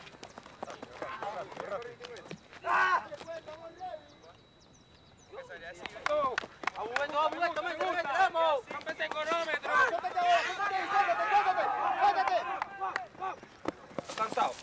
Ok, escúchame. Tú tienes que correr por tu vida, por tu futuro está allá. ¿Lo viste? Mira dónde está tu futuro, ¿ves? Uno siempre tiene que ver para allá, ¿ves? ¿Me entiendes? Hacia arriba, ¿ves? Hacia el horizonte y para arriba. Tú no puedes ver para abajo. ¿Me estás entendiendo? Por nada del mundo vayan a ver para abajo. Ustedes no pueden estar viendo para abajo ahí corriendo, no. Veo para arriba. Y para arriba lo que oye es duro. Vamos, que allá arriba tienes el monstruo de la firma. Vamos, llega. Más rápido. Apúrate. Si quieres lograrlo, lo puedes hacer. Más rápido y más fuerza, fuerza. Vamos, tienes la firma allá arriba. Muévete. Muévete, que sí puedes lograrlo. Muévete más rápido, que lo puede agarrar otro. No lo dejes caer. Vamos. Bien, vámonos, buen trabajo, no hemos terminado, vámonos, vamos, sin cansancio, no hay cansancio, el que se cansa no le pasa por encima, vamos, cambio, eso, mueve los pies chinos, eso es, cambio, muy bien, cambio, tírala, no importa el resultado, tiene que ser niño, tiene que ser un niño.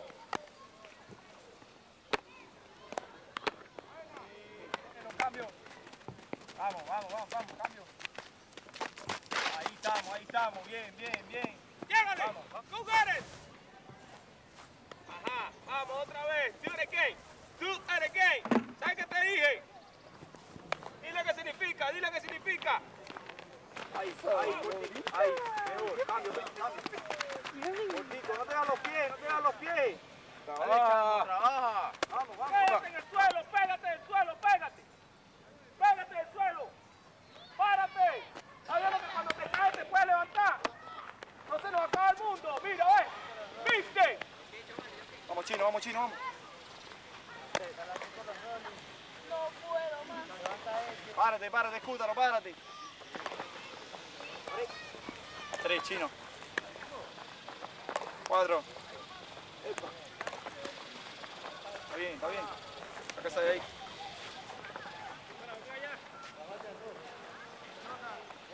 Uno. Safe at the first base. You gotta move your feet and throw the ball. Catch and throw. Claro, boy.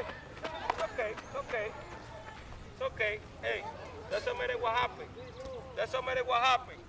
Okay? No importa lo que pase. You have to sing like a kid. Get a drink. Let's go. Get a drink. Little boy. Good job.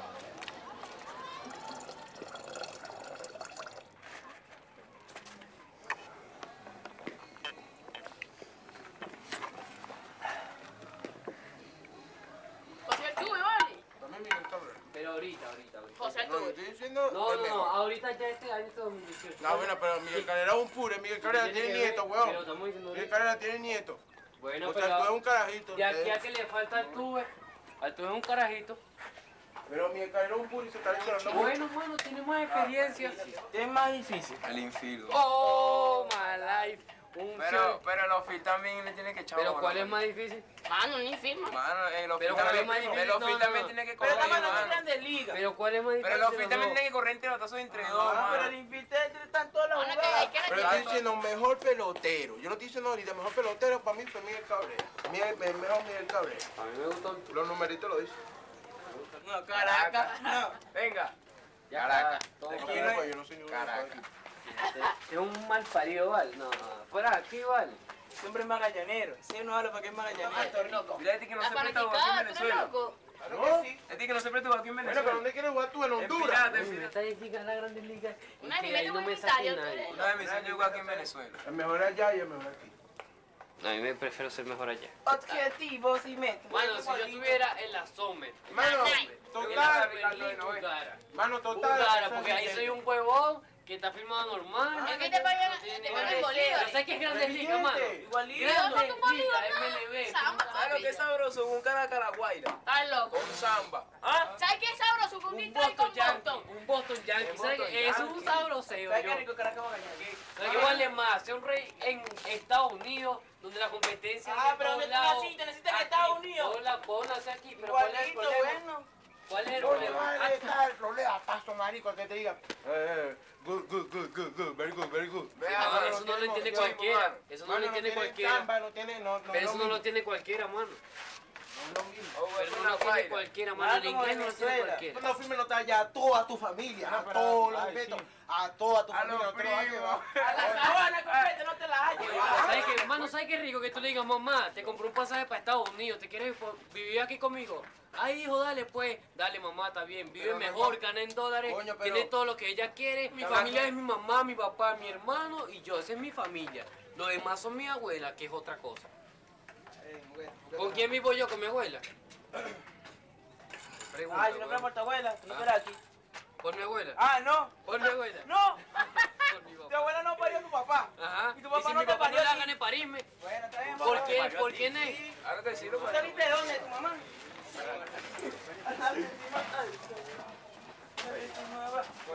Morir parece, no sé. Iba a esconder tus pantalones. Puta, lo lleva la rastra que perdí. Y eres loco. Lleva la rastra que perdí. ¿Dónde estaba? Puta, la rastra. Si eras tú que yo era fresco.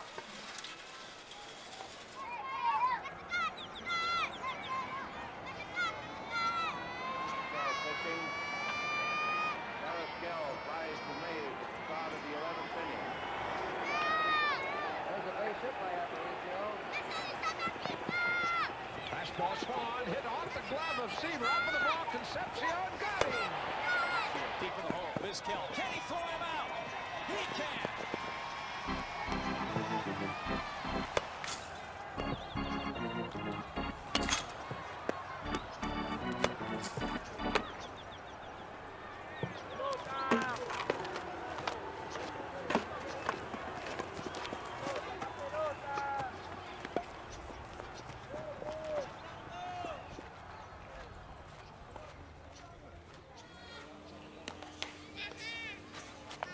Dale, igual. Vamos, vamos, vamos, rápido, rápido, rápido, rápido, rápido, rápido. Eso, eso. De frente todo el tiempo, no te voltees, no te voltees, sigue de frente. De frente, que me veas siempre para mí. Pues si vas por atrás, no hagas esto, sino que te quedes aquí viendo. ¿Sabes? Eso. No te voltees ahí, quédate de frente igual. Eso, así. Eso. Dale. Uno. Dale, más rápido, más rápido, más rápido, más rápido, más rápido. Dos. Vamos, vamos, vamos, vamos. Una más, una más, una más. Párate, párate. Dale, regresa rápido, corriendo. Vamos, vamos. Una. Eso. Vamos, vamos, vamos. Dos. Vamos, muévete, muévete, muévete, muévete, muévete. Vamos, una más, una más. Busca el rolling.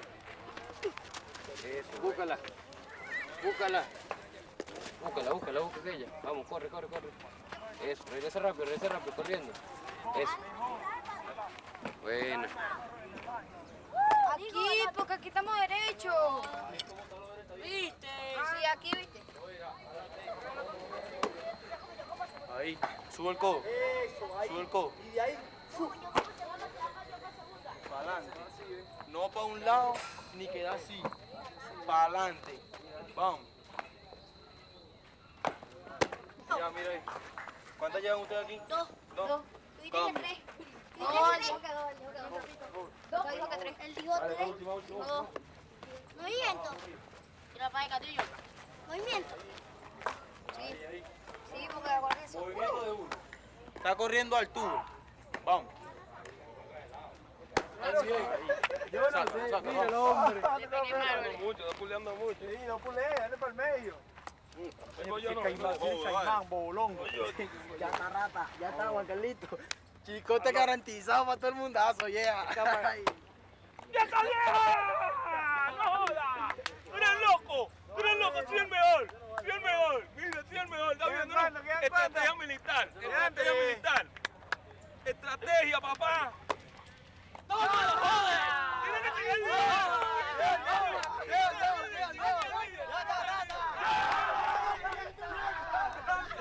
Venga, venga. Uno, dos, tres, cuatro, cinco. Pero no puedo nada.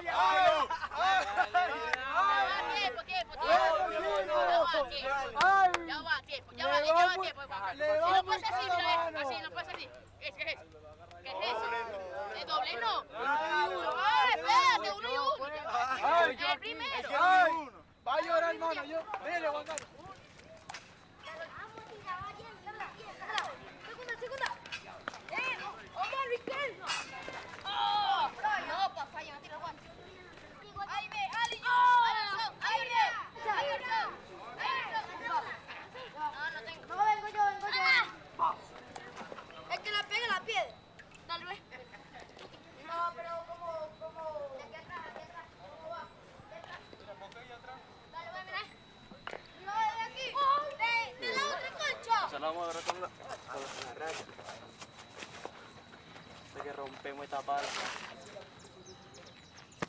En Ciudad Pial estuve arreglando los capos ya. Para un cementerio. Sí.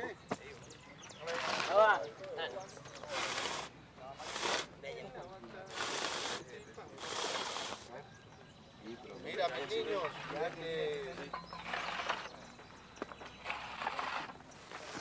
Luis, vean el invento, por favor, vayan a empezar.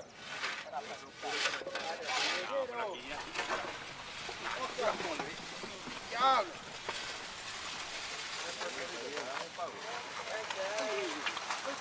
Mata vueltimiento, muchacho. Dale, morí. No estoy yo. Sí,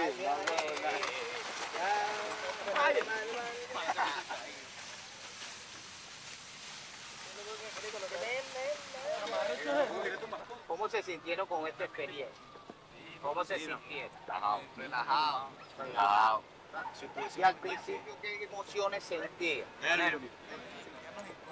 En eso consiste las nuevas experiencias de vida.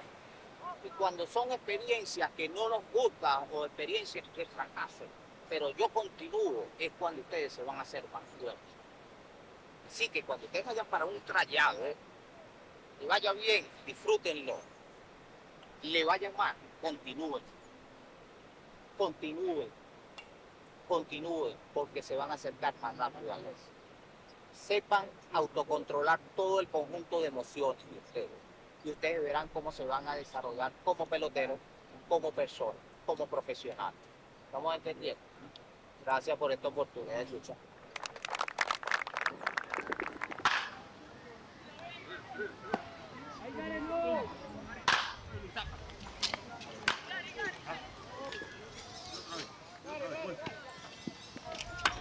Vamos, Medina, vamos, Medina, vamos.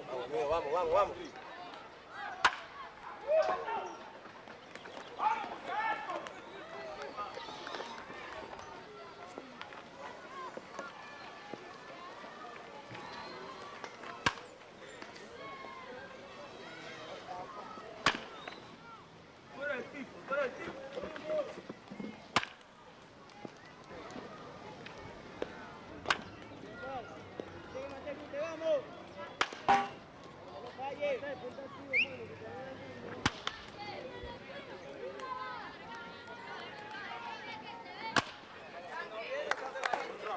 Buen round. Vamos, vamos, es mental, vamos. Mira, ese picheo tiene que poner la cadera más rápido. Ahí atrás, pum, para que pueda cruzar el home. Bajito, bajito. Bajito, destrozarse, vamos. Bajito, bajito, que te rinde el brazo, bajito, vamos. Sácalo, vamos, sácalo, vamos arriba. Métele picante, vamos, vamos, tú puedes, vamos. Vamos, negro, vamos, negro. Ahí. Uy, uy.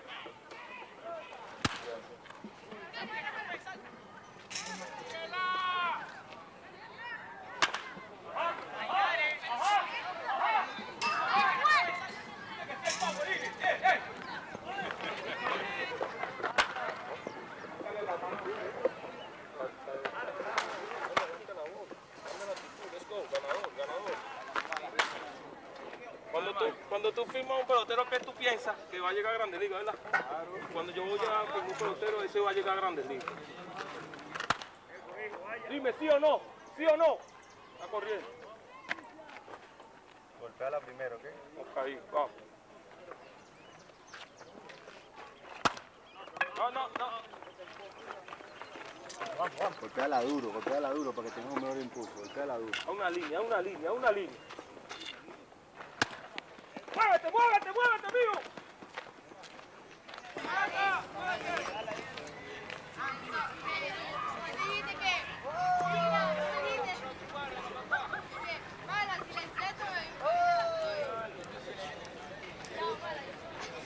Cabrera giving him a stare. Roger Clemens, 21 years older than the right hand. 1 on, 2 out. 1 ball, no strikes. 20-year-old waits, 1 ball, 1 strike. A late swing, strike 2. Now he sits and watches as Clemens misses with ball 2. And a 2-2 to Cabrera.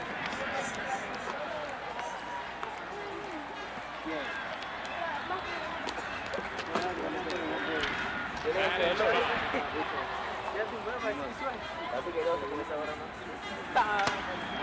into right field. Back is Garcia at the wall. Home run, Cabrera. 2-0 Florida.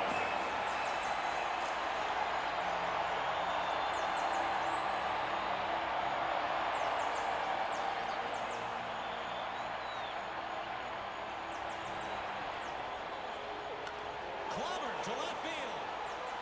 And the Colorado Rockies on a Galarraga slam sail into the lead here in Miami. And it's only the second home run Browns allowed in 76 innings this year. That ball was absolutely scorched. Oh, a hanging slider in the middle of the plate, and look what Jackie Robinson would have been proud. You get a good look at Galarraga's swing. Watch his eyes light up. Great extension. He knows it's a grand slam. Flip that bat away.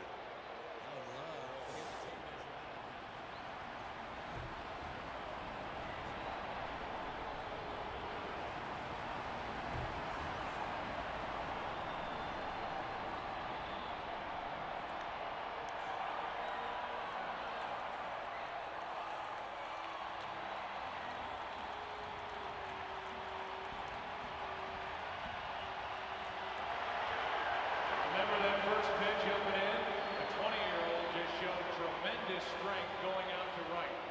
There is nothing that makes a hitter feel better than being knocked off the plate.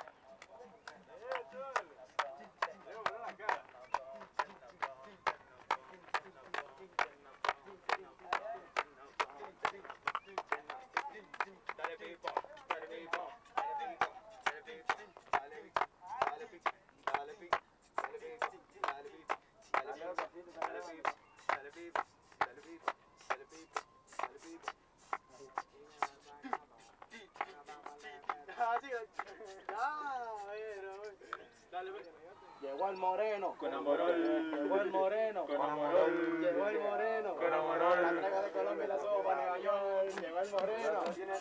Llegó el moreno. Llegó el moreno. Tienes que decir el corillo. Vamos a mezclar todo, vamos a mezclar todo. Pero o sea, cuando yo te haga así es para que yo cambiar yo pongo el sonido y tú. Dale. Y tú la tienes que pegar, mano, tienes que pegar. Pero déjame empezar con una fila. Dime lo que puedo hacer. No. Con dembow más. Yo. Espérate. Ya. Ah, ya. Dale. Yo empiezo. ¿Conoció a la colombiana? Me dio parcero. Ay, anda cuánto mujeres.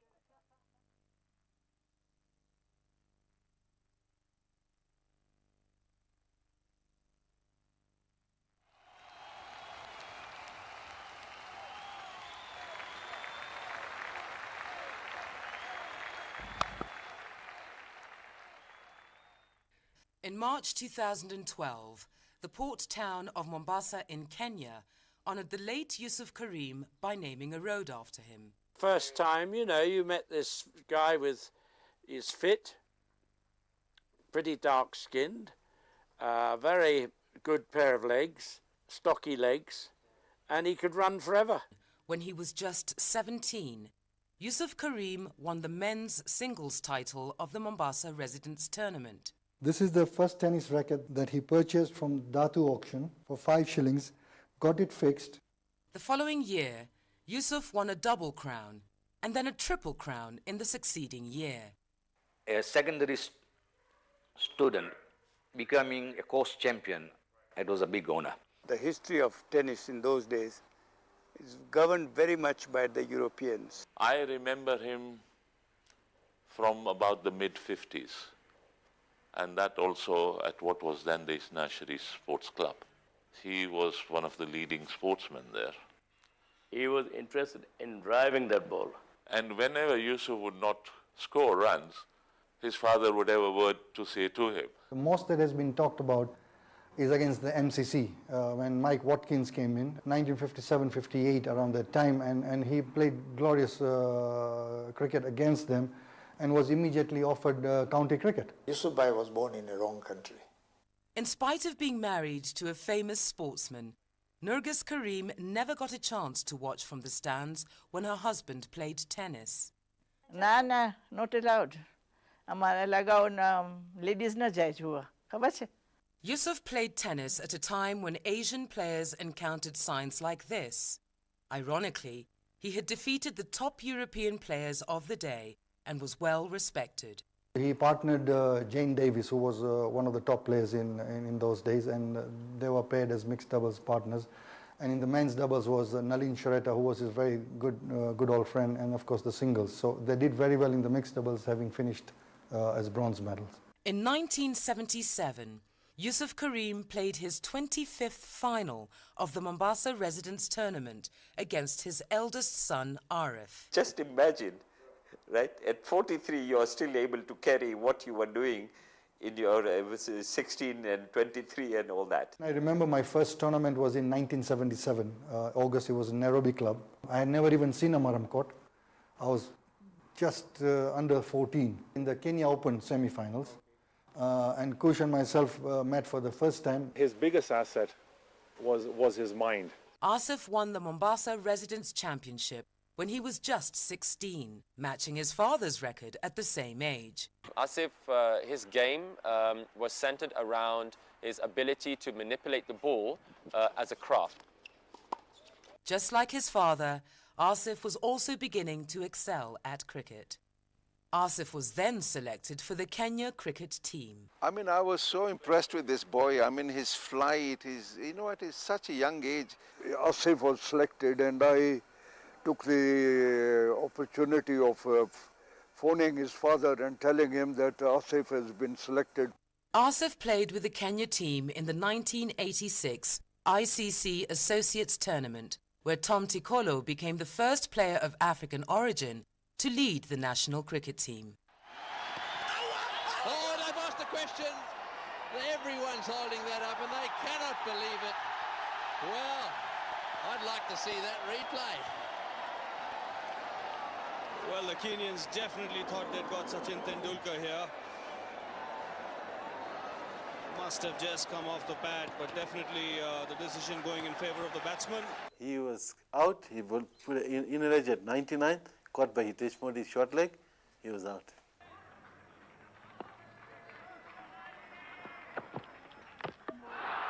And that's it. Inside edge onto the stumps. Cameron Coffey goes. That's the end. The Kenyans are elated. Well, it's like, the national football team, the Harambee Stars, beating Brazil at a World Cup tournament. Then it's spinning away. That's got to be out close. Oh yes, oh yes.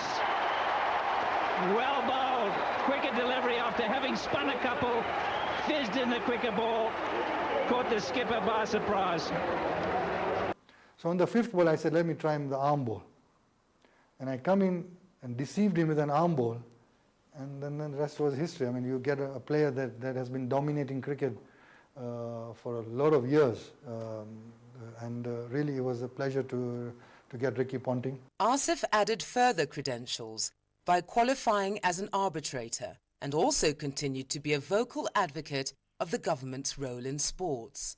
You look at the way the ministry is at the moment. You have a ministry of youth and culture and blah, blah, blah. And then at the end comes a small word called sports. How can a beautiful country like Kenya, that has produced world stars over the years from athletics to football to cricket to tennis, cannot have a ministry of sports on its own? There is something seriously wrong. And it's high time now, with the new dispensation hopefully coming in 2013, that the government then must ensure that we have a ministry of sports on its own with a huge budget. Growing up, their sons and daughters all represented Braeburn in various sports. Irfan already had his sights set on the Kenyan team. I remember as a kid, I would play him on the garden where we were staying in Westlands, and then take him to the club and bowl to him and all that. And you could see that the guy had the neck. And I always remember my games at Braeburn because we were so competitive and we enjoyed all of them. I saw his son play, and I called Asif straight away. I said, Asif, you've given birth to a lion cub. While still in school, Irfan was playing cricket for the Kenya team. It was my debut against Andhra Pradesh when Kenya took them on in a 3-day game. But then as the day went on, I found myself staying at the crease, getting runs easily. Any batsman who can pick the fielders, can pick quick wickets, and he hits the ball hard, I think is the future of this country. These are the innings you remember, and it's a grand final.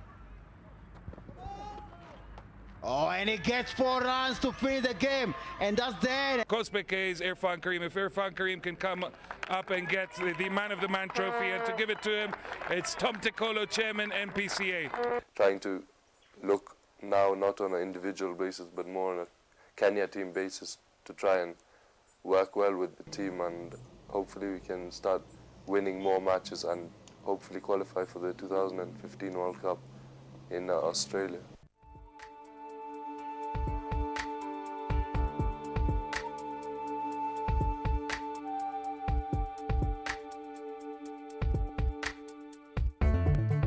Yusuf Karim's achievements are immortalized by this road named after him in Mombasa. As the achievements of his family spread across the sporting world, who knows how they will be remembered in the years to come.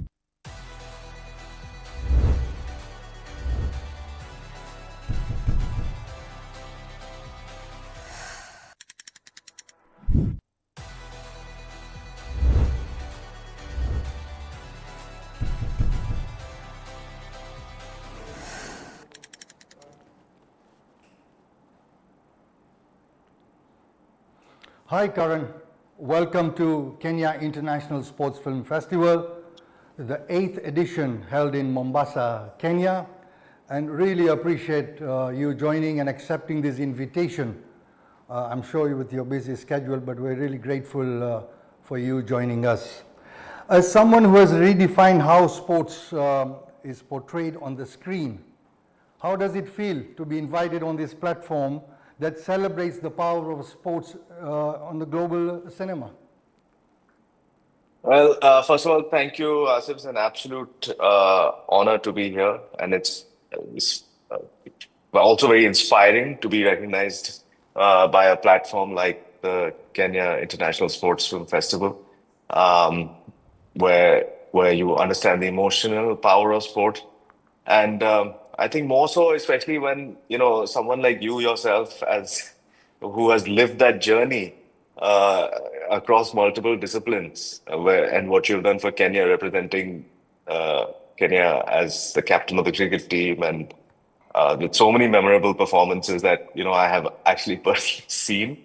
And also I read that you played in the Davis Cup. I mean, this is exactly the kind of story that film, we want to tell on film, right? Where sports becomes a metaphor almost for life. Thank you. You took cricket, which is close to my heart, and turned into a huge human drama, Inside Edge. I watched it personally and kept watching, even though it was getting late at night. It was so intriguing and so wonderful. How did you manage to bring the emotion and to the whole drama on that series? Thanks so much. Thank you for your kind words. Look, cricket has always been very special for me, and I've mostly spectated. Obviously, I've not played anything professionally. I love playing cricket, but it's just with my buddies. And I've been a lifelong fan, especially I think of Test cricket, and that's because Test cricket captures the entire spectrum of human emotions, right? Whether it's patience, tension, strategy, redemption. And it's all stretched over a good 5 days. So it brings you as a viewer through every possible feeling.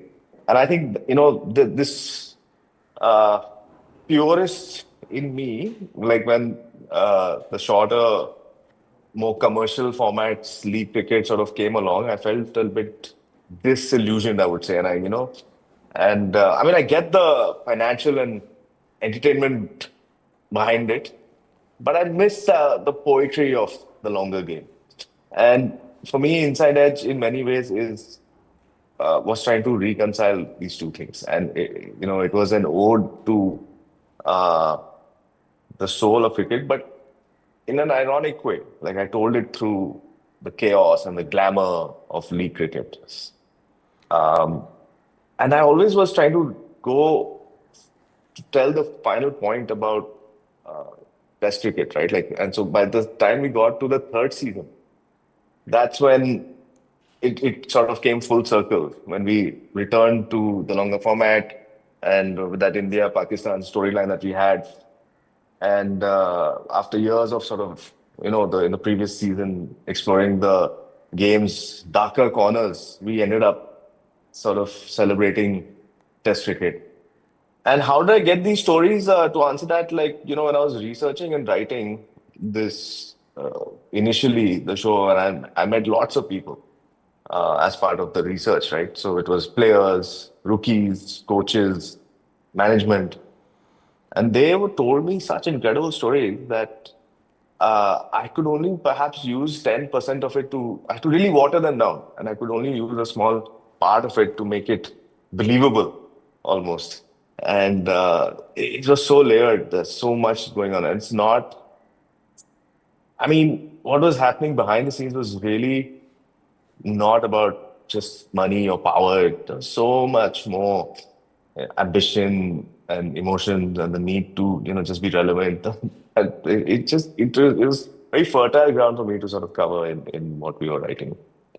Well, congratulations on Inside Edge being the first Indian web series to be nominated in the Emmys.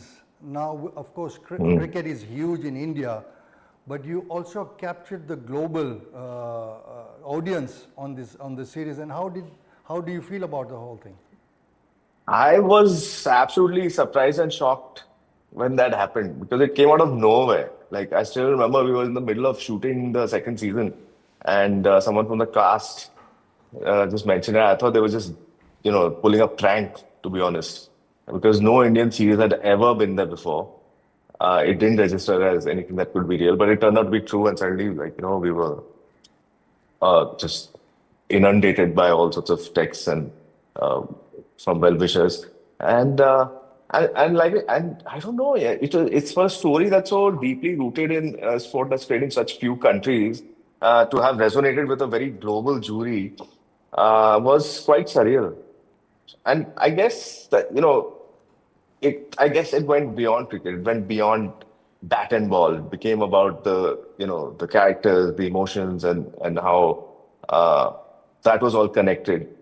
And I suppose we tapped into something universal. I mean, it was a bit of a leap of faith. I think it had something to do with the fact that, this was the first show that came out of India on OTT. It was Amazon's first show. It was the first OTT show out of India. There was no precedent.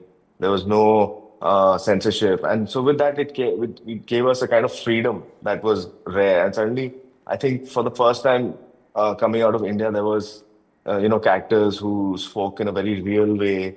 And there was grit and honesty that we sort of tried to bring to the page. And I think this in the middle of all that, we sort of said a few uncomfortable truths that I don't think would have been possible in the more commercial forms of cinema that we have. And I think that's what perhaps connected with the people because it was so unshackled.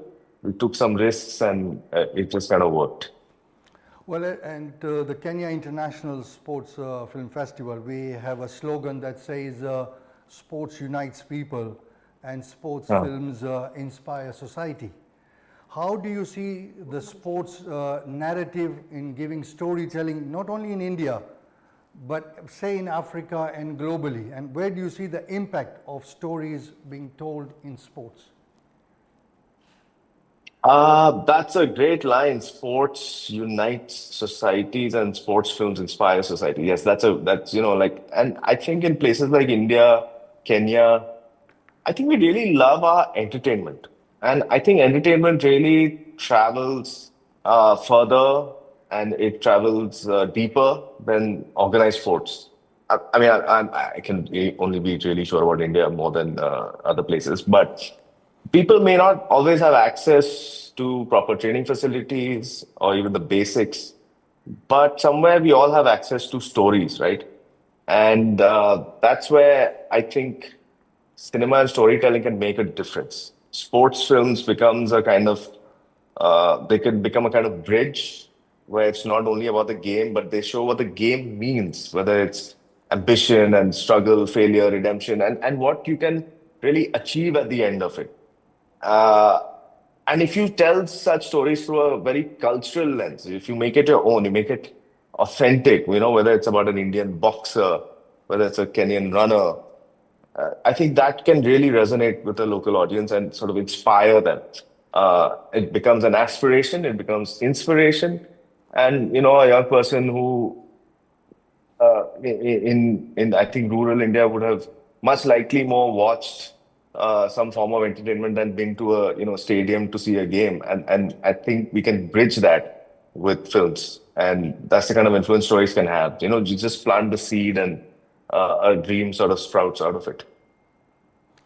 Well, we're looking forward to your new web series coming up, Glory.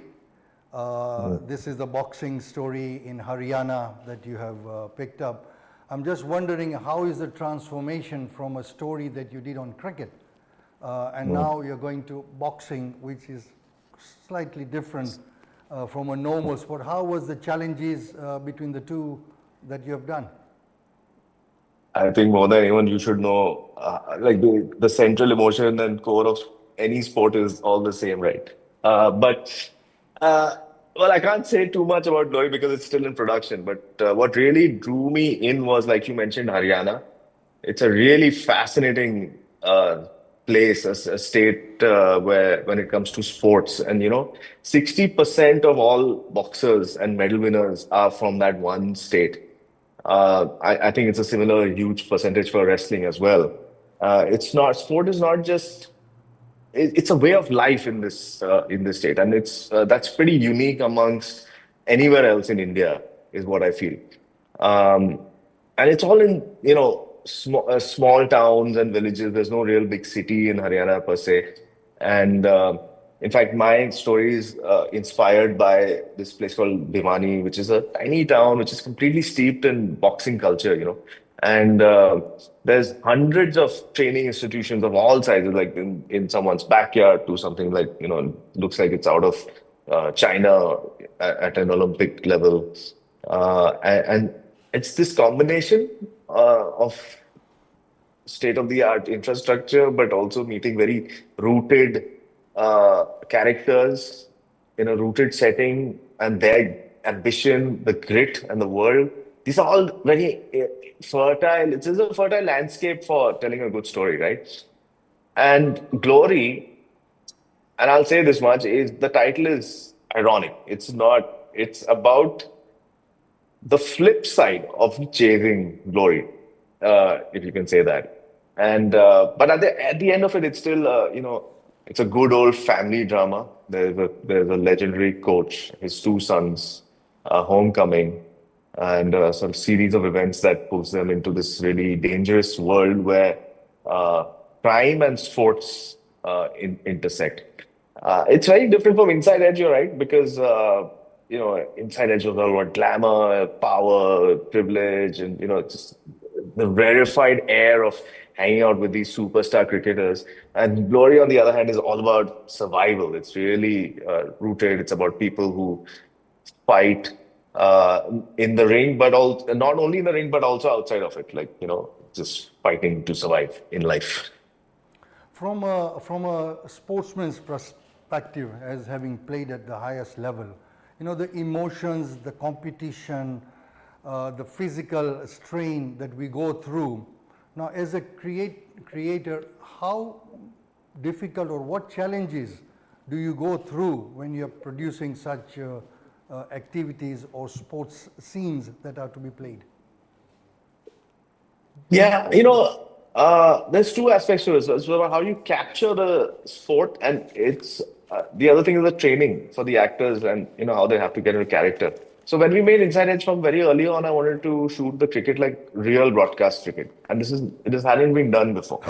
Not stylized, not in a very cinematic way. I just wanted to be so relatable that if someone was to walk into the room, you feel like a real cricket match is on. Like nothing should give that away.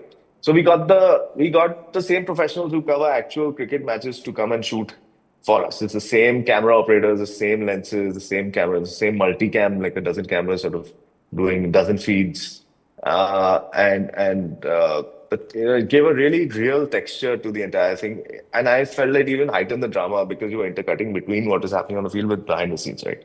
So that was actually the easy part because these are all professional people who sort of executed it. The tough part of that wasn't the filming, but it was how much the actors sort of had to get, play. I mean, like a third professional like you would probably see through it, but I think they got very close to sort of being able to look like professional cricketers. And I really want to name like two people. Like I think Tanuj Virvani, who played Vayu, right?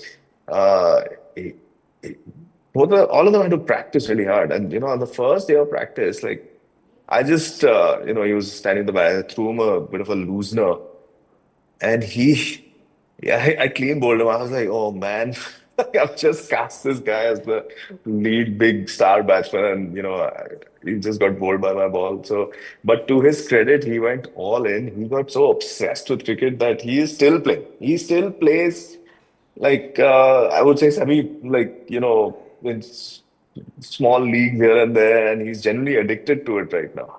And then there's also Siddhant Chaturvedi, who of course has gone on to become a very big star now, but he was playing a fast bowler back in the first couple of seasons of Inside Edge. And he also got into the skin of it so much. Like, I asked him to do the action during an audition, and he was, it looked pretty good to me. I said, okay, we can work with this, and, but then again, his coach, who was, I think, an ex-Mumbai coach, he said by the end of the training for the first season, he said, if you keep at it, you could play the IPL in about 6 months. And that's how deep they went into it. That's how deeply they were committed to their training.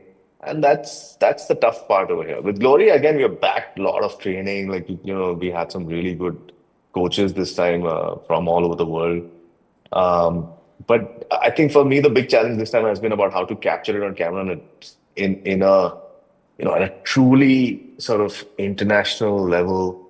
We've seen several Indian films do boxing before, but I just want to, try and match it with the best that's out there to make it as visceral and as cinematic as I possibly can. So that's the big challenge in Glory for me. Karan, your success in taking the Indian stories globally is phenomenal. Do you see yourself having a collaboration to do some African sports stories? Absolutely, Asif. I think there's some excellent stories that come out of Africa. It is an absolute gold mine for stories, I would say. And there's so much opportunity there. We share so much culturally, and we are so deeply emotional about our sports. I think we have great storytelling DNA, and we have so much in common, whether it's the struggle, whether it's about community, whether it is, just the idea of resilience. I 100%. There's lots of stories to be told, which I think we should be very local in their detailing, but absolutely global emotionally, so that we can reach out to a broad audience. Yeah, so we had on our 6th edition, we had Shimit Amin and Rakesh Om Prakash Mehra join us, similar to what you're kindly doing it. And they were also quite excited to see what stories can be told working between the Indian filmmakers and the Kenyans. And remember, India and Kenya have a very healthy relationship that has started pre-independence. And so there's been a lot of business, commercial ventures that have taken place between the two countries. There was some Bollywood movies that did take place in the 80s. And so I'm quite intrigued and happy to hear that you would venture into and looking into how we can collaborate ahead to see whether some sports movies could be done on a co-production. 100%, absolutely open to that. Right. As an athlete, I know what goes behind the scenes in terms of the pressure, the politics, the psychology behind all that. You showed all of that beautifully well. I'm just trying to intrigue, how did you work on the athlete, the actor-athlete that played all those roles when you were directing it or when you were writing the scenes? How did you manage to put that all together? Well, it feels a little silly saying this in front of you, but because you have lived the life and I'm only just trying to capture that on screen, right? But the silly part is that I've also played a little bit of sport, and of course, it's nothing professional or anything close to what you have achieved. But I feel that even at a local level, you end up experiencing a lot of emotions, right? When you're in the middle of the game and you have to sort of win, and there's so much rivalry, pride, all those emotions of teamwork. I think I just take those moments and I 100x them when I write about it. And that's what I think writers do. We steal from other people's lives, right? And we make them our own and put them into our characters and infuse our characters with, other people's little scraps of stories that we can find here and there. Plus, there's so much info, I think, in the public domain. I love how candid so many athletes get in public fora. Like they're just very easy to steal from because they love pouring their heart out, I think. And it's just, and I enjoy watching them, and I enjoy sort of taking their life experiences and translating it onto the page, and then sort of getting actors to live that life. Great, thanks. We have quite a few young filmmakers in Kenya and in Africa watching this interview right now, who are intrigued and wish to do sports movies or documentaries or want to create a drama. What advice would you give to these young filmmakers to try and achieve, well, hopefully nearly as good as what you are doing? I'm sure they'll go much further than that. But I think really it's about tapping into what is the core emotion, picking up a camera, and that camera can be just your cell phone, and start putting it together. The one thing, this world is heading into some strange space with AI, right? And we're seeing more and more AI-generated content coming out. But I think sports is the one thing that AI and artificial intelligence can never replace. capturing sports on camera is something that can never get replaced. And I'm not just talking about light. I think just the idea of human endeavor and what we can achieve and just capturing that, these are things that will never go out of style. So, look, making films right now is a very democratic process. I mean, you can just shoot on your phones, you can put it on YouTube, you can just get going and get started. But more than, it's not about the technical aspect. It's about how do you find the story within the sport that you're trying to tell. If you have a good story, the sky's the limit after that. Like, you just need to find the story in the sport that you want to talk about. Well, now after Inside Age, Glory is about to be completed. You had Mirzapur, Rana Naidu. What's in the pipeline? I'm just writing right now. I've been shooting for the last 2 years continuously, so I'm just taking a bit of a break and essentially writing things. And there's 3-4 things I'm writing. Sports is very much part of one of the things I am working on. And sports-themed films will always have a special place in my heart. And let me put it this way: like, if I were to choose for the rest of my life to watch films or watch live sports, I would choose sports any day. Like, because the emotions you go through on a minute-by-minute basis when you're backing an athlete or a team, like, it feels so authentic and so real. Like, I just love that. So any secrets right now on what's coming up in something in sports? Because I can see the passion is still there on doing. Oh yeah. something No. good in sports. It's too early to talk about anything right now, but soon. Okay, but I'm happy to hear that you're going to continue, because I think you have created a huge benchmark on what you did through Inside Age, and I'm sure Glory will not be anything less, and we're looking forward to when it's going to be launched sometime. Is it that'll be next year or? Yes, early next year, hopefully. Yeah. Okay, great.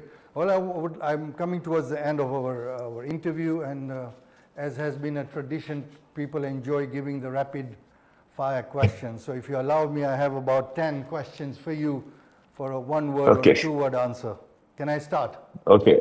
Yes. A sport you haven't filmed yet but want to.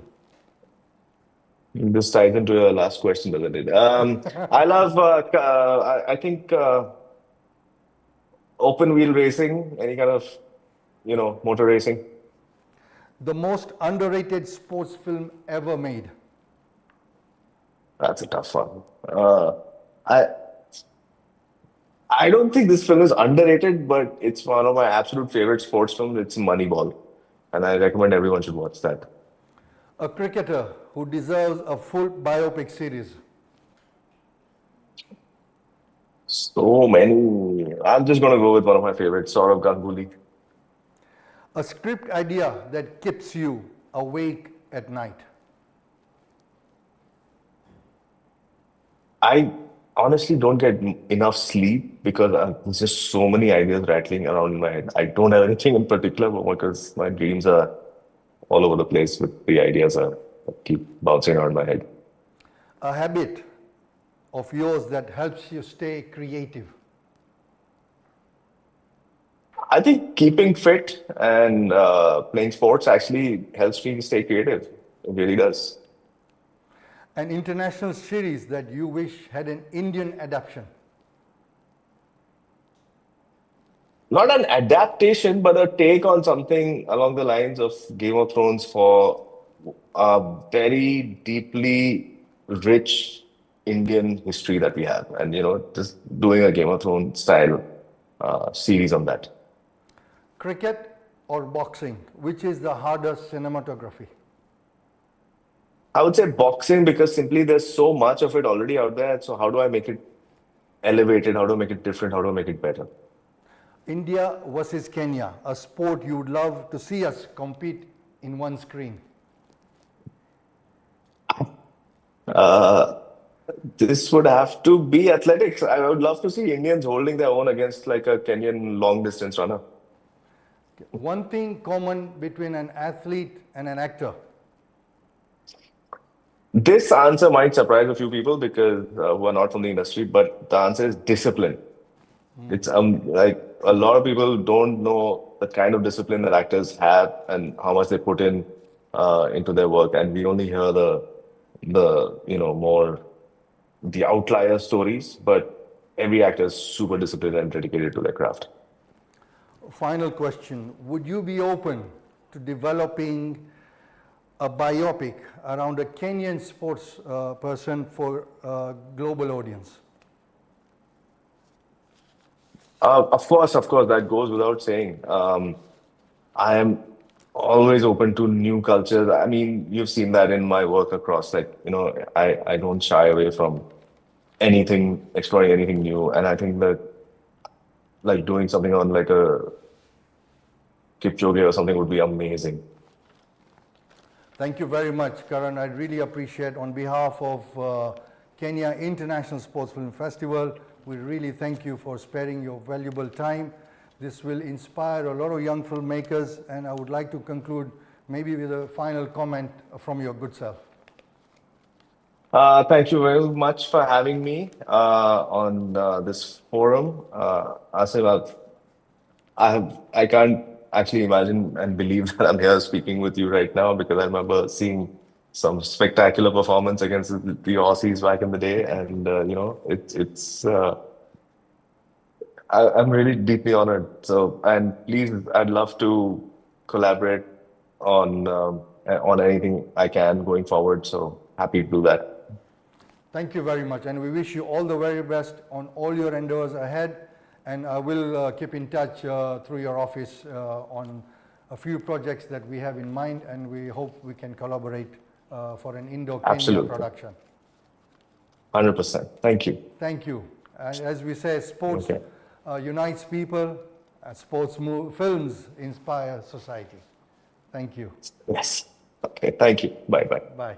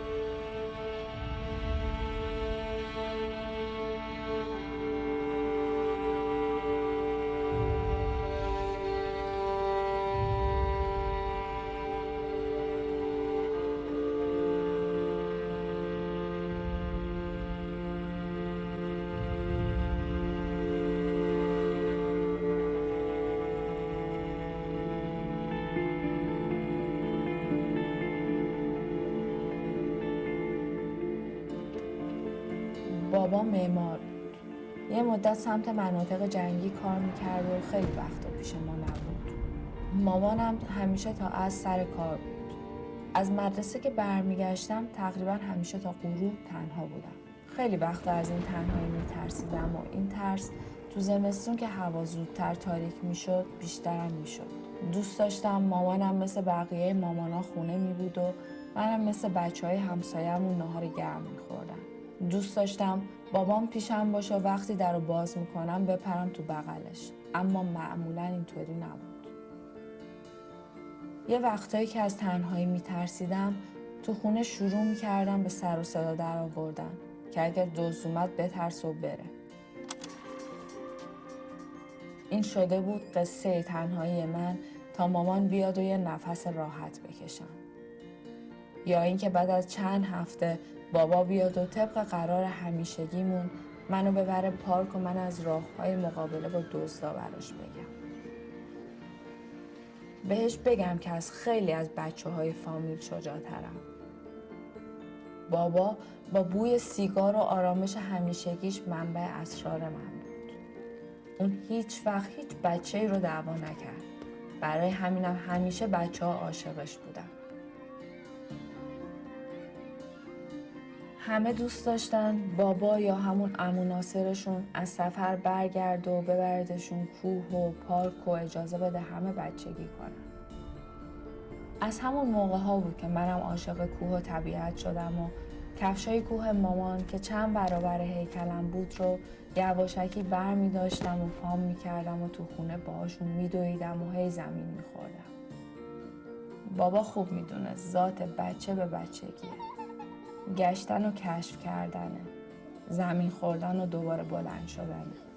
بابا تا موقعی که برای همیشه تنهامون گذاشت هیچ وقت نگفت چی کار کنم یا نکنم.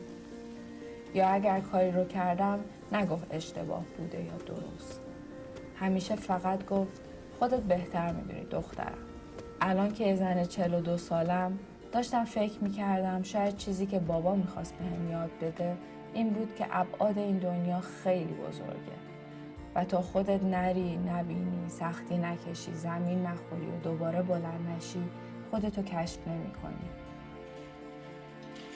این روزا دویدن و این پروژه جدید برای من سرمایه‌ای که از ارتفاع هم میترسم قسمتی از همین مسیر کندوکاو دنیاست و شایدم خودم. یه واسطه است برای کشف مسیر دشوار تا کجا. مسیری که هر چی توش جلو میری تمومی نداره. میدونم اگه بابا هنوز پیشم بود و تصمیمم رو میشنید برخلاف خیلیا با همون آرامش و سیگار بهمنی تو دستش کنارم میایستاد و با لبخند همیشگیش میگفت خودت بهتر میدونی دخترم. من خیلی دوستش دارم حقیقتا. خب خودتو معرفی میکنی؟ من نگار سماک نژاد هستم. هیئت علمی دانشگاهم. دکتر علوم شناختی دارم.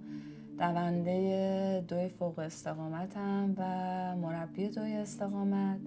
این پروژه هم که در موردش داریم صحبت میکنیم صعود پیوسته از 4 طرف به بلندترین قله ایران دماوند. خب الان از جایی که تو زندگی درش ایستادی احساس رضایت میکنی؟ یکم از جای سختی شروع نمی‌کنیم سوالا رو. چرا؟ راست میگی. بیا چیز کنیم. بیا قصه رو از روز اول صعودت شروع کنیم.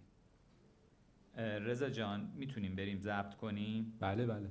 اگه موافقی بیا از اون روزا و صعودت به دماوند شروع کنیم.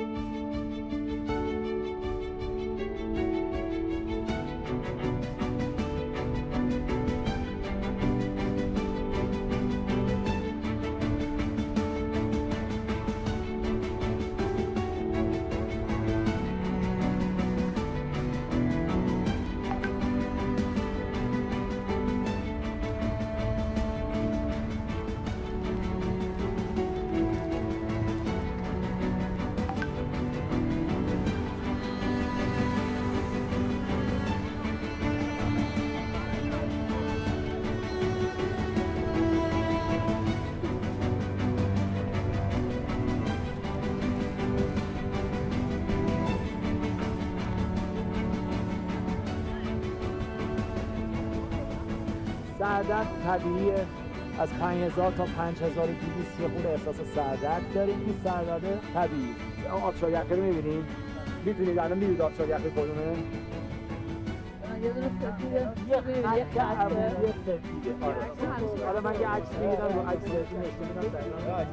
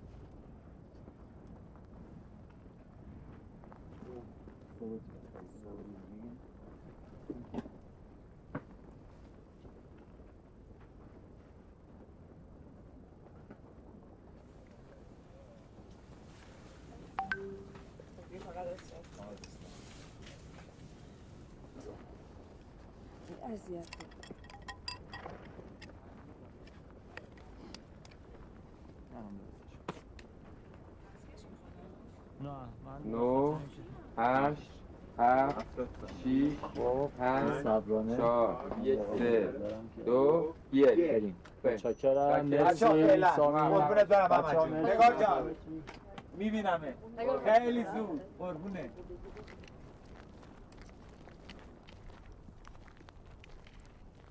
خب ببینید بچه ساعت 5:30 حرکت کردن به سمت بارگاه 3. این جاهای خالی که من اینجا گذاشتیم ما اینجا برای میتونید ورود خروج رو بزنید. برای ورود خروجشون رو بزنید اینجا. اول اینا میرسن بارگاه سوم. بله اول برمیان اینجا یه رو استراحت احتمالاً دارن. بله یه رو اینجا استراحت دارن. میرن قله میان به سمت زل غربی یعنی سیمرغ. ما اینجا 2 تا گروه استایس داریم. یه گروه اینجا هستیم که من با تو هم، یه گروه دیگه هم در لندن مستقر هستن. آمبولانس هم که در اینجا هست. چون اگر یک امرجنسی پیش بیاد باید برگرده به سمت پایین. تو موقعی که به قله نرسیده این گروه حرکت نمی‌کنن یا این گروه حرکت نمی‌کنن. این سعی ما با بهترین حالت ممکنه. فردا دقیقاً همین لحظه‌ای که حالا واقعا تو داری الان صحبت می‌کنی نگارینا دارن میرسن دوباره به قله. دارن میرسن یعنی سخت‌ترین قسمت مسیر. بله اینجا سخت‌ترین قسمت مسیر فردا. دیگه اینجا میرسن دوباره یه ذره. بنابراین فردا شب هم نمیشه. حالتن. فردا شب هم نمیشه. فردا شب هم نمیشه خواب. آقا دو تا یه ماشین بریم آقا.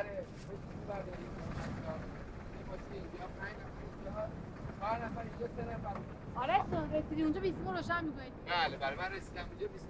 با رسیدیم اونجا بهتون بیسیم میدن که قله بگیم. ما بیسیممو روشن قله بگیم. آره.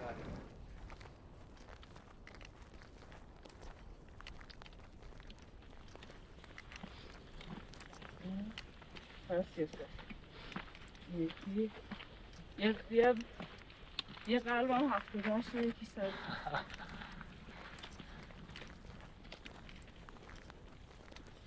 نگار چقدر این سبک یا مدل از زندگی که انتخاب کردی رو دوست داری؟ این مدل زندگی نه یعنی آره دوستش دارم. خیلی موقع‌ها خستم میکنه ولی چاره‌ای الان براش ندارم در حال حاضر. یعنی نمیتونم هیچ قسمتش رو حذف بکنم تا اینکه هر کدومش راه خودش رو پیدا کنه سر جاش یه روزی بایسه. ولی نه مسلماً اینکه 2 تا کار تمام وقت داشته باشی، بخوای تمرین منظم داشته باشی، خیلی چیزا رو باید حذف بکنی از زندگی دیگه. از جمله اینکه مثلا مامان من 3 تا کوچه‌مون برتر زندگی میکنه. من دقیقاً 3 ماه خونش نرفتم، نتونستم برم. ولی روحم رو راضی میکنه هرچند جسمم خیلی خسته میکنه. خب بیا یه جور دیگه سوالا رو ادامه بدیم. تو یه روز عادی زندگیت چه جوری میگذره و این پروژه و قصه صعودت اصلا چه جوری شکل گرفت؟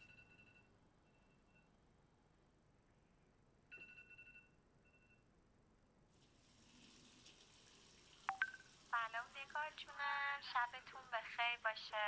عزیزم خواستم بگم که من فردا متاسفانه نمیتونم بیام سر تمرین.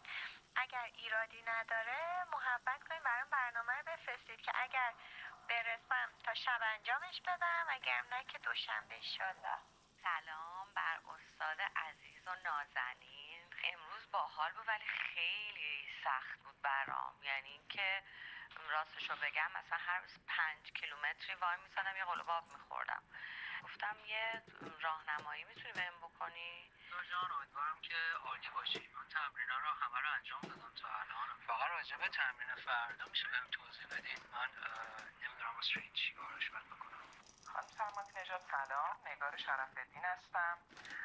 حقیقتش پروژه بزرگی رو حدود 2 سال مجموعه ما شروع کرده تحت عنوان پیدا شو که هدف اصلیش نشون دادن توان‌های خانم‌های جامعه است. وقتی بچه‌ها درباره پروژه سود شما بهم گفتن دیدم که شدیداً به اهداف این پروژه نزدیکه. در نتیجه فکر کردم خیلی خوبه اگه بتونیم یه جلسه با هم بذاریم و ببینیم ما چه کمکی میتونیم بهتون بکنیم و چجوری میتونیم کنار شما باشیم، دیداری داشته باشیم. متشکر و ممنون. یه 3-4 سال زندگی ما این همینطوریه که تو تاریکی ساعت 4:30 از خونه میام بیرون، تو تاریکی هم برمیگردم خونه. کلاسای 2 داریم، تقریبا 3 سال یا 4 سال شروع شده که با محمد کار میکنیم. اوایلش خیلی بامزه بود چون که برای آدما سخت بود که قبول بکنن مثلا مربیشون میتونه خانم هم باشه. فکر کنم و به خاطر اینکه حتی مثلا تو صحبت ها هم میشد اینو حس کرد از آدما. مثلا اوایلش که میخواستن صدامون کنن مثلا من و محمد میگفتن استاد صدفی و نگار جون. اصلا نمیچرخید که بپذیرن که خب مثلا 2 نفر یه زن و یه مرد با هم دارن کار میکنن در کنار هم عین هم میتونن باشن. اینه که یه 3-4 سالی همینطوری جون کندم تا بالاخره پذیرفتن آدم ها اینو. الان هنوز میگن نگار جون یا الان دیگه استادی؟ ببین الان دیگه یه چیز میگن، یا نگار محمد یا به جفتم میگن استاد، یا دیگه یه چیزه.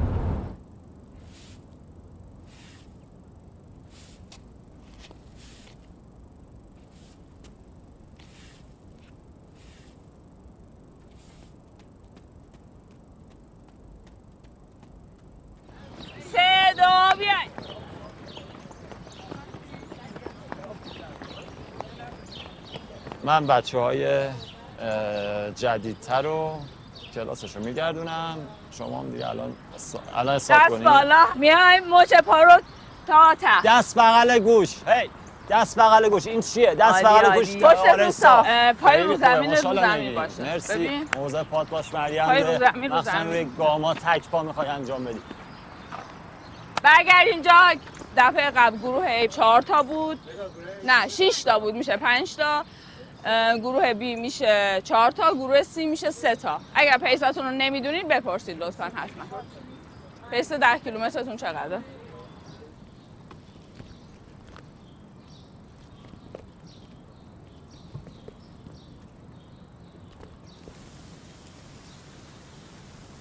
گفتیم از مجموع اطلاعات، حجم زیاد اطلاعاتی که دائم داره به ما میرسه، ما برای اینکه بتونیم که در واقع سروایو کنیم و زندگی کنیم و زندگیمون رو ادامه بدیم، ناچار هستیم که یه بخشی از این اطلاعات رو یا به گونه‌ای حذف بکنیم یا اون اطلاعاتی که به دردمون میخوره رو بگیریم، ازش استفاده بکنیم و زندگیمون رو ببریم رو به جلو.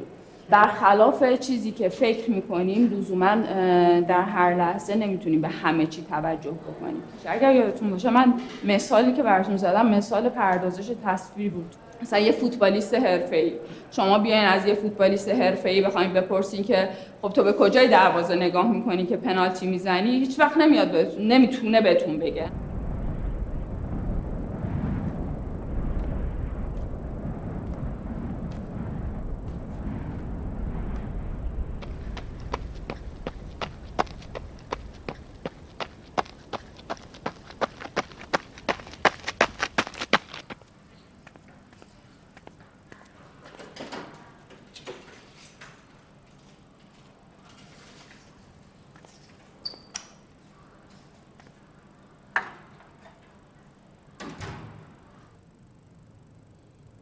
الان UTMB نه؟ آره UTMB سال 2019 یه مسابقه است که 170 کیلومتر مسافتشه با تقریبا 11,000 متر الیویشن.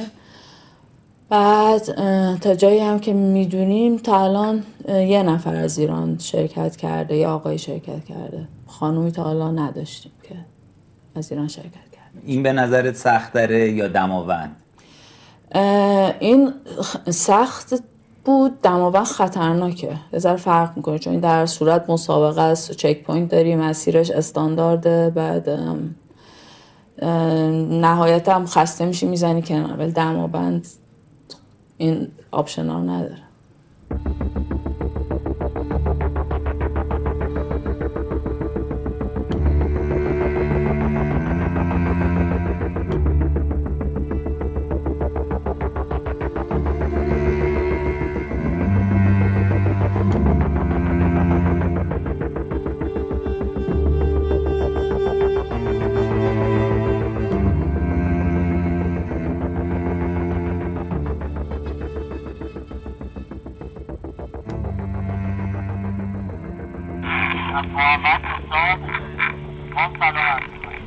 محمد جان تو چه ارتفاعی هستی؟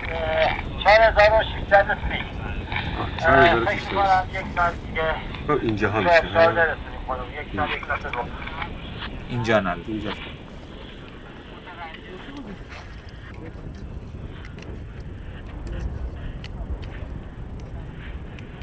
از محمد دستا، از محمد به کمپ اصلی. شرایط هوا خوبه، سرعت باد حدوداً 35 کیلومتره. فعلا جاتون خالی، در ضمن فاصله زیادی تا آبشار یخی نداریم.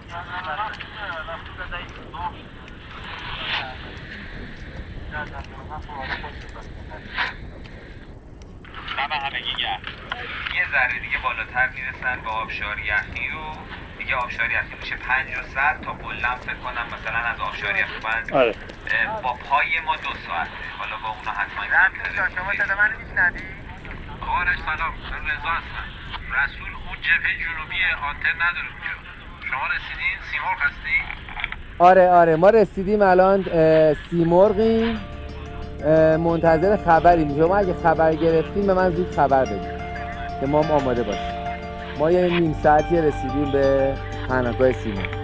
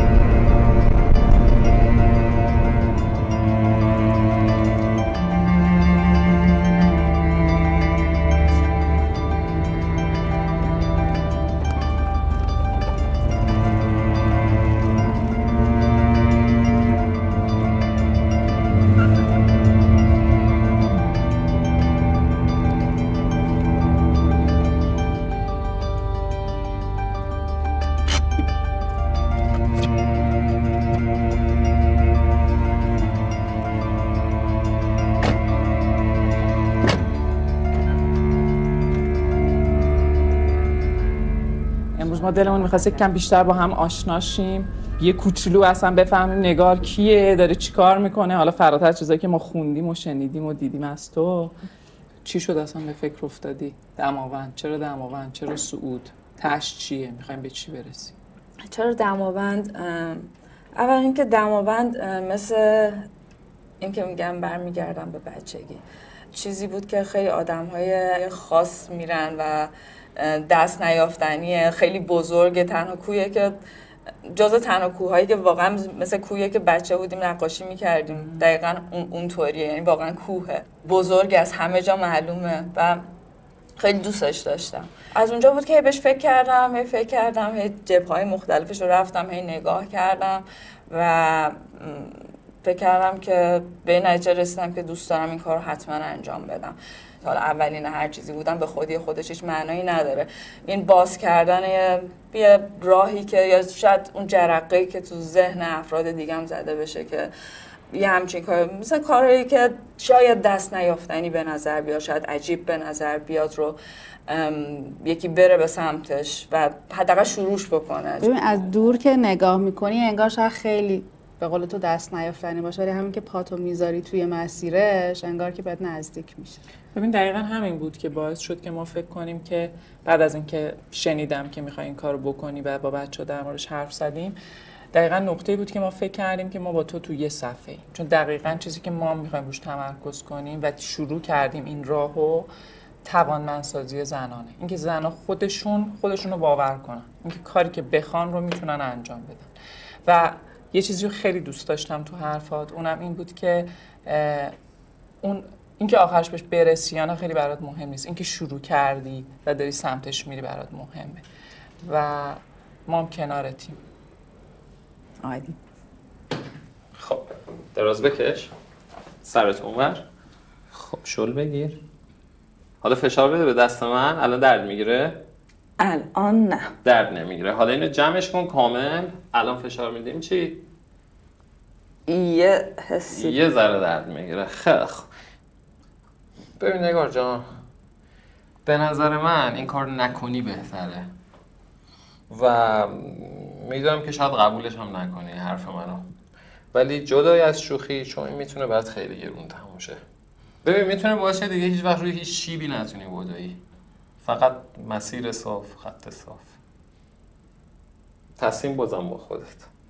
شاید بعدش پشیمونی فایده ای نداشته باشه، نه برای خودت، شاید برای حتی اطرافیانت. چقدر محتمله؟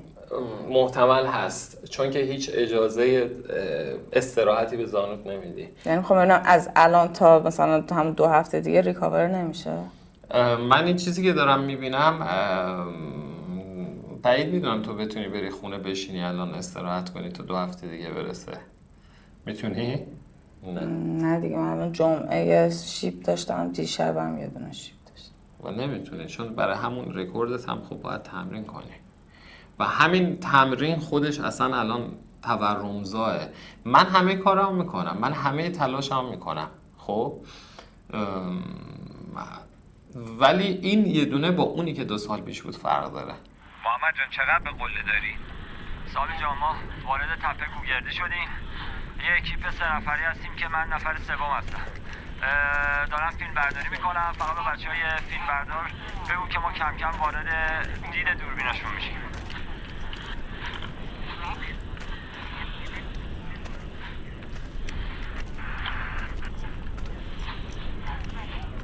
رضا الان اینجا. نه یه ذره اینورتر. اینجا دارم میرسم. رسول جان هوای قله چطوره؟ من براتون برنامه ریزی کردم که قله صاف باشه دیگه. این از یکی از توانایی‌های منه که تا حالا نگفته بودم. خیلی ممنون. فقط اگر درستی باید بگید این گوگردن یه ذره زیرش کم کنن خیلی خوب. یه لحظه اجازه بده، الان میگم گوگردرم اجازه بده نگار ازش بگذره، یه تصویر خوب ازش بگیریم، من میگم فیتیله گوگرده بکشم پایین. خیلی ممنون.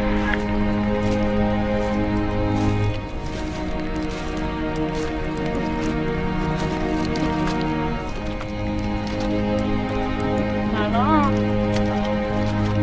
مرسی.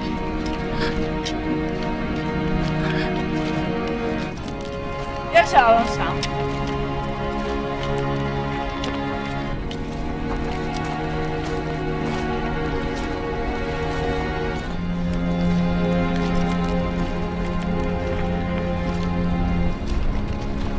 سال 12:56 دقیقه خارج کاسه جنوبی روان شد. به خوراکتون بشه. با نگار میتونم حرف بزنم؟ سود اول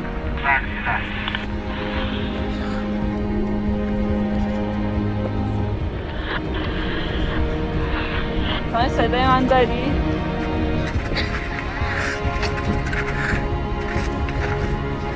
هلو سلام. خوبی؟ سلام اوستا 1/4 تموم شد. 1/4 نزدیک شدم به رویام. سرمایه خیلی مرسی. خداحافظ.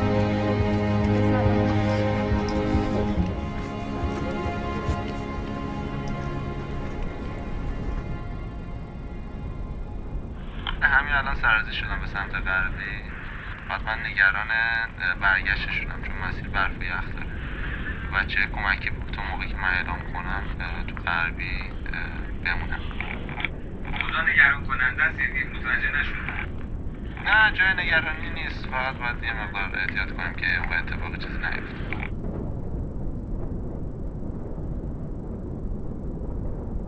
اینو تقریبا اینجاها، یعنی از قله سرازیر شدن به سمت سیمرغ سمت غربی و هوا خراب.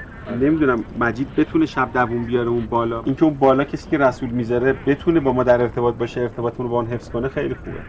ما اصلا دیشب که اینجا پایین کوهی سرما بیداد میکرد. الان ببین نوک قله چه خبر بوده و الان چه خبر.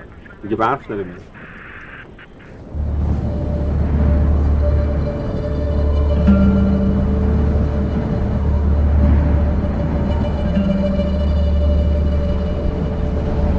قراره که 3 صبح از مسجد راه بیفته، بیاد قله از مسیر جنوبی، غربی رو بره پایین، برگرده بالا، بیاد شمالی شب بخوابه که ساعت 9:30 شب میرسه شمالی، درسته؟ ارزم به حضور شما که 9:36 دقیقه شب. 3 تا 5 ساعت اینجا استراحت کنه، برگرده قله، بیاد پایین مسیر شمال شرقی رو تو تخت فریدون، برگرده قله و بیاد دوباره مسجد. این کل کاری که قراره تو این 36 یا 38 ساعت اتفاق بیفته. من یه سوالی بکنم. من به عنوان نماینده تیم فیلم برداری و فیلمسازی اینه که الان این برنامه‌ای که جلو منه با برنامه قبلی که به ما داده بودین یه ذره متفاوته. اینجا هم از نظر امکاناتی که میتونستیم ما به تیم فیلم برداری بدیم خیلی میسر بوده و ما میتونستیم تصاویر خیلی بهتری رو اینجا ثبت بکنیم و مثلا اینجا برای ما، برای اینکه من اینجا دارم میخونم میبینم که شما بارگیری و ریکاوریتون اینجا هستش، اینجا تقریبا برای تیم فیلم برداری محاله. الان ما اینو که داریم، خب اینجا دقیقا شما چیزی که شما میخواین دیگه که غربی، ما غروب غربی رو داریم. دقیقاً غروب رو غرب داریم، اما مسیریابیش، اون صخره‌ای بودنش، اون ریزشاش، یخچالشه، اینا همه شاید زمان ما رو بگیره. ما ماکسیموم رو نوشتیم. الان شمالی هم فرودش هم صعودش تو تاریکیه ها. آره. اوکی. نه. و مسیریابیه، ما باید از روی جی پی اسش بریم. بسیار پیچیده‌اش میکنه. سخته. یعنی شما این مسیر رو روی یخ باید بری پایین، روی یخ باید بیای بالا. این رو هم در نظر داشته باشید. قطعاً. آره. یا یک آدمی هم توی همه این پناهگاه رزرو وجود داشته باشه که اگه از یه تایمی طولانی تر شد اون آدم برگرده بالا. پس الان ما 8 نفر میخوایم مینیمم، درسته؟ مینیمم. از کوهنوردایی که این مسیر بالا رفتن و روی قله روی 5000 بتونن که در واقع دوام، یعنی طرف مثلا 50 بار دوامند رفته باشه، باید بتونیم استفاده بکنیم. یه چیز خیلی مهمی که حالا خیلی راجبش هم حرف زده نشد، بحث امنیته. اگر خدای نکرده در یکی از این صعودا یا فرودا یه اتفاقی افتاد، قراره که چجوری امداد بشه. چون اگر قرار باشه مثلا خدای نکرده مثلا به ناندل امداد برسه، خود راه افتادن ماشین، اصلا هماهنگ کردنش، اوکی بدن، راه بیفته تا بیاد اونجا، خودش 7-8 ساعتی زمان میبره. ولی دید من، تجربه من، 2 تا صعود اولی میتونه که از همه سخت‌تر باشه. چرا که اولی از صعودمون، حالا رو اینجا که با این میخ زرد نشون داده شده، از مسجد تا روی قله بیشترین ارتفاع رو تو صعود اول میگیریم. بعد یه فرود داریم که میایم روی این سیمرغ غربی، بله، از سمت غربی صعود به سمت قله میتونه که خیلی بر ما چالش داشته باشه به خاطر مسیرهای زیادی که داره و عرضم به حضور شما که شنسکی بسیار زیاده، مخصوصا 5000 به بالا 2 تا صخره شیب تند با ریزش بسیار زیاد سنگ داره. اگر که فکر میکنیم که سریع داریم تصمیم نمیگیریم، که فکر میکنم نمیگیریم، میتونیم یه تایمی که تنها باشی فکر کن در رابطش، هرچی شما بگی من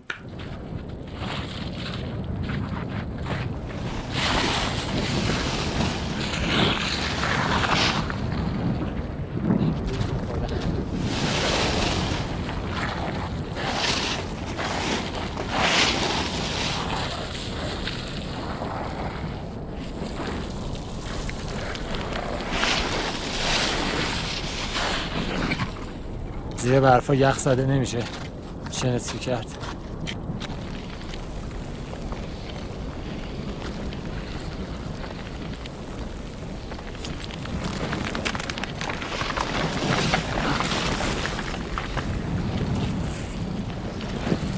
این مسیری که داریم این شناسایی یخ زده. حالا از پشت این صخره اگه کشید رویال بکش رویال.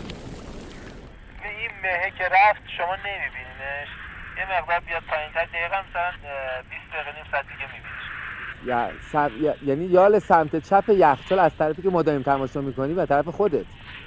نه شما ما حواسمون رو از نگاه شما ما نگاه میکنیم. خیلی ممنون. پس فهمیدم از کجا میشه. همت کرد. حالا ما خبرت میکنیم بزن. فدایت بشه.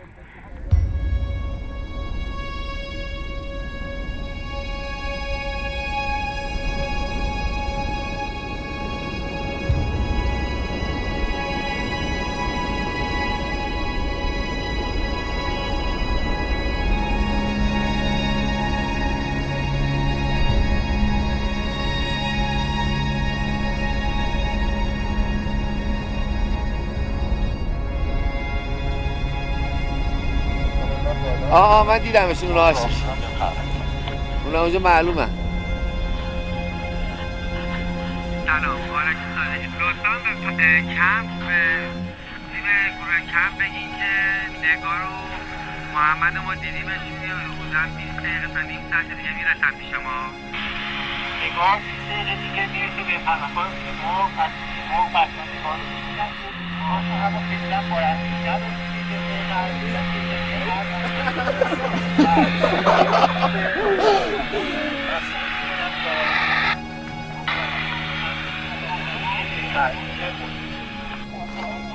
اینکه تو بیای از چارچوبات، از فضای امنت بیای بیرون یه سری چیزا رو تجربه کنی، خیلی خیلی جذابه و وقتی که یادش میگیری دیگه بر نمیتونی بگردی به فضای امنی که داشتی.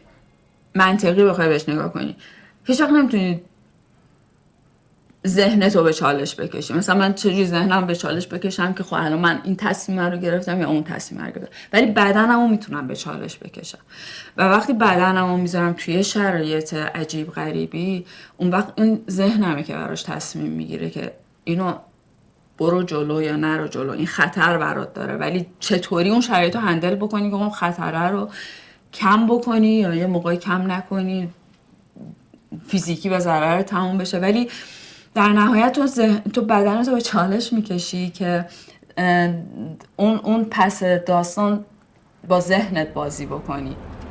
تو خانواده رو در جریان صعود و این اتفاقات قرار دادی یا ندادی هنوز؟ نه، فقط دخترمون میدونه که بذارم باهات صحبت کردم در موردش. نازنین آره، که صمیمی‌ترین دوستمه دیگه، از بچگی با هم بزرگ شدیم و اینا. نگار دخترعموی منه و توی خانواده‌ای که ما بودیم یک عالمه دخترعمو و دخترعمه و همه اینا بودیم. نگار با اینکه 5 سال من بزرگتره، من و نگار همیشه نزدیکترین بودیم. مثلا وقتی به عکسامونم نگاه میکنم میبینم با وجود اختلاف سنی توی اون سن ما همش چسبیدیم به هم.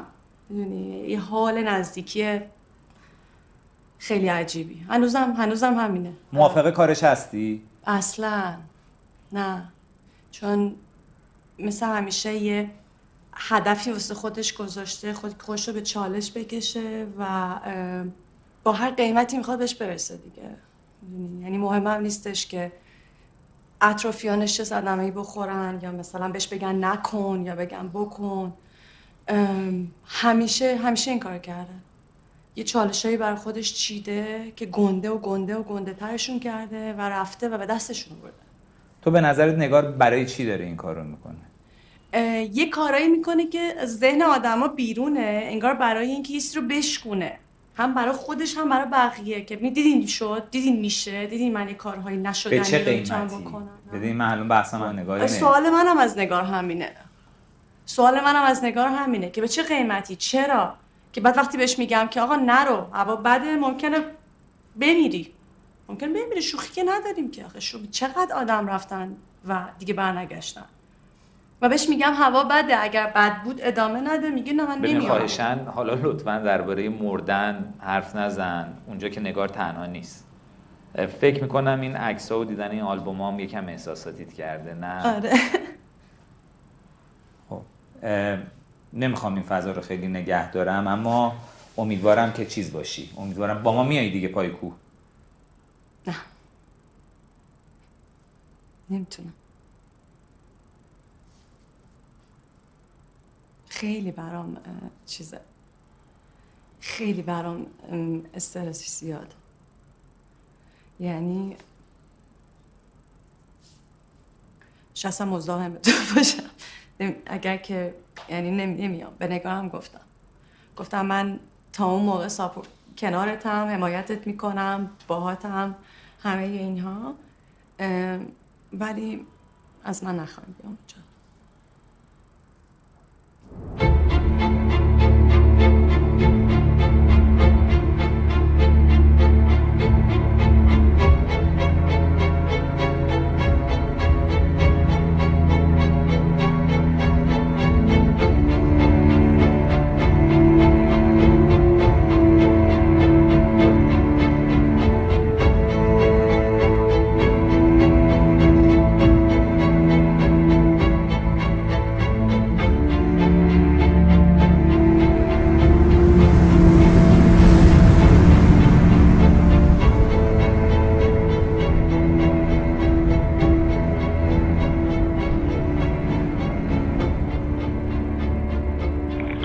جنب اصلی یه تیم اومده بالا واسه کمک مسیر شمالی. میخوام برن جانپنای 5000 بخوابن چون یه مقدار تجهیزاتش هم خوب نیست، دیر وقت هم هست، خطرناکه. اینو میخوام برن پایین، خستم هستم، به پناهگاه نمیرسم. میخوام اینا رو بگم که ثبت بشه یه جا، چون ما نمیتونیم به چند تا جبهه، مثلا شما در جریان باشیم و نمیتونیم تمرکز کنیم تو دو جبهه، باید یه جبهه تمرکز کنیم روی تیم اصلی.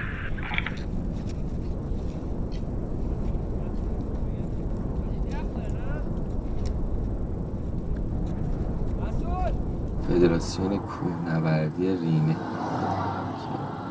او یه ساعت هم راه ازش. خیلی خوب. رسول عزیز سلام آقا، مخلصم. چطوری تو؟ خوبی؟ ما بیایم خود فدراسیون کوهنوردی تو رینه دیگه. آره میبینمت. خدا دست. این الان مسئول فدراسیونه اونجا؟ این مسئول فدراسیون کوهنوردی رینه است و بارگاه سوم هم تحت کنترل ایشونه. رئیس اونجاست در واقع. رئیس اونجاست آره. خب اصلا بچه محلی اونجاست. پس خیلی آدما رو میشناسه که میتونن به ما کمک کنن. آرش ما چالش اصلیمونم حالا خود نگار که بالاخره این کارو داره انجام میده، ولی فیلم بردارا و تیم در واقع فیلم برداری، چه صدا چه دوربین، این چالش اصلیه ها. ما توی هر جبهه یه دونه فیلم بردار میذاریم که فقط یه چند ساعت اونجا هستن که وقتی که میرسه به پناهگاه‌ها، اون پناهگاه‌ها رو بتونیم کاور کنیم. فکر از این بعد شهر رینه لاریجان. آره درسته.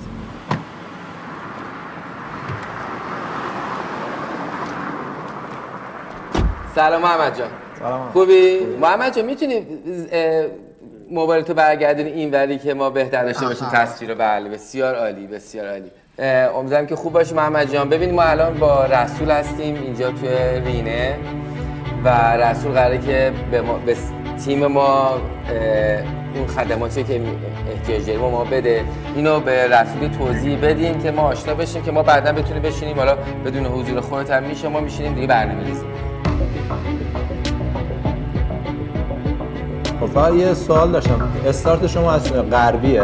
از جنوبی. این برنامه به عنوان رکورد مسابقه چیزیه؟ یعنی کسی با سر قله وایس ثبت کنه رکورد شما؟ اولین خانومی نگار خواهد بود که پروژه 4 جبهه رو انجام میده. ولی یه پلن هم داریم که پروژه شکست بخوره دیگه، یعنی مسئول شکست بخوره مثلا بیفته سال بعد. چه شرایطی پیش بیاد که میگیم شکست خورده کار؟ ما باید اول اولویتمون باشه سلامت نگار و بچه‌ای که میخوان صعود کنن. بکن پناهگاه‌های دماوند همش توی ارتفاع 4000 متره. این فصل خیلی هوا گرم شده، آب راه افتاده سمت پایین، ریزش سنگ بخش ایمنی دو بخش، یه بخش اینه که ما یه آدمایی رو می‌بریم که حواسشون به ایمنی بچه‌ها، دو هماهنگی با اورژانس و هلال احمر. ما در اصل بعد 4 تا فیلم بردار داریم. یه دونم که شماله، این شماله 800. یعنی هر جبهه یه لیدر داره، تیم ساپورت و کسانی که چک پوینت وای می‌سن.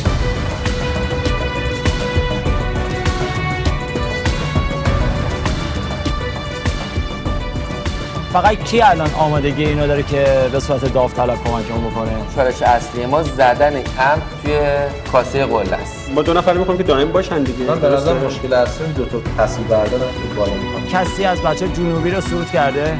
سرما رو داریم، باد داریم، شرایط خواب توی کمپ داریم، توی ارتفاع ما باید بتونیم تمرین ارتفاع بکنیم. یعنی همه اینا تصویر بردار تا اینجا که باید بیاریم، ولی از تصویر بردار ما از اینجا به اینجا نمی‌ریم. بگم همه تصویر برداری که قله رو ثبت می‌کنن اینا تو جنوبی هم برف داریم، بنابراین اگر به شب بخوره برف یخ میشه، مسیرش یه ذره از توی سنگ میاد. تو برای خودت الان نمیخوای صعود کنی، تو اولویت دوم هست، یعنی اینو در جریان باش، یعنی با این شرایط داوطلب بشی. کاسه دماوند پایینه، حدود 20 متر پایین‌تره.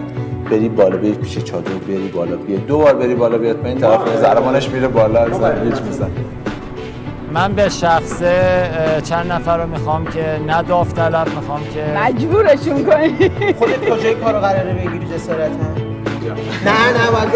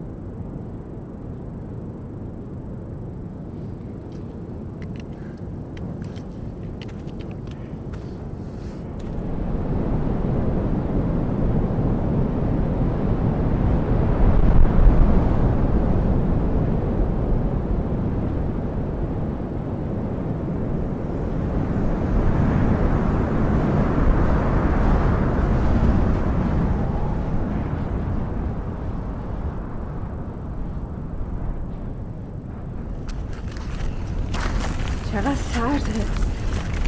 اسمت روشن محمد؟ نه، باتری خالی کرده. برو راست. فکر کنم باید بریم چپ سمت یخچاله. خب باشه برو.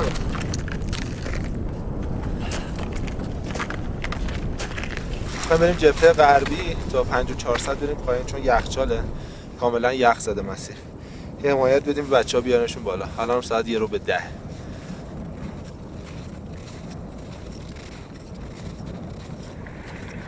رسول جان، رسول عزیز. سامی جان سلام، منم. رسول نیست. رسول یه مقدار نگران شد، بیسیم زد، بچه ها جواب ندادن. غربی رو رفت پایین یه خبری بگیره تو ارتفاع 5200 5300. حالا خبرت میکنم، منتظر باش.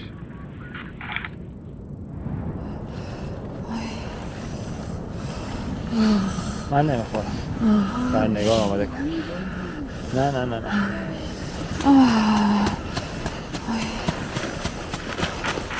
نگاه برگردیم پایین. اما الان این چقدر برگردیم پایین نمیخوایم برگردیم. الان برگردیم پایین هم اصلا همه چی من میزیم. یه خوب زنده میرسم بالا. خب شو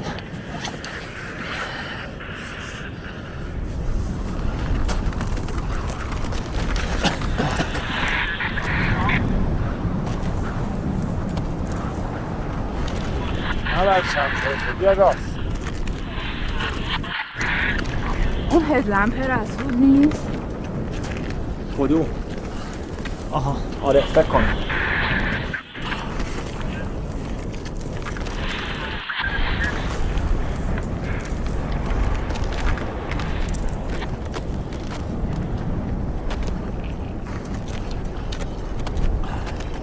دمت گرم رسید 100 بود.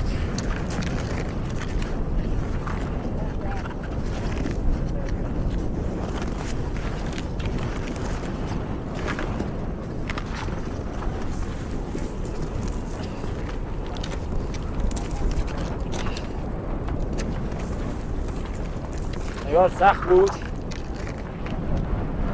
سخت بود. خیلی سخت بود.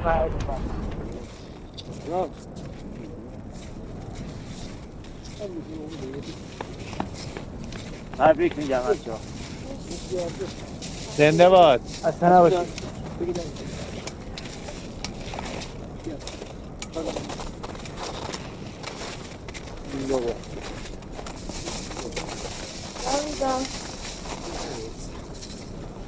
زنده باد. نظیری دمت گرم.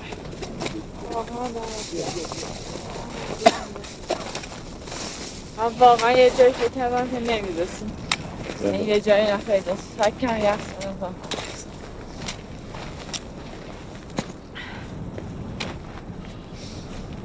خیلی خوب بود. خیلی خوب بود. قندیل بستیم.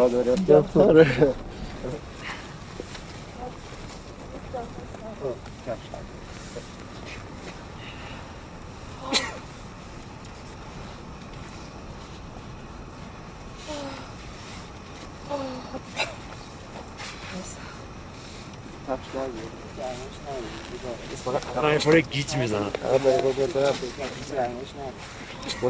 محمد این در فلاکس اینا هم بهم بده که بزن. واسه دوستم بیرون نشسته و چیز بود. دیوان بده یه چایی بدیم به من.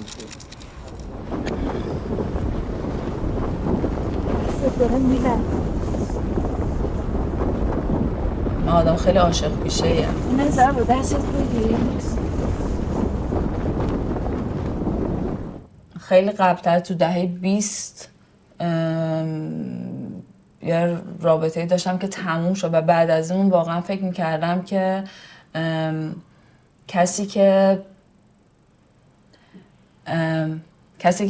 کنار من قرار بگیره و باش خوشحال باشم و امن باشم و آرامش داشته باشم نیست و شاید شخصیت من متفاوت شده از زمان مثلا 10-20 سالگیم و اون آدمه شاید هیچ وقت دیگه برای من وجود نداره.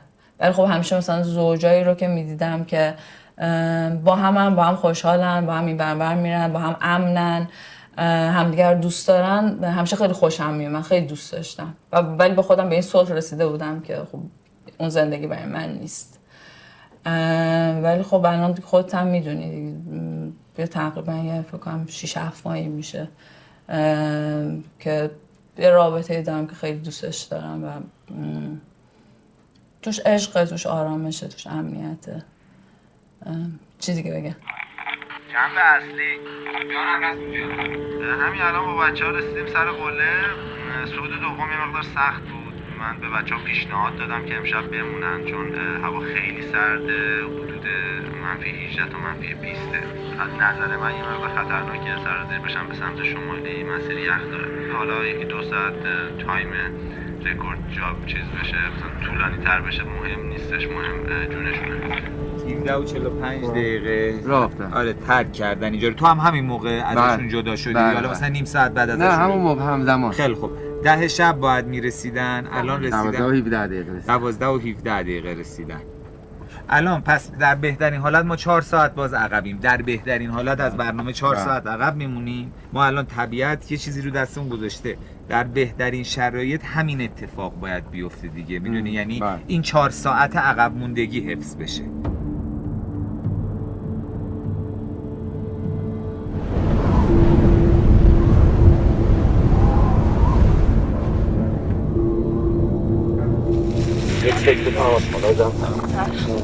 سلام صبح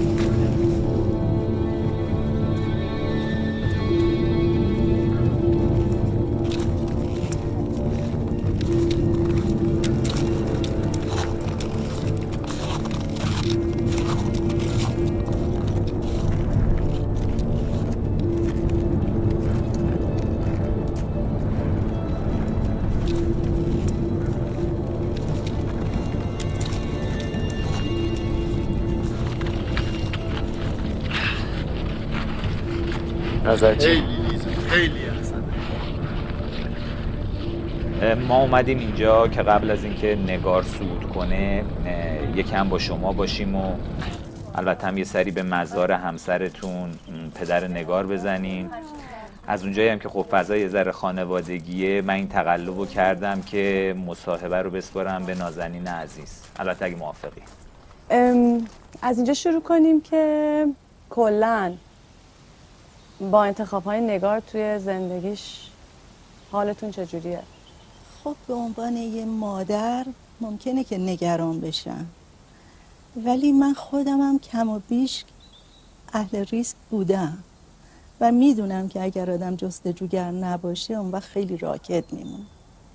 منتها در اون حدی که بهش صدمه نخوره. اینجور کاراشو یواش یواش عادت کردم بهش.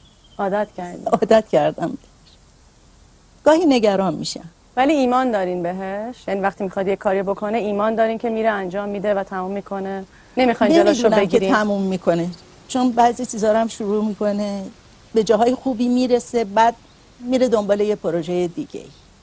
ولی در مجموع همیشه نگار رو قبول داشتم. مثلا من یادم موقعی که میخواستم رشته عوض بکنم ما کلی با هم چیز داشتیم، یادتونه؟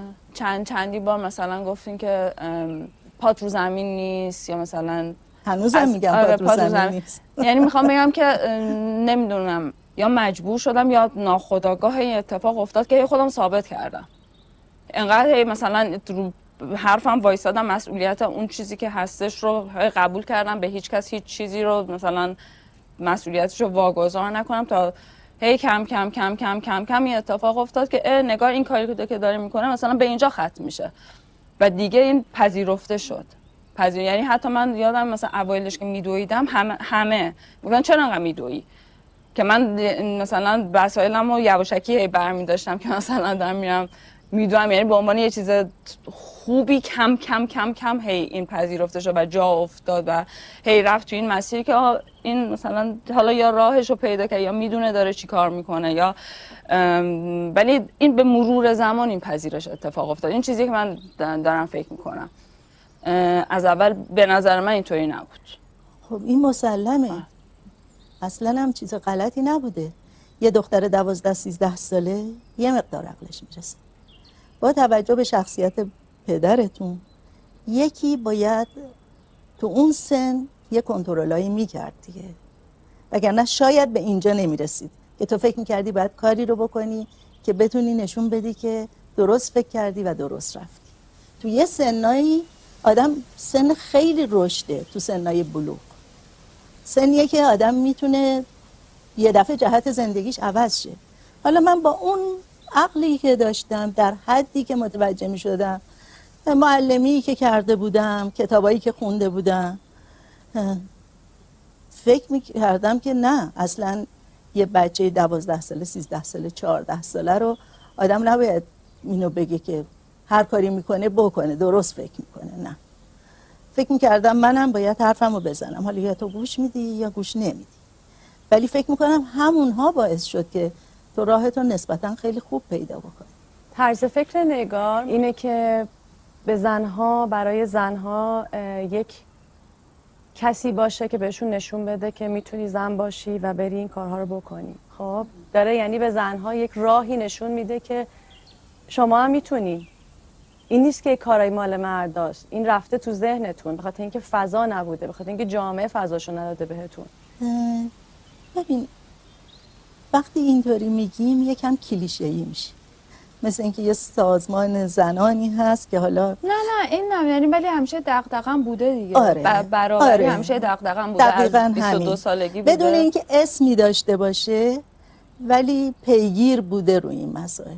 برای همه آدما هست، چه مرد و چه زن. خیلی تفکیک نکنیم اینو.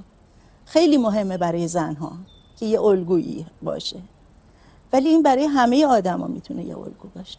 بله برای همه که میتونه باشه، ولی همیشه یه اولین کسی که یه کاری رو میکنه، بله اونه که سخته و مهمه. خب یه چیزایی رو میشکنه، میدونی انگار به بقیه نشون میده که یه کارای شدنیه. هر کاری رو اولین بارشه که خیلی سخت. آره به بقیه انگار نشون میده که شما هم میتونین. پس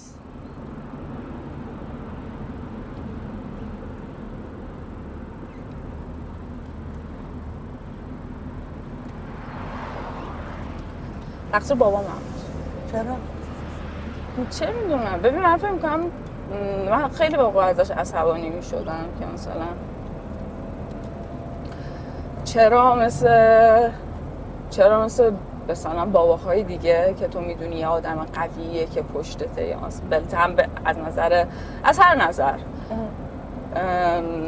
اینکه راهنماییت کنه، اینکه بهت بگه چی کار بکن چی کار نکن، ساپورت مالی داشته باشی، حمایت مالی داشته باشی، نمیدونم از هر نظر پشت. خب بابای من هیچ وقت اون نبود. بخاطر من خیلی ناراحت میشه، خیلی موقع به خصوص موقعی که بچه بودم خیلی ناراحت میشم که چرا من اونو ندارم که همه دارن، همه اطرافیانم دارن. چون چیزش همیشه این بود که بزرگترین راهنماییش همیشه این بود که خب خودت میدونی دیگه، من هر چیزی که خودت حرفش همین بود. آره دقیقاً همیشه ایاد بود همیشه میگفت آره به خاطر احترام خودت میدونی. و من خودم نمیدونستم خب، ولی من فکر می‌کنم همون باعث شد که یه بار یه کاری انجام میدی با کله میخوری زمین، 2 بار انجام میدی، بعد دیگه یاد میگیری که بری جلو با مسئولیت خودت، نترسی. آره نترسی دیگه.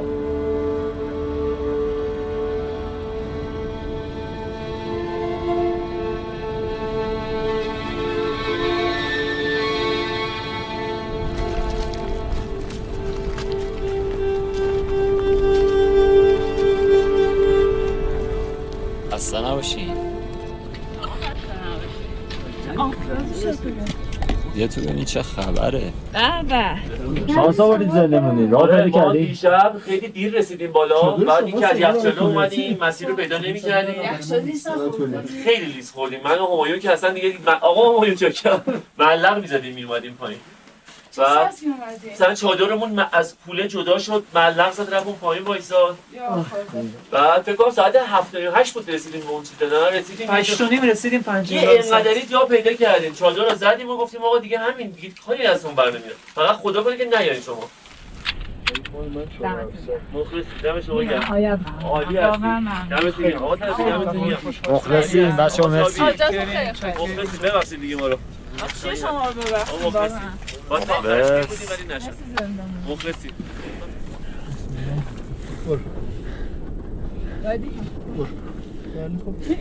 خب پای آره من دو دست شده. تو میخواد این بگیری؟ حالا اینجا شکوره چون دستش سخته. خب ارتفاع 4900 فیکس. خوبه. هوام که عالی. نگاهش بریم. جا بیدم بریم. آه چی با ببین جان؟ اوکی باشیم یه خورده سرعتمون هم ببریم بالا.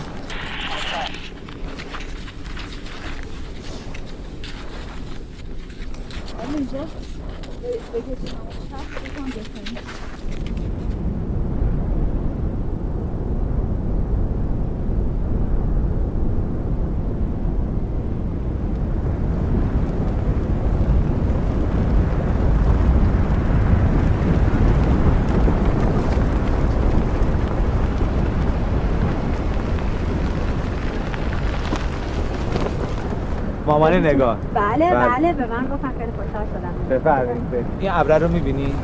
الان دقیقاً اونجاست. این جبهه شمالیه که الان نگار تازه از اینجا برگشته اینجا. الان این بالا الانش که دیشب این بالا خوابیده است ساعت 12 تا منهای 15 دقیقه. ولی اینجا تقریبا 2 ساعت و ربع استراحت کرده. الان که ساعت 2:25 است 5 دقیقه پیش رسیده این بالا. رسیده این بالا الان داره از اینجا میاد میره اینجا که هنوز نرسیده.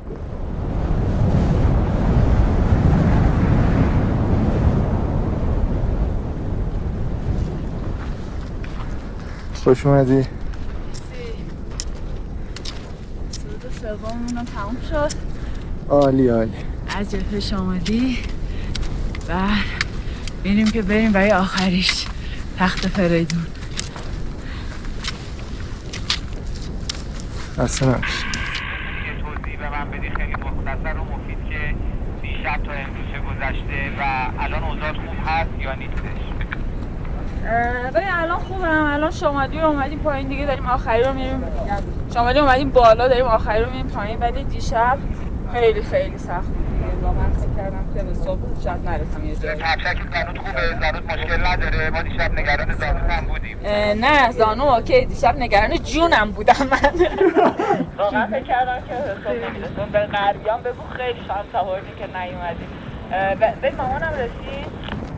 مامانتون الان روبروی من وایسادن که شما سوال کردین. انرژی ما از اینجا با تو برو.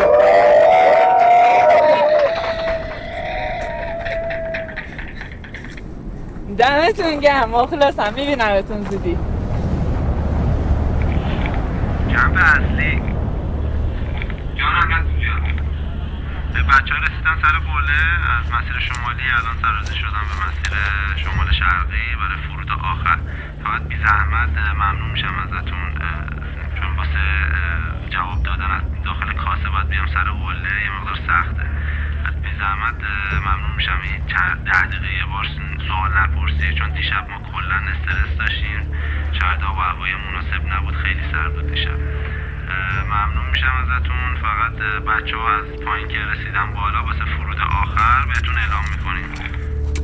3/4 رویام تموم شد. 1/4. دمتون. مرسی. ماشاءالله بهت، ماشاءالله. مرسی.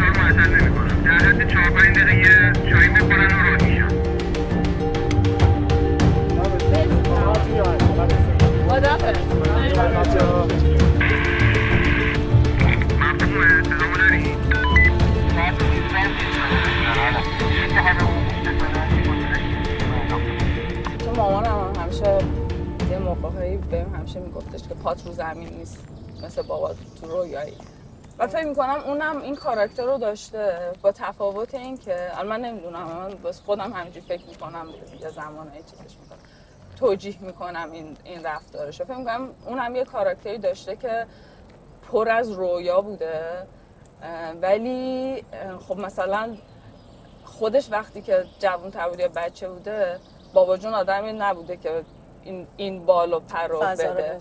فکر می‌کنم خودش اون فضای رشد رو نداشته و اینو اینطوری اومده جبران کرده. آره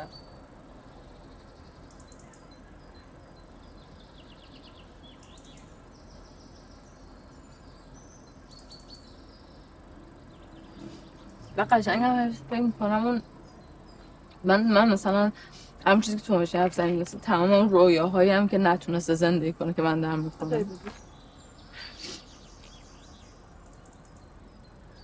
کیفی میکنه که بود میدید نه؟ اگه فکر میکنم هست، کلا فکر میکنم هست و میبینی.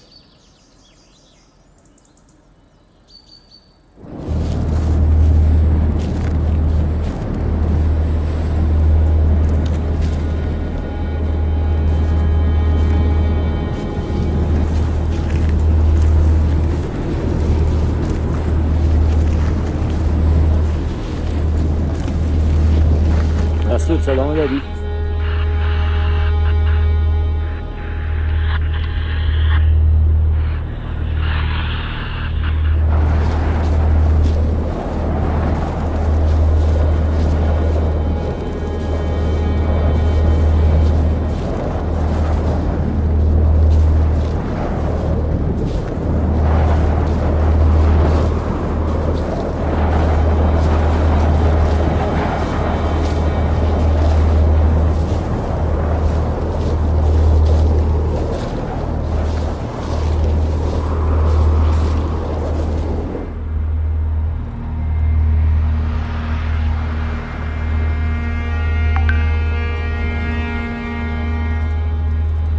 سلام نگار عزیز، من واقعا عذرخواهی میکنم که این موقع خیلی بد موقع دارم بهتون پیغام میدم، ولی اتفاقی افتاد که دلم میخواست حتما به شما همین الان بگم.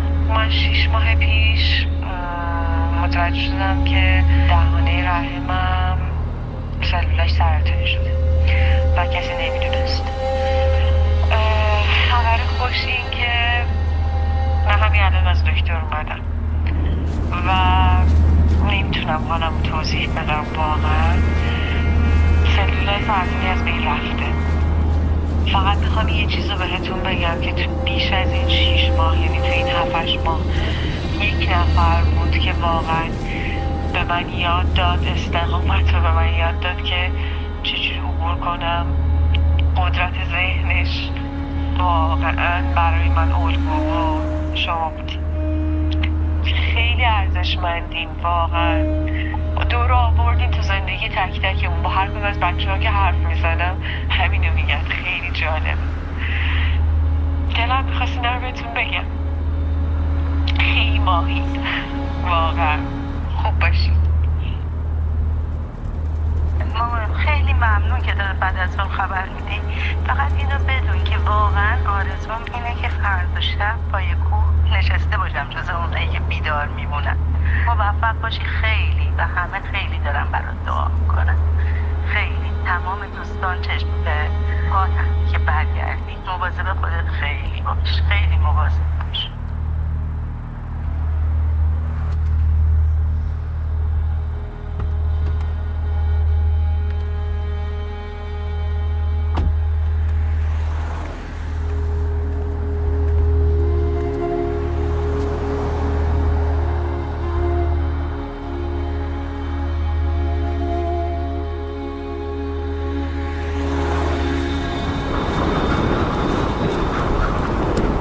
ساعت 21:17 منتظریم که نگار عزیز آخرین صعودش انجام بده و برگردیم پایین. دمای هوا امشب خیلی پایینه. فکر می‌کنیم تا منفی 17 رفته. واقعا همه چی داره یخزده. بعد منتظریم که نگار بیاد یه چای گرم بهش بدیم و با هم سرازیر بریم سمت پایین. فکر کنم حدود ساعت 2 شب برسیم، 2 صبح برسیم به کمپ سایت.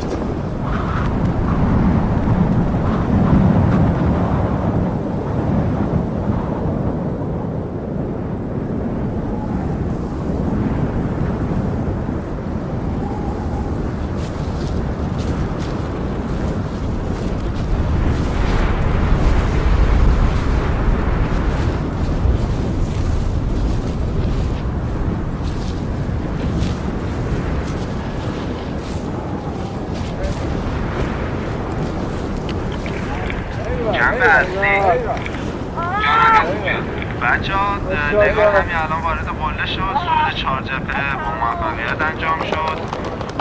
دم همتون گرم. رسول جان فکر کنی بتونی با نگاه یه صحبتی بکنی؟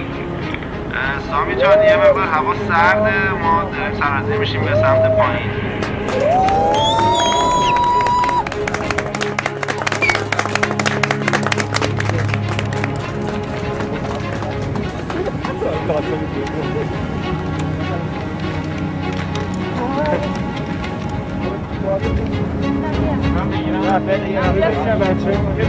ساعت 22 28 خیلی بده و خیلی هم سرد. تمام کپشن ها شد دست بده.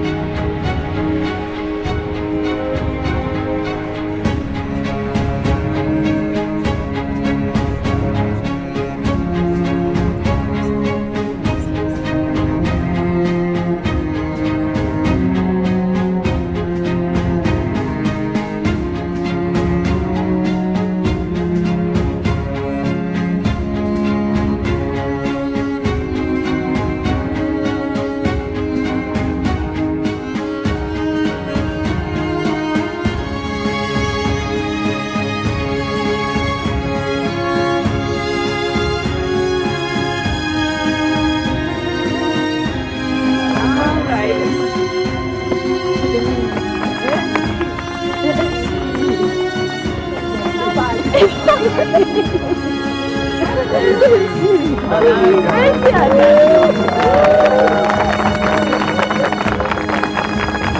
ازش بگم، واقعا ممنونم ازت. خیلی ممنونم. خب برگردیم به همون سوالی که اول بحث ازت پرسیدم. الان تو جایی که تو زندگی قرار گرفتی ازش احساس رضایت میکنی؟ دوستش داری؟ برای سوالت یه چیزی نوشتم، میخوام از روش بخونم.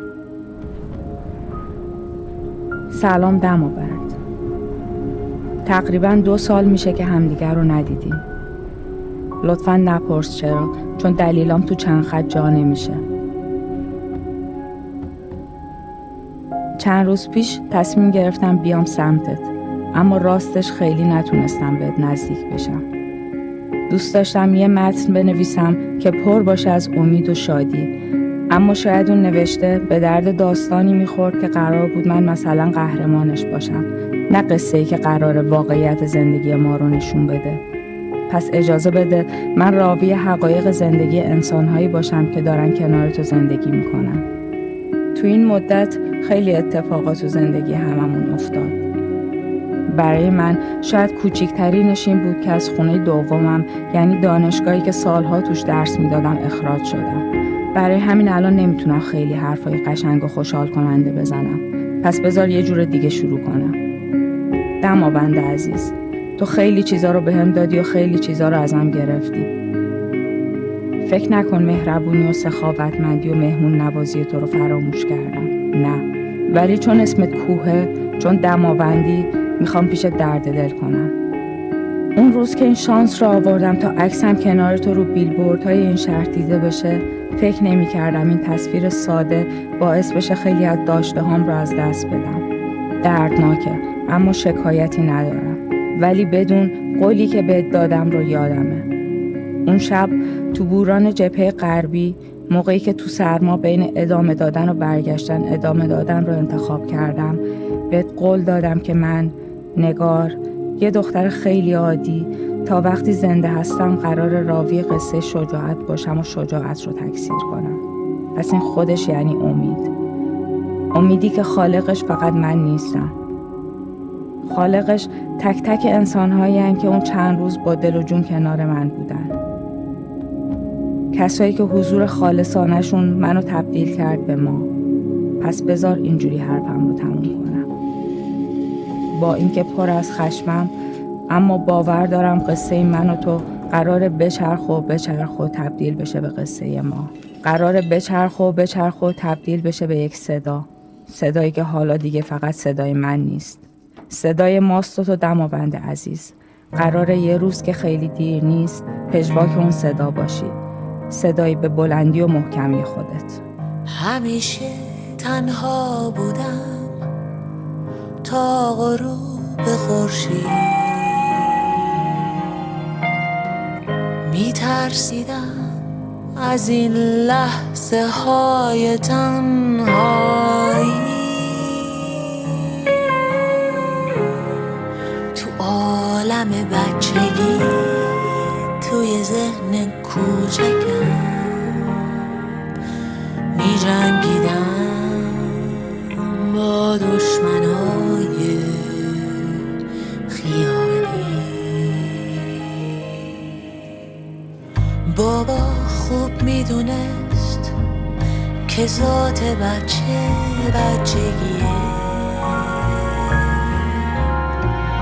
گشتن و کشف کردن، زمین خوردن، بلند شدن. هیچ وقت نگفت چه کنم یا نکنم، چی درست و چی اشتباهه. فقط میگفت خودت بهتر میدونی.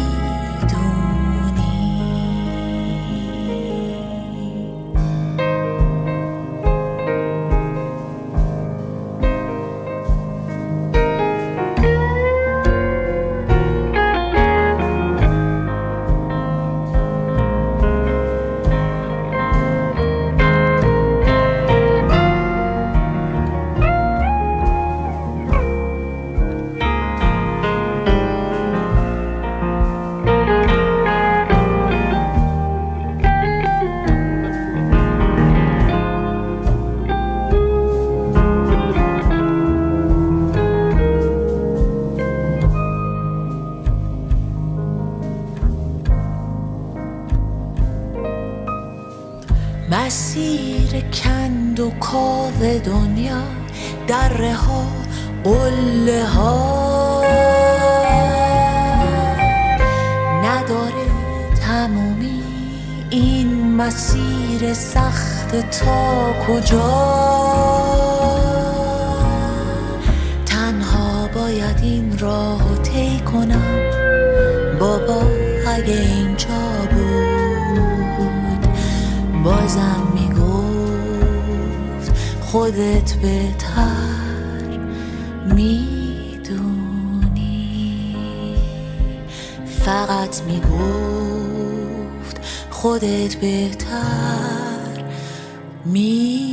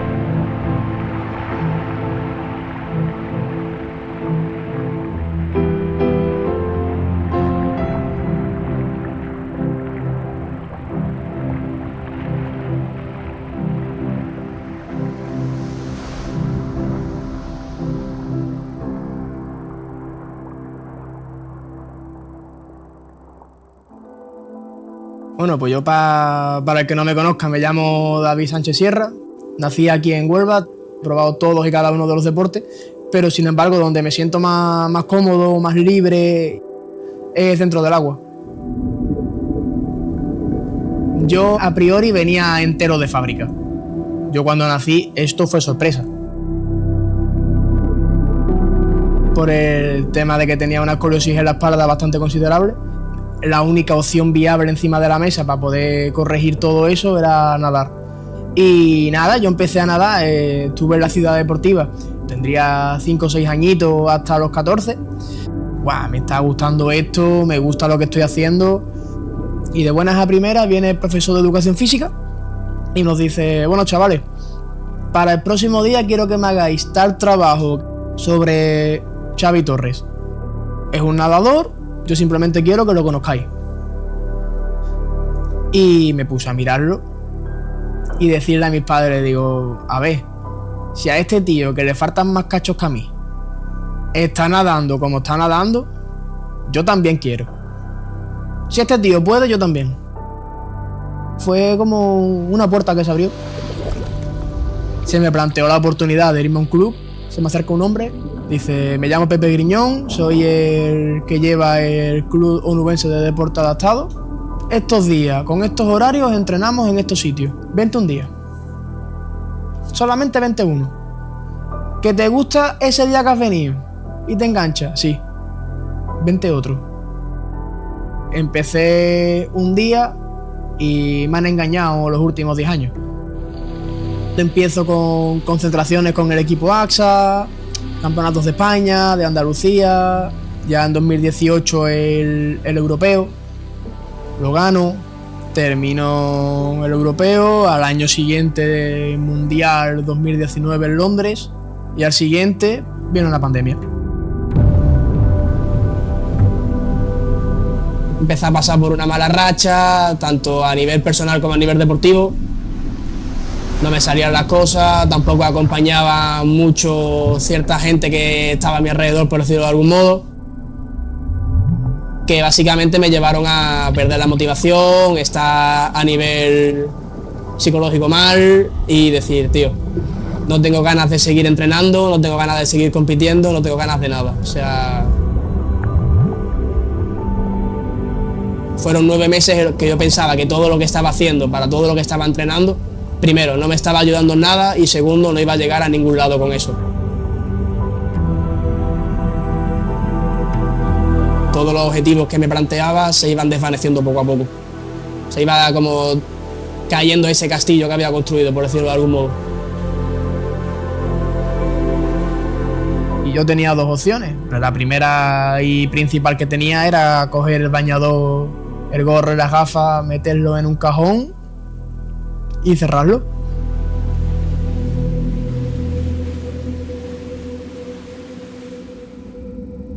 El día de Año Nuevo, aprovechando el refrán de Año Nuevo, Vida Nueva, cogí y tenía el teléfono de Alberto, así que le mandé un mensaje.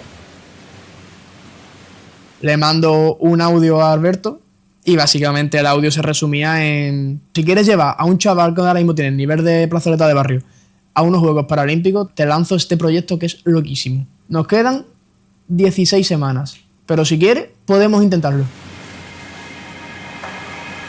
A David lo conozco en persona por las piscinas, pero mi primer contacto así con él para hablar de si podía llevar su preparación fue a través de un mensaje de WhatsApp donde me comentaba que quería intentar clasificarse para los Juegos de Tokio y que tenía 4 o 5 meses para hacerlo. Quería dejar de nadar, entonces digo, de mente no estamos bien, el tiempo es corto, de forma no sé cómo estás, y nada, pues quedamos y charlamos un poco. Y ahí ya vi yo que digo, bueno, tan desmotivado no está. Tiene ganas, se le notaba en la cara, tenía ganas. Estaba lejos, pero bueno, tampoco estaba tan lejos. Tenía que hacer una mejor marca personal, bastante interesante. Pues si tú me dices que tú crees y que vas a apostar, vas a poner toda la carne en el asado para llegar, nos levantamos a las 6:30 de la mañana para entrar si hace falta. Te puedo garantizar que vamos a trabajar para conseguirlo. Te puedo garantizar que nos vamos a comprometer para intentar conseguir el objetivo, pero yo no te puedo asegurar que lo vayas a lograr. Teníamos 9 semanas de entrenamiento antes del primer intento y en total eran 3 intentos. Bueno, tú vienes de nadar 2 o 3 días en semana, ahora vamos a entrenar todos los días, de lunes a sábado. Si hace falta algún día vamos a entrenar por la mañana y por la tarde. Y desde el primer momento fue muy sencillo, porque era un chaval que estaba deseando trabajar. Nosotros quedamos un sábado y el lunes a primera a las 8 de la mañana estamos en la piscina. Y por la tarde otra vez. En una piscina municipal, sus 25 metros, en un ambiente muy poco de alto rendimiento. Y con eso nos tiene que dar para llegar a clasificarnos.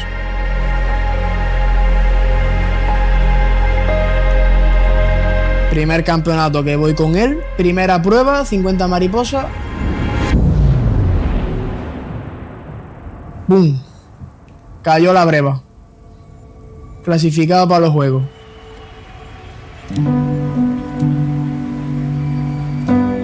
Se clasificó, hizo mejor marca personal, un par de récords de España y que fue como un punto de inflexión en el cual David de repente ya pasa de ser esa persona que a lo mejor quería dejar de nadar, dice, ostras, es que a lo mejor puedo clasificarme y a lo mejor me puedo meter en una final. Nos clasificamos en marzo para Tokio, para los Juegos, Y bueno, primeros Juegos Paralímpicos míos, allí en Japón, sin absolutamente nada de público. Entonces fueron raros. Empezamos un ciclo nuevo cuando acabamos Tokio.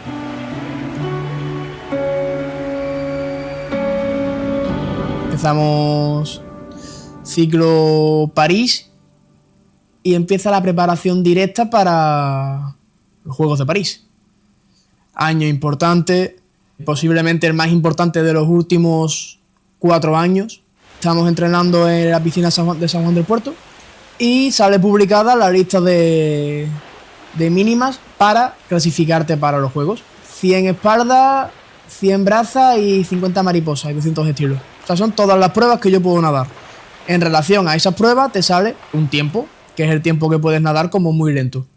50 metros mariposa, como muy lento, tienes que nadar en 32 segundos con 72 centésimas, más rápido, te clasificas. ¿Que no? Pues se intenta la siguiente vez. Nosotros, para conseguir ir a París, tenemos que clasificarnos y aquí en Barcelona pues empieza la búsqueda de la mínima.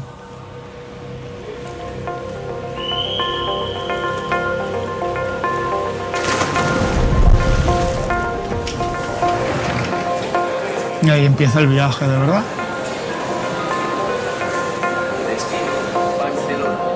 Entonces vamos a Barcelona con el objetivo de tenemos que hacer la mínima antes del europeo.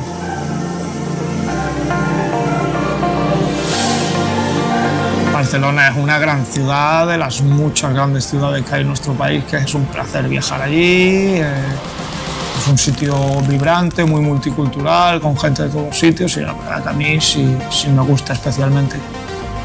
La piscina está muy cerca de la playa, ambiente bueno, la comida también está muy rica y creo que es un buen sitio para intentar ya clasificarse ahora y no dejarlo para después. Cuando empiezas a meterte ya en el circuito competitivo, tienes la sensación de que no eres el único que está en esta película. Hay un montón de atletas que su sueño es intentar clasificarse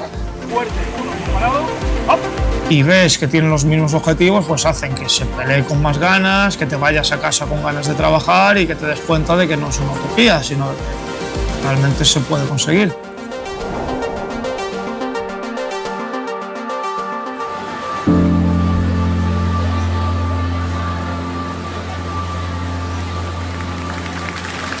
Yo soy Ricardo Llévenes, soy el director de competición de este campeonato y coordinador de la Liga Nacional AXA.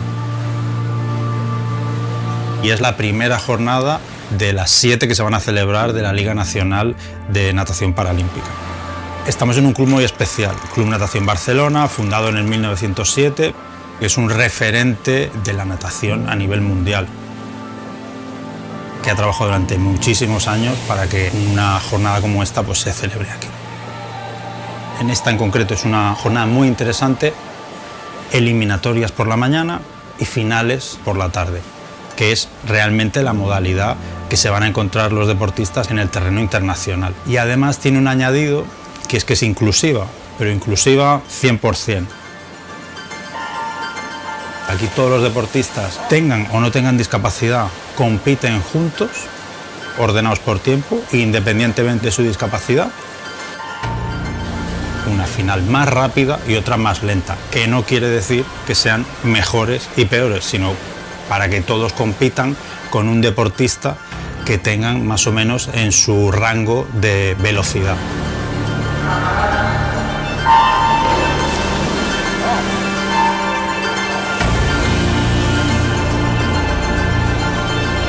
Para mí es fundamental la natación como un canal y un medio para darle oportunidades a gente de tener una normalización. Es una apuesta muy personal y unas convicciones en que el deporte es un derecho. Trabajamos para que sea así. Es lo que llevamos muchos años intentando desarrollar. La natación y el agua en concreto es un entorno perfecto para que te dejes fuera cosas que molestan, cosas que en tu día a día te están sobrecargando. Y el momentazo de pues, no tener la muleta, flotar y poder desarrollarte con libertad y que a todos se nos vea la cabeza, como que nos iguala de una manera que creo que en otros entornos no pasa.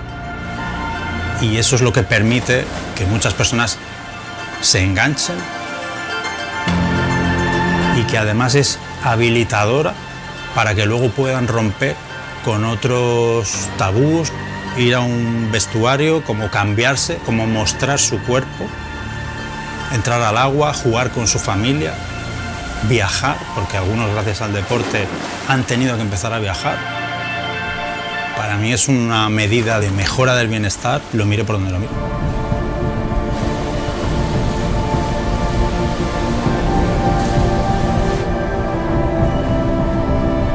Yo soy Luis Troughton y llevo ya pues 10 años metido en el mundo de la natación. Es mi 7ª temporada compitiendo. Cada vez la cosa va mejor, cada vez con más ilusión, cada vez más cerca de mis objetivos, que son pues representar a mi país.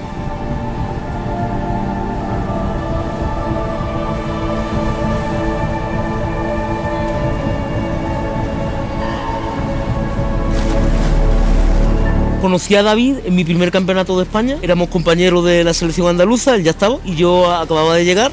Nos caímos súper bien desde el principio y la verdad que siempre pues hemos estado cogiendo confianza y cada vez más bromas y bueno, al final yo me alegro mucho de conocerlo, de ser su amigo, lo apoyo mucho, estoy súper orgulloso de él, me inspira mucho también a mí, me empuja a querer dar más para poder acompañarlo, ¿no?, a esas olimpiadas, a los mundiales, a los europeos, porque siempre lo veo y digo, guau, yo quiero ir con él, ¿no?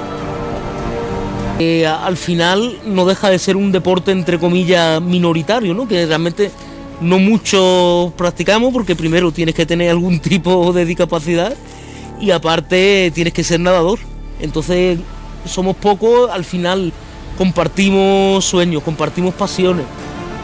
Eso hace que nos veamos hasta cierto punto muy similares el uno a los otros, que nos entendamos muy bien y al final nos tenemos que apoyar porque si no, ¿quién lo va a hacer?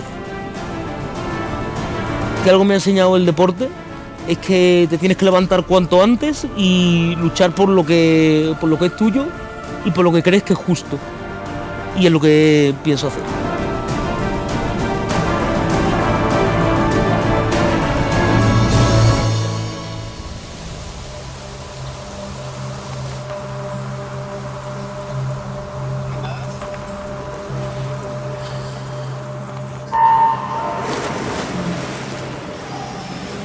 Yo es que no sé si es que te he soltado yo tarde, si tú has hecho la fuerza, si ha sido todo, pero era un buen intento, tío. Sí, se ha montado todo en plan.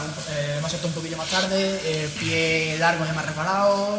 Tú por la mañana. Por la mañana tardaron un montón, ahora me he quedado justo, me he girado a ver, Hostia, qué pasaba y me ha pillado como despistado, tío. Ha sido como el intento era muchísimo mejor ahora que por la mañana, o sea, por la mañana no tiene nada que ver.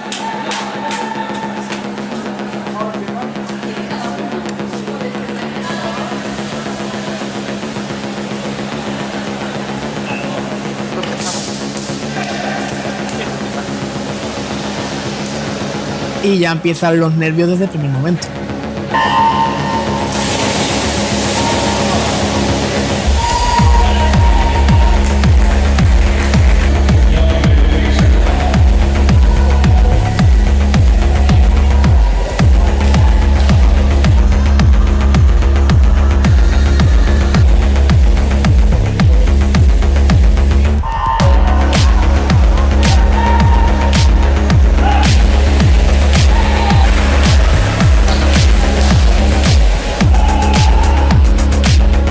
Somos conscientes de la salida y aquello que hay que mejorar para que luego sea capaz de salir la marca. Pero bueno, nos vamos contentos, con deberes y con ganas de seguir trabajando para ver si conseguimos hacerlo en la próxima ocasión. Venga, lo vemos una primera vez. Tiempo de reacción, distancia del subacuático, frecuencia y llegada. Calle 6 sale como un titán, ha despegado y tú tienes todavía el pie apoyado. Como te estás tirando para abajo, ya el ángulo de entrada hace que te hundas por cojones. Intentar activarse un poquito más para salir ¡poc! Más rápido apunta al final de la calle y la seguridad de que va a salir. Hay margen de tiempo, pero como no aprovechemos cada tirada para hacerlo con decisión, para que intente salir, pues estamos aquí llegando, bueno, la evaluación final es dentro de unos meses, y luego te vas a encontrar una semana antes del examen teniendo que hacer los deberes. ¿Ok? Pues vámonos a comer. Vámonos.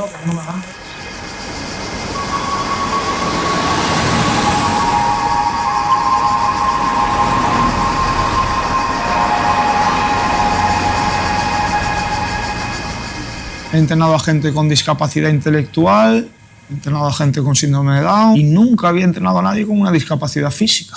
Desde el primer momento intentamos restarle importancia a eso. Yo no te voy a echar una mano en nada, excepto en lo que tú necesites. Si tú necesitas algo, pues me lo dices y yo te echo una mano. Y eso ha sido un poco la forma actual, que David realmente necesita bien poco. Vive solo, está en la universidad, su carnet de coche, tío muy autónomo, o sea que... Lo único que necesito es hacerle un nudo para que no le enseñe el culo si se le baja el bañador.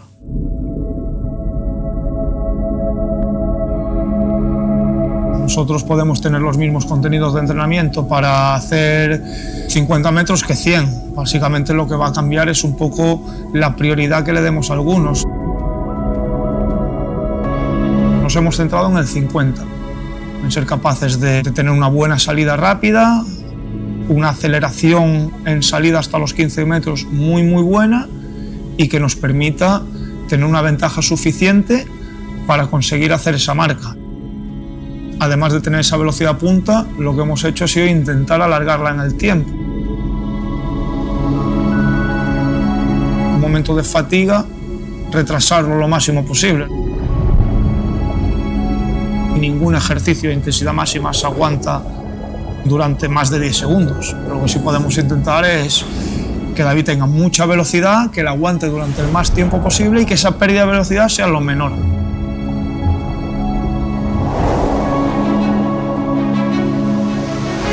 Yo creo que se deberían de ver efectos de entrenamiento en esta competición. David va a ir a tope, vamos a ver qué es lo que ocurre.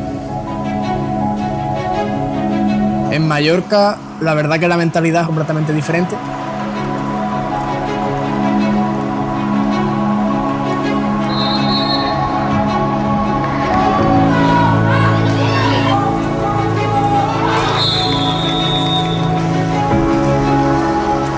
Yo me llevo las cosas y corriendo para adentro como te coja el frío. ¡Vamos!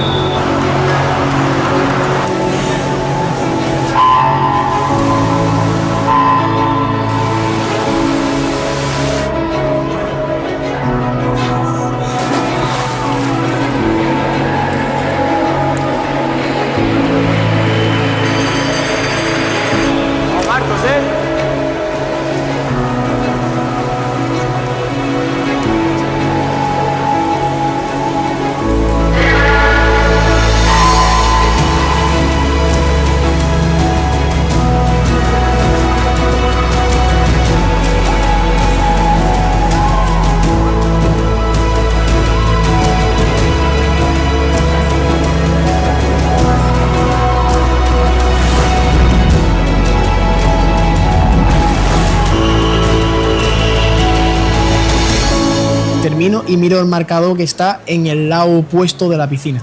Y digo, 32:50. Y empecé a celebrarlos todos. Muy contento de que David haya sido capaz de nadar a este ritmo. Creo que es su mejor marca a estas alturas de la temporada. Feliz, él también mucho, de haber demostrado todo el trabajo que se ha pegado en la piscina con el objetivo claro, que es ser capaces de rendir lo máximo posible en los Juegos de París. Es decir, esto era un punto necesario que había para ocurrir, pero esto no es el objetivo. Pero el objetivo es ser capaz de ser competitivo en París.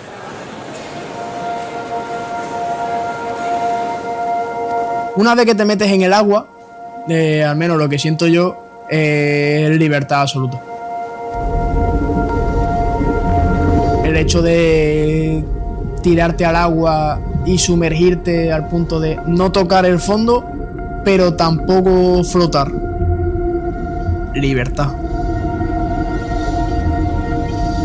Terminamos Mallorca y hay dos partes en la temporada. una preparatoria para el europeo y la siguiente que es ya preparatoria para los Juegos.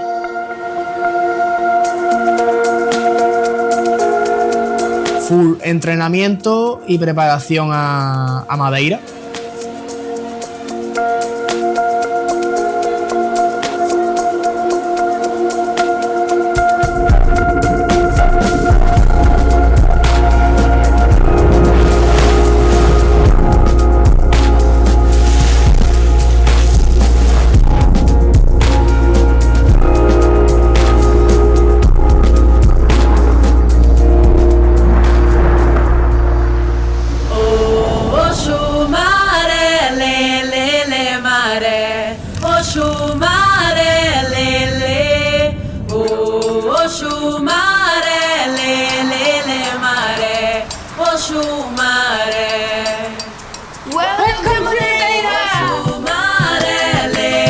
It's a beautiful, beautiful island. We keep saying every single day it's so incredibly beautiful. And just the scenery, I mean, it's such a stunning country.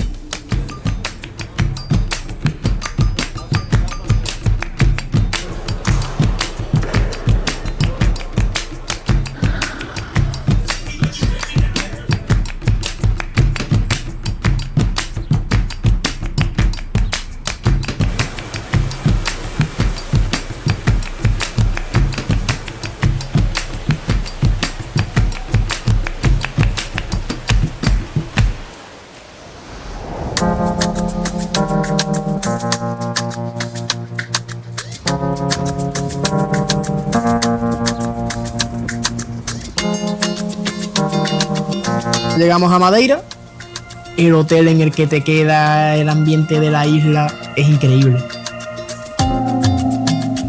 Soy Laureano Gil Dávila, tengo el cargo de coordinador nacional de la Federación Española de Deporte de Personas con Discapacidad Física. Soy el coordinador nacional de natación. Llevo en este cargo desde el año 2011, pero mi experiencia a nivel internacional con la selección española son 30 años de experiencia dentro del mundo de la natación paralímpica. Yo coordino aproximadamente entre 22 y 25 nadadores, cada uno con sus entrenadores. Hay 2 centros de alto rendimiento, Madrid y Barcelona. Vengo a las competiciones, voy a los campeonatos nacionales, competiciones internacionales, viajes, hotel, saber qué es lo que está haciendo cada chico en sus casas y poder solucionar problemas que puedan surgir en el día a día.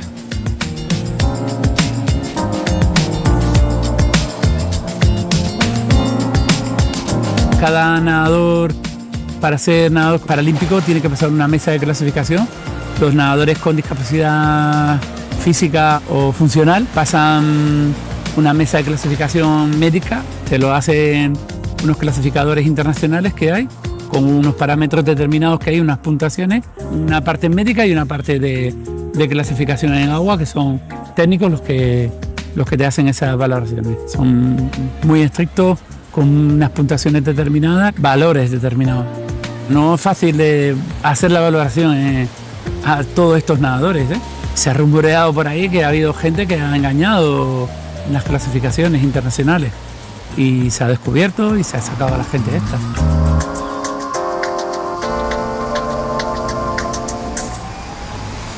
La verdad que mi experiencia en el mundo del deporte paralímpico, por suerte, empieza cuando acabo la carrera. Me ofrecen una beca para estar en el Comité Paralímpico Español. Nunca lo hubiese soñado, siempre había tenido una unión muy fuerte con la discapacidad. Mi tía tenía síndrome de Down, me crié con ella, entonces no sé, hay veces que hay sinergias maravillosas y mi tía me dijo dedícate a esto y me salió, fíjate, conseguir justo una beca en esta materia. Y el deporte paralímpico empezó a crecer en recursos, eso me ayudó a ir hilando y bueno, desde Atenas hasta Tokio han sido 5 juegos y estoy ya con distintas funciones.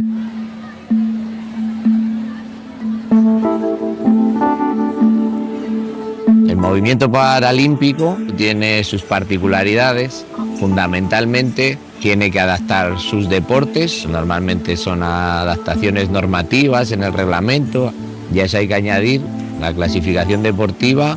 Las clases intentan que perfiles funcionalmente similares para nadar compitan entre ellos. Aquí es muy abierto a una prueba como la de David Sánchez y vas a ver personas con diferentes amputaciones o agenesias, una lesión medular que va en silla de ruedas, algún nadador de baja estatura. Más o menos está analizado para que compitan en igualdad de condiciones dentro de unos márgenes. A baloncesto no jugamos igual los que medimos 1,70 que los que miden 2,15. Esas clasificaciones dividen en natación a los deportistas dentro del movimiento paralímpico en 14 clases, 1 a la 10 para lo que tiene una discapacidad funcional, agrupa las discapacidades físicas, la parálisis cerebral. 1, la clasificación más severa, habréis visto suelen tener menos pruebas deportivas porque es una discapacidad severa y su programa es un poco más corto, hasta la clase 10, que es la discapacidad más leve, el nivel de funcionalidad más alto. Suele ser muy mediático ver porque es que las marcas son muy similares a las de personas sin discapacidad o de natación convencional, como queramos llamarlo.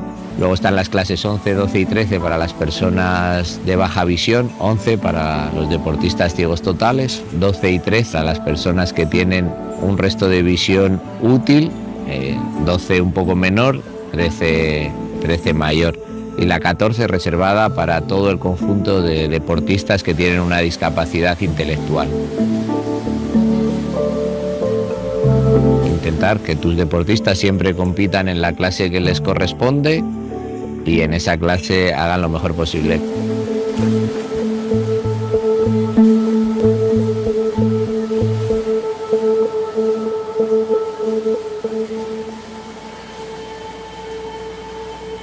Hoy en día el deporte paralímpico son deportistas de élite, son entrenados por muy buenos entrenadores, nadadores que se le dedican mucho tiempo, muchas horas durante cada día a ser deportistas de alto nivel.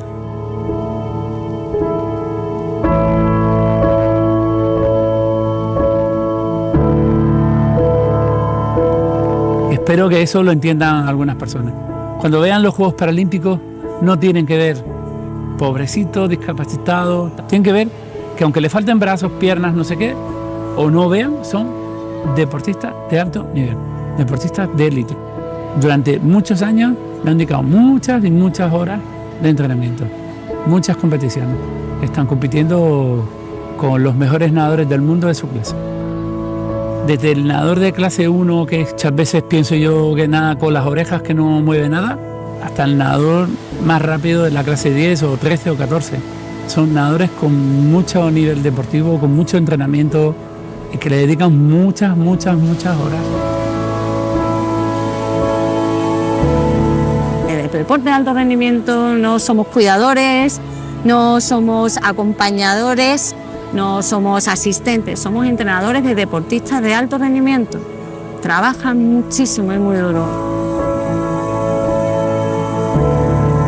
Estamos además en una selección muy potente, siempre entre las mejores del mundo, en resultados, también en participación. Tenemos un equipo grande, amplio y muy competitivo, diverso, atendiendo a todas las diferentes pruebas, las diferentes distancias, las diferentes discapacidades. Está concentrado con la selección. Para mí es un orgullo poder salir a la piscina, que te digan que está saliendo el nadador español David Sánchez representando a España, es una locura.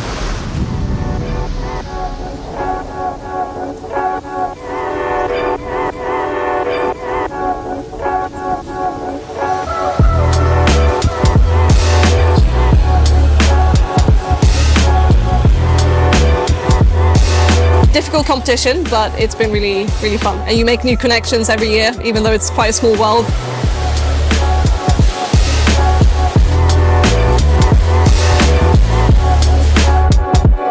We are proud of being our face of the country, to representing our country in here. It's really emotional for me.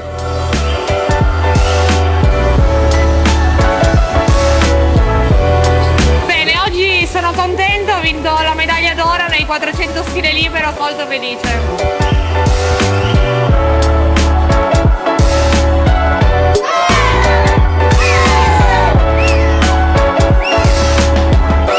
I'm truly honored to represent my country at this amazing competition. This my family always bring entertainment and happiness.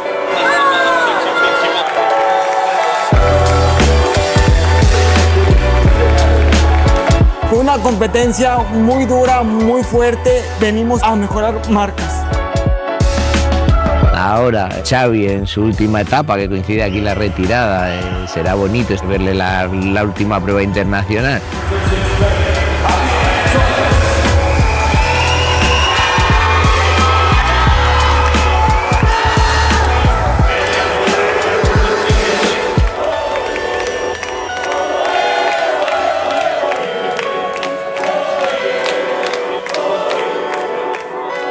Yo cada vez que vengo a una competición de este tipo, pongo los pies en el suelo. Es muy importante cuando vienes aquí y ves las discapacidades que hay y las vidas tan diversas y las historias tan diversas, te trae a la tierra. Cuando tú llegas a tu casa, los problemas ya son muchos menos problemas.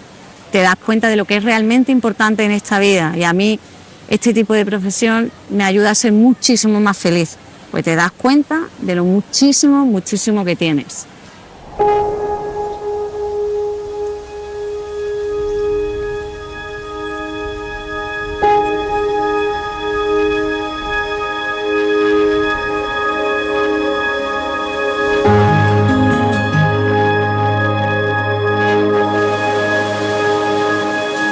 David lo recuerdo aparecer por una piscina, un S6 nuevo, y la verdad que de ese día que lo vi por la piscina, ahora, joder, vio la misma esencia. Mira que han pasado cosas, un tío positivo, todo le va bien, va con una sonrisa en la cara, naturalidad 100%. David para mí es la luz, la transparencia, ¿no? Yo le tengo muchísimo cariño a David. Es disciplina, es alegría, talento. No puedo decir nada malo de David. Jo vaig sentir un noi que venia caminant, cridant a tothom, parlant amb tothom, fotent bromes amb tothom, inclús amb mi, que jo no sabia ni qui era, i em tractava com si ens coneixéssim de tota la vida.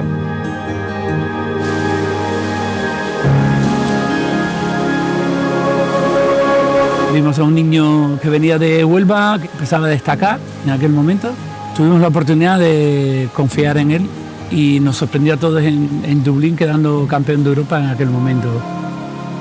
Para mí es un deportista de 10. Creo que cualquier entrenador de los que estamos aquí nos encantaría trabajar con él. Pues es súper disciplinado, súper talentoso, es competitividad. Cuando se mete en el agua se transforma, se pone el cuchillo entre los dientes y es un animal competitivo, da gusto verlo competir.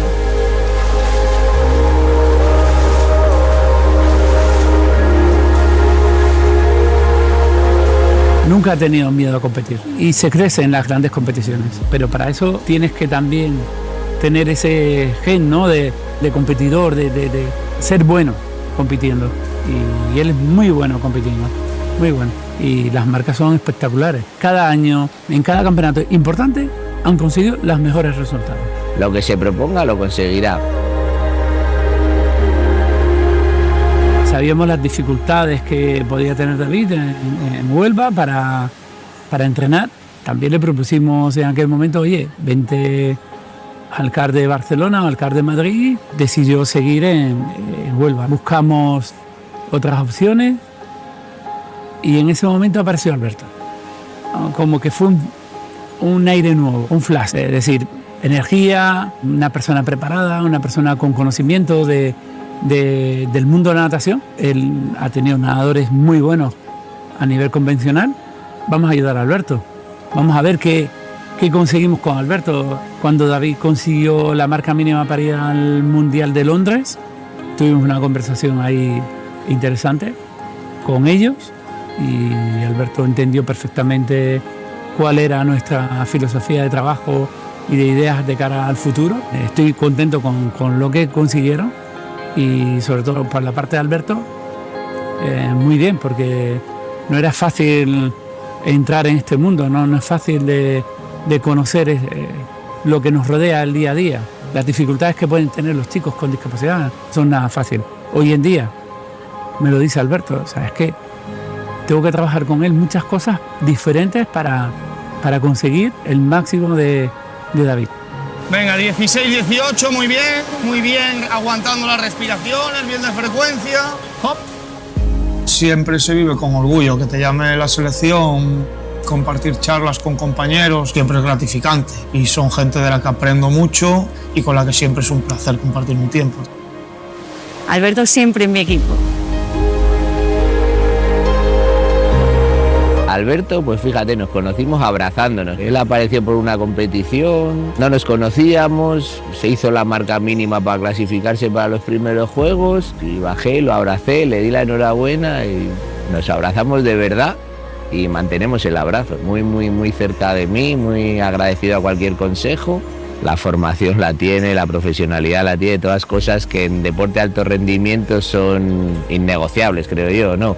Es un pedazo profesional, igual que David, el esfuerzo, el sacrificio, pero aparte tiene esa ilusión, ese cariño, ese hacer especial. Ya lo uno a David.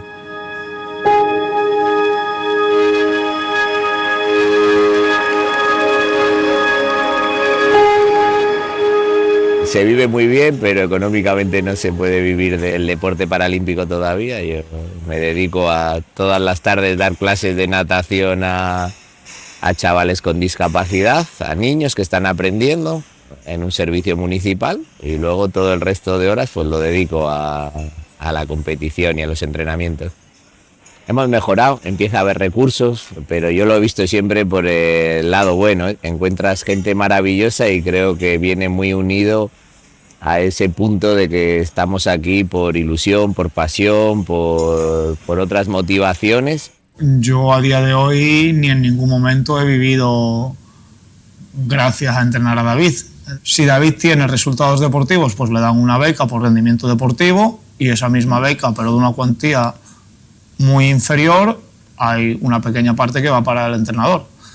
Pero ahí es todo, es decir, nosotros vamos y no hay ningún tipo de contrato económico por ningún lado. El contrato es, queremos los dos intentar llegar a París, a mí me hace falta alguien que esté dispuesto a entrenar y a él le hace falta alguien que esté dispuesto a decirle qué es lo que tiene que hacer, pero no existe ninguna motivación económica porque esto es natación adaptada.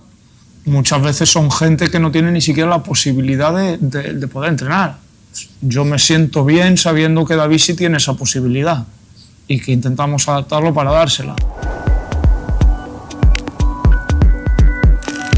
Nos vamos a Sierra Nevada una semanita a entrenar allí en el centro de alto rendimiento a 2.320 metros de altura.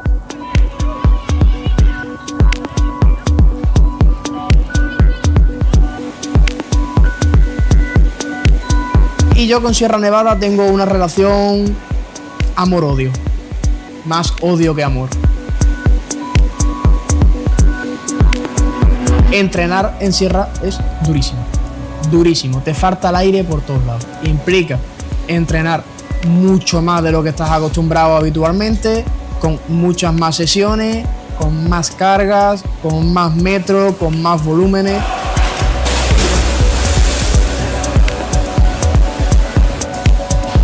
Todo esto lo sabes ya, ¿vale? Vamos a intentar ir concentrados. Vale, hop. La carga física la llega totalmente a David. No llevo nada y él lleva gran parte de la carga psicológica porque al final es el que está poniendo su físico.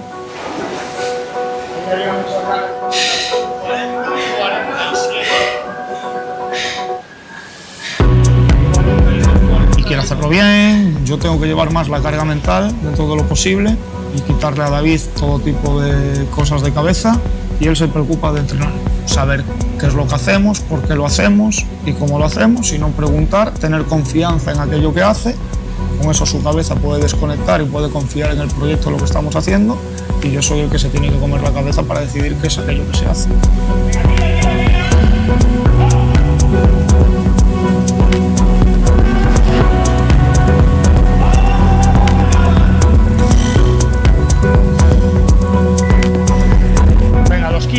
¿Preparado? Bien Piensa que son metros de subacuático. ¿Preparado? ¡Hop! Llevas 5. Aprieta, aprieta, aprieta, aprieta, que te ganan. Llevas 10 y ahora es donde se produce el desequilibrio. Esos brazos no están juntos. Eso es. Más, más, más. Venga, más, más, más, más, más. 2 segundos más ritmo. 1 segundo más. Vale, amplitud, muy grandes, muy grandes, muy grandes. ¿Vale? Durísimo, te falta el aire por todos lados. Es muy, muy, muy duro. Los otros van a sacar los brazos a jugar y te van a ganar. Entonces, fricciones, claro que las ha habido, pero yo tengo que asegurarme de que el trabajo se lleva a cabo como tiene que hacerse. Eso implica estar empujando todo el tiempo. Mete los pies con gana, ¿no? Te coges una línea y quédate ahí. Y si me he ido para el lado y ya he cometido un error y he hecho metros de más, me quedo en ese sitio, no intento rectificarlo, ¿vale? Porque repetimos el error. ¿Preparado? Última, pies fuertes, corre, hop. Exige que haya momentos duros, que tengas que despertarte, que vienes un poquito dormido y acordarte de qué es lo que tienes que hacer. Venga, David, hombre. Y no has llegado, ya en la segunda no has llegado. Llegaré más lejos, tardaré más, ¿vale? Y al final estamos aquí en el mismo equipo, lo que se trata es de ir dando pasos hacia el destino. Eso no tiene nada que ver ni con Alberto ni con David, tiene que ver con la persona que está entrenando y la que lo entreno. Una vez termina la competición, eso se queda en la piscina y nunca nos lo llevamos fuera. Además, pasamos tantísimas horas que sería inviable. ¿Parado? ¡Hop! ¿Cuánta gente del mundo tiene la posibilidad ahora mismo de estar entrenando para intentar clasificarse en la prueba más importante que hay a nivel mundial de su deporte? ¿Cuánta gente tiene posibilidades reales de conseguir? ¿Cuánta tiene capacidad de llegar allí, además meterse en una final? ¿Y cuánta tiene además la capacidad de llegar a la final y luchar por las medallas? Estamos hablando de una cosa que es complicadísima.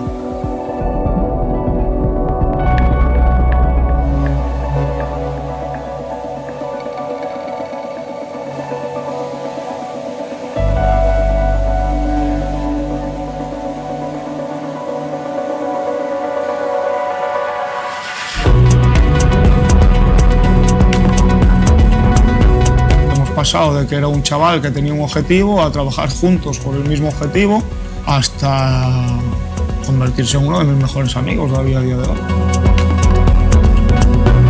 Cuando ya terminas esa semana y te vas a entrenar a casa, te das cuenta de que ha merecido la pena cada metro que has hecho, cada dolor que has tenido. Terminamos Sierra Nevada y cambiamos un poquillo lo que viene a ser toda la planificación, complementando más el gimnasio con ejercicios más específicos, centrados full entrenamiento de cara a París.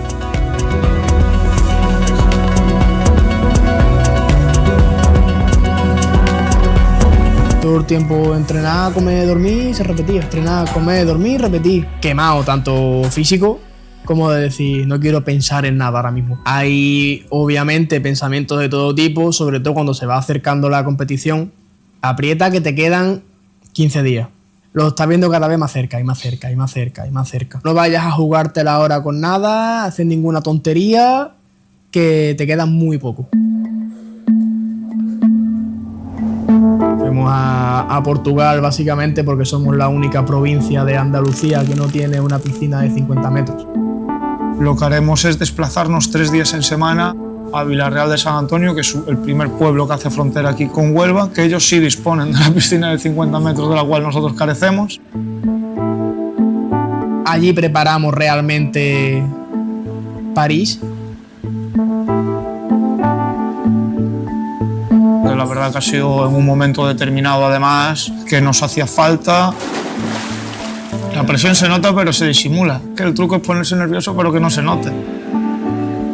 Cuando se vaya acercando la fecha y empiezan los nervios, eso lo tengo yo claro que va a ocurrir, seguro que va a ocurrir.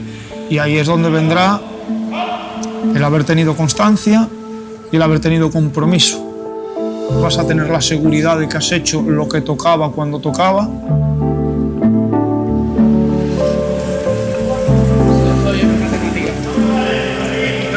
que te juro que he hecho más 6 más 6 más 10. A día de hoy creo que es el mejor entrenador que he tenido. Bueno, que he tenido, que tengo. ese aliento que te da todos los días. Cuando llegas a entrenar, tú dices, son las 8 de la mañana, quiero dormir. Y sin embargo te busca la manera de pintarte un entreno durísimo como un reto.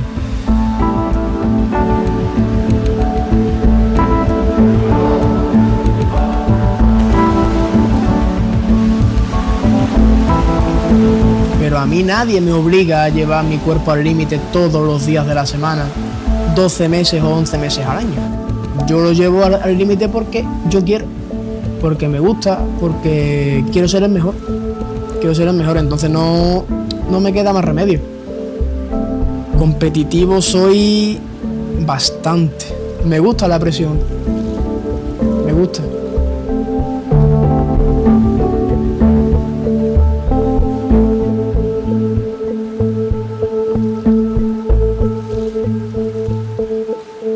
Creo que somos bastante similares a nivel de ver la vida, del sentido del humor, de la forma de comportarnos. Somos los dos positivos, intentamos adaptarnos.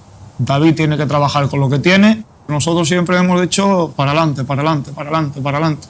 Quizá persiguiendo un poco una utopía, que era lo de clasificarse en los Juegos cuando no se podía. Nuestro recorrido es intentar llegar a París, no dejarnos nada por el camino, hacerlo lo mejor posible, luchar al máximo por todo lo que se pueda y después, ocurra lo que ocurra, sentirnos orgullosos. Esa es un poco la forma que tengo yo de ver el camino. Si uno no pone excusas y hace lo que puede, pues luego tiene que intentar poder mejor o aprender más, pero no se puede echar reproches, que es lo que más miedo me da a mí.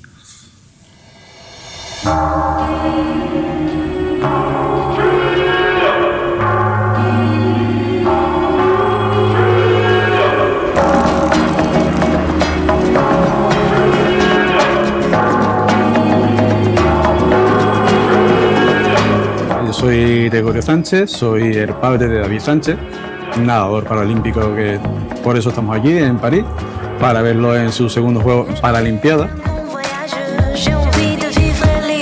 Y ahora estamos aquí en familia para ver qué es lo que consigue, no consigue, pero por lo menos para animarlo, ¿eh? Si podemos coincidir días que tenga suerte o libre, lo vemos, e intentar apoyarlo en lo que se pueda.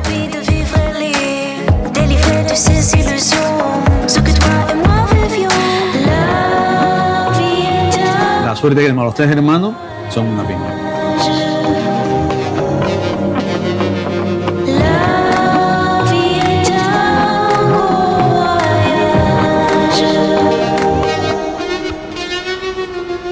Los días de descanso que tenemos, que no tenemos que ir a la piscina, organizamos qué hay que ver en esa ciudad. Todo lo que haya que se pueda ver en la ciudad lo intentamos ver. Y la facilidad que hemos tenido este viaje también, aparte porque Alberto nos acompaña a todos lados. Sabe francés, sabe inglés, sabe portugués, y habla con todo el mundo y se ríe. Estoy expectante, ilusionado, pero también estoy prudente y estoy con ganas de que David pase una experiencia en la cual todo el trabajo que ha hecho anteriormente, que ha sido mucho, le merezca la pena. Pues ya mi trabajo aquí prácticamente ya ha concluido. Y ya está, esto es el premio. Se ha conseguido, aquí estamos. Vamos a ver si somos capaces de meternos en alguna final. Y si estamos en la final, si somos capaces de pelear por alguna medallita, que para eso estamos aquí. Si no llegase por Alberto, David no estaría aquí ahora mismo. ¿Sí o sí? La unión de los dos, que son dos cabras locas, sí o sí. Ya lo conocimos de antes, una persona excelente.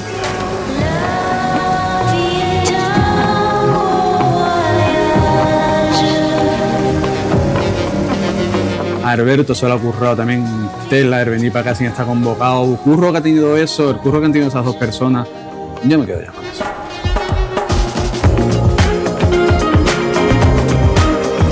Orgullo, al final muy orgulloso de David. Yo tenía claro que esto se podía llevar a cabo, que podía ocurrir. Se ha clasificado, cuarto para una final de unos Juegos Paralímpicos. Pues ya creo que ahora pues descansar un poquito, comer bien y salir a disfrutarlo.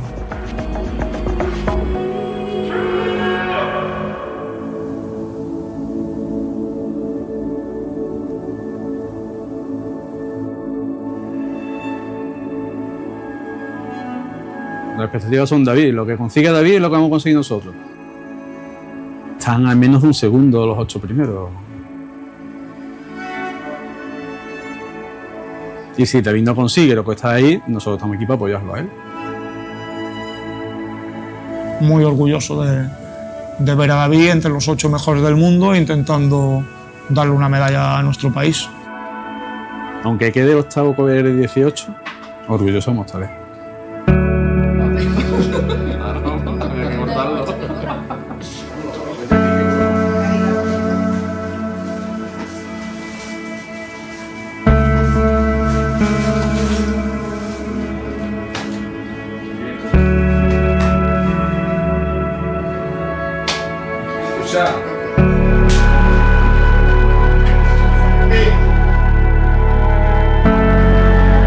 Demasiado que está aquí. Cualquiera no está en unas Olimpiadas, Paralimpiadas.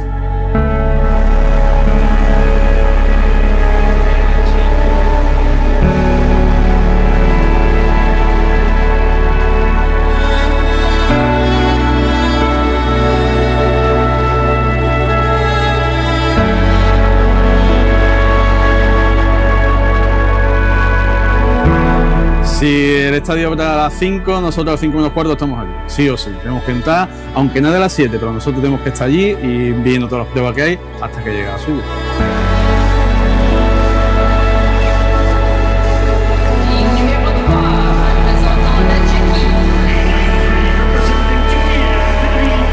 Me ha impresionado bastante. Y el ambiente, sobre todo los franceses, se lo han montado muy bien, ¿eh?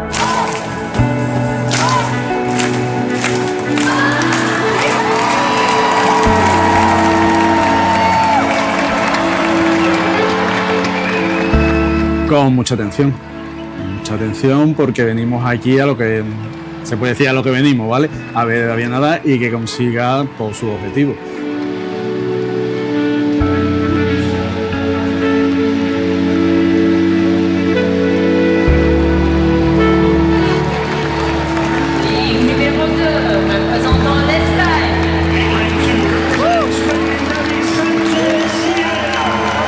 Locura el tema de salir a la piscina y de mirar para arriba y ver a tu familia.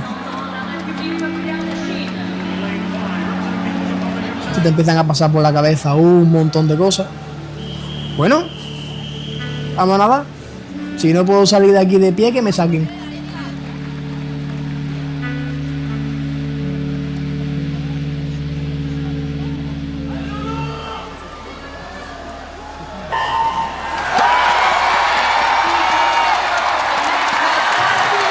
Cuento brazadas, cuento la distancia en la que ha salido, intento ver ritmos.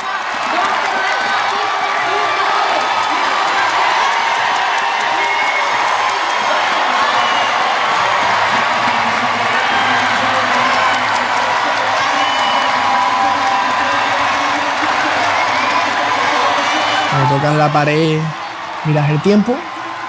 En el momento de mirar la pantalla, después de ver a David salir a hacer los 25 mejores metros de su vida, morirse en los últimos 10 y hacer una marca bastante discreta, pues da rabia. Al final lo que te da es rabia. En nuestro caso, sensación agridulce, porque sí es cierto que hasta los 35 metros iba súper bien, pero súper bien, y en los últimos 15 morí bastante. Me petaron muchísimo las piernas y morí fuerte. ¿Que podía haberlo hecho mejor? ¿Que podía haber sacado más? No. Tenía lo que tenía. Plan, di el máximo de lo que tenía para dar. De hecho, salí y se lo dije al que iba conmigo. Digo, Mario, aguántame que no puedo andar, tío. No puedo ahora mismo moverme. Cógeme. Y tuve que ir apoyado ahí hasta llegar afuera.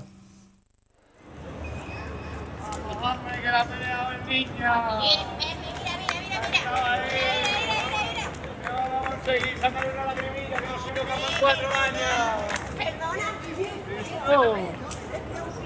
hubo un momento que digo, ahí está, y nos quedamos sin gasolina. Pues habrá que intentar conseguirlo para la próxima. Esta vez ha hecho un buen intento. Yo lo veo como alguien que ha hecho un buen intento de intentar nada en 31, pero le han faltado los últimos 15 metros de piscina. Bueno, pues habrá que entrenar para esos últimos 15 metros. Yo sigo creyendo que David puede nadar en 31. Que fastidia, sí. Que no es lo que esperábamos, también. Toca las narices, no os lo podéis ni imaginar. Pero que este recuerdo se va a recordar como algo bonito y precioso, eso lo tengo yo claro. Tengo claro eso y tengo claro que la gente que sabe por todo lo que ha pasado David está súper orgullosa de él. Entonces, pues bueno, pues habrá que ahora relajarse, disfrutar, unas vacaciones merecidas. David me imagino que se tendrá que pegar una fiestecilla, ¿no? Que se la ha ganado. Y después de eso, pues charlar y nuevos objetivos. Y es que al final la vida deportiva es esto. No hemos terminado ya y ya tenemos en 12 meses un campeonato del mundo en Singapur. Ahora terminamos las vacaciones. Básicamente temporada nueva, año nuevo, ciclo nuevo. Por lo pronto el mundial del año que viene, que es en Singapur. Ese 100%. Este viaje me llevo una mochilita con aprendizaje que es increíble. Por tantísimas cosas. De campeonatos en los que no veía posible hacer una marca y después ha salido. De momentos en los que yo iba diciendo estoy aquí arriba y sin embargo me he pegado el porrazo, ¿sabes? Entonces a situarme un poco y a confiar bastante, a confiar mucho más de lo que confiaba antes, y confiaba. Alberto como persona, stop, es un 10. Y el hecho de decir, si tengo un problema, sé que ahora mismo yo perfectamente son las 3 de la mañana, lo puedo llamar y sé que me va a coger el teléfono. Y no todo el mundo puede llamar a alguien a las 3 de la mañana que le pide el teléfono, ¿sabes? De este viaje me quedo con haber conocido a David y con mi amistad con él. La amistad es aprendizaje, la amistad es conocer límites, es ceder, es tener paciencia, es una amistad real. Entonces conlleva un aprendizaje, evidentemente. Pero más allá de aprender de natación, de salidas, de cómo funciona un campeonato internacional, yo me quedo con David, con conocer un tío genial en el día a día y poderle llamar amigo a día de hoy. Con eso me quedo yo, joder.